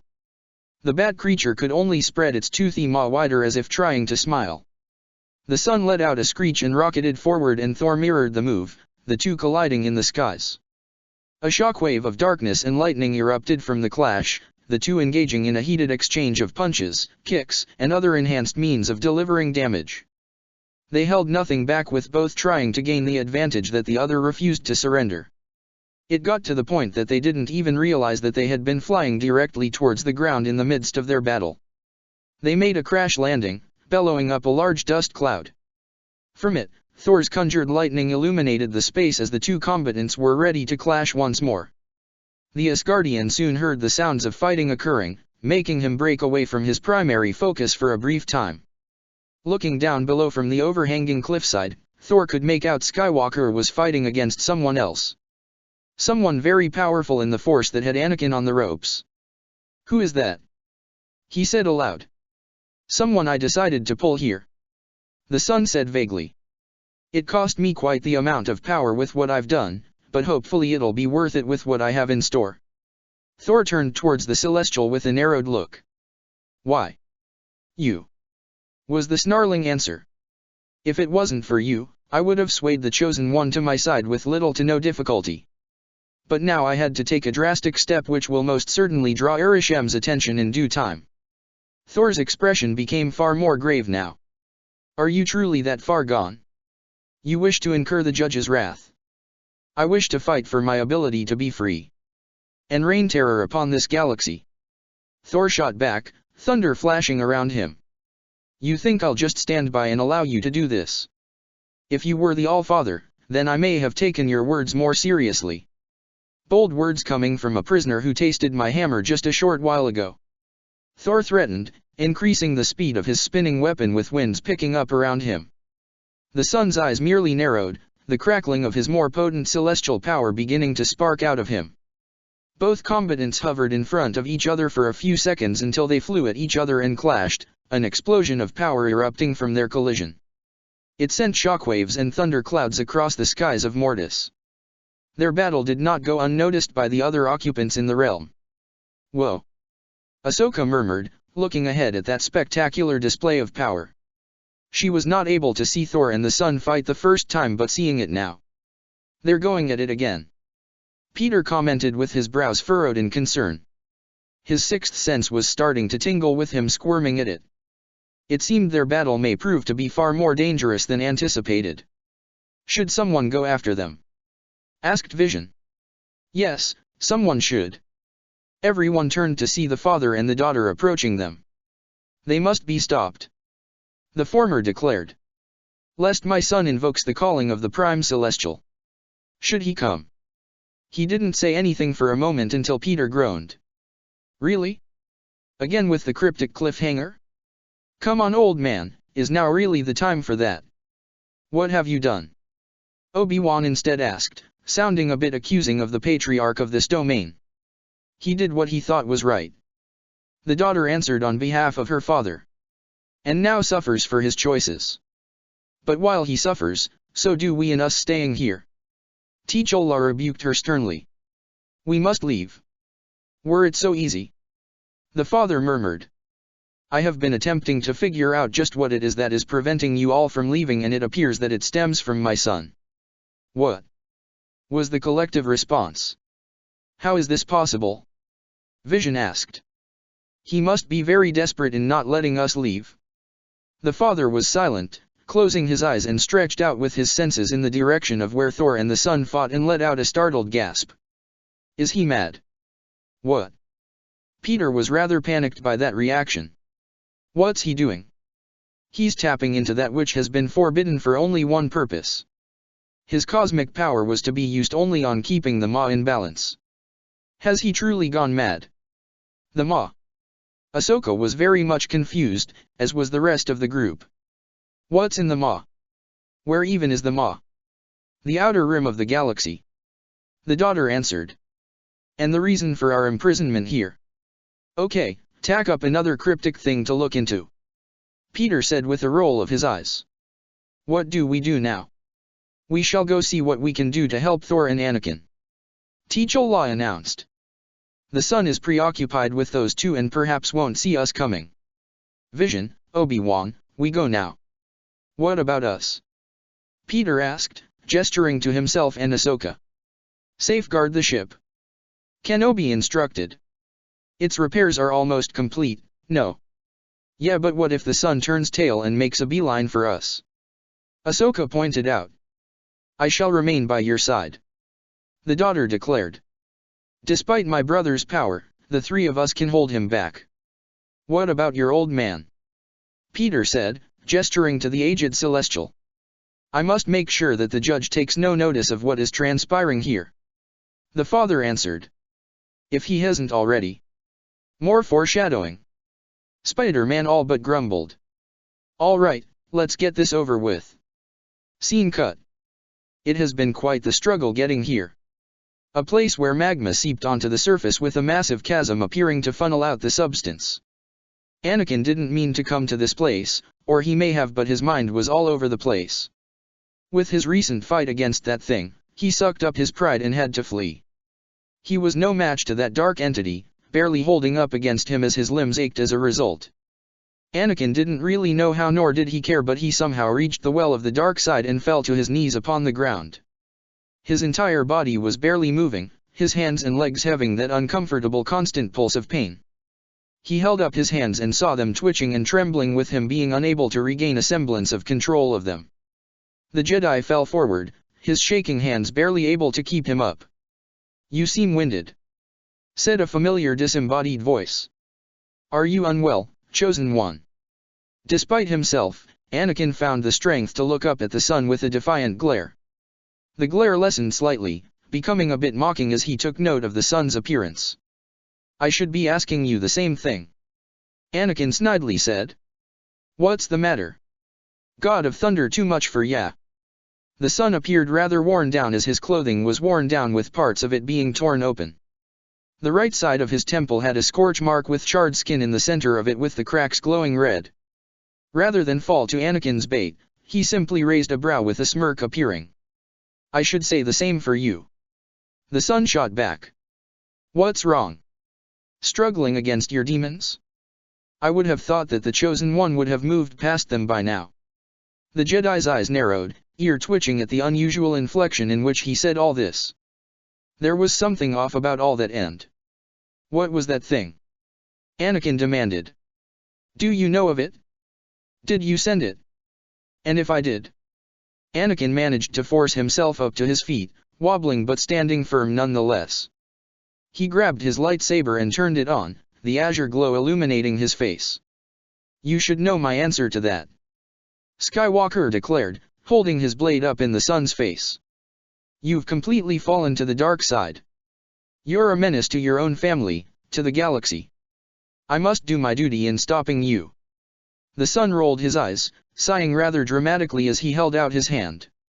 Anakin's saber retracted back into its hilt and flew out of his hand and into that of the sun's. Must we be enemies? The sun innocently questioned. There is so much more that we can do if we are to work together. Are you really that far gone? Anakin practically snarled. I will never join the dark side. The sun merely humphed, clearly amused at this statement.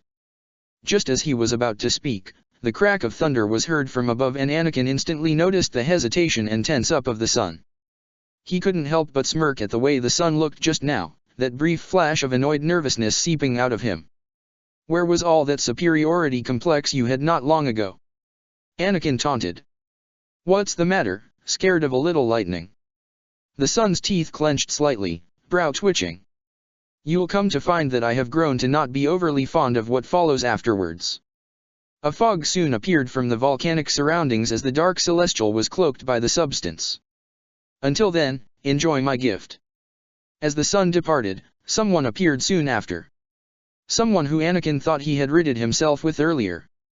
Hearing the familiar hiss he would soon begin to dread, Skywalker activated his lightsaber to combat his menacing opponent once more. Yet something was rather off this time around. The fog began to become denser with each passing second. The hiss-like breathing was heard for several more moments, all before it suddenly came to an abrupt halt. The Jedi blinked, feeling himself leave his body, if that made any sense. He looked down at his hands, seeing through them, and yet they felt solid. Anakin had little time to ponder what had just happened when he felt himself get flung into an endless void. Moments later, he was bombarded by sights and sounds, both familiar and not familiar in the slightest. Is the Chosen One dash? ISE Jedi, Knight dash. Am Iron Man dash. UST a kid from Brooklyn dash. Those voices. He concentrated with all his might and began to see more clearly. They were visions. Visions of not only his past but a multitude of others. But none that he could focus on specifically.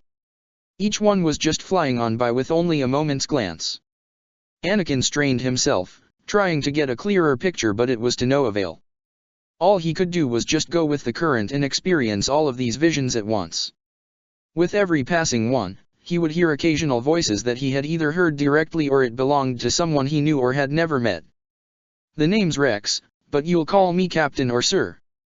I'm the new Padawan learner. My name is Ahsoka Tano. Begun the Clone Wars, has. Like the old man said, together. All of you against all of me. Bad things happen because of you. There was an idea. All at once, Anakin was frozen in place and found himself standing upon the ground again. He was back in his body, so to speak, and once again found himself in the well of the dark side. The dark mist that the sun had cast still surrounded him. Skywalker looked around almost desperately for a way out, yet to no avail. He then flinched almost violently, clenching his eyes shut tightly as he was bombarded with more visions. If this was the sun's gift, he did not want it at all. He'd rather take the menacing dark force user over this. He saw several cities, one where a tower with an emblazoned A was visible for all to see in the city skyline, a city with a large statue of Panther and another with a strange building that radiated with the Force. His entire perspective changed again, now seeing the start of the Clone Wars on Geonosis, the Jedi and clones fighting side by side until a tidal wave of fog came in and seemingly washed away whatever visions he was supposed to see. Instead, they were replaced with a litany of new ones. Him standing atop a building with Ahsoka and Spider-Man, looking down at the city streets below. Steve and Ayla lean their foreheads against each other, eyes closed and hands interlaced together in a tender moment. War Machine with Ant-Man, Wasp, and several other enhanced he had never seen before rushing headfirst with Jedi and clones at their backs towards an army of red lightsabers. Ahsoka and Barriss hovering over a severely beaten Spider-Man. Obi-Wan, worn down and tired, breathing heavily while standing in front of an injured Matt Murdock. Then there were those Guardians of the Galaxy he had met back on Mandalore fighting with Mandalorians against a near-endless swarm of unidentifiable enemies. Next came the Avengers were fighting together once again, and it was against Ultron with him, Ahsoka, Rex, Domino Squad, Obi-Wan, PLO, Ayla and their clone commanders fighting alongside them. It was them fighting and winning, defeating insurmountable odds despite it all, even if none of it was clear for Anakin to see. Jedi only see the light, but never the dark. Soon the pleasantries paved the way to horrific events. Darkness began flooding over the galaxy. Some old, some new, some unique. Each washing over from various locations. Yet one thing was ultimately certain, on each appearance, no one was prepared. To defeat an enemy you must know them. A species of absolute horror in the eyes of Anakin. He couldn't get a clear look at what they were, but he could feel them, and not in the usual way. These invaders ran through the galaxy like a virulent plague, claiming billions upon trillions of lives. Not just their battle tactics, but their history. Clones on Kamino running to their battle stations in a desperate last stand.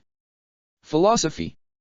The Jedi of the Temple all held their blades aloft, crying out an oath of defiance against the darkness. Art. His ears rung with the cries of billions crying out for help in their darkest hour. Your anger gives you strength. Anakin's eyes widened at the sight of the dark figure whom he fought not too long ago standing before him until he quite literally turned into particles and joined the swirling dust that still surrounded him. The menacing hissing soon returned with someone cackling alongside it. The Force is strong with you. You will bring balance to everything. This dark figure unleashed a torrent of Sith lightning. It didn't reach him, but he felt the phantom pain of lightning course through his body. Embrace your destiny. The Jedi grit his teeth, getting increasingly frustrated by all this, and took a step forward in an attempt to escape this vortex of darkness until he lurched forward and felt his breath escape from him. His entire body froze, a cold sweat developing on his forehead with him struggling to move and breathe. There, there was something, no, someone else here with him. Not here but. Skywalker's heart clenched up in complete and utter dread, his hand instinctively shooting up to his chest, hand grasping his clothing tightly. Behind Anakin was a man. He who was looking through a large window to oversee the destruction of a planet down below. An imposing figure who rivaled the tallest of any species he's ever known in the galaxy thus far. Yet his stature equaled his strength, both literal and figurative. And this man was surrounded by those who willingly followed him, who appeared to be nearly as dangerous as he is. In time, you will know what it's like to lose. Anakin gasped, falling to one knee. To feel so desperately that you're right only to fail all the same. He tried to force himself back up. Dread it, run from it. Destiny still arrives. Only to fall back down, this time on all fours. I am. The terror that Anakin experienced was indescribable. Inevitable. Snap. Anakin's eyes were wide, horror, fear, terror and any other synonym and description one could use to describe what he was going through. He didn't see who did it. He didn't see anything but he heard him. That voice was just. Anakin. Said a soft voice that made his eyes snap open and look up to see his wife standing in front of him. Pad dash. He could say nothing else as he watched horror etch its way onto his wife's face as she turned to stone. Padme. Anakin screamed, jumping forward for his wife. As soon as his fingertips touched her stone body, she disintegrated away into dust. His heart nearly stopped right there, but it seemed this torment was not to end. Anakin. The Jedi whirled around to see others whom he held dear. Ahsoka, Obi-Wan, Rex, the Jedi, his clones, the Avengers and all. They were all turning to dust. No, no, no, no, no, no. Anakin's voice became hoarse, breaking from his screaming as he ran towards them all only to see them all fade away. Ahsoka, Rex, Obi-Wan, Yoda, Windu, PLO, Ayla, Fives, Echo, Heavy, Steve, Nat, Rhodey, Sam, Wanda, Pietro, Vision, T'Challa, Matt, Hope, Scott, Barriss, Peter, everyone. Everyone was turning to ash and dust. Anakin's attempts to reach them, any of them, was all for naught. They were all gone. Every last one of them. Anakin could only collapse onto his knees once more and stare at his hands in nothing but self-loathing. Yet, the horror had not ended. He noticed flakes rising from where he was and gasped when he saw his fingers were graying and turning to ash. It spread up to his arms and the rest of his body like a plague, and all he could do was look to the skies with mouth open, yet no scream came. Anakin felt it all. All those lives being snuffed out. The entire universe plunging into complete and utter chaos. All of that death. Anakin couldn't breathe. This vision, this feeling, it was overwhelming every other sense in his body, his very soul. He was reaching, clawing at his throat as it seized up, and his crystal blue eyes slowly began to pale, life fading from them as he fell away into ash. And then, this hellish torment abruptly ended with the sun blowing it away with a look of unadulterated rage, fear, and anger. What? What is the meaning of this? He roared aloud, getting right in the face of the stunned Jedi. That was not the future that was meant to be. What have you done? Anakin was too shocked and bewildered to speak, a glazed, almost dead look in his eyes. The avatar of the dark side appeared to almost be pleading with Skywalker for an answer before the crack of thunder made the sun recoil. He appeared hesitant to do almost anything now. The sun looked up above, then back down at the somewhat comatose Anakin before transforming into his bat form and flying away just as Thor came crashing down. Come back, you coward! The Thunder God yelled, throwing Mjolnir in the direction of the fleeing Celestial. The hammer missed, returning back to its owner's hand seconds later, thwarting in annoyance at losing him again. Bastard! Thor murmured. He turned to Anakin, who was still on his knees and was a bit startled at the pale and haggard appearance of the Jedi. Skywalker! The Asgardian crouched down to Anakin's level, placing a hand on his shoulder and shaking him lightly to snap him out of his daze. Are you all right? Anakin stared blankly at the god, mind rebooting after experiencing the chaotic and downright terrifying visions he had just seen. He didn't know what to make of it, and he wanted to go home right about now and hold his wife in his arms. Where is he? Anakin's voice came out as a croak, yet his blue eyes became fierce with determination and focus. Fled once again like the coward he is. Thor spat out, standing up and offering a hand for the Jedi to take. Fists clenched, Anakin struggled to get back up until seeing Thor's hand. Giving him an appreciative grunt, he grabbed the hammer wielder's hand and was pulled back up to his feet. The pair left the well of the dark side, going to where their comrades resided in hopes of leaving Mortis soon. All the while, T'Challa, Vision, and Obi-Wan were flying across the landscape of Mortis, the Prince and the Jedi on speeders and the android simply flying. Their destination was the well of the dark side, as they had seen thunder and darkness in that area.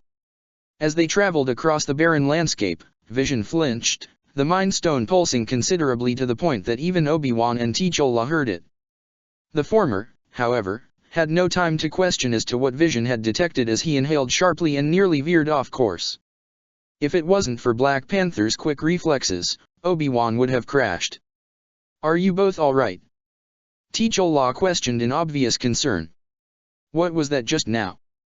I'm not sure," Obi-Wan muttered, a deeply troubled frown marring his face as the group slowed to a halt. "But I fear it may have something to do with Anakin." Vision lowered himself to the ground, a grave look on his face. "No. I believe it may be something worse," the synthetic Avenger stated. "It's coming from the well of the dark side." "Then we must make haste," T'Challa declared, the speeders powering back up again. "Come on." Neither of his companions chose to argue against it as they were about to resume their trek. When without warning, T'Challa found himself in a familiar place once more. Practically whirling around to find his comrades, the Wakandan prince momentarily wondered if they may have ended up in the ancestral plane. "Why am I here?" he asked himself. "Why now?" T'Challa was no longer on his speeder bike and was garbed in his white robes that he usually wore. He walked forward, frowning as he gazed upon the violet skies of the ancestral plane. "Bast." His voice carried across the grassy plains. "Why have you brought me here again? I cannot afford to lose time here. There are greater tasks to attend to." "Fret not." T'Challa whirled around to see his panther goddess materialize in all her glory before him. "What transpires here shall only be seconds in the mortal plane," the panther goddess stated. "I have brought you here because your time on this nexus is nearing its end. I do not know when would be the next time that we would be able to speak, but it is better we have our conversation now." He requested it. "He? My nephew?" T'Challa spun round to see his Zenobia walking towards him. "Uncle?" The prince was confused. "You called for me here?" "At the behest of Bast." Zenobia regarded the goddess with the utmost respect. "And because we must speak, because it is likely that we may never have such a chance for a long time. And I know that you have many questions that have been ruminating in your thoughts at this time." With no better opportunity, T'Challa asked something which had plagued his mind since being at the Sun's Tower. "Why did my father kill you?" T'Challa bluntly asked. "I saw what happened, somehow, but dash. You want better answers." Zenobia cut him off, patting his nephew's shoulder. "And I shall give them to you. You simply must listen." T'Challa simply nodded in silence, and his uncle spoke of the events that led up to that fateful day. He left none of it out. His assignment as a war dog in America. Witnessing not only people of his skin color but multiple groups of people struggling to get by. Finding love with an American woman. Losing her but remaining resolute both in his mission assigned to him by Wakanda and his new objective. To liberate the oppressed of the world and show them the proper way to rule, the Wakandan way. But that led to his betrayal of his own kingdom and tribe. Him reaching out to Clay and giving him the instructions needed to get into the palace and stealing where the vibranium was being stored. The guilt of knowing he was responsible for the death of his own people. All of which led to Zuri ousting him to King T'Chaka as the traitor and "I have spent many years here reflecting on my past deeds," Zenobia said, tone soft and far off. "There is much that fills me with regret, but then I feel nothing but contempt for our people's actions, or really, inactions. We were thousands of years in the future, but the world would have eventually found out the truth of our advancements.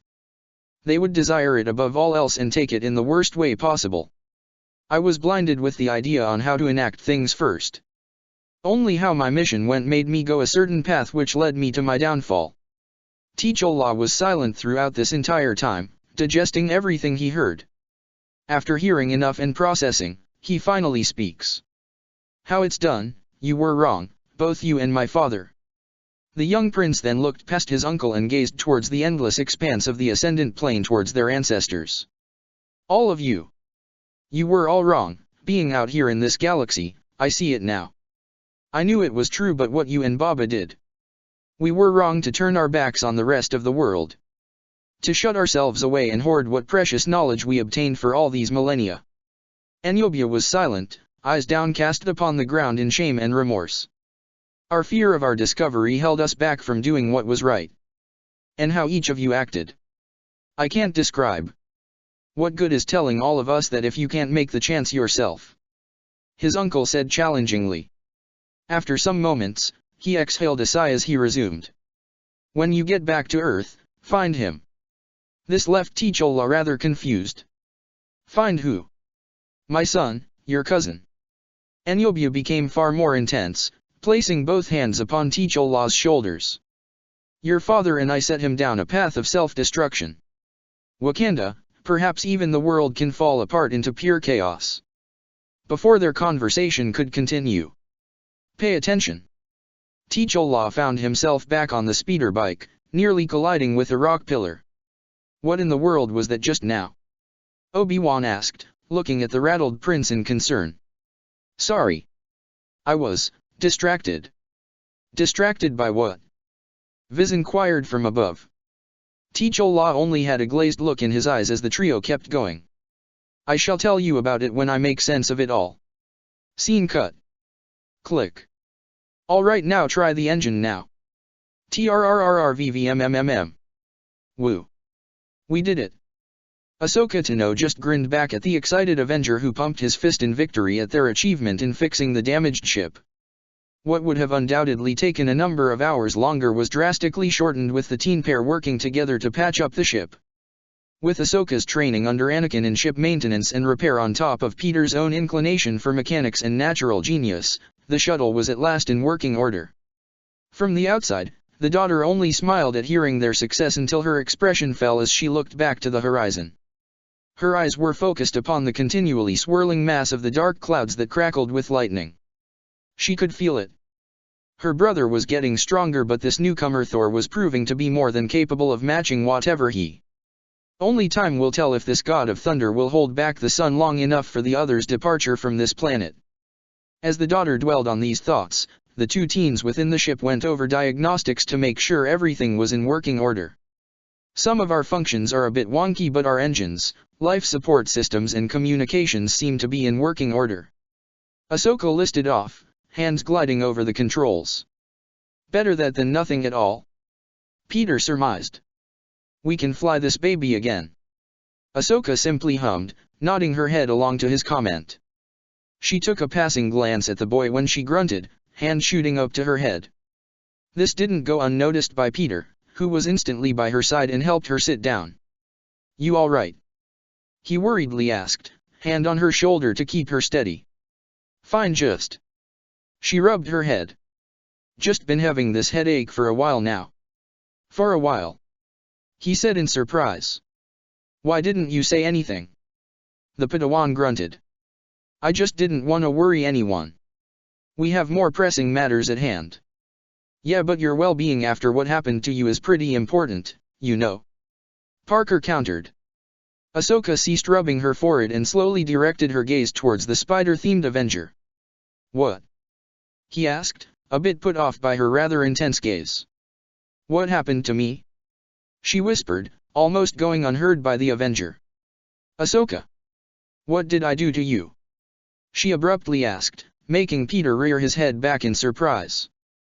That certainly wasn't what he was expecting to hear. Huh? Was his response. What did I do to you? Ahsoka repeated, staring into Peter's eyes, a hand on the side of her temple. These headaches, every time I focused on them, you always appeared in my mind.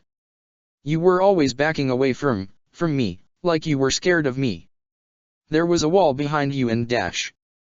Peter coughed into hand, a blush creeping up onto his face as he now looked for anything else to stare at other than Ahsoka's eyes. He began stammering and stuttering, not realizing that this only served to worsen Ahsoka's headache as she cried out and fell to her knees. Any nervousness Peter had disappeared in an instant as he dropped down to her side. Hey, Ahsoka. He put his hands around her and hefted her up slightly. Easy now. Don't strain yourself. Is she all right? Peter turned back to the entry ramp of the ship to see the daughter looking at them in concern. He didn't answer the avatar of the light side, instead back at the pained expression of his friend. When looking into Ahsoka's eyes, Peter could see conflict in them. Her trying to act upon something yet fighting against it. Fear and yearning flip-flopping for control, and it made things truly difficult for her to manage. Ahsoka. Oh no. The teens blinked upon realizing the daughter was now beside them both, the green-haired celestial crouching down to Ahsoka's eye level.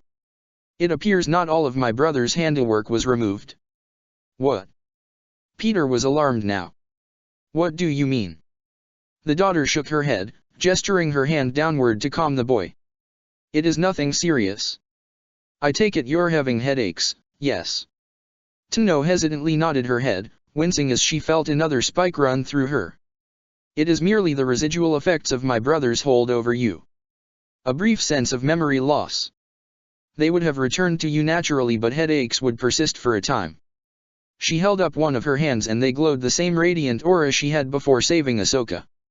I can remove this block and your memories shall return to you in their entirety.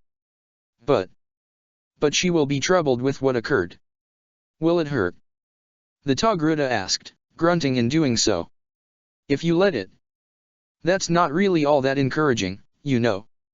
Peter dryly deadpanned, not at all on board with the idea of putting her through more pain. Do it. Ahsoka dash. Just do it. Tano said through clenched teeth. Trust me Peter, I can handle it. He really hated being in these kinds of positions, but he had no choice sometimes. The Avenger looked up to see that the daughter appeared to be waiting for his approval, and well, he couldn't fault her for being polite about it. Grasping her hand, he gave her a reassuring squeeze in which she returned before the Padawan gave the daughter the go-ahead. The daughter tapped Ahsoka's forehead, Peter seeing her eyes roll into the back of her head for a few seconds until she was back to normal. Sokka. He quietly said, watching her breathe heavily. The sound of his voice drew her attention to him, and it didn't take long for her to gain a healthy coloring to her cheeks, steam wafting from her in her opening and closing her mouth only to find no means of responding. Peter could only cringe as he now knew that. You're remembering it all, aren't you? Oh my god. Ahsoka said in complete and utter shame. She let go of his hand and began backing away from him. Shame appeared on her features as she could no longer look at him. Oh my god. Ahsoka could feel her entire body burning in embarrassment. How could I have done that to you? What kind of a Jedi am I? Well, to be fair, you weren't really in control dash. That was still me, Peter. She cut him off, face becoming even darker upon her admission of it. Oh my god, I'm despicable. Okay, I wouldn't go that far. Peter said, unable to hold back his small laugh. This is serious, Peter. She all but whined. The Jedi Code, the Order, I've betrayed everything. Well, from the way you were talking, sure sounded like you did that a while ago with Barriss. Peter muttered out, yelping slightly at the heated glare shot his way. Sorry, rambling, ignore the stupid. Ahsoka's glare fell away, not being able to hold it as he wasn't really at fault. She caught him completely off guard. It's all right, young one. The daughter spoke up, placing a delicate hand on the Padawan's shoulder. Love is a wonderful thing to experience. You have found more than a suitable candidate to love. The Jedi and Avenger both squeaked, faces now matching as now they both hid their faces from each other. The daughter could only react in bemused amusement at the way they were acting. Quite frankly, this sort of entertainment was something she had not seen in some time. A refreshing change of pace really. The daughter was about to speak once again when she felt a disturbance in the force. This sensation was intense to the point that it broke Peter and Ahsoka out of their embarrassed stupor, with the trio now turning their heads in the direction of the Fathers monastery. What's happening? Peter nervously asked. The daughter closed her eyes, stretching herself out through her connection through the Force only to gasp. Thor and my brother, their fighting is escalating. The daughter's eyes then widened in shock and disbelief. No, it can't be. What is it? Ahsoka asked, slightly panicked at the way the daughter was behaving. We must go now. That certainly wasn't what the two teens were expecting. Her voice changed, becoming more disembodied and scarier really. The duo nearly tripped over themselves but quickly found their seats and turned the ship on. It jostled on the ground for a moment until it took to the skies and flew at full speed towards the monastery. Around said monastery was a spinning vortex of thunderclouds, dark side mist, lightning, and celestial energy. Over in the monastery itself, Thor swatted aside multiple pillars that the sun threw at him.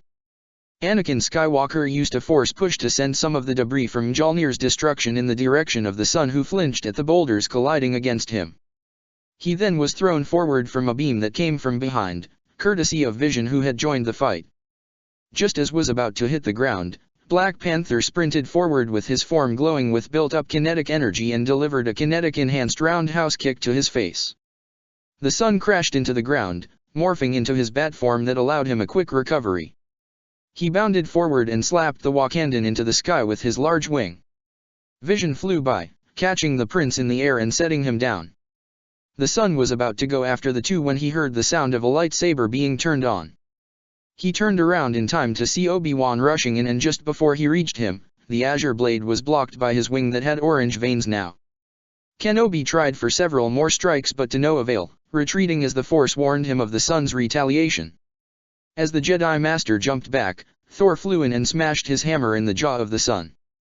He sent the Celestial transforming back into his humanoid form. The sun was not one to be kept down, quickly kicking up to his feet and throwing his hands out to his sides. Dust and particles swirled from the ground and up to his hands. Once gathering the amount he had desired, the sun clasped his hands together, the assembled materials forging into a giant black and red scythe. Whoa! Anakin exclaimed as he deftly fell to the ground, the weapon sailing past overhead. That's a bit overkill, ain't it?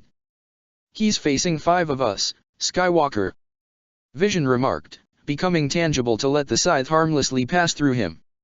Viz, please don't justify this jackass's reasons for using that to try and kill us. Skywalker's voice was strained. Ah, my apologies. Wonderful. Obi-Wan candidly said. Now that we have that out of the way, shall we focus back on what's important? As this side conversation went on, T'Challa and Thor were combating the sun, who had reshaped his scythe into a dual-sided mace and blade. The mace part was for Thor and the sword part was, well, he wanted to see if he could skewer the Crown Prince of Wakanda.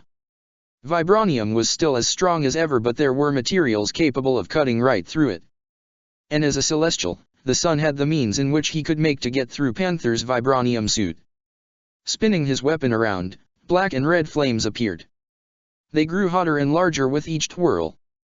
At its apex, the sun slammed his weapon into the earth, causing not just a shockwave but a large burst of flame going all around. How is he able to do all this? Obi-Wan asked, standing behind Thor, who was spinning his hammer and making the flames go around them. He's a Celestial. Thor answered simply. They can manipulate matter on a molecular level. They can make almost anything. Then how can we beat someone like that? Anakin questioned, straining to use the Force to create a bubble around himself and T'Challa for the dark fire to not touch them. Hit him really hard, of course. Thor stated with a roguish grin, flinging his hammer up to call forth a dozen thunderbolts to rain down upon the sun. The Celestial grunted in pain, dropping his weapon as he was hunched over, taking the bolts that were clearly damaging him. I can work with that, Skywalker said, the flames subsiding, freeing him and T'Challa. Obi-Wan could only roll his eyes at his former Padawan's words, but there was a fondness in his eyes as the group went on the attack once again. Flames still present on his weapon, the sun picked it up from the debris-filled ground. He leapt into the air, twirled and brought down his weapon. The closest to him at this time was Obi-Wan, who held up his lightsaber to defend himself with the upcoming strike. Their weapons met, causing the Jedi Master to skid back from the force behind the offending blow.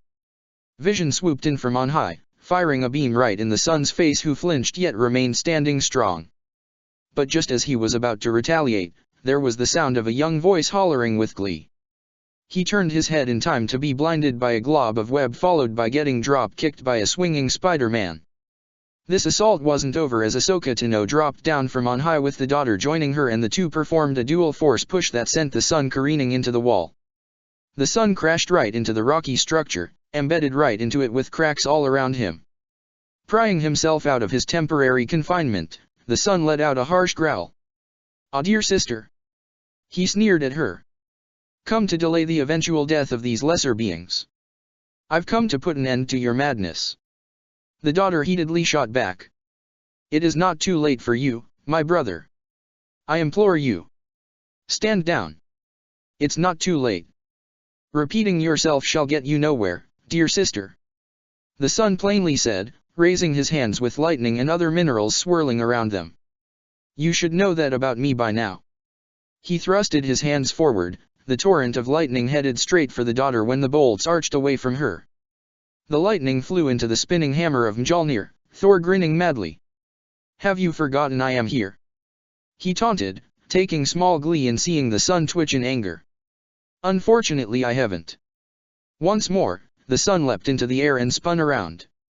Instead of having his weapon make contact with someone or anything at all, an ethereal red and black blade was flung forward. The others rolled or jumped out of the way from the ethereal attack. Yet it wasn't the only moment they did, as more and more ethereal blades were flung right at them. Soon enough, the son's onslaught would become more bestial in nature, yet controlled in a refined manner. "He was so much easier earlier," said Peter, who was leaping all over the place. The young Avenger fired more weblins at the Dark Celestial, who merely cleaved through them like they were nothing. Some appeared to make their mark, in which the son felt a yank on his person, but he held his ground. It wasn't the intention of Peter pulling the son closer to him, in fact it was the other way around. With him flung closer to the Dark Celestial, Spider-Man came in and delivered a powered kick at their opponent's side. Once making his mark, he shot out a flurry of jabs. He then backflipped away to avoid getting hit by the son in retaliation. When he went back to strike their opponent once more, something rather odd occurred. From his arms, the black substance which made up his present suit formed long tendrils. They whipped out and struck the son from afar. And when getting up close and personal, a reared back arm formed a bastard longsword, which was swung forward to collide with the son's weapon. It was only then did Peter finally realize what just occurred, as did the others. "Whoa! I can do that!" squeaked out Spider-Man. "That's so cool! Was that your suit just now?" Ahsoka questioned, running over to him to see him holding up his arms and seeing the surface of his new black suit shifting about. "Well," Peter murmured, both in awe and a little freaked out at what he was looking at. "You filthy cretin!" the son screeched, jolting Peter and Ahsoka out of their momentary curiosity as the son rocketed forward and smashed into Spider-Man, the duo entering into a grappling contest with their hands. "I've been meaning to question you earlier, but where did you get that symbiote?" "Symbiote?" Peter struggled out, barely holding his ground against the son's strength. "Is this what this black stuff is called?" Briefly, the young Queen's native felt something foreign within his mind giving a so-so answer. "The hell was that?" he mentally asked until he let out a grunt of pain as the son started curling his hands over his own. Peter would question this later, among a great number of things. None of that would matter if he didn't survive this fight. "Get away from him!" The son was abruptly pushed away via the force that Ahsoka unleashed upon him. What no one noticed was the Togrutta's hands had a small white hue around them as they had their concentration solely on the dark side celestial. The entire team used everything they had at their disposal to weather the son down, who kept getting back up, his celestial powers taking greater prominence in keeping him going. In the midst of all this, Peter couldn't help himself during his brief scuffle with the dark side user. "I gotta tell ya, Spooky, your tower has a bad security system. It was practically easy for anyone to take stuff from it. This guy literally took the first chance he got to get away from you. You dare steal from me?" The son shot forward, grabbing Peter by the neck, holding him close to his face. "You know not what you have taken, Earthling." This instantly caused Peter to retaliate by clocking the Sun across the face. In turn, the Sun threw the young teen away so he may focus on the others at this time. Being flung away, Peter was about to rapidly collide with a high wall. Before this occurred, several tendrils burst out of Spider-Man's back, seemingly forming 4 thin appendages. It would be they which halted Peter from sustaining significant damage from a dreadful impact. Rearing his head towards the Sun, Spider-Man's white lenses narrowed. Now that wasn't nice. The tendrils seemingly read Spider-Man's thoughts as he jumped back, the tendrils still embedded into the ground. They then retracted back into his suit and he was launched like a rocket with Peter landing both his knees into the face of the Sun. "My word, Peter." The black-suited Avenger looked over to see Obi-Wan and T'Challa running over to him. "What in the world did you find in the Sun's tower?" Parker's pseudo-mentor asked, looking warily at the shifting suit his pseudo-student wore. "Ask questions later, Obi-Wan," said Anakin Skywalker, running by the trio with Ahsoka and Vision with him.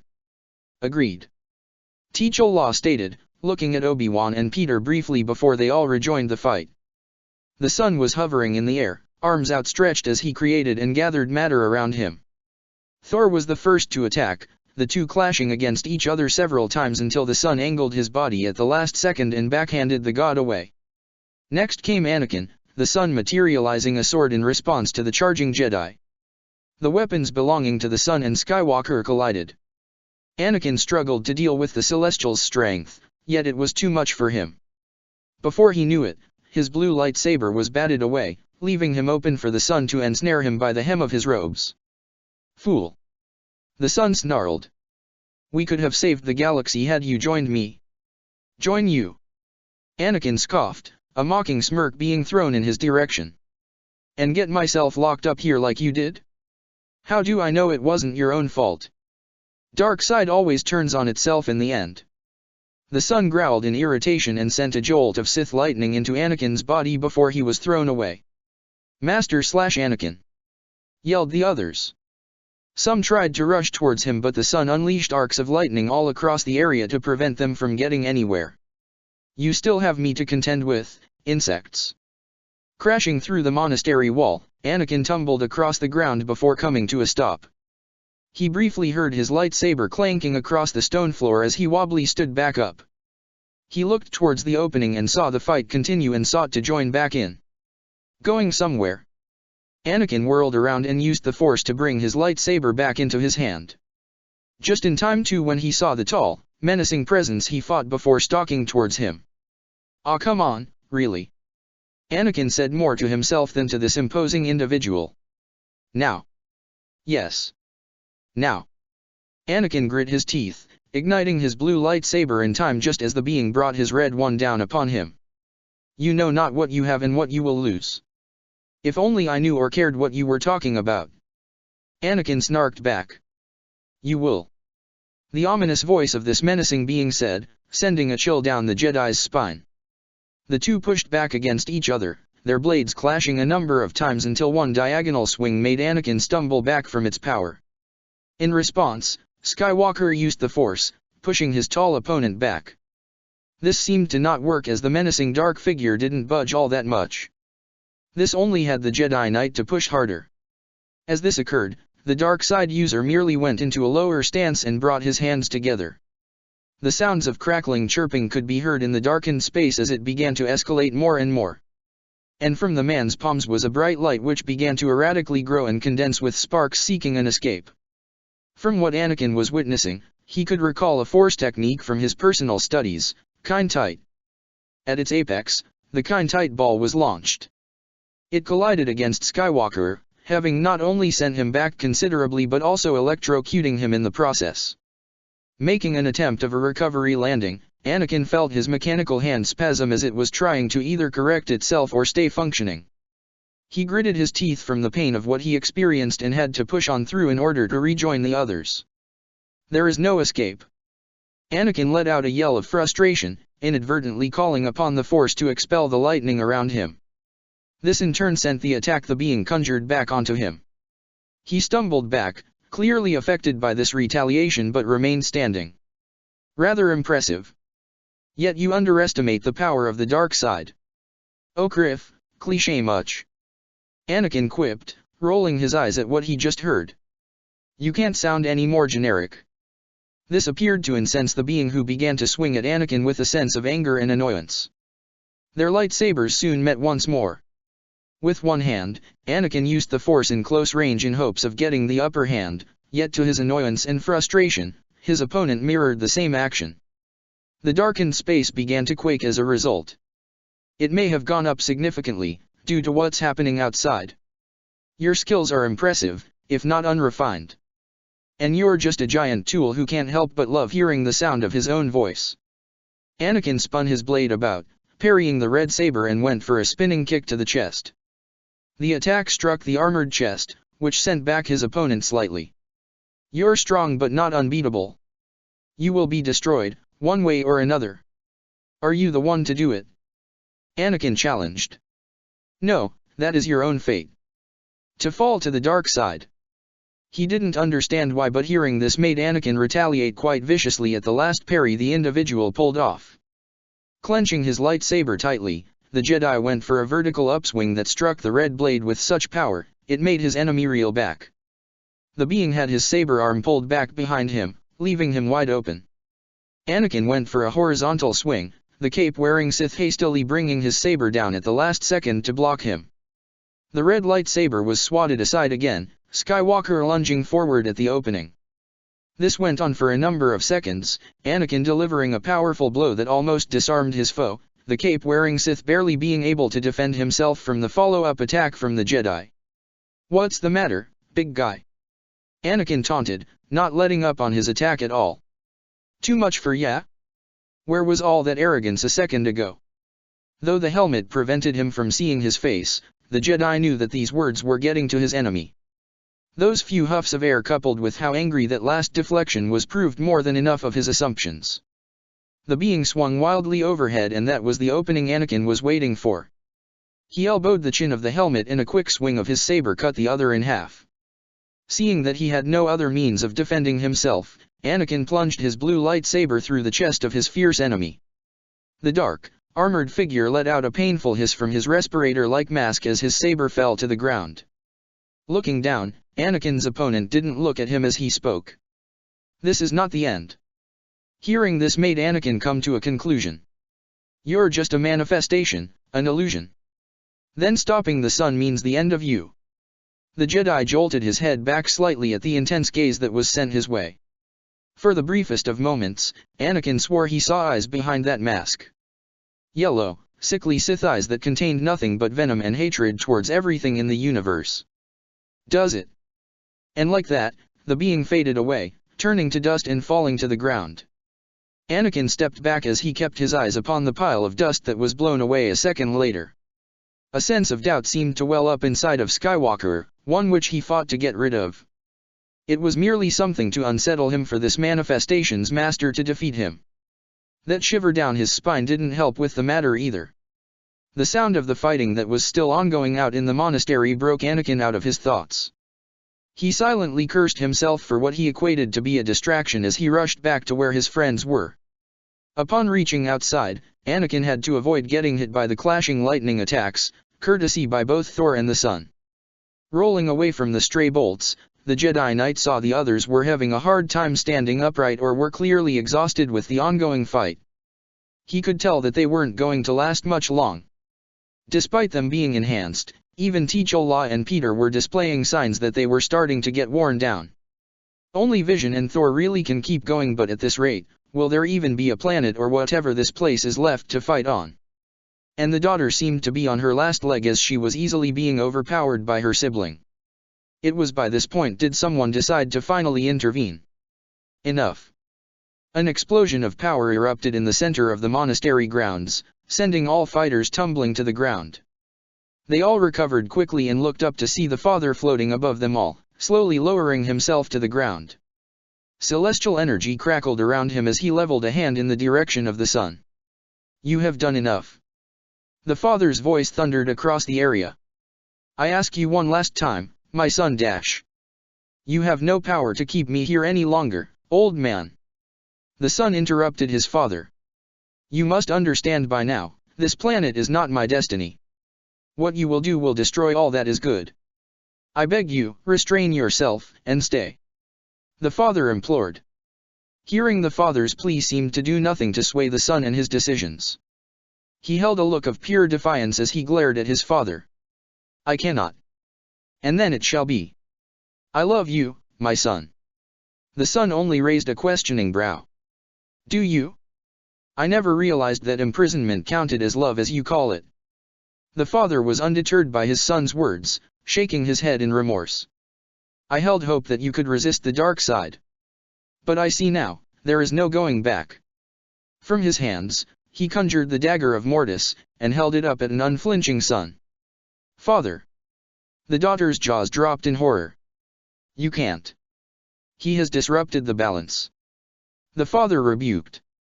In his actions, he has weakened you, forcing you to give up your power to undo his actions. He can't be left alive. As if you have the stomach to kill me, old man. The son's words and tone were completely venomous as he got ready to pounce upon his father. The daughter was ready to move herself, and the Avengers and Jedi were forgotten at this time, them merely standing as spectators. However, RGH. Peter violently flinched, hand shooting up to his head. Vision's Mind Stone pulsed significantly. T'Cholla's senses went haywire. Thor tensed up, head snapping up to the skies. The Jedi inhaled sharply, an overwhelming feeling in the Force dominating their very existence. The three Celestials halted whatever they were doing, practically frozen in place. All they did, however, was widen their eyes and began to quake in fear. At that moment, everyone could hear the sounds of rolling thunder in the air. Thor, Vision spoke up, very much confused as he was nervous. I understand you occasionally like the theatrics, but this is not my doing. Thor gravely said, eyes to the sky, hammer gripped tightly for whatever was coming. The lightning in the sky became truly erratic, never seeming to end at all. That was until the clouds parted, even the very sky, to reveal 6 glowing red suns, set upon 2 diagonal rows. Yet these were not suns at all, let alone stars. In truth, these were eyes. And they originate from something, titanic. Scratch that, titanic doesn't seem appropriate in terms of scale. Otherworldly is the best to work with. Peter's jaw dropped, hands falling limp with his mask receding back to convey his shocked expression. Holy fucking shit! He all but exclaimed, a sentiment shared by a majority of the group. From what they could make out, the entity in the sky was primarily red. Blockish in design with a rockish texture. From what openings they could see from the chest area appeared to look like countless red stars. Everything else about this entity was hard to describe, for they only saw the head and upper portion of its chest. All else of its body, however. It's him. The daughter whispered in shock. Who? T'Cholla asked the daughter. Arishem. Thor seemed to recognize who the daughter was talking about and faced the planet-eclipsing being with hesitation. Though he had 6 eyes, the entire group felt they were all directed towards one individual. Y. O. U. H. A. V. Underscore. C. Underscore. Underscore. A. Underscore. U. Underscore. S. Degree. E. D. P. R. O. Underscore. B. L. E. M. S. N. Underscore. Degree. Y. Underscore. Underscore. O. U. R. I. M. P. R. I. S. O. N. M. E. N. I know, Arishem. Said the father. I sought to dash. Underscore. E. S. Underscore. C. A. P. Degree. E. Y. Caret. O. U. R. P. Degree U. N. Underscore. I. H. M. E. N. T. Underscore. Upon hearing Arishem's interruption, the father shook his head. No, holy judge. I meant to contain my son who wished for freedom. The giant head turned its gaze in the direction of the son who seemed paralyzed to move before returning back to the father. Y. Underscore. O. U. H. A. V. Underscore. B. R. O. K. E. N. Underscore. T. H. A. G. R. E. Underscore. M. E. Degree caret, N. T. Underscore. T. H. A. Underscore. T. W. C. Underscore. H. A. S. M. A. D. Caret. E. The words of the celestial quite literally shook the very ground they all stood upon. Y. Underscore. U. R. A. C. T. I. O. N. S. Underscore. H. A. Degree. V. E. Underscore. V. I. Underscore. O. L. Underscore. T. Underscore. E. D. T. Underscore. H. E. Degree. L. Underscore. A. Underscore. S. Underscore. Underscore. O. F. Underscore. N. Degree. A. Underscore. Caret. T. U. R. Degree. E. Dot. S. H. E. H. Degree. A. S. Caret. E. Underscore. E. N. R. E. L. E. A. S. Underscore. E. D. Dot. What? The father cried out in alarm. But how? I didn't dash. Underscore. R. Underscore. E. Underscore. U. R. N. E. Degree. R. T. Underscore. O. Underscore. H. Underscore. E. Underscore. Degree. R. P. Caret. R. Underscore. I. S. O. Degree. N. Underscore. Underscore. L. Underscore. E. S. Underscore. I. Underscore. K. Underscore. Underscore. T. Underscore. H. Underscore. A. T. Underscore. W. Caret H. I. Caret. C. H. Y. U. H. Underscore. O. Degree. Underscore. L. Underscore D. Underscore. D. A. R. Dot. Caret. I cannot. The father slumped his shoulders. She has grown too powerful in her imprisonment. Even with my children's efforts to keep her at bay, my wife has grown stronger. No prison can contain her now. Arishem stayed silent for a moment until speaking again. Underscore. Caret. A. Underscore. P. R. I. C. Caret. M. U. S. Underscore T. Degree B. E. Underscore. M. A. Underscore. D. Underscore. E. Underscore. Underscore. Underscore. T. O. Caret. F. I. X. W. H. Underscore. Underscore. T. Underscore. M. U. S. Underscore. T. Underscore. Underscore underscore. B. E. D. O underscore. N. E. Dot. The father could practically sense Arishem's gaze being set upon his children.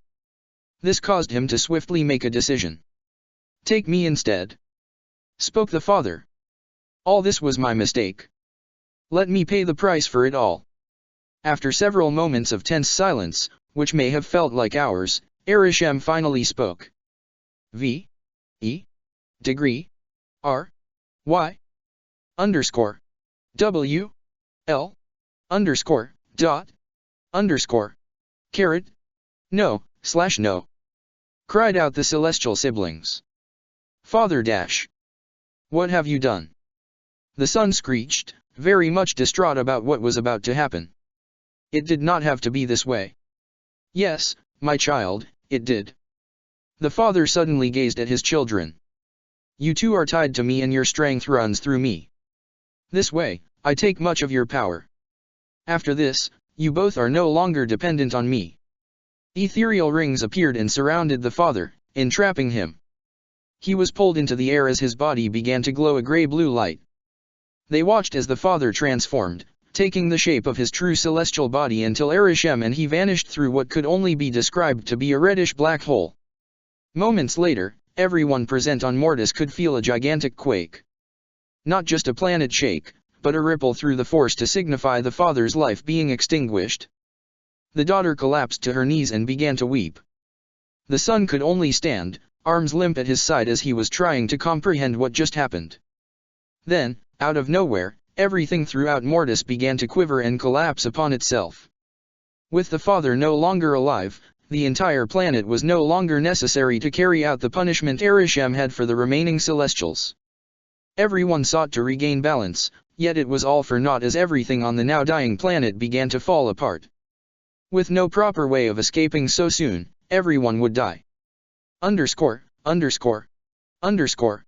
N. O.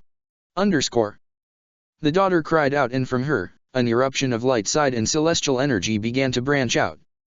Everyone shielded their eyes as the glowing was intense to the point of blinding.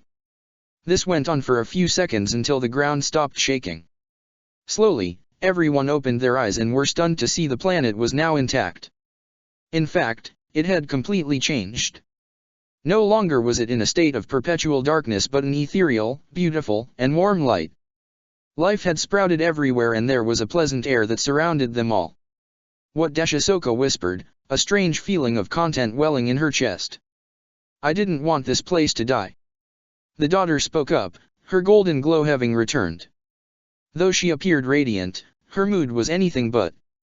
Tears continually streamed down her face as she closed her eyes, looking down in pure sorrow. I couldn't let it die. She quietly sobbed. This is our home. Where our family lived until. She couldn't finish, collapsing to her knees and wailing in anguish. Surprisingly, the son immediately crouched down to his sister and placed his hands upon her shoulders. It was a rather awkward and strange sight to see, the son trying to comfort his sister whom they had all fought with such ferocity just a few short minutes ago. The group could only watch the two Celestials mourn together at the loss of their father. The barrier is gone. The son idly noted, almost sounding both relieved as he was disappointed. There is nothing that contains us here anymore. He looked down at his sibling, a look of want and regret for his actions, yet they became resolute and fierce. Sister, please, come with me. The son implored. Together, we can avenge our father. Our mother. We can bring justice, true justice as opposed to Arishem's archaic ways. The daughter however only shook her head. No, dear brother. Our father sacrificed his life for us. I will not go after Arishem on a foolish crusade on an act of vengeance. It will only lead to our demise. These words appeared to hurt the son as they all saw sorrow and a pleading look that the daughter shook her head at. Very well. Suddenly, from the son's position, an encompassing darkness erupted around the Celestial. It swallowed him whole as he disappeared from their sight. Where'd he go? Peter asked, looking around for any sign of the Celestial. The daughter was silent for some moments before giving an answer. Away from Mortis. She said, bringing much dread onto the Avengers and Jedi. With Arishem's barriers no longer present, he freely left and now roams the galaxy as we speak. Where will he go? I am uncertain. She then walked up to Ahsoka, looking down at her with a fond smile and wordlessly held the dagger of Mortis. The group was certainly surprised as to how she had gotten it but said nothing as she placed it in the Padawan's hands. I believe this will serve better with those who can use it than having it waste away here, said the light celestial. What are we to do with it? Obi-Wan asked. Should the moment come, you will know, the daughter said, reaching forward to tenderly cup Ahsoka's cheek as if a mother would to her child. I have faith in all of you. But now it is time for you all to leave this place. Without warning, the daughter conjured a light. One which became blinding, growing more and more as it swallowed everyone up. Scene cut. Commander Cody and Captain Rex had been trying to get in contact with the others for a while now. No matter what they did, the end results always wound up in failure. It went from frustrating to nerve-wracking now. But whatever worries they had were thrown out the window and replaced with something. Suddenly, their sensor went haywire. What's going on? Captain Rex shouted, seeing multiple clones run about on the bridge. Unknown, sir. A pilot replied. Our sensors are picking up an energy spike that's broken our readers. Broken? Commander Cody repeated in bewilderment. What in the galaxy is that supposed to dash? Guys. Squeaked out a terrified clone. Look outside for a second. Looking from the bridge window, all the personnel looked on in utter shock and horror with what they're witnessing. Outside of the Republic cruiser was Arishem. And in his hand was what was the outer representation of Mortis. What the hell is that? Screamed one clone. I wish I knew, brother. After what felt like forever, a gray-bluish light was pried out of Mortis, and once close enough to Arishem, they both disappeared in a reddish black hole which suddenly appeared out of nowhere. When this happened, the ship went through a massive quake as if they were fired upon. Once everything settled, a secondary quake went off and it unsettled everyone. Can anybody tell me what the hell is going on? Rex bellowed out in the midst of all the chaos. That's what we're trying to find out, sir. Answered another clone pilot. Finally, the shaking stopped and everyone practically fell to the ground. Sound off, is everyone all right? Cody said straight away, straining to do so. He got half-hearted moans and groans from all the clones that they were alive. And the rest of the fleet? Rex asked. All accounted for, no casualties. The clone captain exhaled a sigh in response. Wait. Spoke up a clone hovering over his terminal. Is that? What is it? Rex asked, looking over at him. I got the general's ship on our sensors. The clone pilot excitedly yelled. Their shuttle's back on the radar. In an instant, activity was reinvigorated on the bridge as everyone worked to establish a connection with the ship that had reappeared so suddenly. The large structure seemingly sealed shut and didn't make any sign of further activity, but that didn't matter to them. General Skywalker, do you read me? Called out Rex. I repeat, do you read me? After some moments they got a response. Loud and clear. Came the haggard response of his Jedi general and friend. Are you all right, sirs? Cody asked the crew inside the shuttle. You've been gone for hours. There was a brief pause heard on the other side until they heard Ahsoka Tano speak up. Hours. Yes, sir. Around 6 by this point. Rex answered her. Felt like a few days. Said Peter. Sirs, what exactly happened to you all? Cody inquired. You all disappeared in there and we were unable to reach you. What about the other mission? Black Panther's voice was heard. We were forced to not take part as we had to await your return from whatever happened. Rex felt kinda dumb in saying that. Well, that's just great. Was Anakin's grumpy response.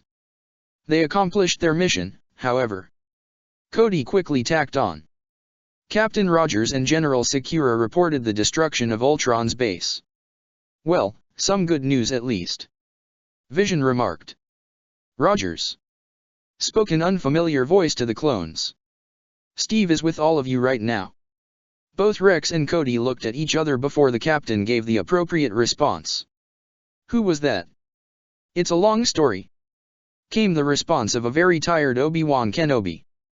You wouldn't believe it if we told you. Try us. Rex challenged. Are ya sure, Rex? Anakin asked.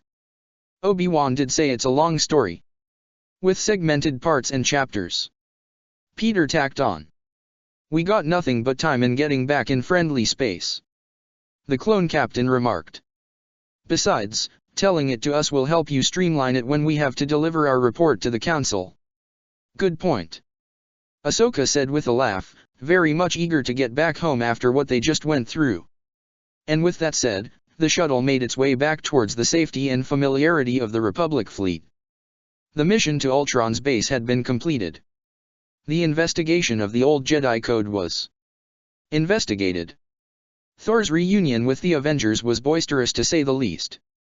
But right now, Anakin Skywalker had a far more important and greatly personal matter to attend to after everything had transpired. "So this was where you were born?" Peter questioned, looking out at the front window of the Twilight, sitting behind Anakin.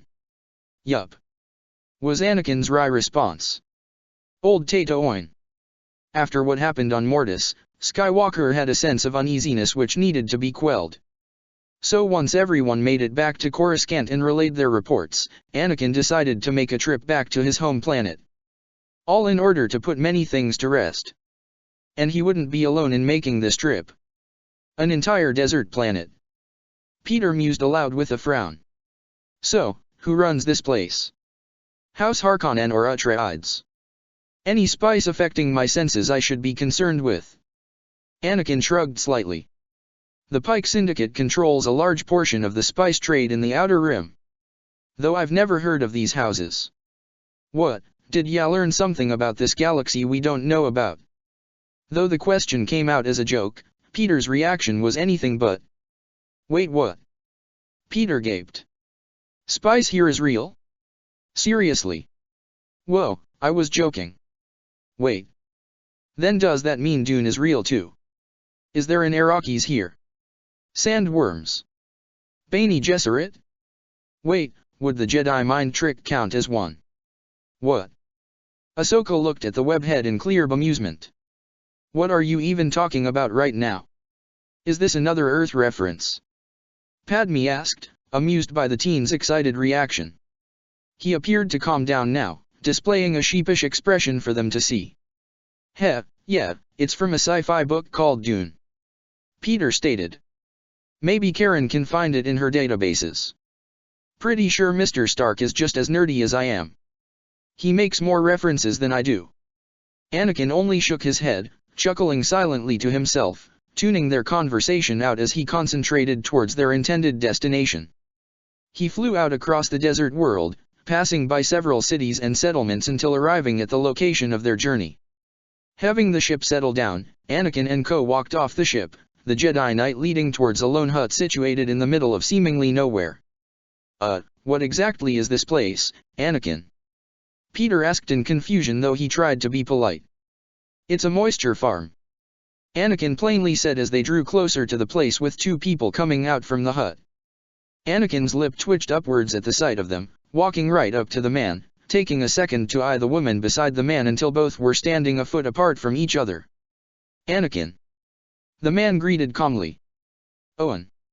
Skywalker said in return, neither man speaking for a few tense minutes until teasing grins broke out between the two.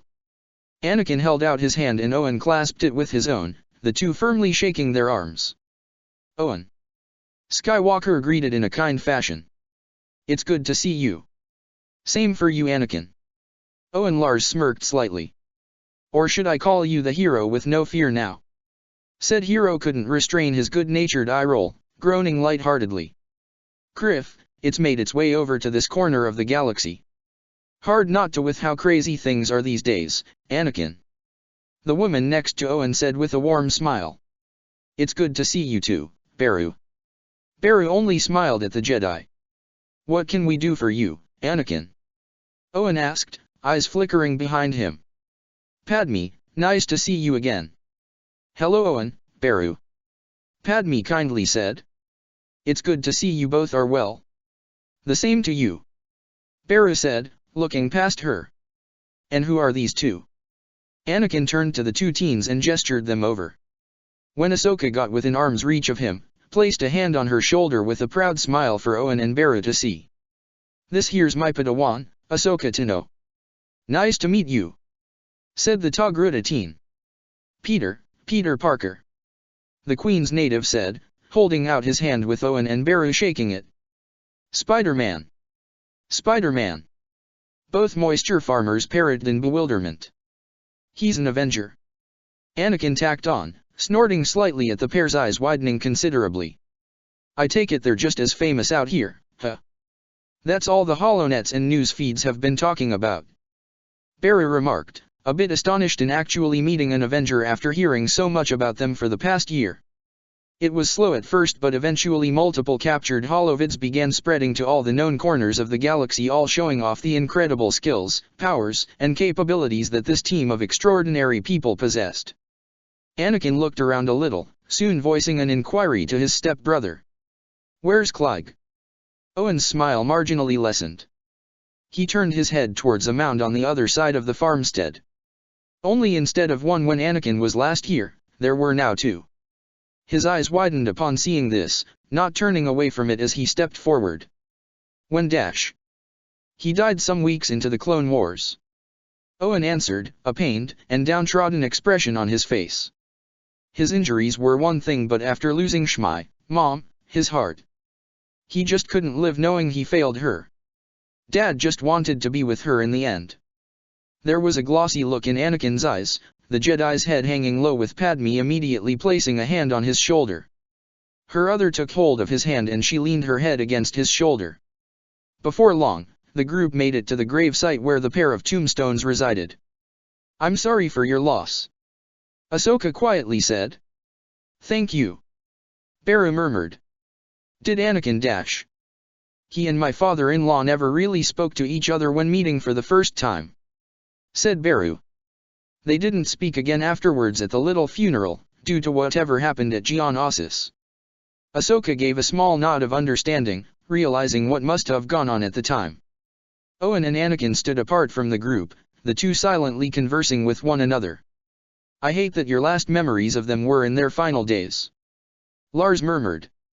"There was nothing that could be done about it in the end," Anakin somberly said. "At the very least, for 10 years, she was in good hands." Owen weakly smiled at that. "She always talked about you, you know? Always talking about her son, future Jedi hero of the galaxy. Shmi always knew you'd come back. You'd come back the man she always knew you to be." Anakin felt his heart clench up upon hearing this, shutting his eyes tightly, tilting his head away from the two gravestones. Though a litany of emotions went through the night, he shook his head and gazed upon the gravestone of his mother's savior and husband. "I was cold to him," Anakin muttered, tone conveying clear self-loathing. He felt Owen place a hand on his shoulder. "Don't say that. He hated himself for failing your mother. He hated that he couldn't bring her back. We all did. But that still didn't dash. Come on, Anakin." Lars shook his shoulder slightly. "That's in the past. It's best not to dwell on it." Skywalker stared at the two gravestones and let out a haggard sigh. He stepped forward to Clyde's gravestone first, kneeling down onto one knee. The Jedi gathered some sand in his gloved hand, clenching his fist lightly, allowing the sand to fall freely from in between his fingers. "I don't remember if I got to tell you this before, Clyde, but thank you for taking care of her." Anakin's tone was solemn as he went on. "I was just so focused back then in trying to find her again, on top of my grief and eventually losing her, did I not talk to you as I should have?" He was silent for a few moments before continuing. "It was strange, really, learning you two having gotten married, and I never would have thought such a thing would have occurred. For most of my life, all we had was each other and no one else. And then I left her behind just cause she told me not to look back. I hated myself every day for doing that." His eyes were clenched tightly shut for a few moments until they opened again. They were softer in appearance now, still looking upon the grave. "But I'm at least thankful you were able to give her a better life up until the end, and I could never repay you for your love and kindness to her." Once speaking his words to Clyde's grave, Anakin turned his attention towards his mother's. "Mom. There's a lot I wanted to say. Much is rather hard to speak about." He struggled out before taking a deep breath to calm himself. "I have many regrets, and one of them was not seeing you sooner. I held a lot of resentment because of it. I try my best to be the man you always wanted me to be, or at least my attempt with what I guessed growing up. It's not easy. I miss you. I wish you were here right now. You always knew what to say to me. His gaze was distant as he reflected his time back on Mortis. The sun ruined what bit of memory he had of his mother, due to the dark celestial posing as her to dissuade and letting his guard down. It made things rather difficult afterwards as many emotions ran through him. May have been worse if he didn't immediately talk to Peter and Vision before confronting the father. Hopefully, in time, his memory of her will be properly mended.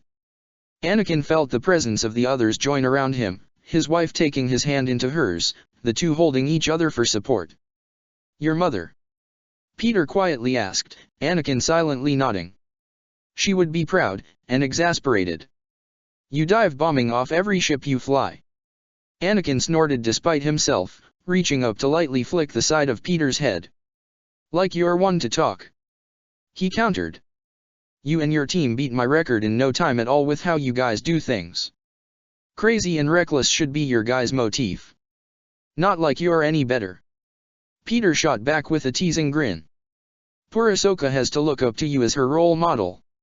"He's not that bad," Ahsoka said in defense of her mentor, the Jedi Knight puffing out his chest in pride. "But he does leave a lot to be desired."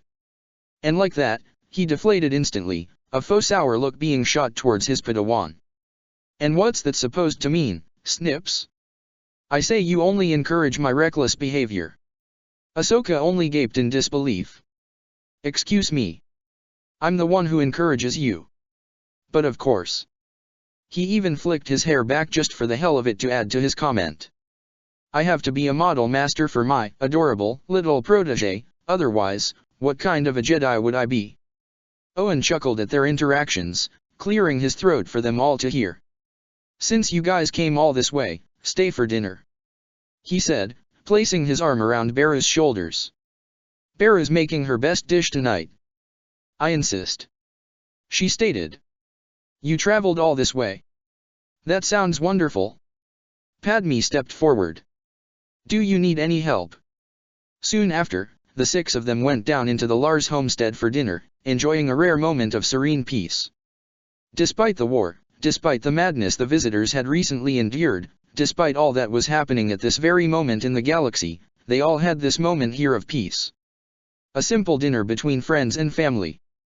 But during the duration of the dinner, one Padawan noticed strange behavior that she really had been seeing throughout her trip here and during their stay. It was the way her master and Senator Amidala interacted. Far too familiar and far more intimate than one would expect from a Jedi. She didn't need to ask or speak up about it because one of her wayward glances at the two was caught by Padme. When asked what was wrong, Ahsoka she didn't say anything at first, but for the Naboo senator, it was rather easy for her to discern what was troubling her. "Anakin," she quietly said, turning to her husband who held a solemn yet resolute expression for the table to see. The Jedi Knight simply reached for his wife's hand, interlacing his fingers with hers and placed their hands down upon the table. Skywalker looked hesitant for a moment and looked to Peter, who now realized what his friend was about to do. The Avenger looked between him and Ahsoka for a second. "She's your student, Anakin," Peter softly said. "And she trusts you." Hearing this only served to confuse the Togruta, her attention now squarely on her master, who now became determined. "Right then," he whispered, looking right into his Padawan's eyes. "Ahsoka, there's something that you should know.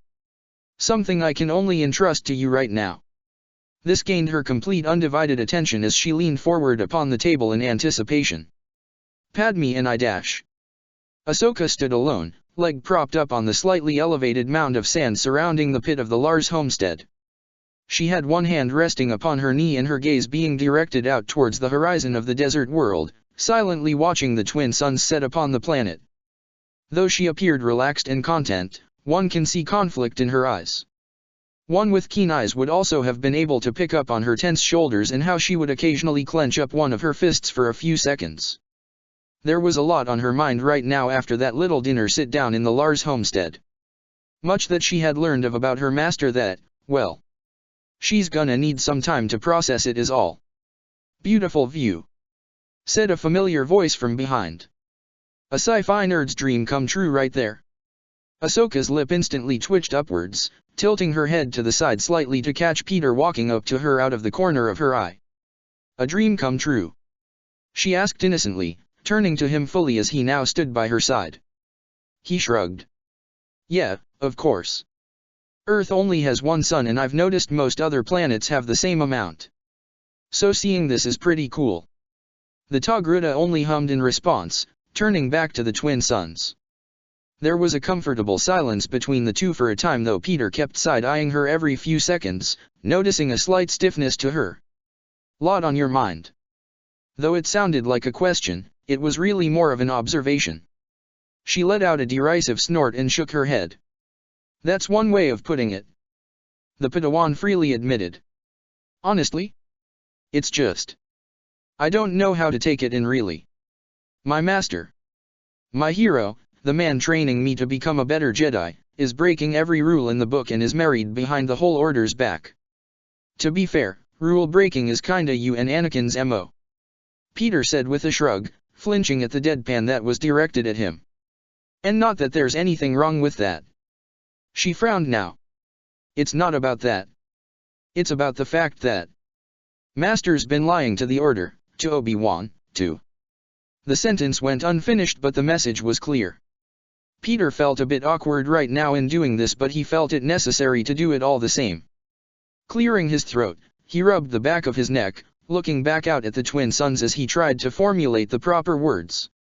Well, the thing is, he didn't really lie to you. Peter winced at his wording. Okay, look, yeah, he kept his marriage a secret.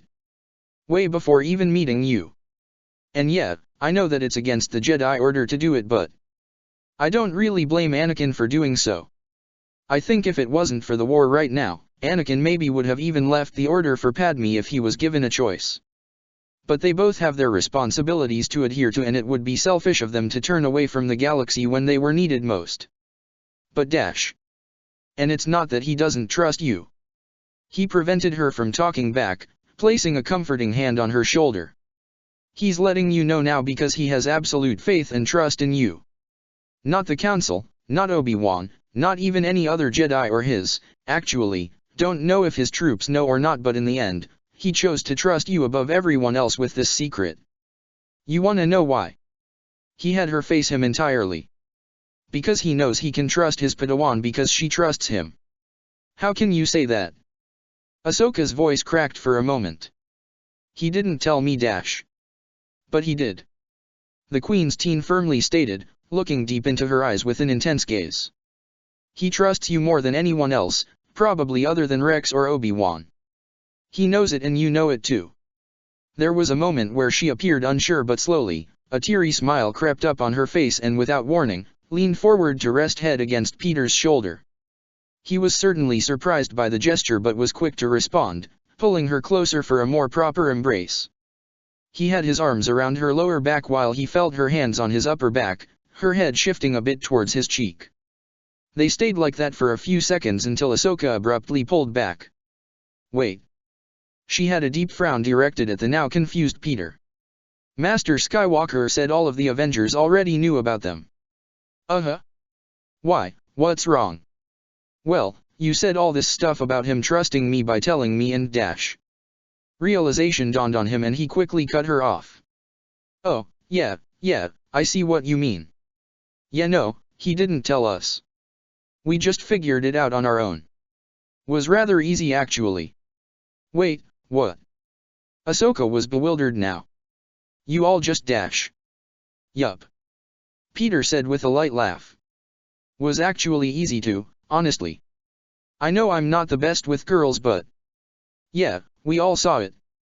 Ahsoka gaped at her friend for a few moments before huffing with her cheeks puffed out. Peter stared at her weirdly, fighting his lips from upturning.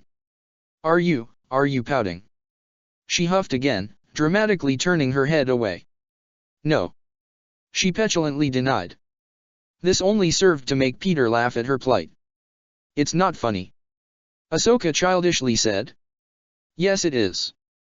Peter said with no shame. She proceeded to slap his arms and shoulders, though with obvious no means of actually trying to hurt him. Peter simply played along as he defended himself in an exaggerated fashion.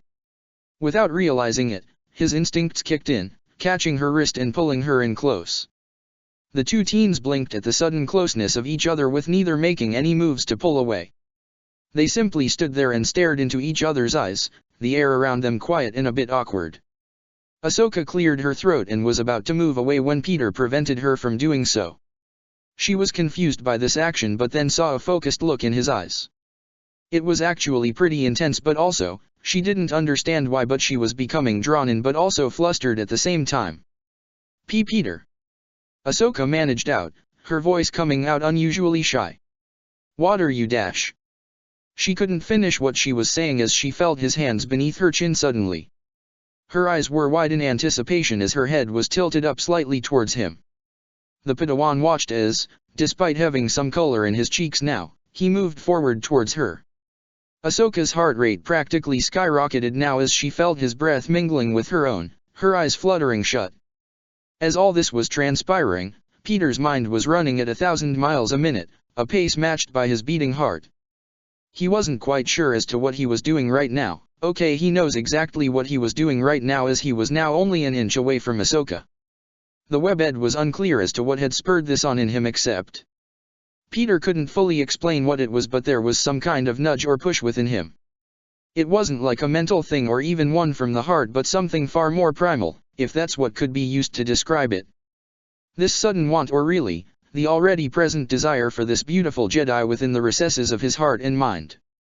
It almost felt alien. Actually, it was alien but also natural. Like some bit of inhibitions were lessened to enact on this feeling welling up inside of him. There were a few seconds between the two where neither appeared to be willing to cross the threshold when the boy who instigated this moment moved once more. He placed his lips upon hers in a chaste and delicate manner. Peter felt her freeze, and as he pulled away, at the last second, Ahsoka reciprocated the gesture, yet he had already moved back. Ahsoka's breath was caught in her throat. What was that? Whatever confidence Peter had suddenly dissipated in a dramatic fashion as his face became beet red and he began stuttering out one excuse after the other. I am so sorry, Ahsoka. I don't tkn no IJ just, well yassi, I dash. He was effectively silenced when he felt Ahsoka place her fingers over his mouth. The spider-themed Avenger saw a look of hesitant conflict in Ahsoka's eyes before they morphed into one of resolute confidence. Yet there was still a degree of shyness now for him to see. Can you try that again? Ahsoka quietly asked, her orange cheeks darkening somewhat. Wadash. Just, again. He had never seen Ahsoka like this before. And to be quite honest, it was positively cute, though the light of Tatooine's twin suns added another layer to someone he had begun to view as incredibly beautiful. Those thoughts dwelled within Peter's mind as he inclined himself forward for another kiss, this one lingering for a few seconds longer before he pulled back. How was that? He quietly asked. Ahsoka shook her head, whispering, again. Peter leaned forward, and this kiss was far deeper than the previous two. The Avenger's arms pulled the Padawan closer whilst her hands were now on his chest, moving up. They soon both pulled back, a little out of breath, yet both seemed anxious for more. One more time? Ahsoka asked, her voice barely being heard by Peter. He marginally nodded before reclaiming her lips again with far more desire than before. However, it ended rather quickly after a few seconds, with both now momentarily out of breath as that last one was a bit much. There was a beat until again. It was Peter this time who asked. Ahsoka shook her head, leaning her forehead against his. Never stop. She desperately said in a whisper. Upon hearing that, any reservations or pretenses of such a notion was thrown out the window. Peter kissed her with unrestricted passion, Ahsoka returning the same desire with equal intensity. She had wrapped her arms around his neck, one hand running through his hair whilst the other tried to push him towards her as much as she could, despite her leaning her entire body against his. Peter's own arms had been placed around her back, one hand moving down to where she let out a startled gasp as she arched her back slightly before resuming their make-out session. It got to the point where she was whimpering and moaning against him. This only served to further Peter's desire, a burning feeling of lust starting to consume him. It didn't help that due to his enhanced senses, Peter was able to feel everything about her. The feel of her soft skin, the sounds she kept making, her taste, her intoxicating scent, everything. Ever since Mortis, so much of Peter and Ahsoka's wants and feelings have been festering, waiting to explode to the surface. both boarding them up due to their worries and insecurities. Now, they were pouring out like a dam that had been burst open. It was intoxicating, damn near addicting. This was too much and neither wanted to stop. The only reason they did was that they had run out of air, pulling apart with both gasping heavily.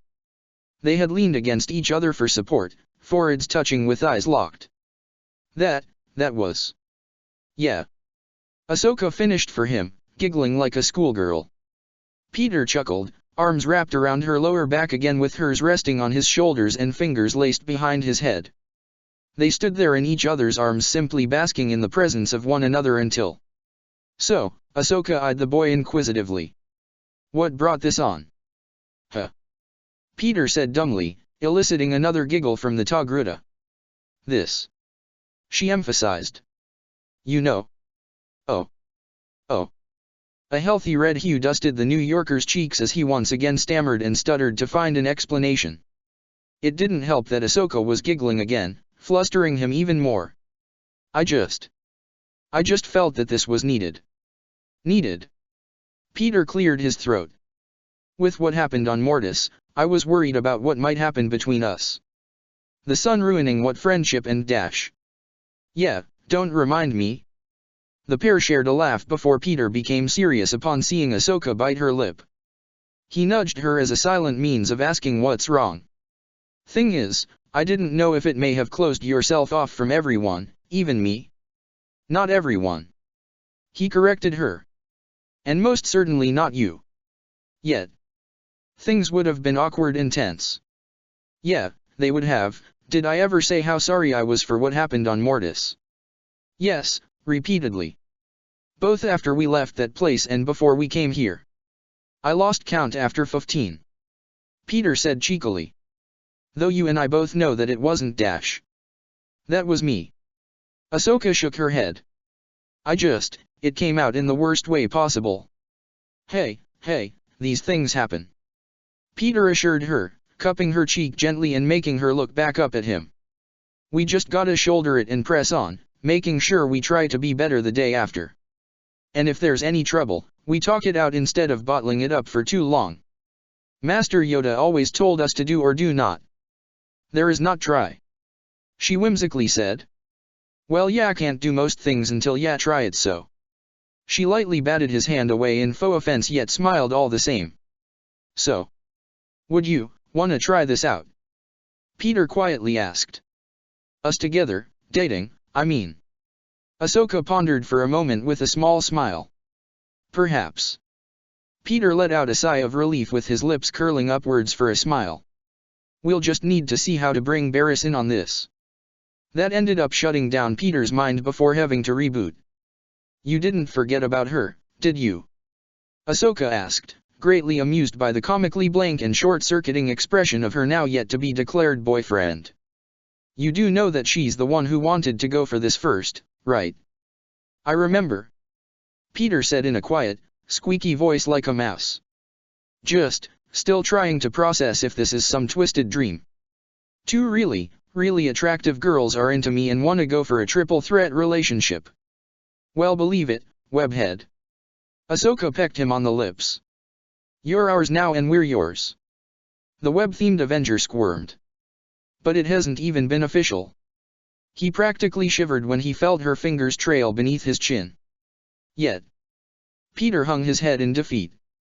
May is gonna have a heart attack when she meets you too. Ahsoka eased his worries by distracting him by kissing him once more. One step at a time.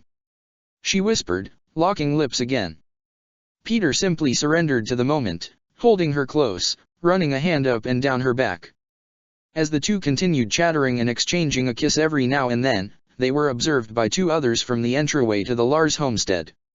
She really does take after you. Padme remarked with a teasing grin directed at her flustered and conflicted husband. I don't know if I feel proud as much as I feel a need to be defensive, but I know Peter and he's a great friend, but if he ever does anything dash. Ani. Padme managed to silence him, barely being able to restrain her laughter. She's your Padawan, right? Like your little sister. He slowly nodded. And Peter is a wonderful young man who understands your pain far greater than most. How do you dash? I'm your wife, love. You become rather easy to read when you love someone. Anakin sighed, nodding in acceptance to her prior statement. So just put their trust in them like you did when you told Ahsoka about us. Padme reached forward to place a tender hand upon his cheek. They trust you and you trust them. Let them figure it out for themselves and we'll help where we can. The Chosen One wanted to object, to try to find a counter to his wife's assertions, but the happy sounds of his Padawan laughing at something Peter said killed any objections he had left. He simply sighed, nodding in acceptance and pulling his wife into his arms as they joined the new couple watching the twin suns of Tatooine set. With the setting suns shining ever brighter at the horizon, certain shadows became ever more prominent.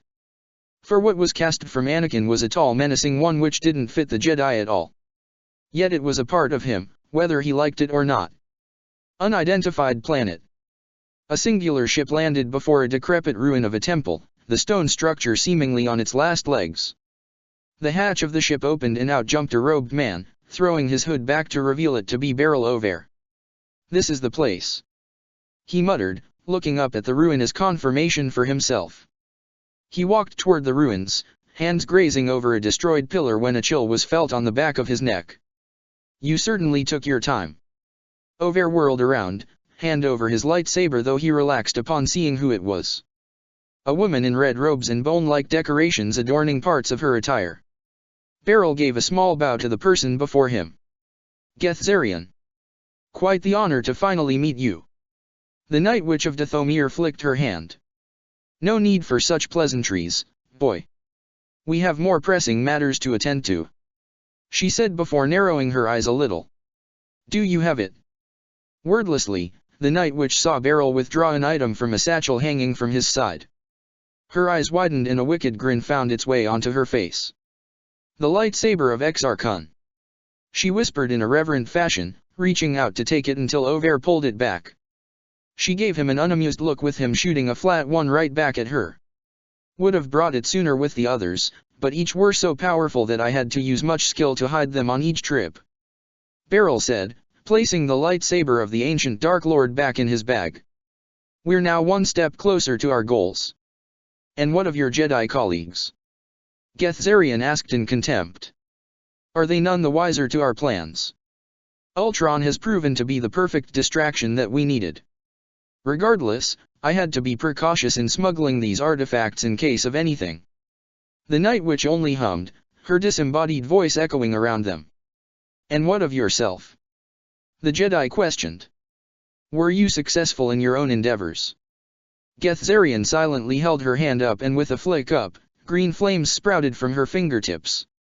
They dispersed a second later to reveal a glowing object surrounded by hexagonal roots. I didn't think you would be able to get it, Beryl freely admitted. But to think dash. He leaned forward with his analytical eyes looking upon this seed-like object from all angles.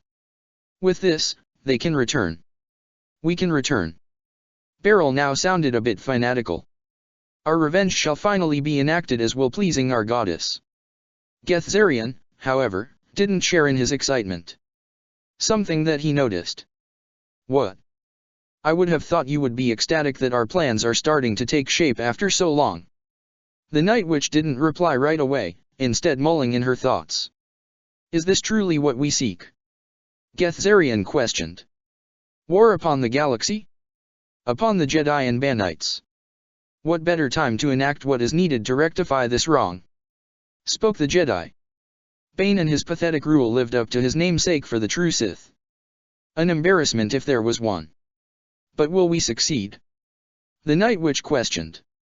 I am fairly certain you are more than aware of the new set of enemies we have in the galaxy now, no? Beryl became far more serious now, silently nodding. Yes, the Avengers. Over looked to the skies above. They've changed much in this galaxy since their arrival. And it appears there is still more to come, she knowingly said, making Beryl gaze upon her intently. You felt it earlier, didn't you? We all did, spoke the Dathomirian woman. It was like nothing we've ever felt before. Not like when the Avengers made their arrival to the galaxy. Stronger and fiercer, Gethzerian said, glancing down at the seed in her hand. In fact, It felt rather identical to that which lays dormant in here. Beryl was silent in his contemplation of her words. Over the past year, the force has been completely thrown off kilter from what he was used to sensing. A number of decades ago, his father felt a shift in the force that it now held more prominence in the dark side. They traced this shift back to the Sith under those who followed the rule of two. Frankly, it was a welcomed blessing, as this would only serve to incentivize the further plans of his family's true masters. Decades upon centuries upon millennia of planning would soon come into fruition. But the universe can be cruel. All that was planned was now threatened to be completely ruined with the arrival of the Avengers and how drastic of a change they had made upon the galaxy. It was frightening as it was infuriating to consider that a bunch of backwater individuals threatened thousands of years of planning. How great their ripples affect everything in the galaxy. What in the universe caused that to happen? Wouldn't you like to know? The Jedi and Night Witch jumped and instantly activated their weapons. A double-bladed purple saber for the scholar and a green, wispy, and fiery blade for the witch. Oh, how adorable! Before them was the sun, who was sitting on a boulder nearby. With a flick of his wrist, both lightsaber and ethereal weapon aimed towards him were snuffed out. Both were stunned to say the least, faces expressing fear and hesitation as they faced the Celestial who remained sitting where he was. "Who are you?"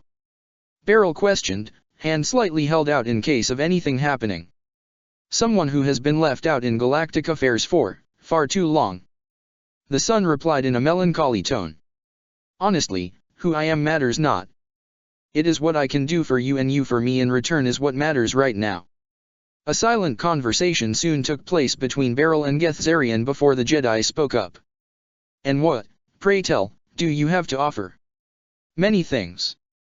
The sun held out his hand, a ball of black and red flames appeared before they unveiled something in particular. This being among them.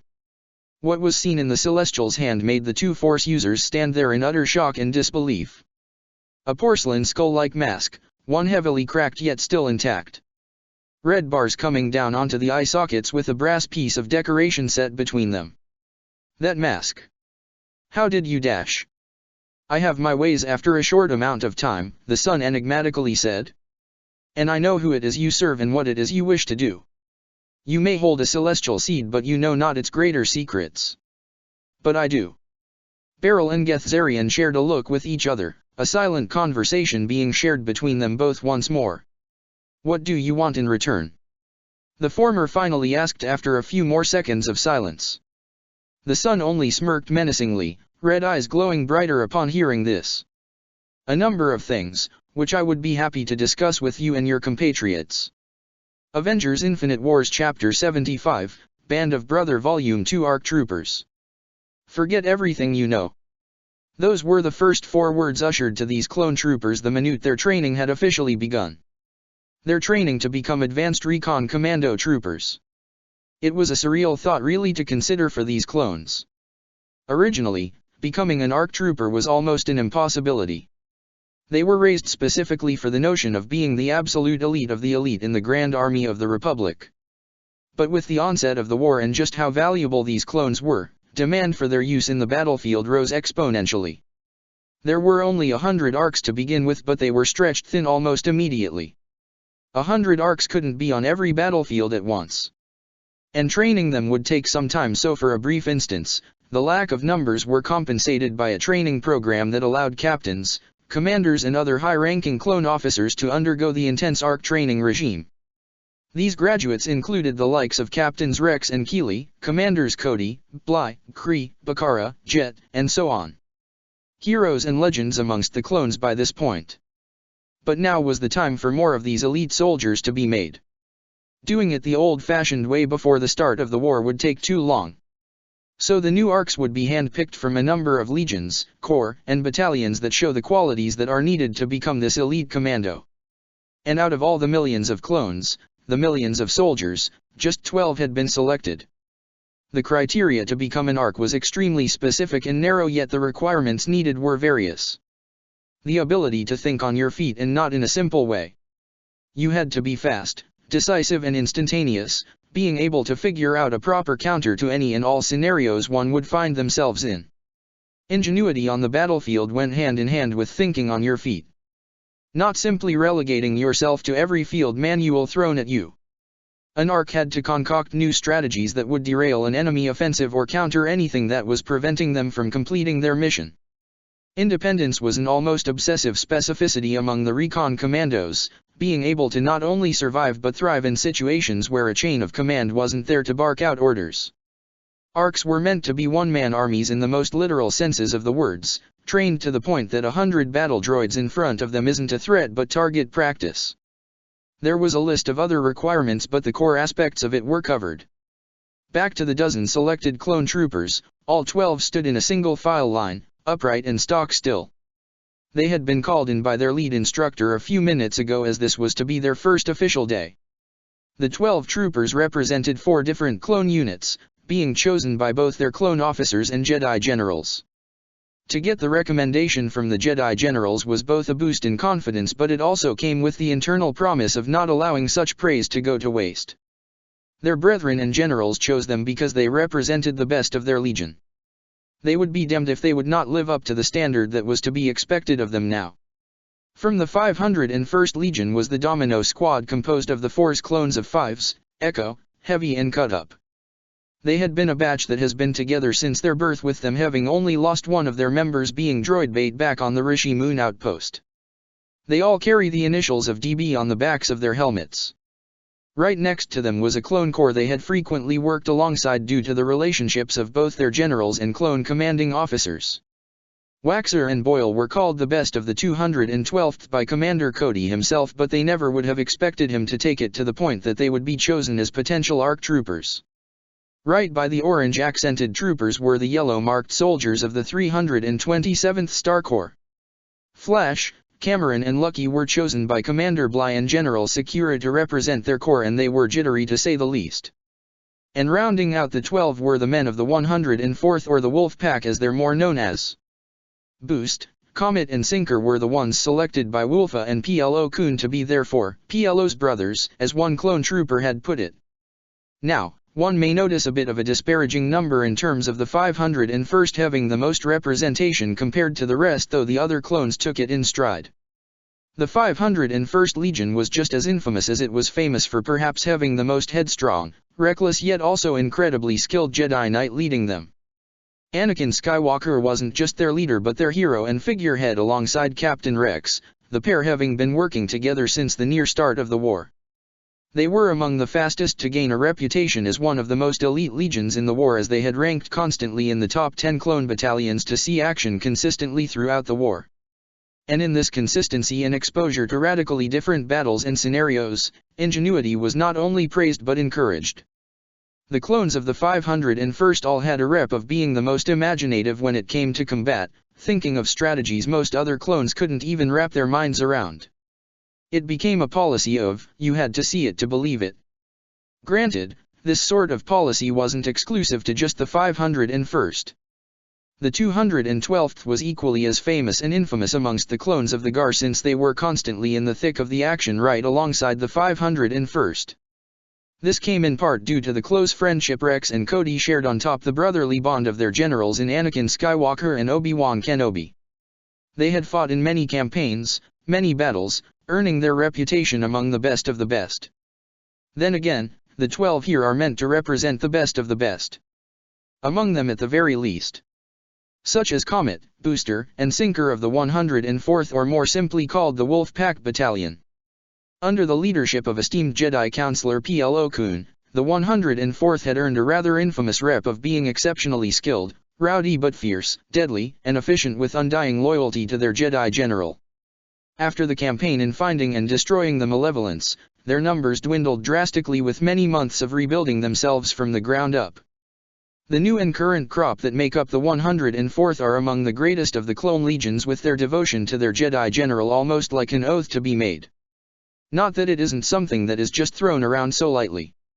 After their losses against the Malevolence, General PLO made it that he would keep his troops' casualties to a minimum as possible. He implemented this by having him, Commander Wolfa and Sergeant Sinker along with Boost make the clones that came after the Malevolence underwent additional rigorous training. They were to be far more teamwork-oriented, to the point where their results were closer to matching that of the famed commando units of the GAR. And rounding out the clones assembled here today were Flash, Cameron and Lucky of the 327th. Led by Jedi General Aayla Secura and Commander Bly, they are amongst the most battle-hardened of the legions and corps of the GAR. Few can boast the amount of campaigns and missions they have undergone and what they have survived. If anything, surviving and triumphing over overwhelming odds is what unites these 4 legions and corps and the basis as to why these dozen have been selected to represent them. They are meant to represent the standouts of their units, clones who have gone above and beyond the call of duty. At attention, troopers. In an instant, all 12 clones became rigid, snapping their heads up as a clone trooper in red-accented armor marched into the training ground. Behind him was another clone though his armor was blue, large blaster in hand. The red-armored clone stood in front of the dozen clones, helmet off and eyes sharp and analytical. There was a heavy air of tense anticipation shared among these clones as they all easily knew just who it was that stood before them. The legendary famed clone trooper ARC-77, otherwise known as Fordo. And right behind him was Alpha-17, another famous ARC trooper known the galaxy over by the clones. These 2 famed soldiers have participated in upwards of 100 campaigns, missions, assaults, espionage, whichever mission you can think of, they've done it.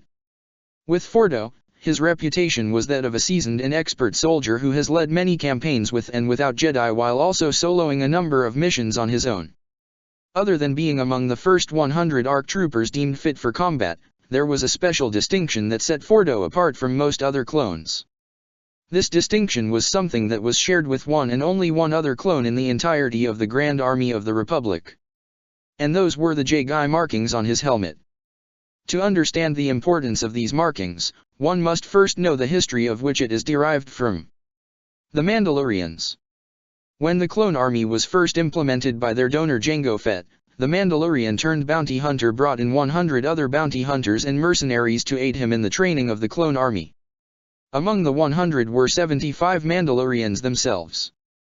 Due to them having such a presence and influence over the clones, many of their customs and traditions were adopted into the army. Particularly, these traditions hold a greater degree of prominence among the ARC troopers and commando squadrons as many were all training directly under Mandalorians like Fett and Cal Skirida. Of these traditions were the previously mentioned Jedi's that were possessed by solely 2 clones in the GAR. These markings were a representation of the brutality, genius, ingenuity, effectiveness, and deadliness that one must have in order to earn this symbol. It is a bit of great testament that shows off how truly unique and one-of-a-kind Fordo and Rex are amongst their brothers. Now while Alpha-17 did not possess the same markings as Fordo, he was no less more impressive and imposing as his ARC-77. After the start of the war and with the advent of the Republic being stretched thin, the demand for ARC troopers became too much. The Republic needed more soldiers like the ARCs on the battlefield and they needed them sooner rather than later. Which is why the Kaminoans turned to the expertise of the ARCs themselves in hopes that one or more would assist in bolstering the numbers of the specialized troopers. In comes Alpha, the one he completely restructured and remodeled the ARC training program from the ground up. This program was twice as ruthless and thrice as difficult than any other training program that had come before on the rainy world of Kamino. Of those that were selected to take part in the training, all went on to become notable and distinguished figures within the war. Names such as Captains Rex and Keeley, Commanders Cody, Bly, Wulfa, and Bakara, who all graduated and went on to garner famous reputation across the army and the galaxy itself. Currently, the 12 clones who had been chosen by some of the aforementioned commanders and captains from before all remained rigid and at attention. Fordo had been methodically pacing back and forth in front of them all. His eyes were sharp, analytical but also indiscernible. He eyed each trooper quietly for a few seconds at a time without uttering a single word. Fordo just stared at them. Stared right into their very souls, metaphorically pulling it out of their bodies to measure it for himself. Adjacent to the line of troopers was Alpha, who was standing in front of them as quiet as Fordo was, who continued pacing back and forth. "Welcome to ARC training, troopers." Fordo spoke up for the first time in several minutes of tense silence. "Your new hell for the coming weeks." Several jaws clenched up whilst others balled their fists tightly. "Here, you will be broken, shattered, and taken apart from the inside out," Fordo stated, standing in front of Cameron, who remained unflinching in the presence of the legendary ARC trooper. The clones that you were before will die and be remade in a new image. He stopped at Echo, who had his eyes held firm and posture at attention like the rest of his brothers. You have all been selected by your own captains, commanders and generals as exemplary soldiers. You've proven yourselves to be resourceful and ready to act under pressure. Arc 77 went on, eyeballing Boost followed by Waxer before moving on again. What you showed on the battlefield proves that you are all ready for the next step in your journeys as soldiers in the Grand Army of the Republic. To be shaped and molded into the best of the best. To become ARC troopers for the Republic. The two ARCs could feel the excitement, nervousness, and anxiousness radiating from the 12 troopers. Alpha snorted derisively, a sinister smirk worming its way onto his face as the trooper was already concocting the training regimen that this dirty dozen would undertake. They're not shinnies anymore. Alpha kept his thoughts to himself whilst he let Fordo continue on with their introduction to the ARC Trooper program. This will be different from what training you went through on Kamino, troopers. You went through the fire out on the field since you all left our birthplace. But now you'll all be molded into something far more than what you knew before. Fordo then stared right into the eyes of Heavy. Many of you yearned for such a chance as this. But let me ask you, do you have the drive? To essentially become war machines? A one-man fighting force. He was met with silence which intensified his gaze. I asked you a question, troopers. Fordo said aloud. Are you ready to become one-man war machines? The 12 clones snapped into a salute. We are ready, sir. They collectively shouted at the top of their lungs. Are you now? Alpha now spoke up for the first time since he and Fordo first walked in. You think you're ready for it? We shall see. Your training starts now. Scene cut. Undergoing training for the newest batches of ARC troopers will most certainly be much different than what was done the first time around. For one thing, they didn't have Jango Fett personally training them.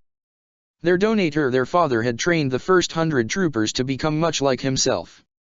Even getting help from a number of Mandalorian warriors to refine these tools of war into what they've become today. Thus a good number of these clones adopted a good chunk of Mandalorian customs which could be visibly seen on their armor and mannerisms. With Jango no longer around, whatever ARC troopers were present from the Alpha class would teach the newer ones as best they could with a number of liberties and to fit their standards. Yet things would begin to change, for better or worse. Before the advent of the war, one of the many simulations and lessons the clones from all branches had undergone was the advent of there being Jedi on the field with them. For many years, they had only heard stories about their exploits and abilities. These tales helped bolster the training and anticipation for the day that they would eventually meet their future leaders and comrades in arms on the battlefield. When that day came on Geonosis, many had a first-hand account of seeing Jedi charging headfirst into the battlefield and demolishing droids in an instant. That was more than enough to earn their respect and admiration. But then, there came what many clones began to refer to as the shockwave of the war. It was only a few months into the war, but by that point it had been rapidly expanding to all corners of the galaxy. There was a meeting of multiple Jedi and clone captains and commanders with them discussing their next course to take in the war. It had come after securing an alliance with the Hutt Cardinals to allow the Republic free travels across their territories and the establishment of bases within their systems. They had all been discussing the evasive General Grievous when it happened. The shockwave. The disturbance in the Force that was so powerful that every single Jedi, every single Force user felt. Those present had never seen their Jedi generals and commanders in such a state. Weak, disturbed, thrown off and even terrified. It was a startling and disturbing sight for the clones to see, something that had been imprinted into their minds since that day. Not long after, a call from Naboo came, and since then, there has been a growing avalanche of change across the galaxy. The Avengers made themselves known the stars over, changing the tide of almost everything the clones had ever known. But for the clones, it presented them with an unexpected opportunity. To broaden their horizons of combat, knowledge, battle tactics, and overall demeanor towards the war. Many of the Avengers actually have a decent amount of not only combat experience but military service in particular. Individuals such as Captain Steve Rogers, Lieutenant Sam Wilson and Colonel James Rhodes all have backgrounds of extensive military service and experience. All of which they had compiled and gave out to the Grand Army of the Republic. New starfighter formations, attack patterns, and strategies soon spread across the army. Many battles where the Republic were on the ropes suddenly were overturned in their favor thanks to these new means of warfare. Then there was the hand-to-hand combat, the variety of fighting styles brought up from the Avengers' home planet that was now being taught to the entire clone army. Apparently, ARC troopers who got their hands on these fighting styles got the grasp of them relatively quickly and soon integrated them into their own methods of combat. And now it was going to be taught to them. While a number of these troopers were personally taught by the Avengers on the off time, it could be debated if it'll greatly affect their ARC training in varying degrees. It may or may not matter in the long run. Alright. Alpha walked forward as he faced many on the training mats. Let's see who wants to go first. First, sir. Echo spoke up in confusion. The ARC trooper was instantly in the 501st trooper's face. That's right. First. Who wants to be the first one to have their ass thrown to the ground? Training starts now. We have a war to win, and the more time spent wasted here is less time spent turning clankers to scrap metal. The 12 clones all visibly gulped as Alpha moved back and forth down the line like a predator just waiting to pounce. Gritting his teeth and his gut screaming he's gonna regret this, the clone with the tattoo of 5 on the side of his temple stepped out from the line. Also there are those among you who have some smidge of bravery. Alpha's smile became sinister, eliciting a cold sweat from the clone, but he refused to back down. I'm ready, sir. Fives declared resolutely. All right then.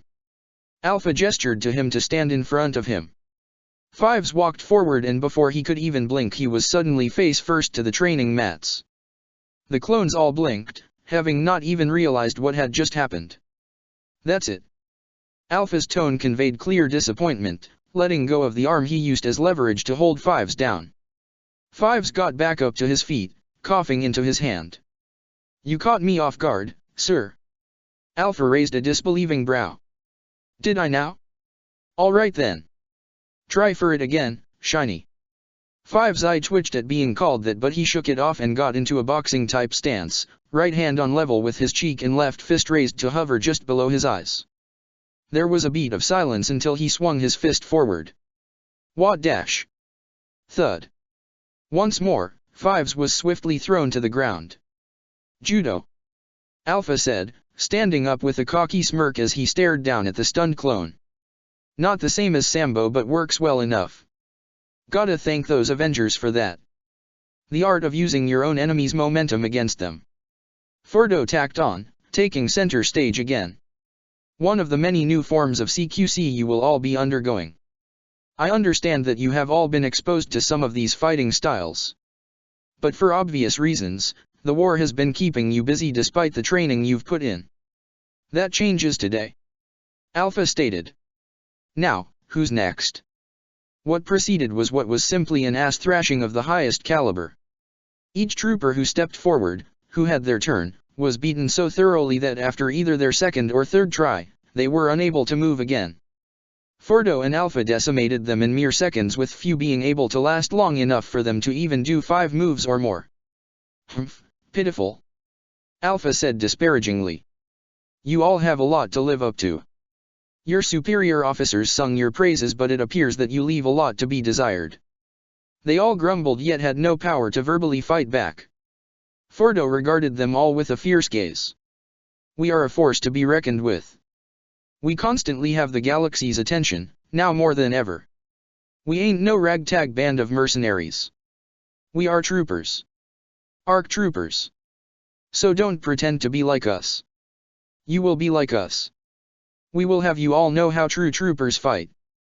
Though they were exhausted, the 12 clones forcibly got back up to their feet and managed a salute. Yes, sir. Was the collective shout, the 2 ARCs nodding in approval. All right then. Alpha said. Again. The clones were divided up this time and were placed in groups of 3 with constantly rotating opponents. Even on a battlefield, you will seldom face an opponent the same way twice. Furdo said, walking around the 12 and observing them with keen eyes. Each enemy that you face, the time, circumstance, situation, setting, all of it will be different. We will sharpen our minds to its limit. Alpha added on, casually kicking Heavy's foot into a more stronger stance. Every situation you come across should be met with 24 different solutions. The moments of one way are far and few between. Never underestimate how badly things can go. Fordo then glanced at Boost and Sinker. Of course, some of you are well aware of this by now. After some amount of time on the training mats, Alpha and Forgo decided to end the present session by having the inductees standing in attention. Alpha then glanced to the side towards one of the present troopers. Your CQC is sloppy, Comet. You've earned extra time on the mats today. Said trooper only nodded, accepting the bit of punishment. Everyone else, get to your next class.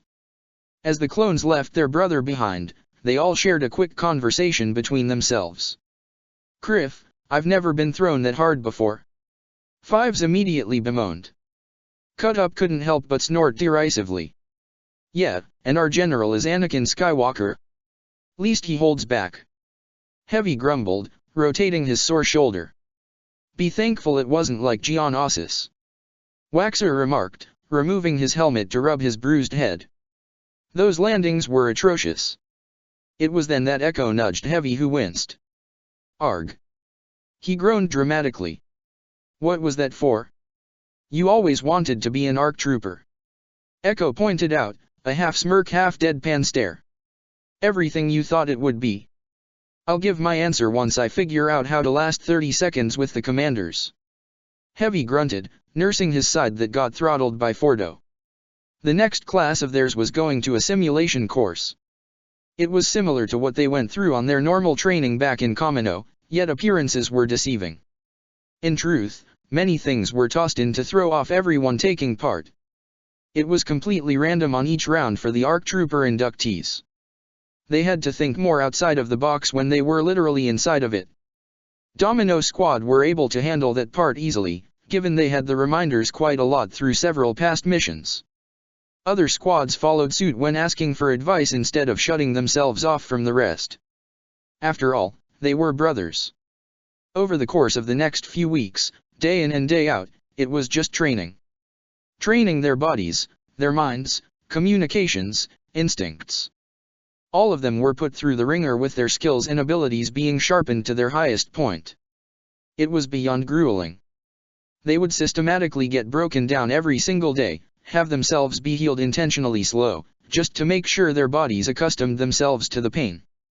Alpha stated that an ARC that can't operate under pain is no ARC at all. Despite it all, they began to feel it. They felt themselves become sharper, quicker, more lethal, and stronger. With every sparring session, the dozen troopers began to see multiple means of defeating an enemy before they were able to finish the first swing. When put in firefights, Domino Squad showed to be the most creative in those situations, harkening back to their time when they were still just cadets before being stationed at the Rishi Moon base. Waxer and Boyle appeared to be the most tactically sound, showing an aptitude for strategy down to the precise detail on who goes where and when things are executed. Sinker, Boost and Comet have displayed almost unbreakable defensive strategies both in firefights and hand-to-hand combat that is at times almost impossible to get through. Flash, Cameron and Lucky were the most proficient, however, in taking on the many forms of martial arts that they were taught. Particularly Wushu, Krav Maga, Sambo, Jiu-Jitsu and Muay Thai. They had gotten a grasp of the fundamentals on how each style functions and from there simply began to excel. Each trooper found their niche, their specialty, and under Fordo and Alpha's training, they began to flourish.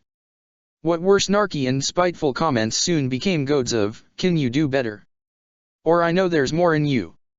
Now let it out."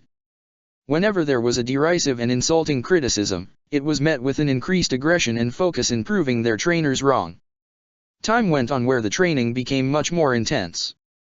Their ARC Trooper instructors truly wanted them to be at their absolute best at the end of their training regime and beyond. And no one would blame them. Each and every trooper saw themselves changing. They began to view everything they already knew in a completely different light. And it was from there that they would truly earn the titles of Advanced Recon Commandos. Scene cut. Eventually, they knew that their training would come to an end. That everything they had been being prepared for would need to be tested. And that time had arrived.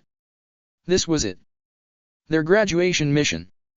They were assigned to what will soon be known as the Battle of Muyunilinst. Their objective was simple: take the capital city. They needed to hamper the banking clans, due to their uncovered involvement in siding more towards the separatists than being neutral as many were led to believe. And if they take the city, then droid production would be hampered considerably. Yet there was a particular requirement for them all to pass: near radio silence. It would only be used sparingly, in case a number of factors may have tapped into their comms as a prime example. This factor would rather seem unorthodox, given ARC troopers were rather bombastic on their assigned missions. Such a trait is more appropriate for commandos. Yet given recent times, things needed to change and be improved upon. While a main Republic force would focus towards the front, this part of the graduating class would infiltrate the city and take it from within. In spite of Ultron's attack upon the galaxy, the tension and war was still ongoing between the separatists and the Republic. There were still ongoing deployments across the galaxy that had yet to be settled, and a number of systems on both sides would rather things be settled sooner than later. The threat of Ultron was that effective of a shock for people on both sides wanting to end their war or at least have an armistice. Right now was one of those battles where the goal was to end the battle as quickly as possible. The group of future ARC troopers were all huddled inside an LAAT gunship that was flying low, towards the city of Harnaden. Approaching target. The pilot of the gunship reported. "Roger that," was all Fordo said. He looked behind him and nodded. Each trooper soon began suiting up and readying their weapons. Rifles were loaded. Pistols holstered. Rocket launchers shouldered. Jetpacks primed and readied. HUDs activated. Jamming signal initiated. The gunship flew straight into the empty streets of the Muyunilinst city capital with nary a disturbance. Now, they knew that jamming signals would only get them so far. They can be undetected by radar. But a pair of working eyes? Well. Boom. Suddenly their craft took a severe hit. A rocket hit the underside of their tail, causing them to make an abrupt crash landing. The pilot did everything he could to keep it as steady, yet things were happening so fast. Upon the crash, their craft toppled over to its side, skidding over for about a minute until it came to a near-halted stop. Miraculously, everyone survived. Fordo was the first to pop out and do a brief survey of the area before raising one hand and holding it outward, silently commanding everyone to get out. He gestured for Fives, Heavy, Waxer, Flash, Cameron and Comet to come out with him first. They jumped out of the gunship, making sure to land low to the ground with Fordo holding his hand out horizontally, and they stayed there. He walked forward, Wester blaster pistol up and finger on the trigger. The ARC knew that enemies were somewhere nearby. They always were. There was a beat of silence. Some of the clones were taking a moment to inspect the downed gunship and confirmed the pilot had died in the crash. It was at the very moment when the last of them got out when they began being fired upon by the enemy. Cut Up, Flash and Booster were knocked down from some hits, but they kept on firing. Their recently upgraded armor was meant to be more resistant to blaster fire, so they were thankful that they got their new sets. Still hurt though. Fellow troopers dragged them out of the fire and back towards the crashed ship. Alpha soon patted the backs of Heavy and Boyle and gestured to two spots in the middle of all the blaster fire. The pair nodded and with their commanding officer, ran right into the middle of the firefight to keep a majority of the blaster fire on them. While the trio of clones kept firing from cover, their ARC trooper instructor held up his hand and did a sweeping motion for one of the inductees to use a scanner and locate some of the larger groupings of their attackers. Echo ran in with his scanner and began analyzing the concentrated clusters of droids shooting at them. It took some moments for the one trooper to locate them, where they resided at several buildings on their high-raised sections. Once giving the silent directions, Waxer and Boost rushed in, armed with rocket launchers, and fired upon their hidden attackers. The rockets flew all about, a number of droids sought to take them out before reaching their mark. Some were successful while the rest weren't, with additional rockets that went off right after. Explosions went off left and right, seemingly not stopping until the droids stopped firing and were only scrap metal amongst the wreckage. Taking stock of the situation, the 14 saw that the droids were no longer firing upon them, either having fled or were destroyed in their entirety. With a satisfied nod, Alpha gestured for them to keep moving forward. Fordo held up 2 fingers to where his eyes were and pointed up. Fives quietly nodded and separated from the group along with Lucky and Sinker. The rest of them began their trek through the silent and all but abandoned city. Going through alleyway. Sticking to the shadows and hugging the walls. Checking their corners at the sudden surrounding sounds. No words were exchanged. Just quick hand gestures to convey the all-clear signal after every passing street or corner. Fordo abruptly held up a fist at the head of the group, the team stopping until he held out all 5 fingers. They split themselves accordingly, standing behind the ARC trooper on his left and right.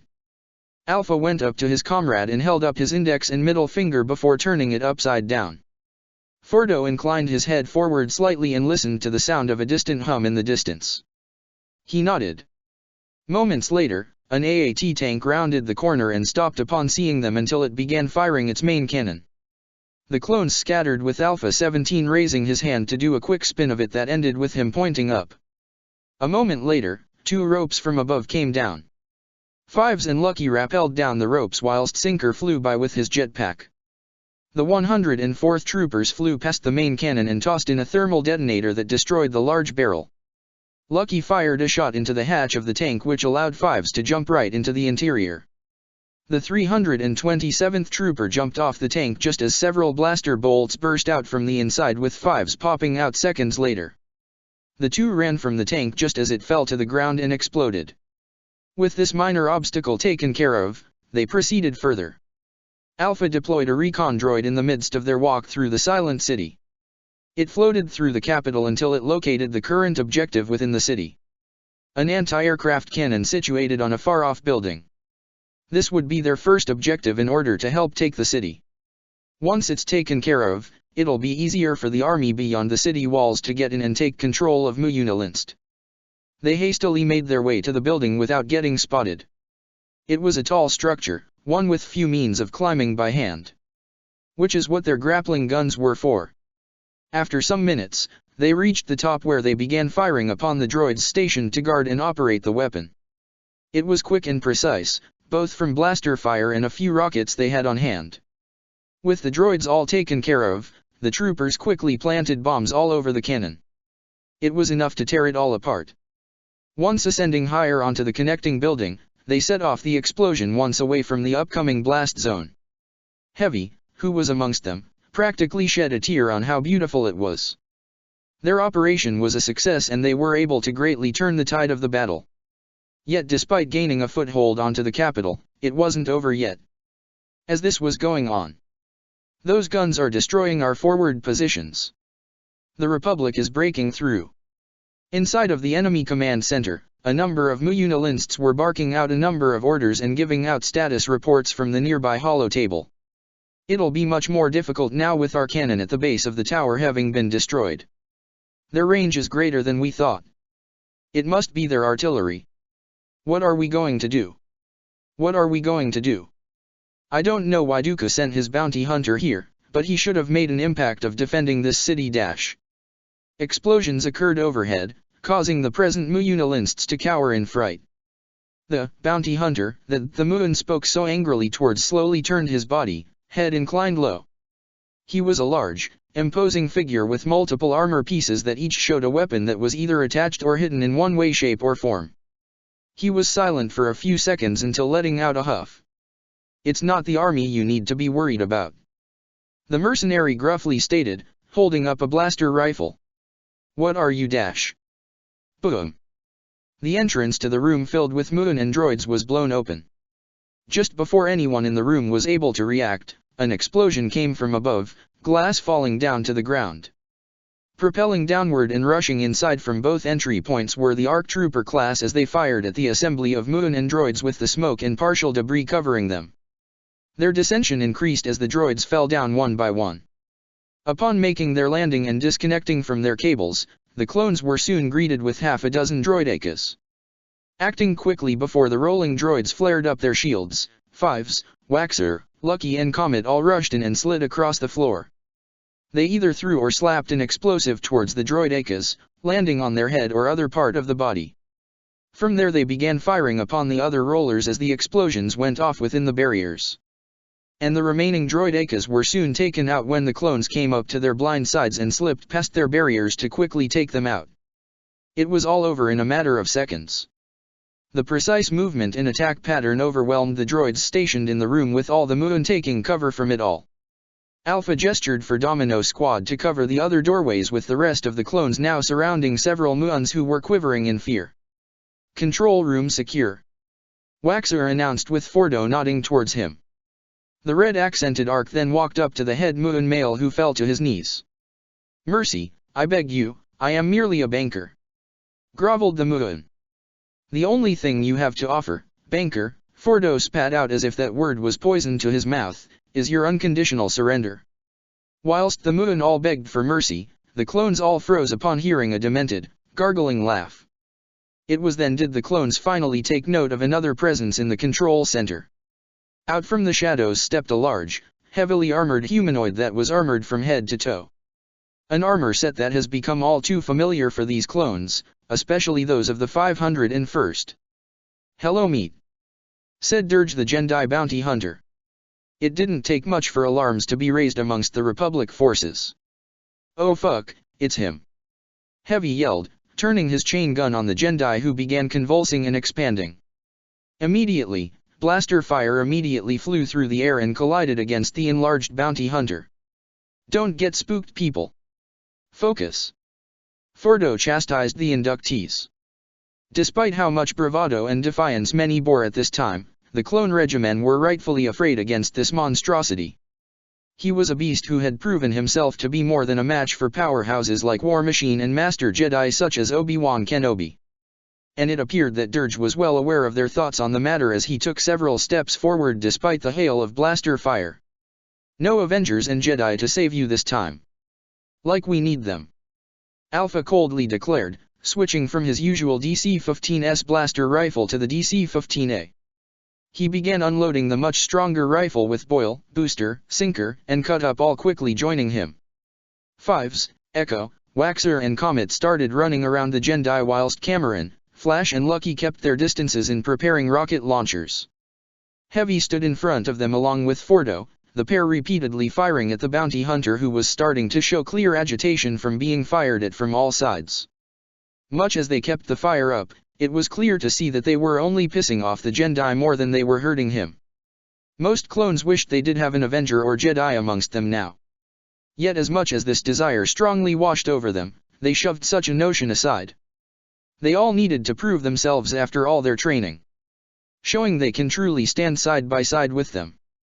And this instance was a true test of that notion. "We need to tear him apart," Fives shouted out in the middle of the blaster fire. "He'll just regenerate at every chance he gets. I'm open to suggestions," Boyle said aloud. "Incoming," Waxer yelled, his group of clones trying to dodge the oncoming elongated limb that was thrown in their direction. Several clones were knocked aside and collided against any nearby or far-off walls and debris. While some appeared down for the count from the impact, others soon got back up to fight once more. Alpha appeared unperturbed by the pandemonium, ducking at the last second to avoid getting slammed into the wall behind him. From behind, the Ark pulled out what could only be described to be a Bowie vibroblade and quickly severed the limb in two. "Grah!" Dirge roared, recoiling in pain whilst glaring murderously beneath his helmet. "Pathetic little clone." Yeah, Alpha said dismissively, goading the Jedi to make a move, which he did. Barreling towards the ARC trooper, he failed to realize that he had exposed his internal body beneath his armor, as he was now bulging outward in size, getting ready to strike. Fordo made a rapid chopping gesture and the clones of the 327th all fired their rocket launchers at the same time. The rockets dug into the flesh of the bounty hunter and blew up moments later. Neither clone let up the assault, unloading every payload at their disposal in hopes of finishing off the Jedi. Yet it proved for naught, as Dirge simply healed and began rampaging. He grabbed onto Flash, the clone crying out in pain, and threw him across the room. Sinker utilized his jetpack to fly up to try to catch him, but ended up getting taken down to the ground, the two clones crashing hard on the floor.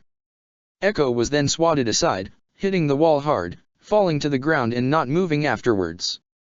Dirge then made a beeline for Fordo until a multitude of cables were abruptly wrapped around him. It came from both the ARC inductees and the miraculous arrival of more clone troopers who had rushed in from the ongoing battle outside the main control room and city itself. "Hold him down," Alpha ordered, every clone tugging hard on the cables that ensnared the bounty hunter who was thrashing around to escape. Most skidded and lost their footing throughout the process. Despite falling down, the troopers still pulled back with everything they've got. It was then that Fordo held up an arm and fired out a small wire from his gauntlets. It attached itself to the armored head of Dirge and a second later began electrocuting their opponent. He writhed and roared throughout this, causing him to retaliate moments later. He freed his arm and soon grasped the wire. The Jedi soon yanked the ARC trooper towards him while stripping it off his person. Fordo fell to the ground near the bounty hunter with Dirge lunging forward. ARC 77 spun around, blaster raised to fire at the bounty hunter, but unfortunately for him, he was quickly ensnared by Dirge and was seemingly swallowed whole by the litany of muscle and organic mass. "Commander!" Cut Up yelled. "Bastard!" Boyle shouted, firing his blaster rifle with Dirge not even regarding the bolts striking his exposed flesh. He only laughed maniacally, looking around at all the clones that were surrounding him as if he were a kid in a candy shop. "So many clones, so many ways to kill you all. Geez, he really is generic." Fives couldn't help but say. "Not the time for that, Fives," Lucky admonished. "He can actually back up such claims. I know it's just that the Avengers were right," he said with a shake of his head. "Bad guys really do love monologuing. He's weak to electricity and fire from what I remember," Cut Up said through all the commotion. "Colonel Rhodes used that against him. You heard the man," Cameron said aloud to the rest of the troopers. "Shocktime." With Dirge more exposed, a number of clones instantly fired off taser lines and activated them. The ancient bounty hunter spasmed from the electrical currents running through his body. His roars echoed throughout the chamber. With the Jedi seemingly weakened, any available clones whipped out any fiery arsenal on their person, either controlled explosives or anything to set their opponent ablaze. This served to only infuriate the bounty hunter, who simply began flailing his elongated arms about like a madman. Whilst the ARC troopers and their inductees had the wherewithal and training to avoid these limbs, the other standard clones were not so fortunate. Dirge killed them in droves before refocusing his attention on the 14 troopers who first arrived here. Some were knocked out, one had been eaten, and the rest remained standing defiantly with their weapons raised. He ran towards them, smacking and killing any other clone in his path. Just as he reached Alpha 17, quite suddenly, did Dirge begin to lurch and halt his manslaughter. Reason why was simple. He was starting to expand and not in his own violation. The Jedi looked down at his rapidly expanding and pulsing body as it proceeded to explode. From the center of his body came visible distortions in the air with a loud ringing sound bouncing off the walls of the room. In the middle of it all was an alive Commander Fordo. Collapsing onto the ground, the ARC trooper could be seen with scorched, dented, and shrapnel-riddled armor. His visor was practically ruined as well. This was all due to the assault the clones did towards Dirge with Fordo still inside. Aside from that, he was covered with the liquid and meaty remains of the Jedi. "Holy criff," Sinker commented, sitting up to see their commanding officer alive and well when they thought he had been killed by the bounty hunter. Alpha, however, seemed not all that surprised at his fellow ARC trooper having survived such a gruesome ordeal. "You all right, Fordo?" Alpha asked, hand offered to the red-accented clone who grasped his hand and was pulled up to his feet. "I'm fine," Fordo remarked, nodding in appreciation at the ARC trooper whilst flicking off the gunk that he was now covered with. "Just never expected to deal with that mess." "Clearly, sir," Fives said. "How'd you even get out of there?" Fordo held up a sphere he held in his hand. "A special sonic concoction made by the Avengers. Like a sound wave grenade. Spider-Man, Ant-Man and Wasp made these little beauties. They've been handing them out to the commanders and captains of each legion." Woheavy's eyes shone beneath his helmet. "Does that mean we can get something like that too?" "You'll just have to ask them first." A number of clones nodded before going over to check on their fallen comrades. During this, the ARC troopers soon approached the cowering Muun with the red ascended one staring down at him. "Now, where were we?" asked Fordo. Ah, yes, I believe you were surrendering. The banker only felt utter defeat, now more than ever. Alpha soon activated his comms and gave out a report to the entirety of the Republic forces. The IG banking clan has surrendered. The day is ours.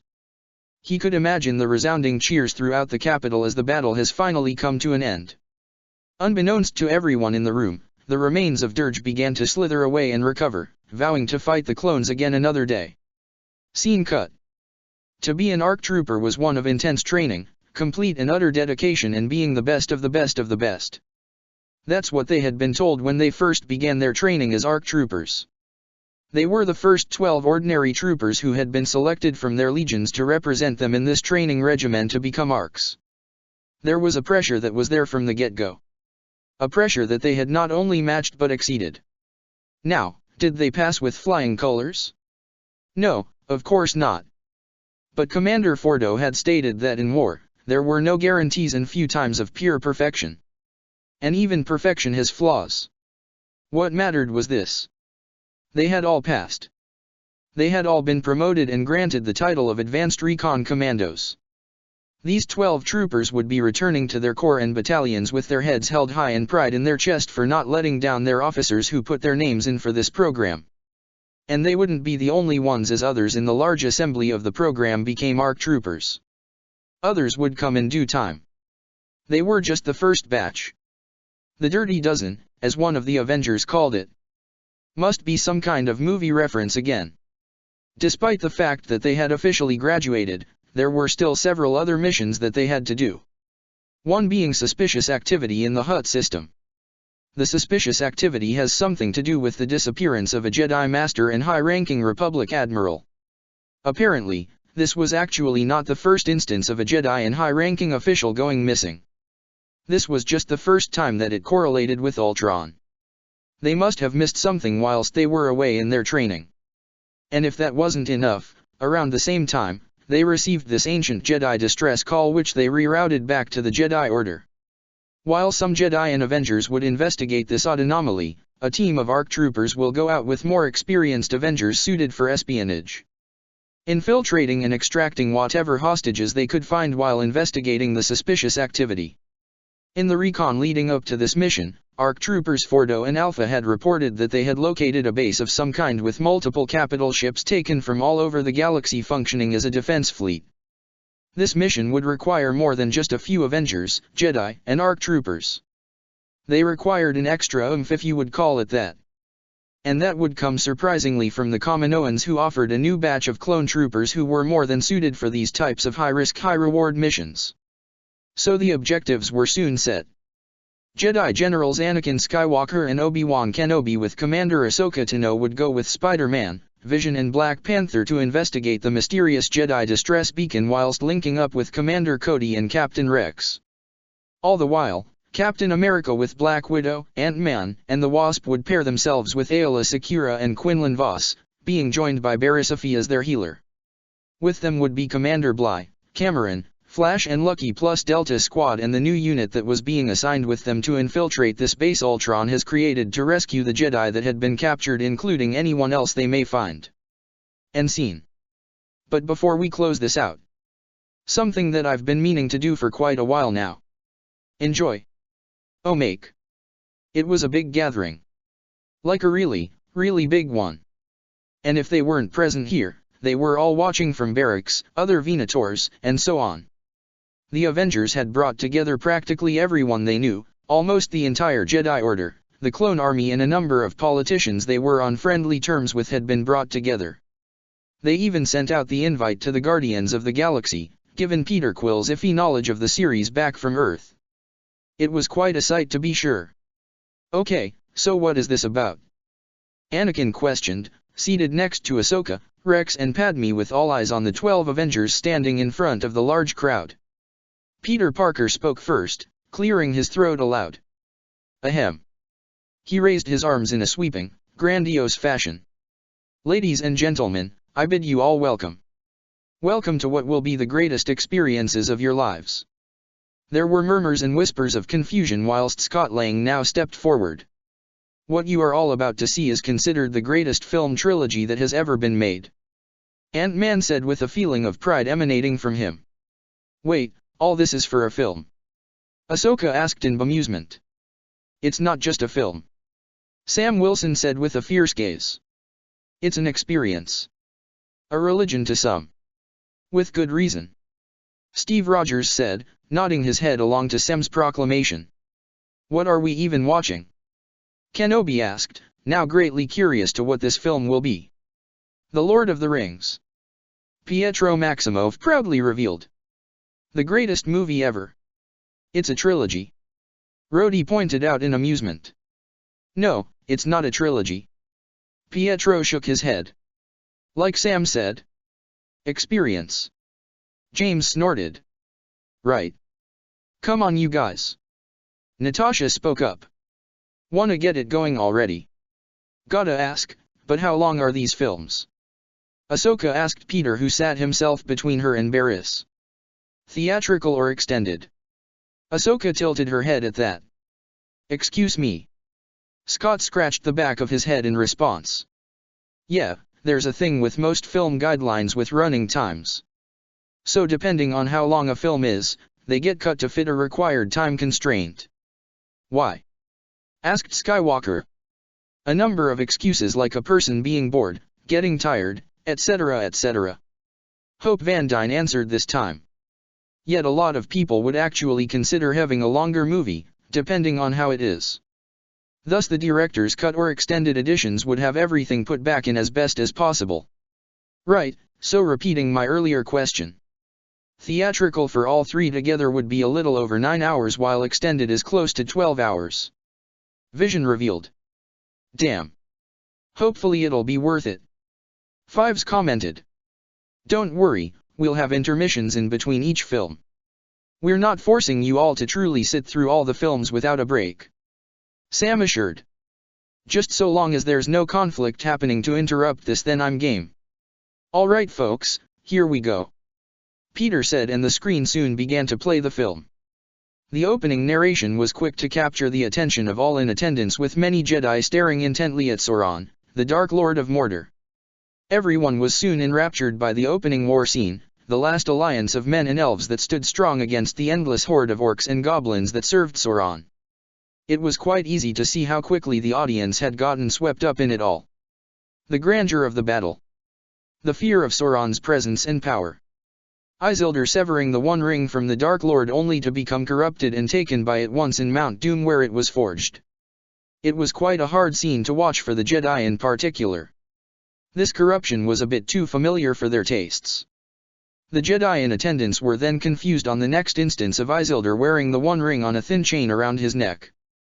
Questions silently arose on why the King of Man didn't destroy the ring in the first place. Yet could understand in part of the power being too tempting to throw away. Suffice to say, it led to the man's downfall. There was a noticeable chill when they briefly saw Gollum before it mellowed out with the introduction of the peace-loving hobbits and the wizard Gandalf the Grey. Padme ended up yearning to be a part of these simple festivities, yet the film had other plans. They watched the hold it had over the hobbit Bilbo Baggins before he somehow, unexpectedly, though with clear hesitation, managed to let the ring go. Soon enough, the audience watched as Frodo Baggins with his trusted friend and gardener Samwise Gamgee embarked on the journey to get the ring out of the Shire, lest they draw in those that would seek to take it back to their master. As they had left the Shire, Gandalf went to consult with his friend and fellow councilman, Saruman the White. Though the sight as to who it was that Saruman looked like was met with quite a reaction. Wait. Is that Count Dooku? Anakin practically exclaimed, with a lot of Jedi murmuring in disbelief. Much as he looks like it, it's not him. Romanoff said with a shake of her head. But that is Count Dooku, is it not? Obi-Wan said in clear astonishment. Yeah, but this is his doppelganger back on Earth. Lang waved it off. Christopher Lee is his name and is a famous and beloved actor. A badass one at that. Sam tacked on. Do we want to know? It'll be distracting to talk about at this time. They quieted down just in time to see Saruman showing his true colors and betraying Gandalf as they soon clashed. Even a fictional character portrayed by Dooku's counterpart could fall to darkness. But they watched on, getting more and more engrossed in the story. Next thing they knew were back to the Hobbits, where they were soon joined with Merry and Pippin all before their near confrontation with the Black Rider, a terrifying ring-wraith. An up-close and personal look of a being such as Sauron's Nazgul could perhaps make any Sith and dark side user to consider bearing a more menacing attire. Unbeknownst to many, the secret Lord of the Sith contemplated such thoughts while comparing attires of ancient Dark Force users of ages long past. Things then transitioned to the Hobbits getting to the Prancing Pony Inn and meeting with the Dunedain ranger called Strider. Watching the effects of what wearing the One Ring was like. Surviving an encounter with Nazgul whilst Frodo was injured. All this eventually culminated in reaching the realm of the elves that was called Rivendell. The meeting that was called between all three races of Middle-earth to decide the fate of the ring. It eventually devolved into what all political meetings would end up being. A shouting match between who could yell the loudest to get their point across. But all that changed, a surprise to the audience to be sure, when Frodo Baggins, the one who brought the ring and wished to be rid of it, volunteered to take the ring into Mount Doom to destroy it. With that, the Fellowship of the Ring was formed. The Hobbits Frodo, Sam, Merry, and Pippin. The wizard Gandalf the Grey. Aragorn, heir to Gondor with Boromir, the son of Gondor's steward. Legolas of the Woodland Realms. And last but not least, Gimli of Erebor. Their departure from Rivendell was easy at first, yet the journey would be long and arduous, but they would see it done. Hearing this, something about it, the simplicity of it, the brotherhood forged by purpose beyond the individual began resonating with that of the clones. As the film went on, they learned more of the world, specifically when they made it to the mines of Moria. How once a well-respected and praised home to many dwarves now became a tomb, all because they dug too deep for wealth and material for their respected craft.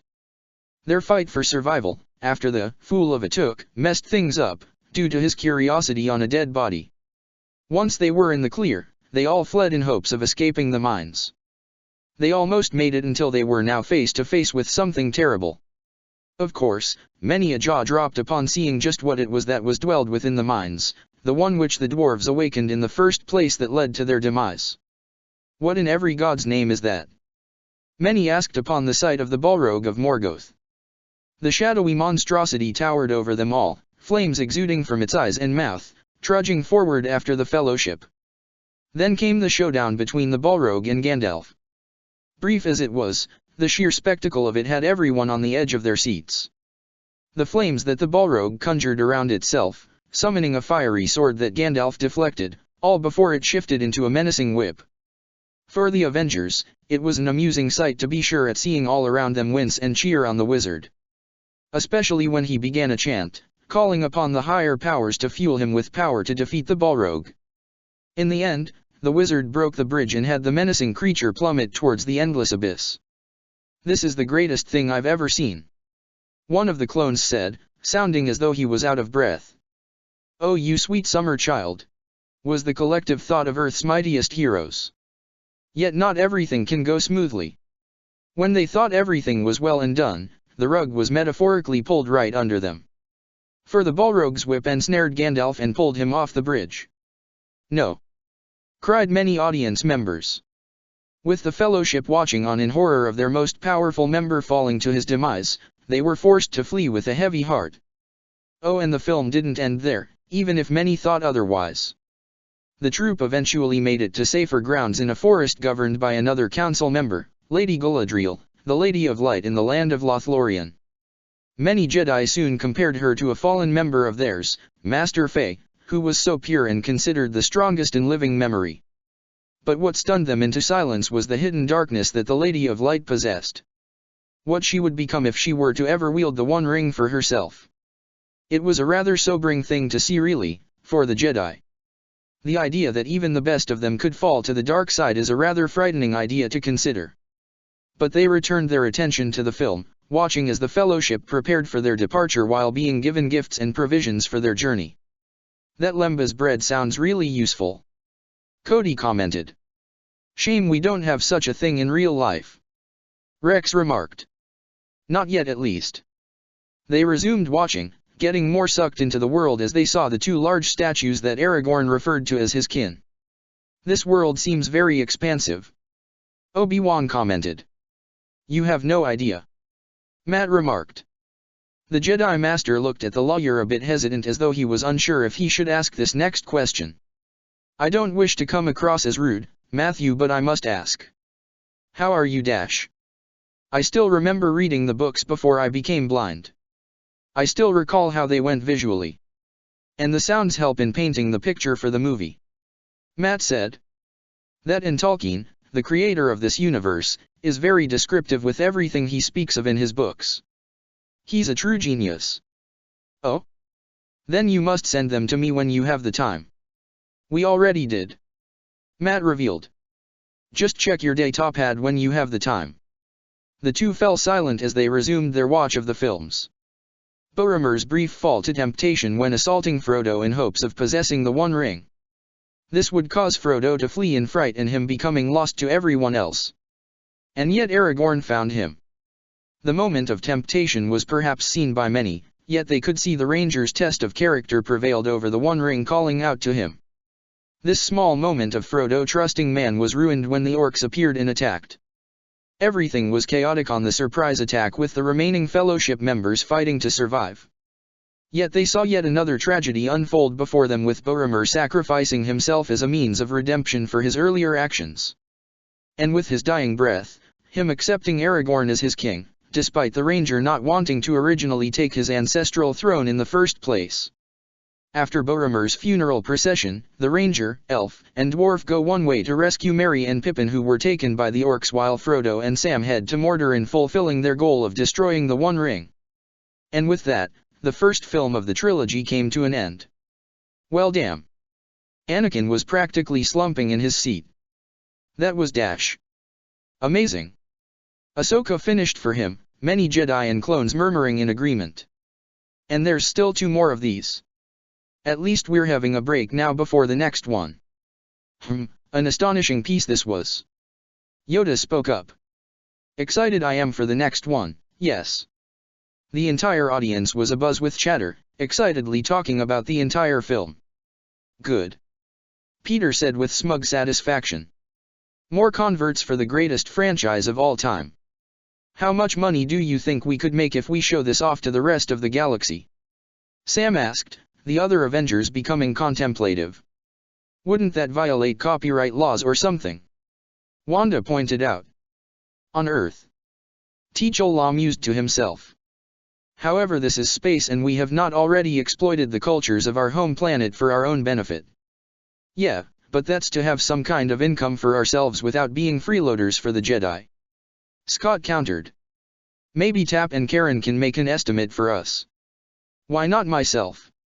Vision queried. That's too easy. Nat said. Just sit back and relax, Viz. For now, we've got film distribution to think about. I'm surprised you don't sound all that guilty about it. Ayla spoke up, clearly amused by what she was hearing. If we have a chance to spread the good word of J.R.R. Tolkien, then it is our solemn duty to do so. Steve Rogers declared in absolute seriousness. Yeah, what Cap said? Peter said with a laugh, throwing his arm around Cap's shoulder. Never would have thought you would have that in ya, Cap. Sam said, chortling at the captain. It's Tolkien. Steve said. I met the guy back in '44 and had him sign my copy of The Hobbit. He still remembered the moment back then when both he and Bucky had their copies signed. It was a wonderful time for them both. The nerdier members of the Avengers had their eyes practically bulge out. What? Scott, Peter, and Pietro exploded from their seats. And where would this be located?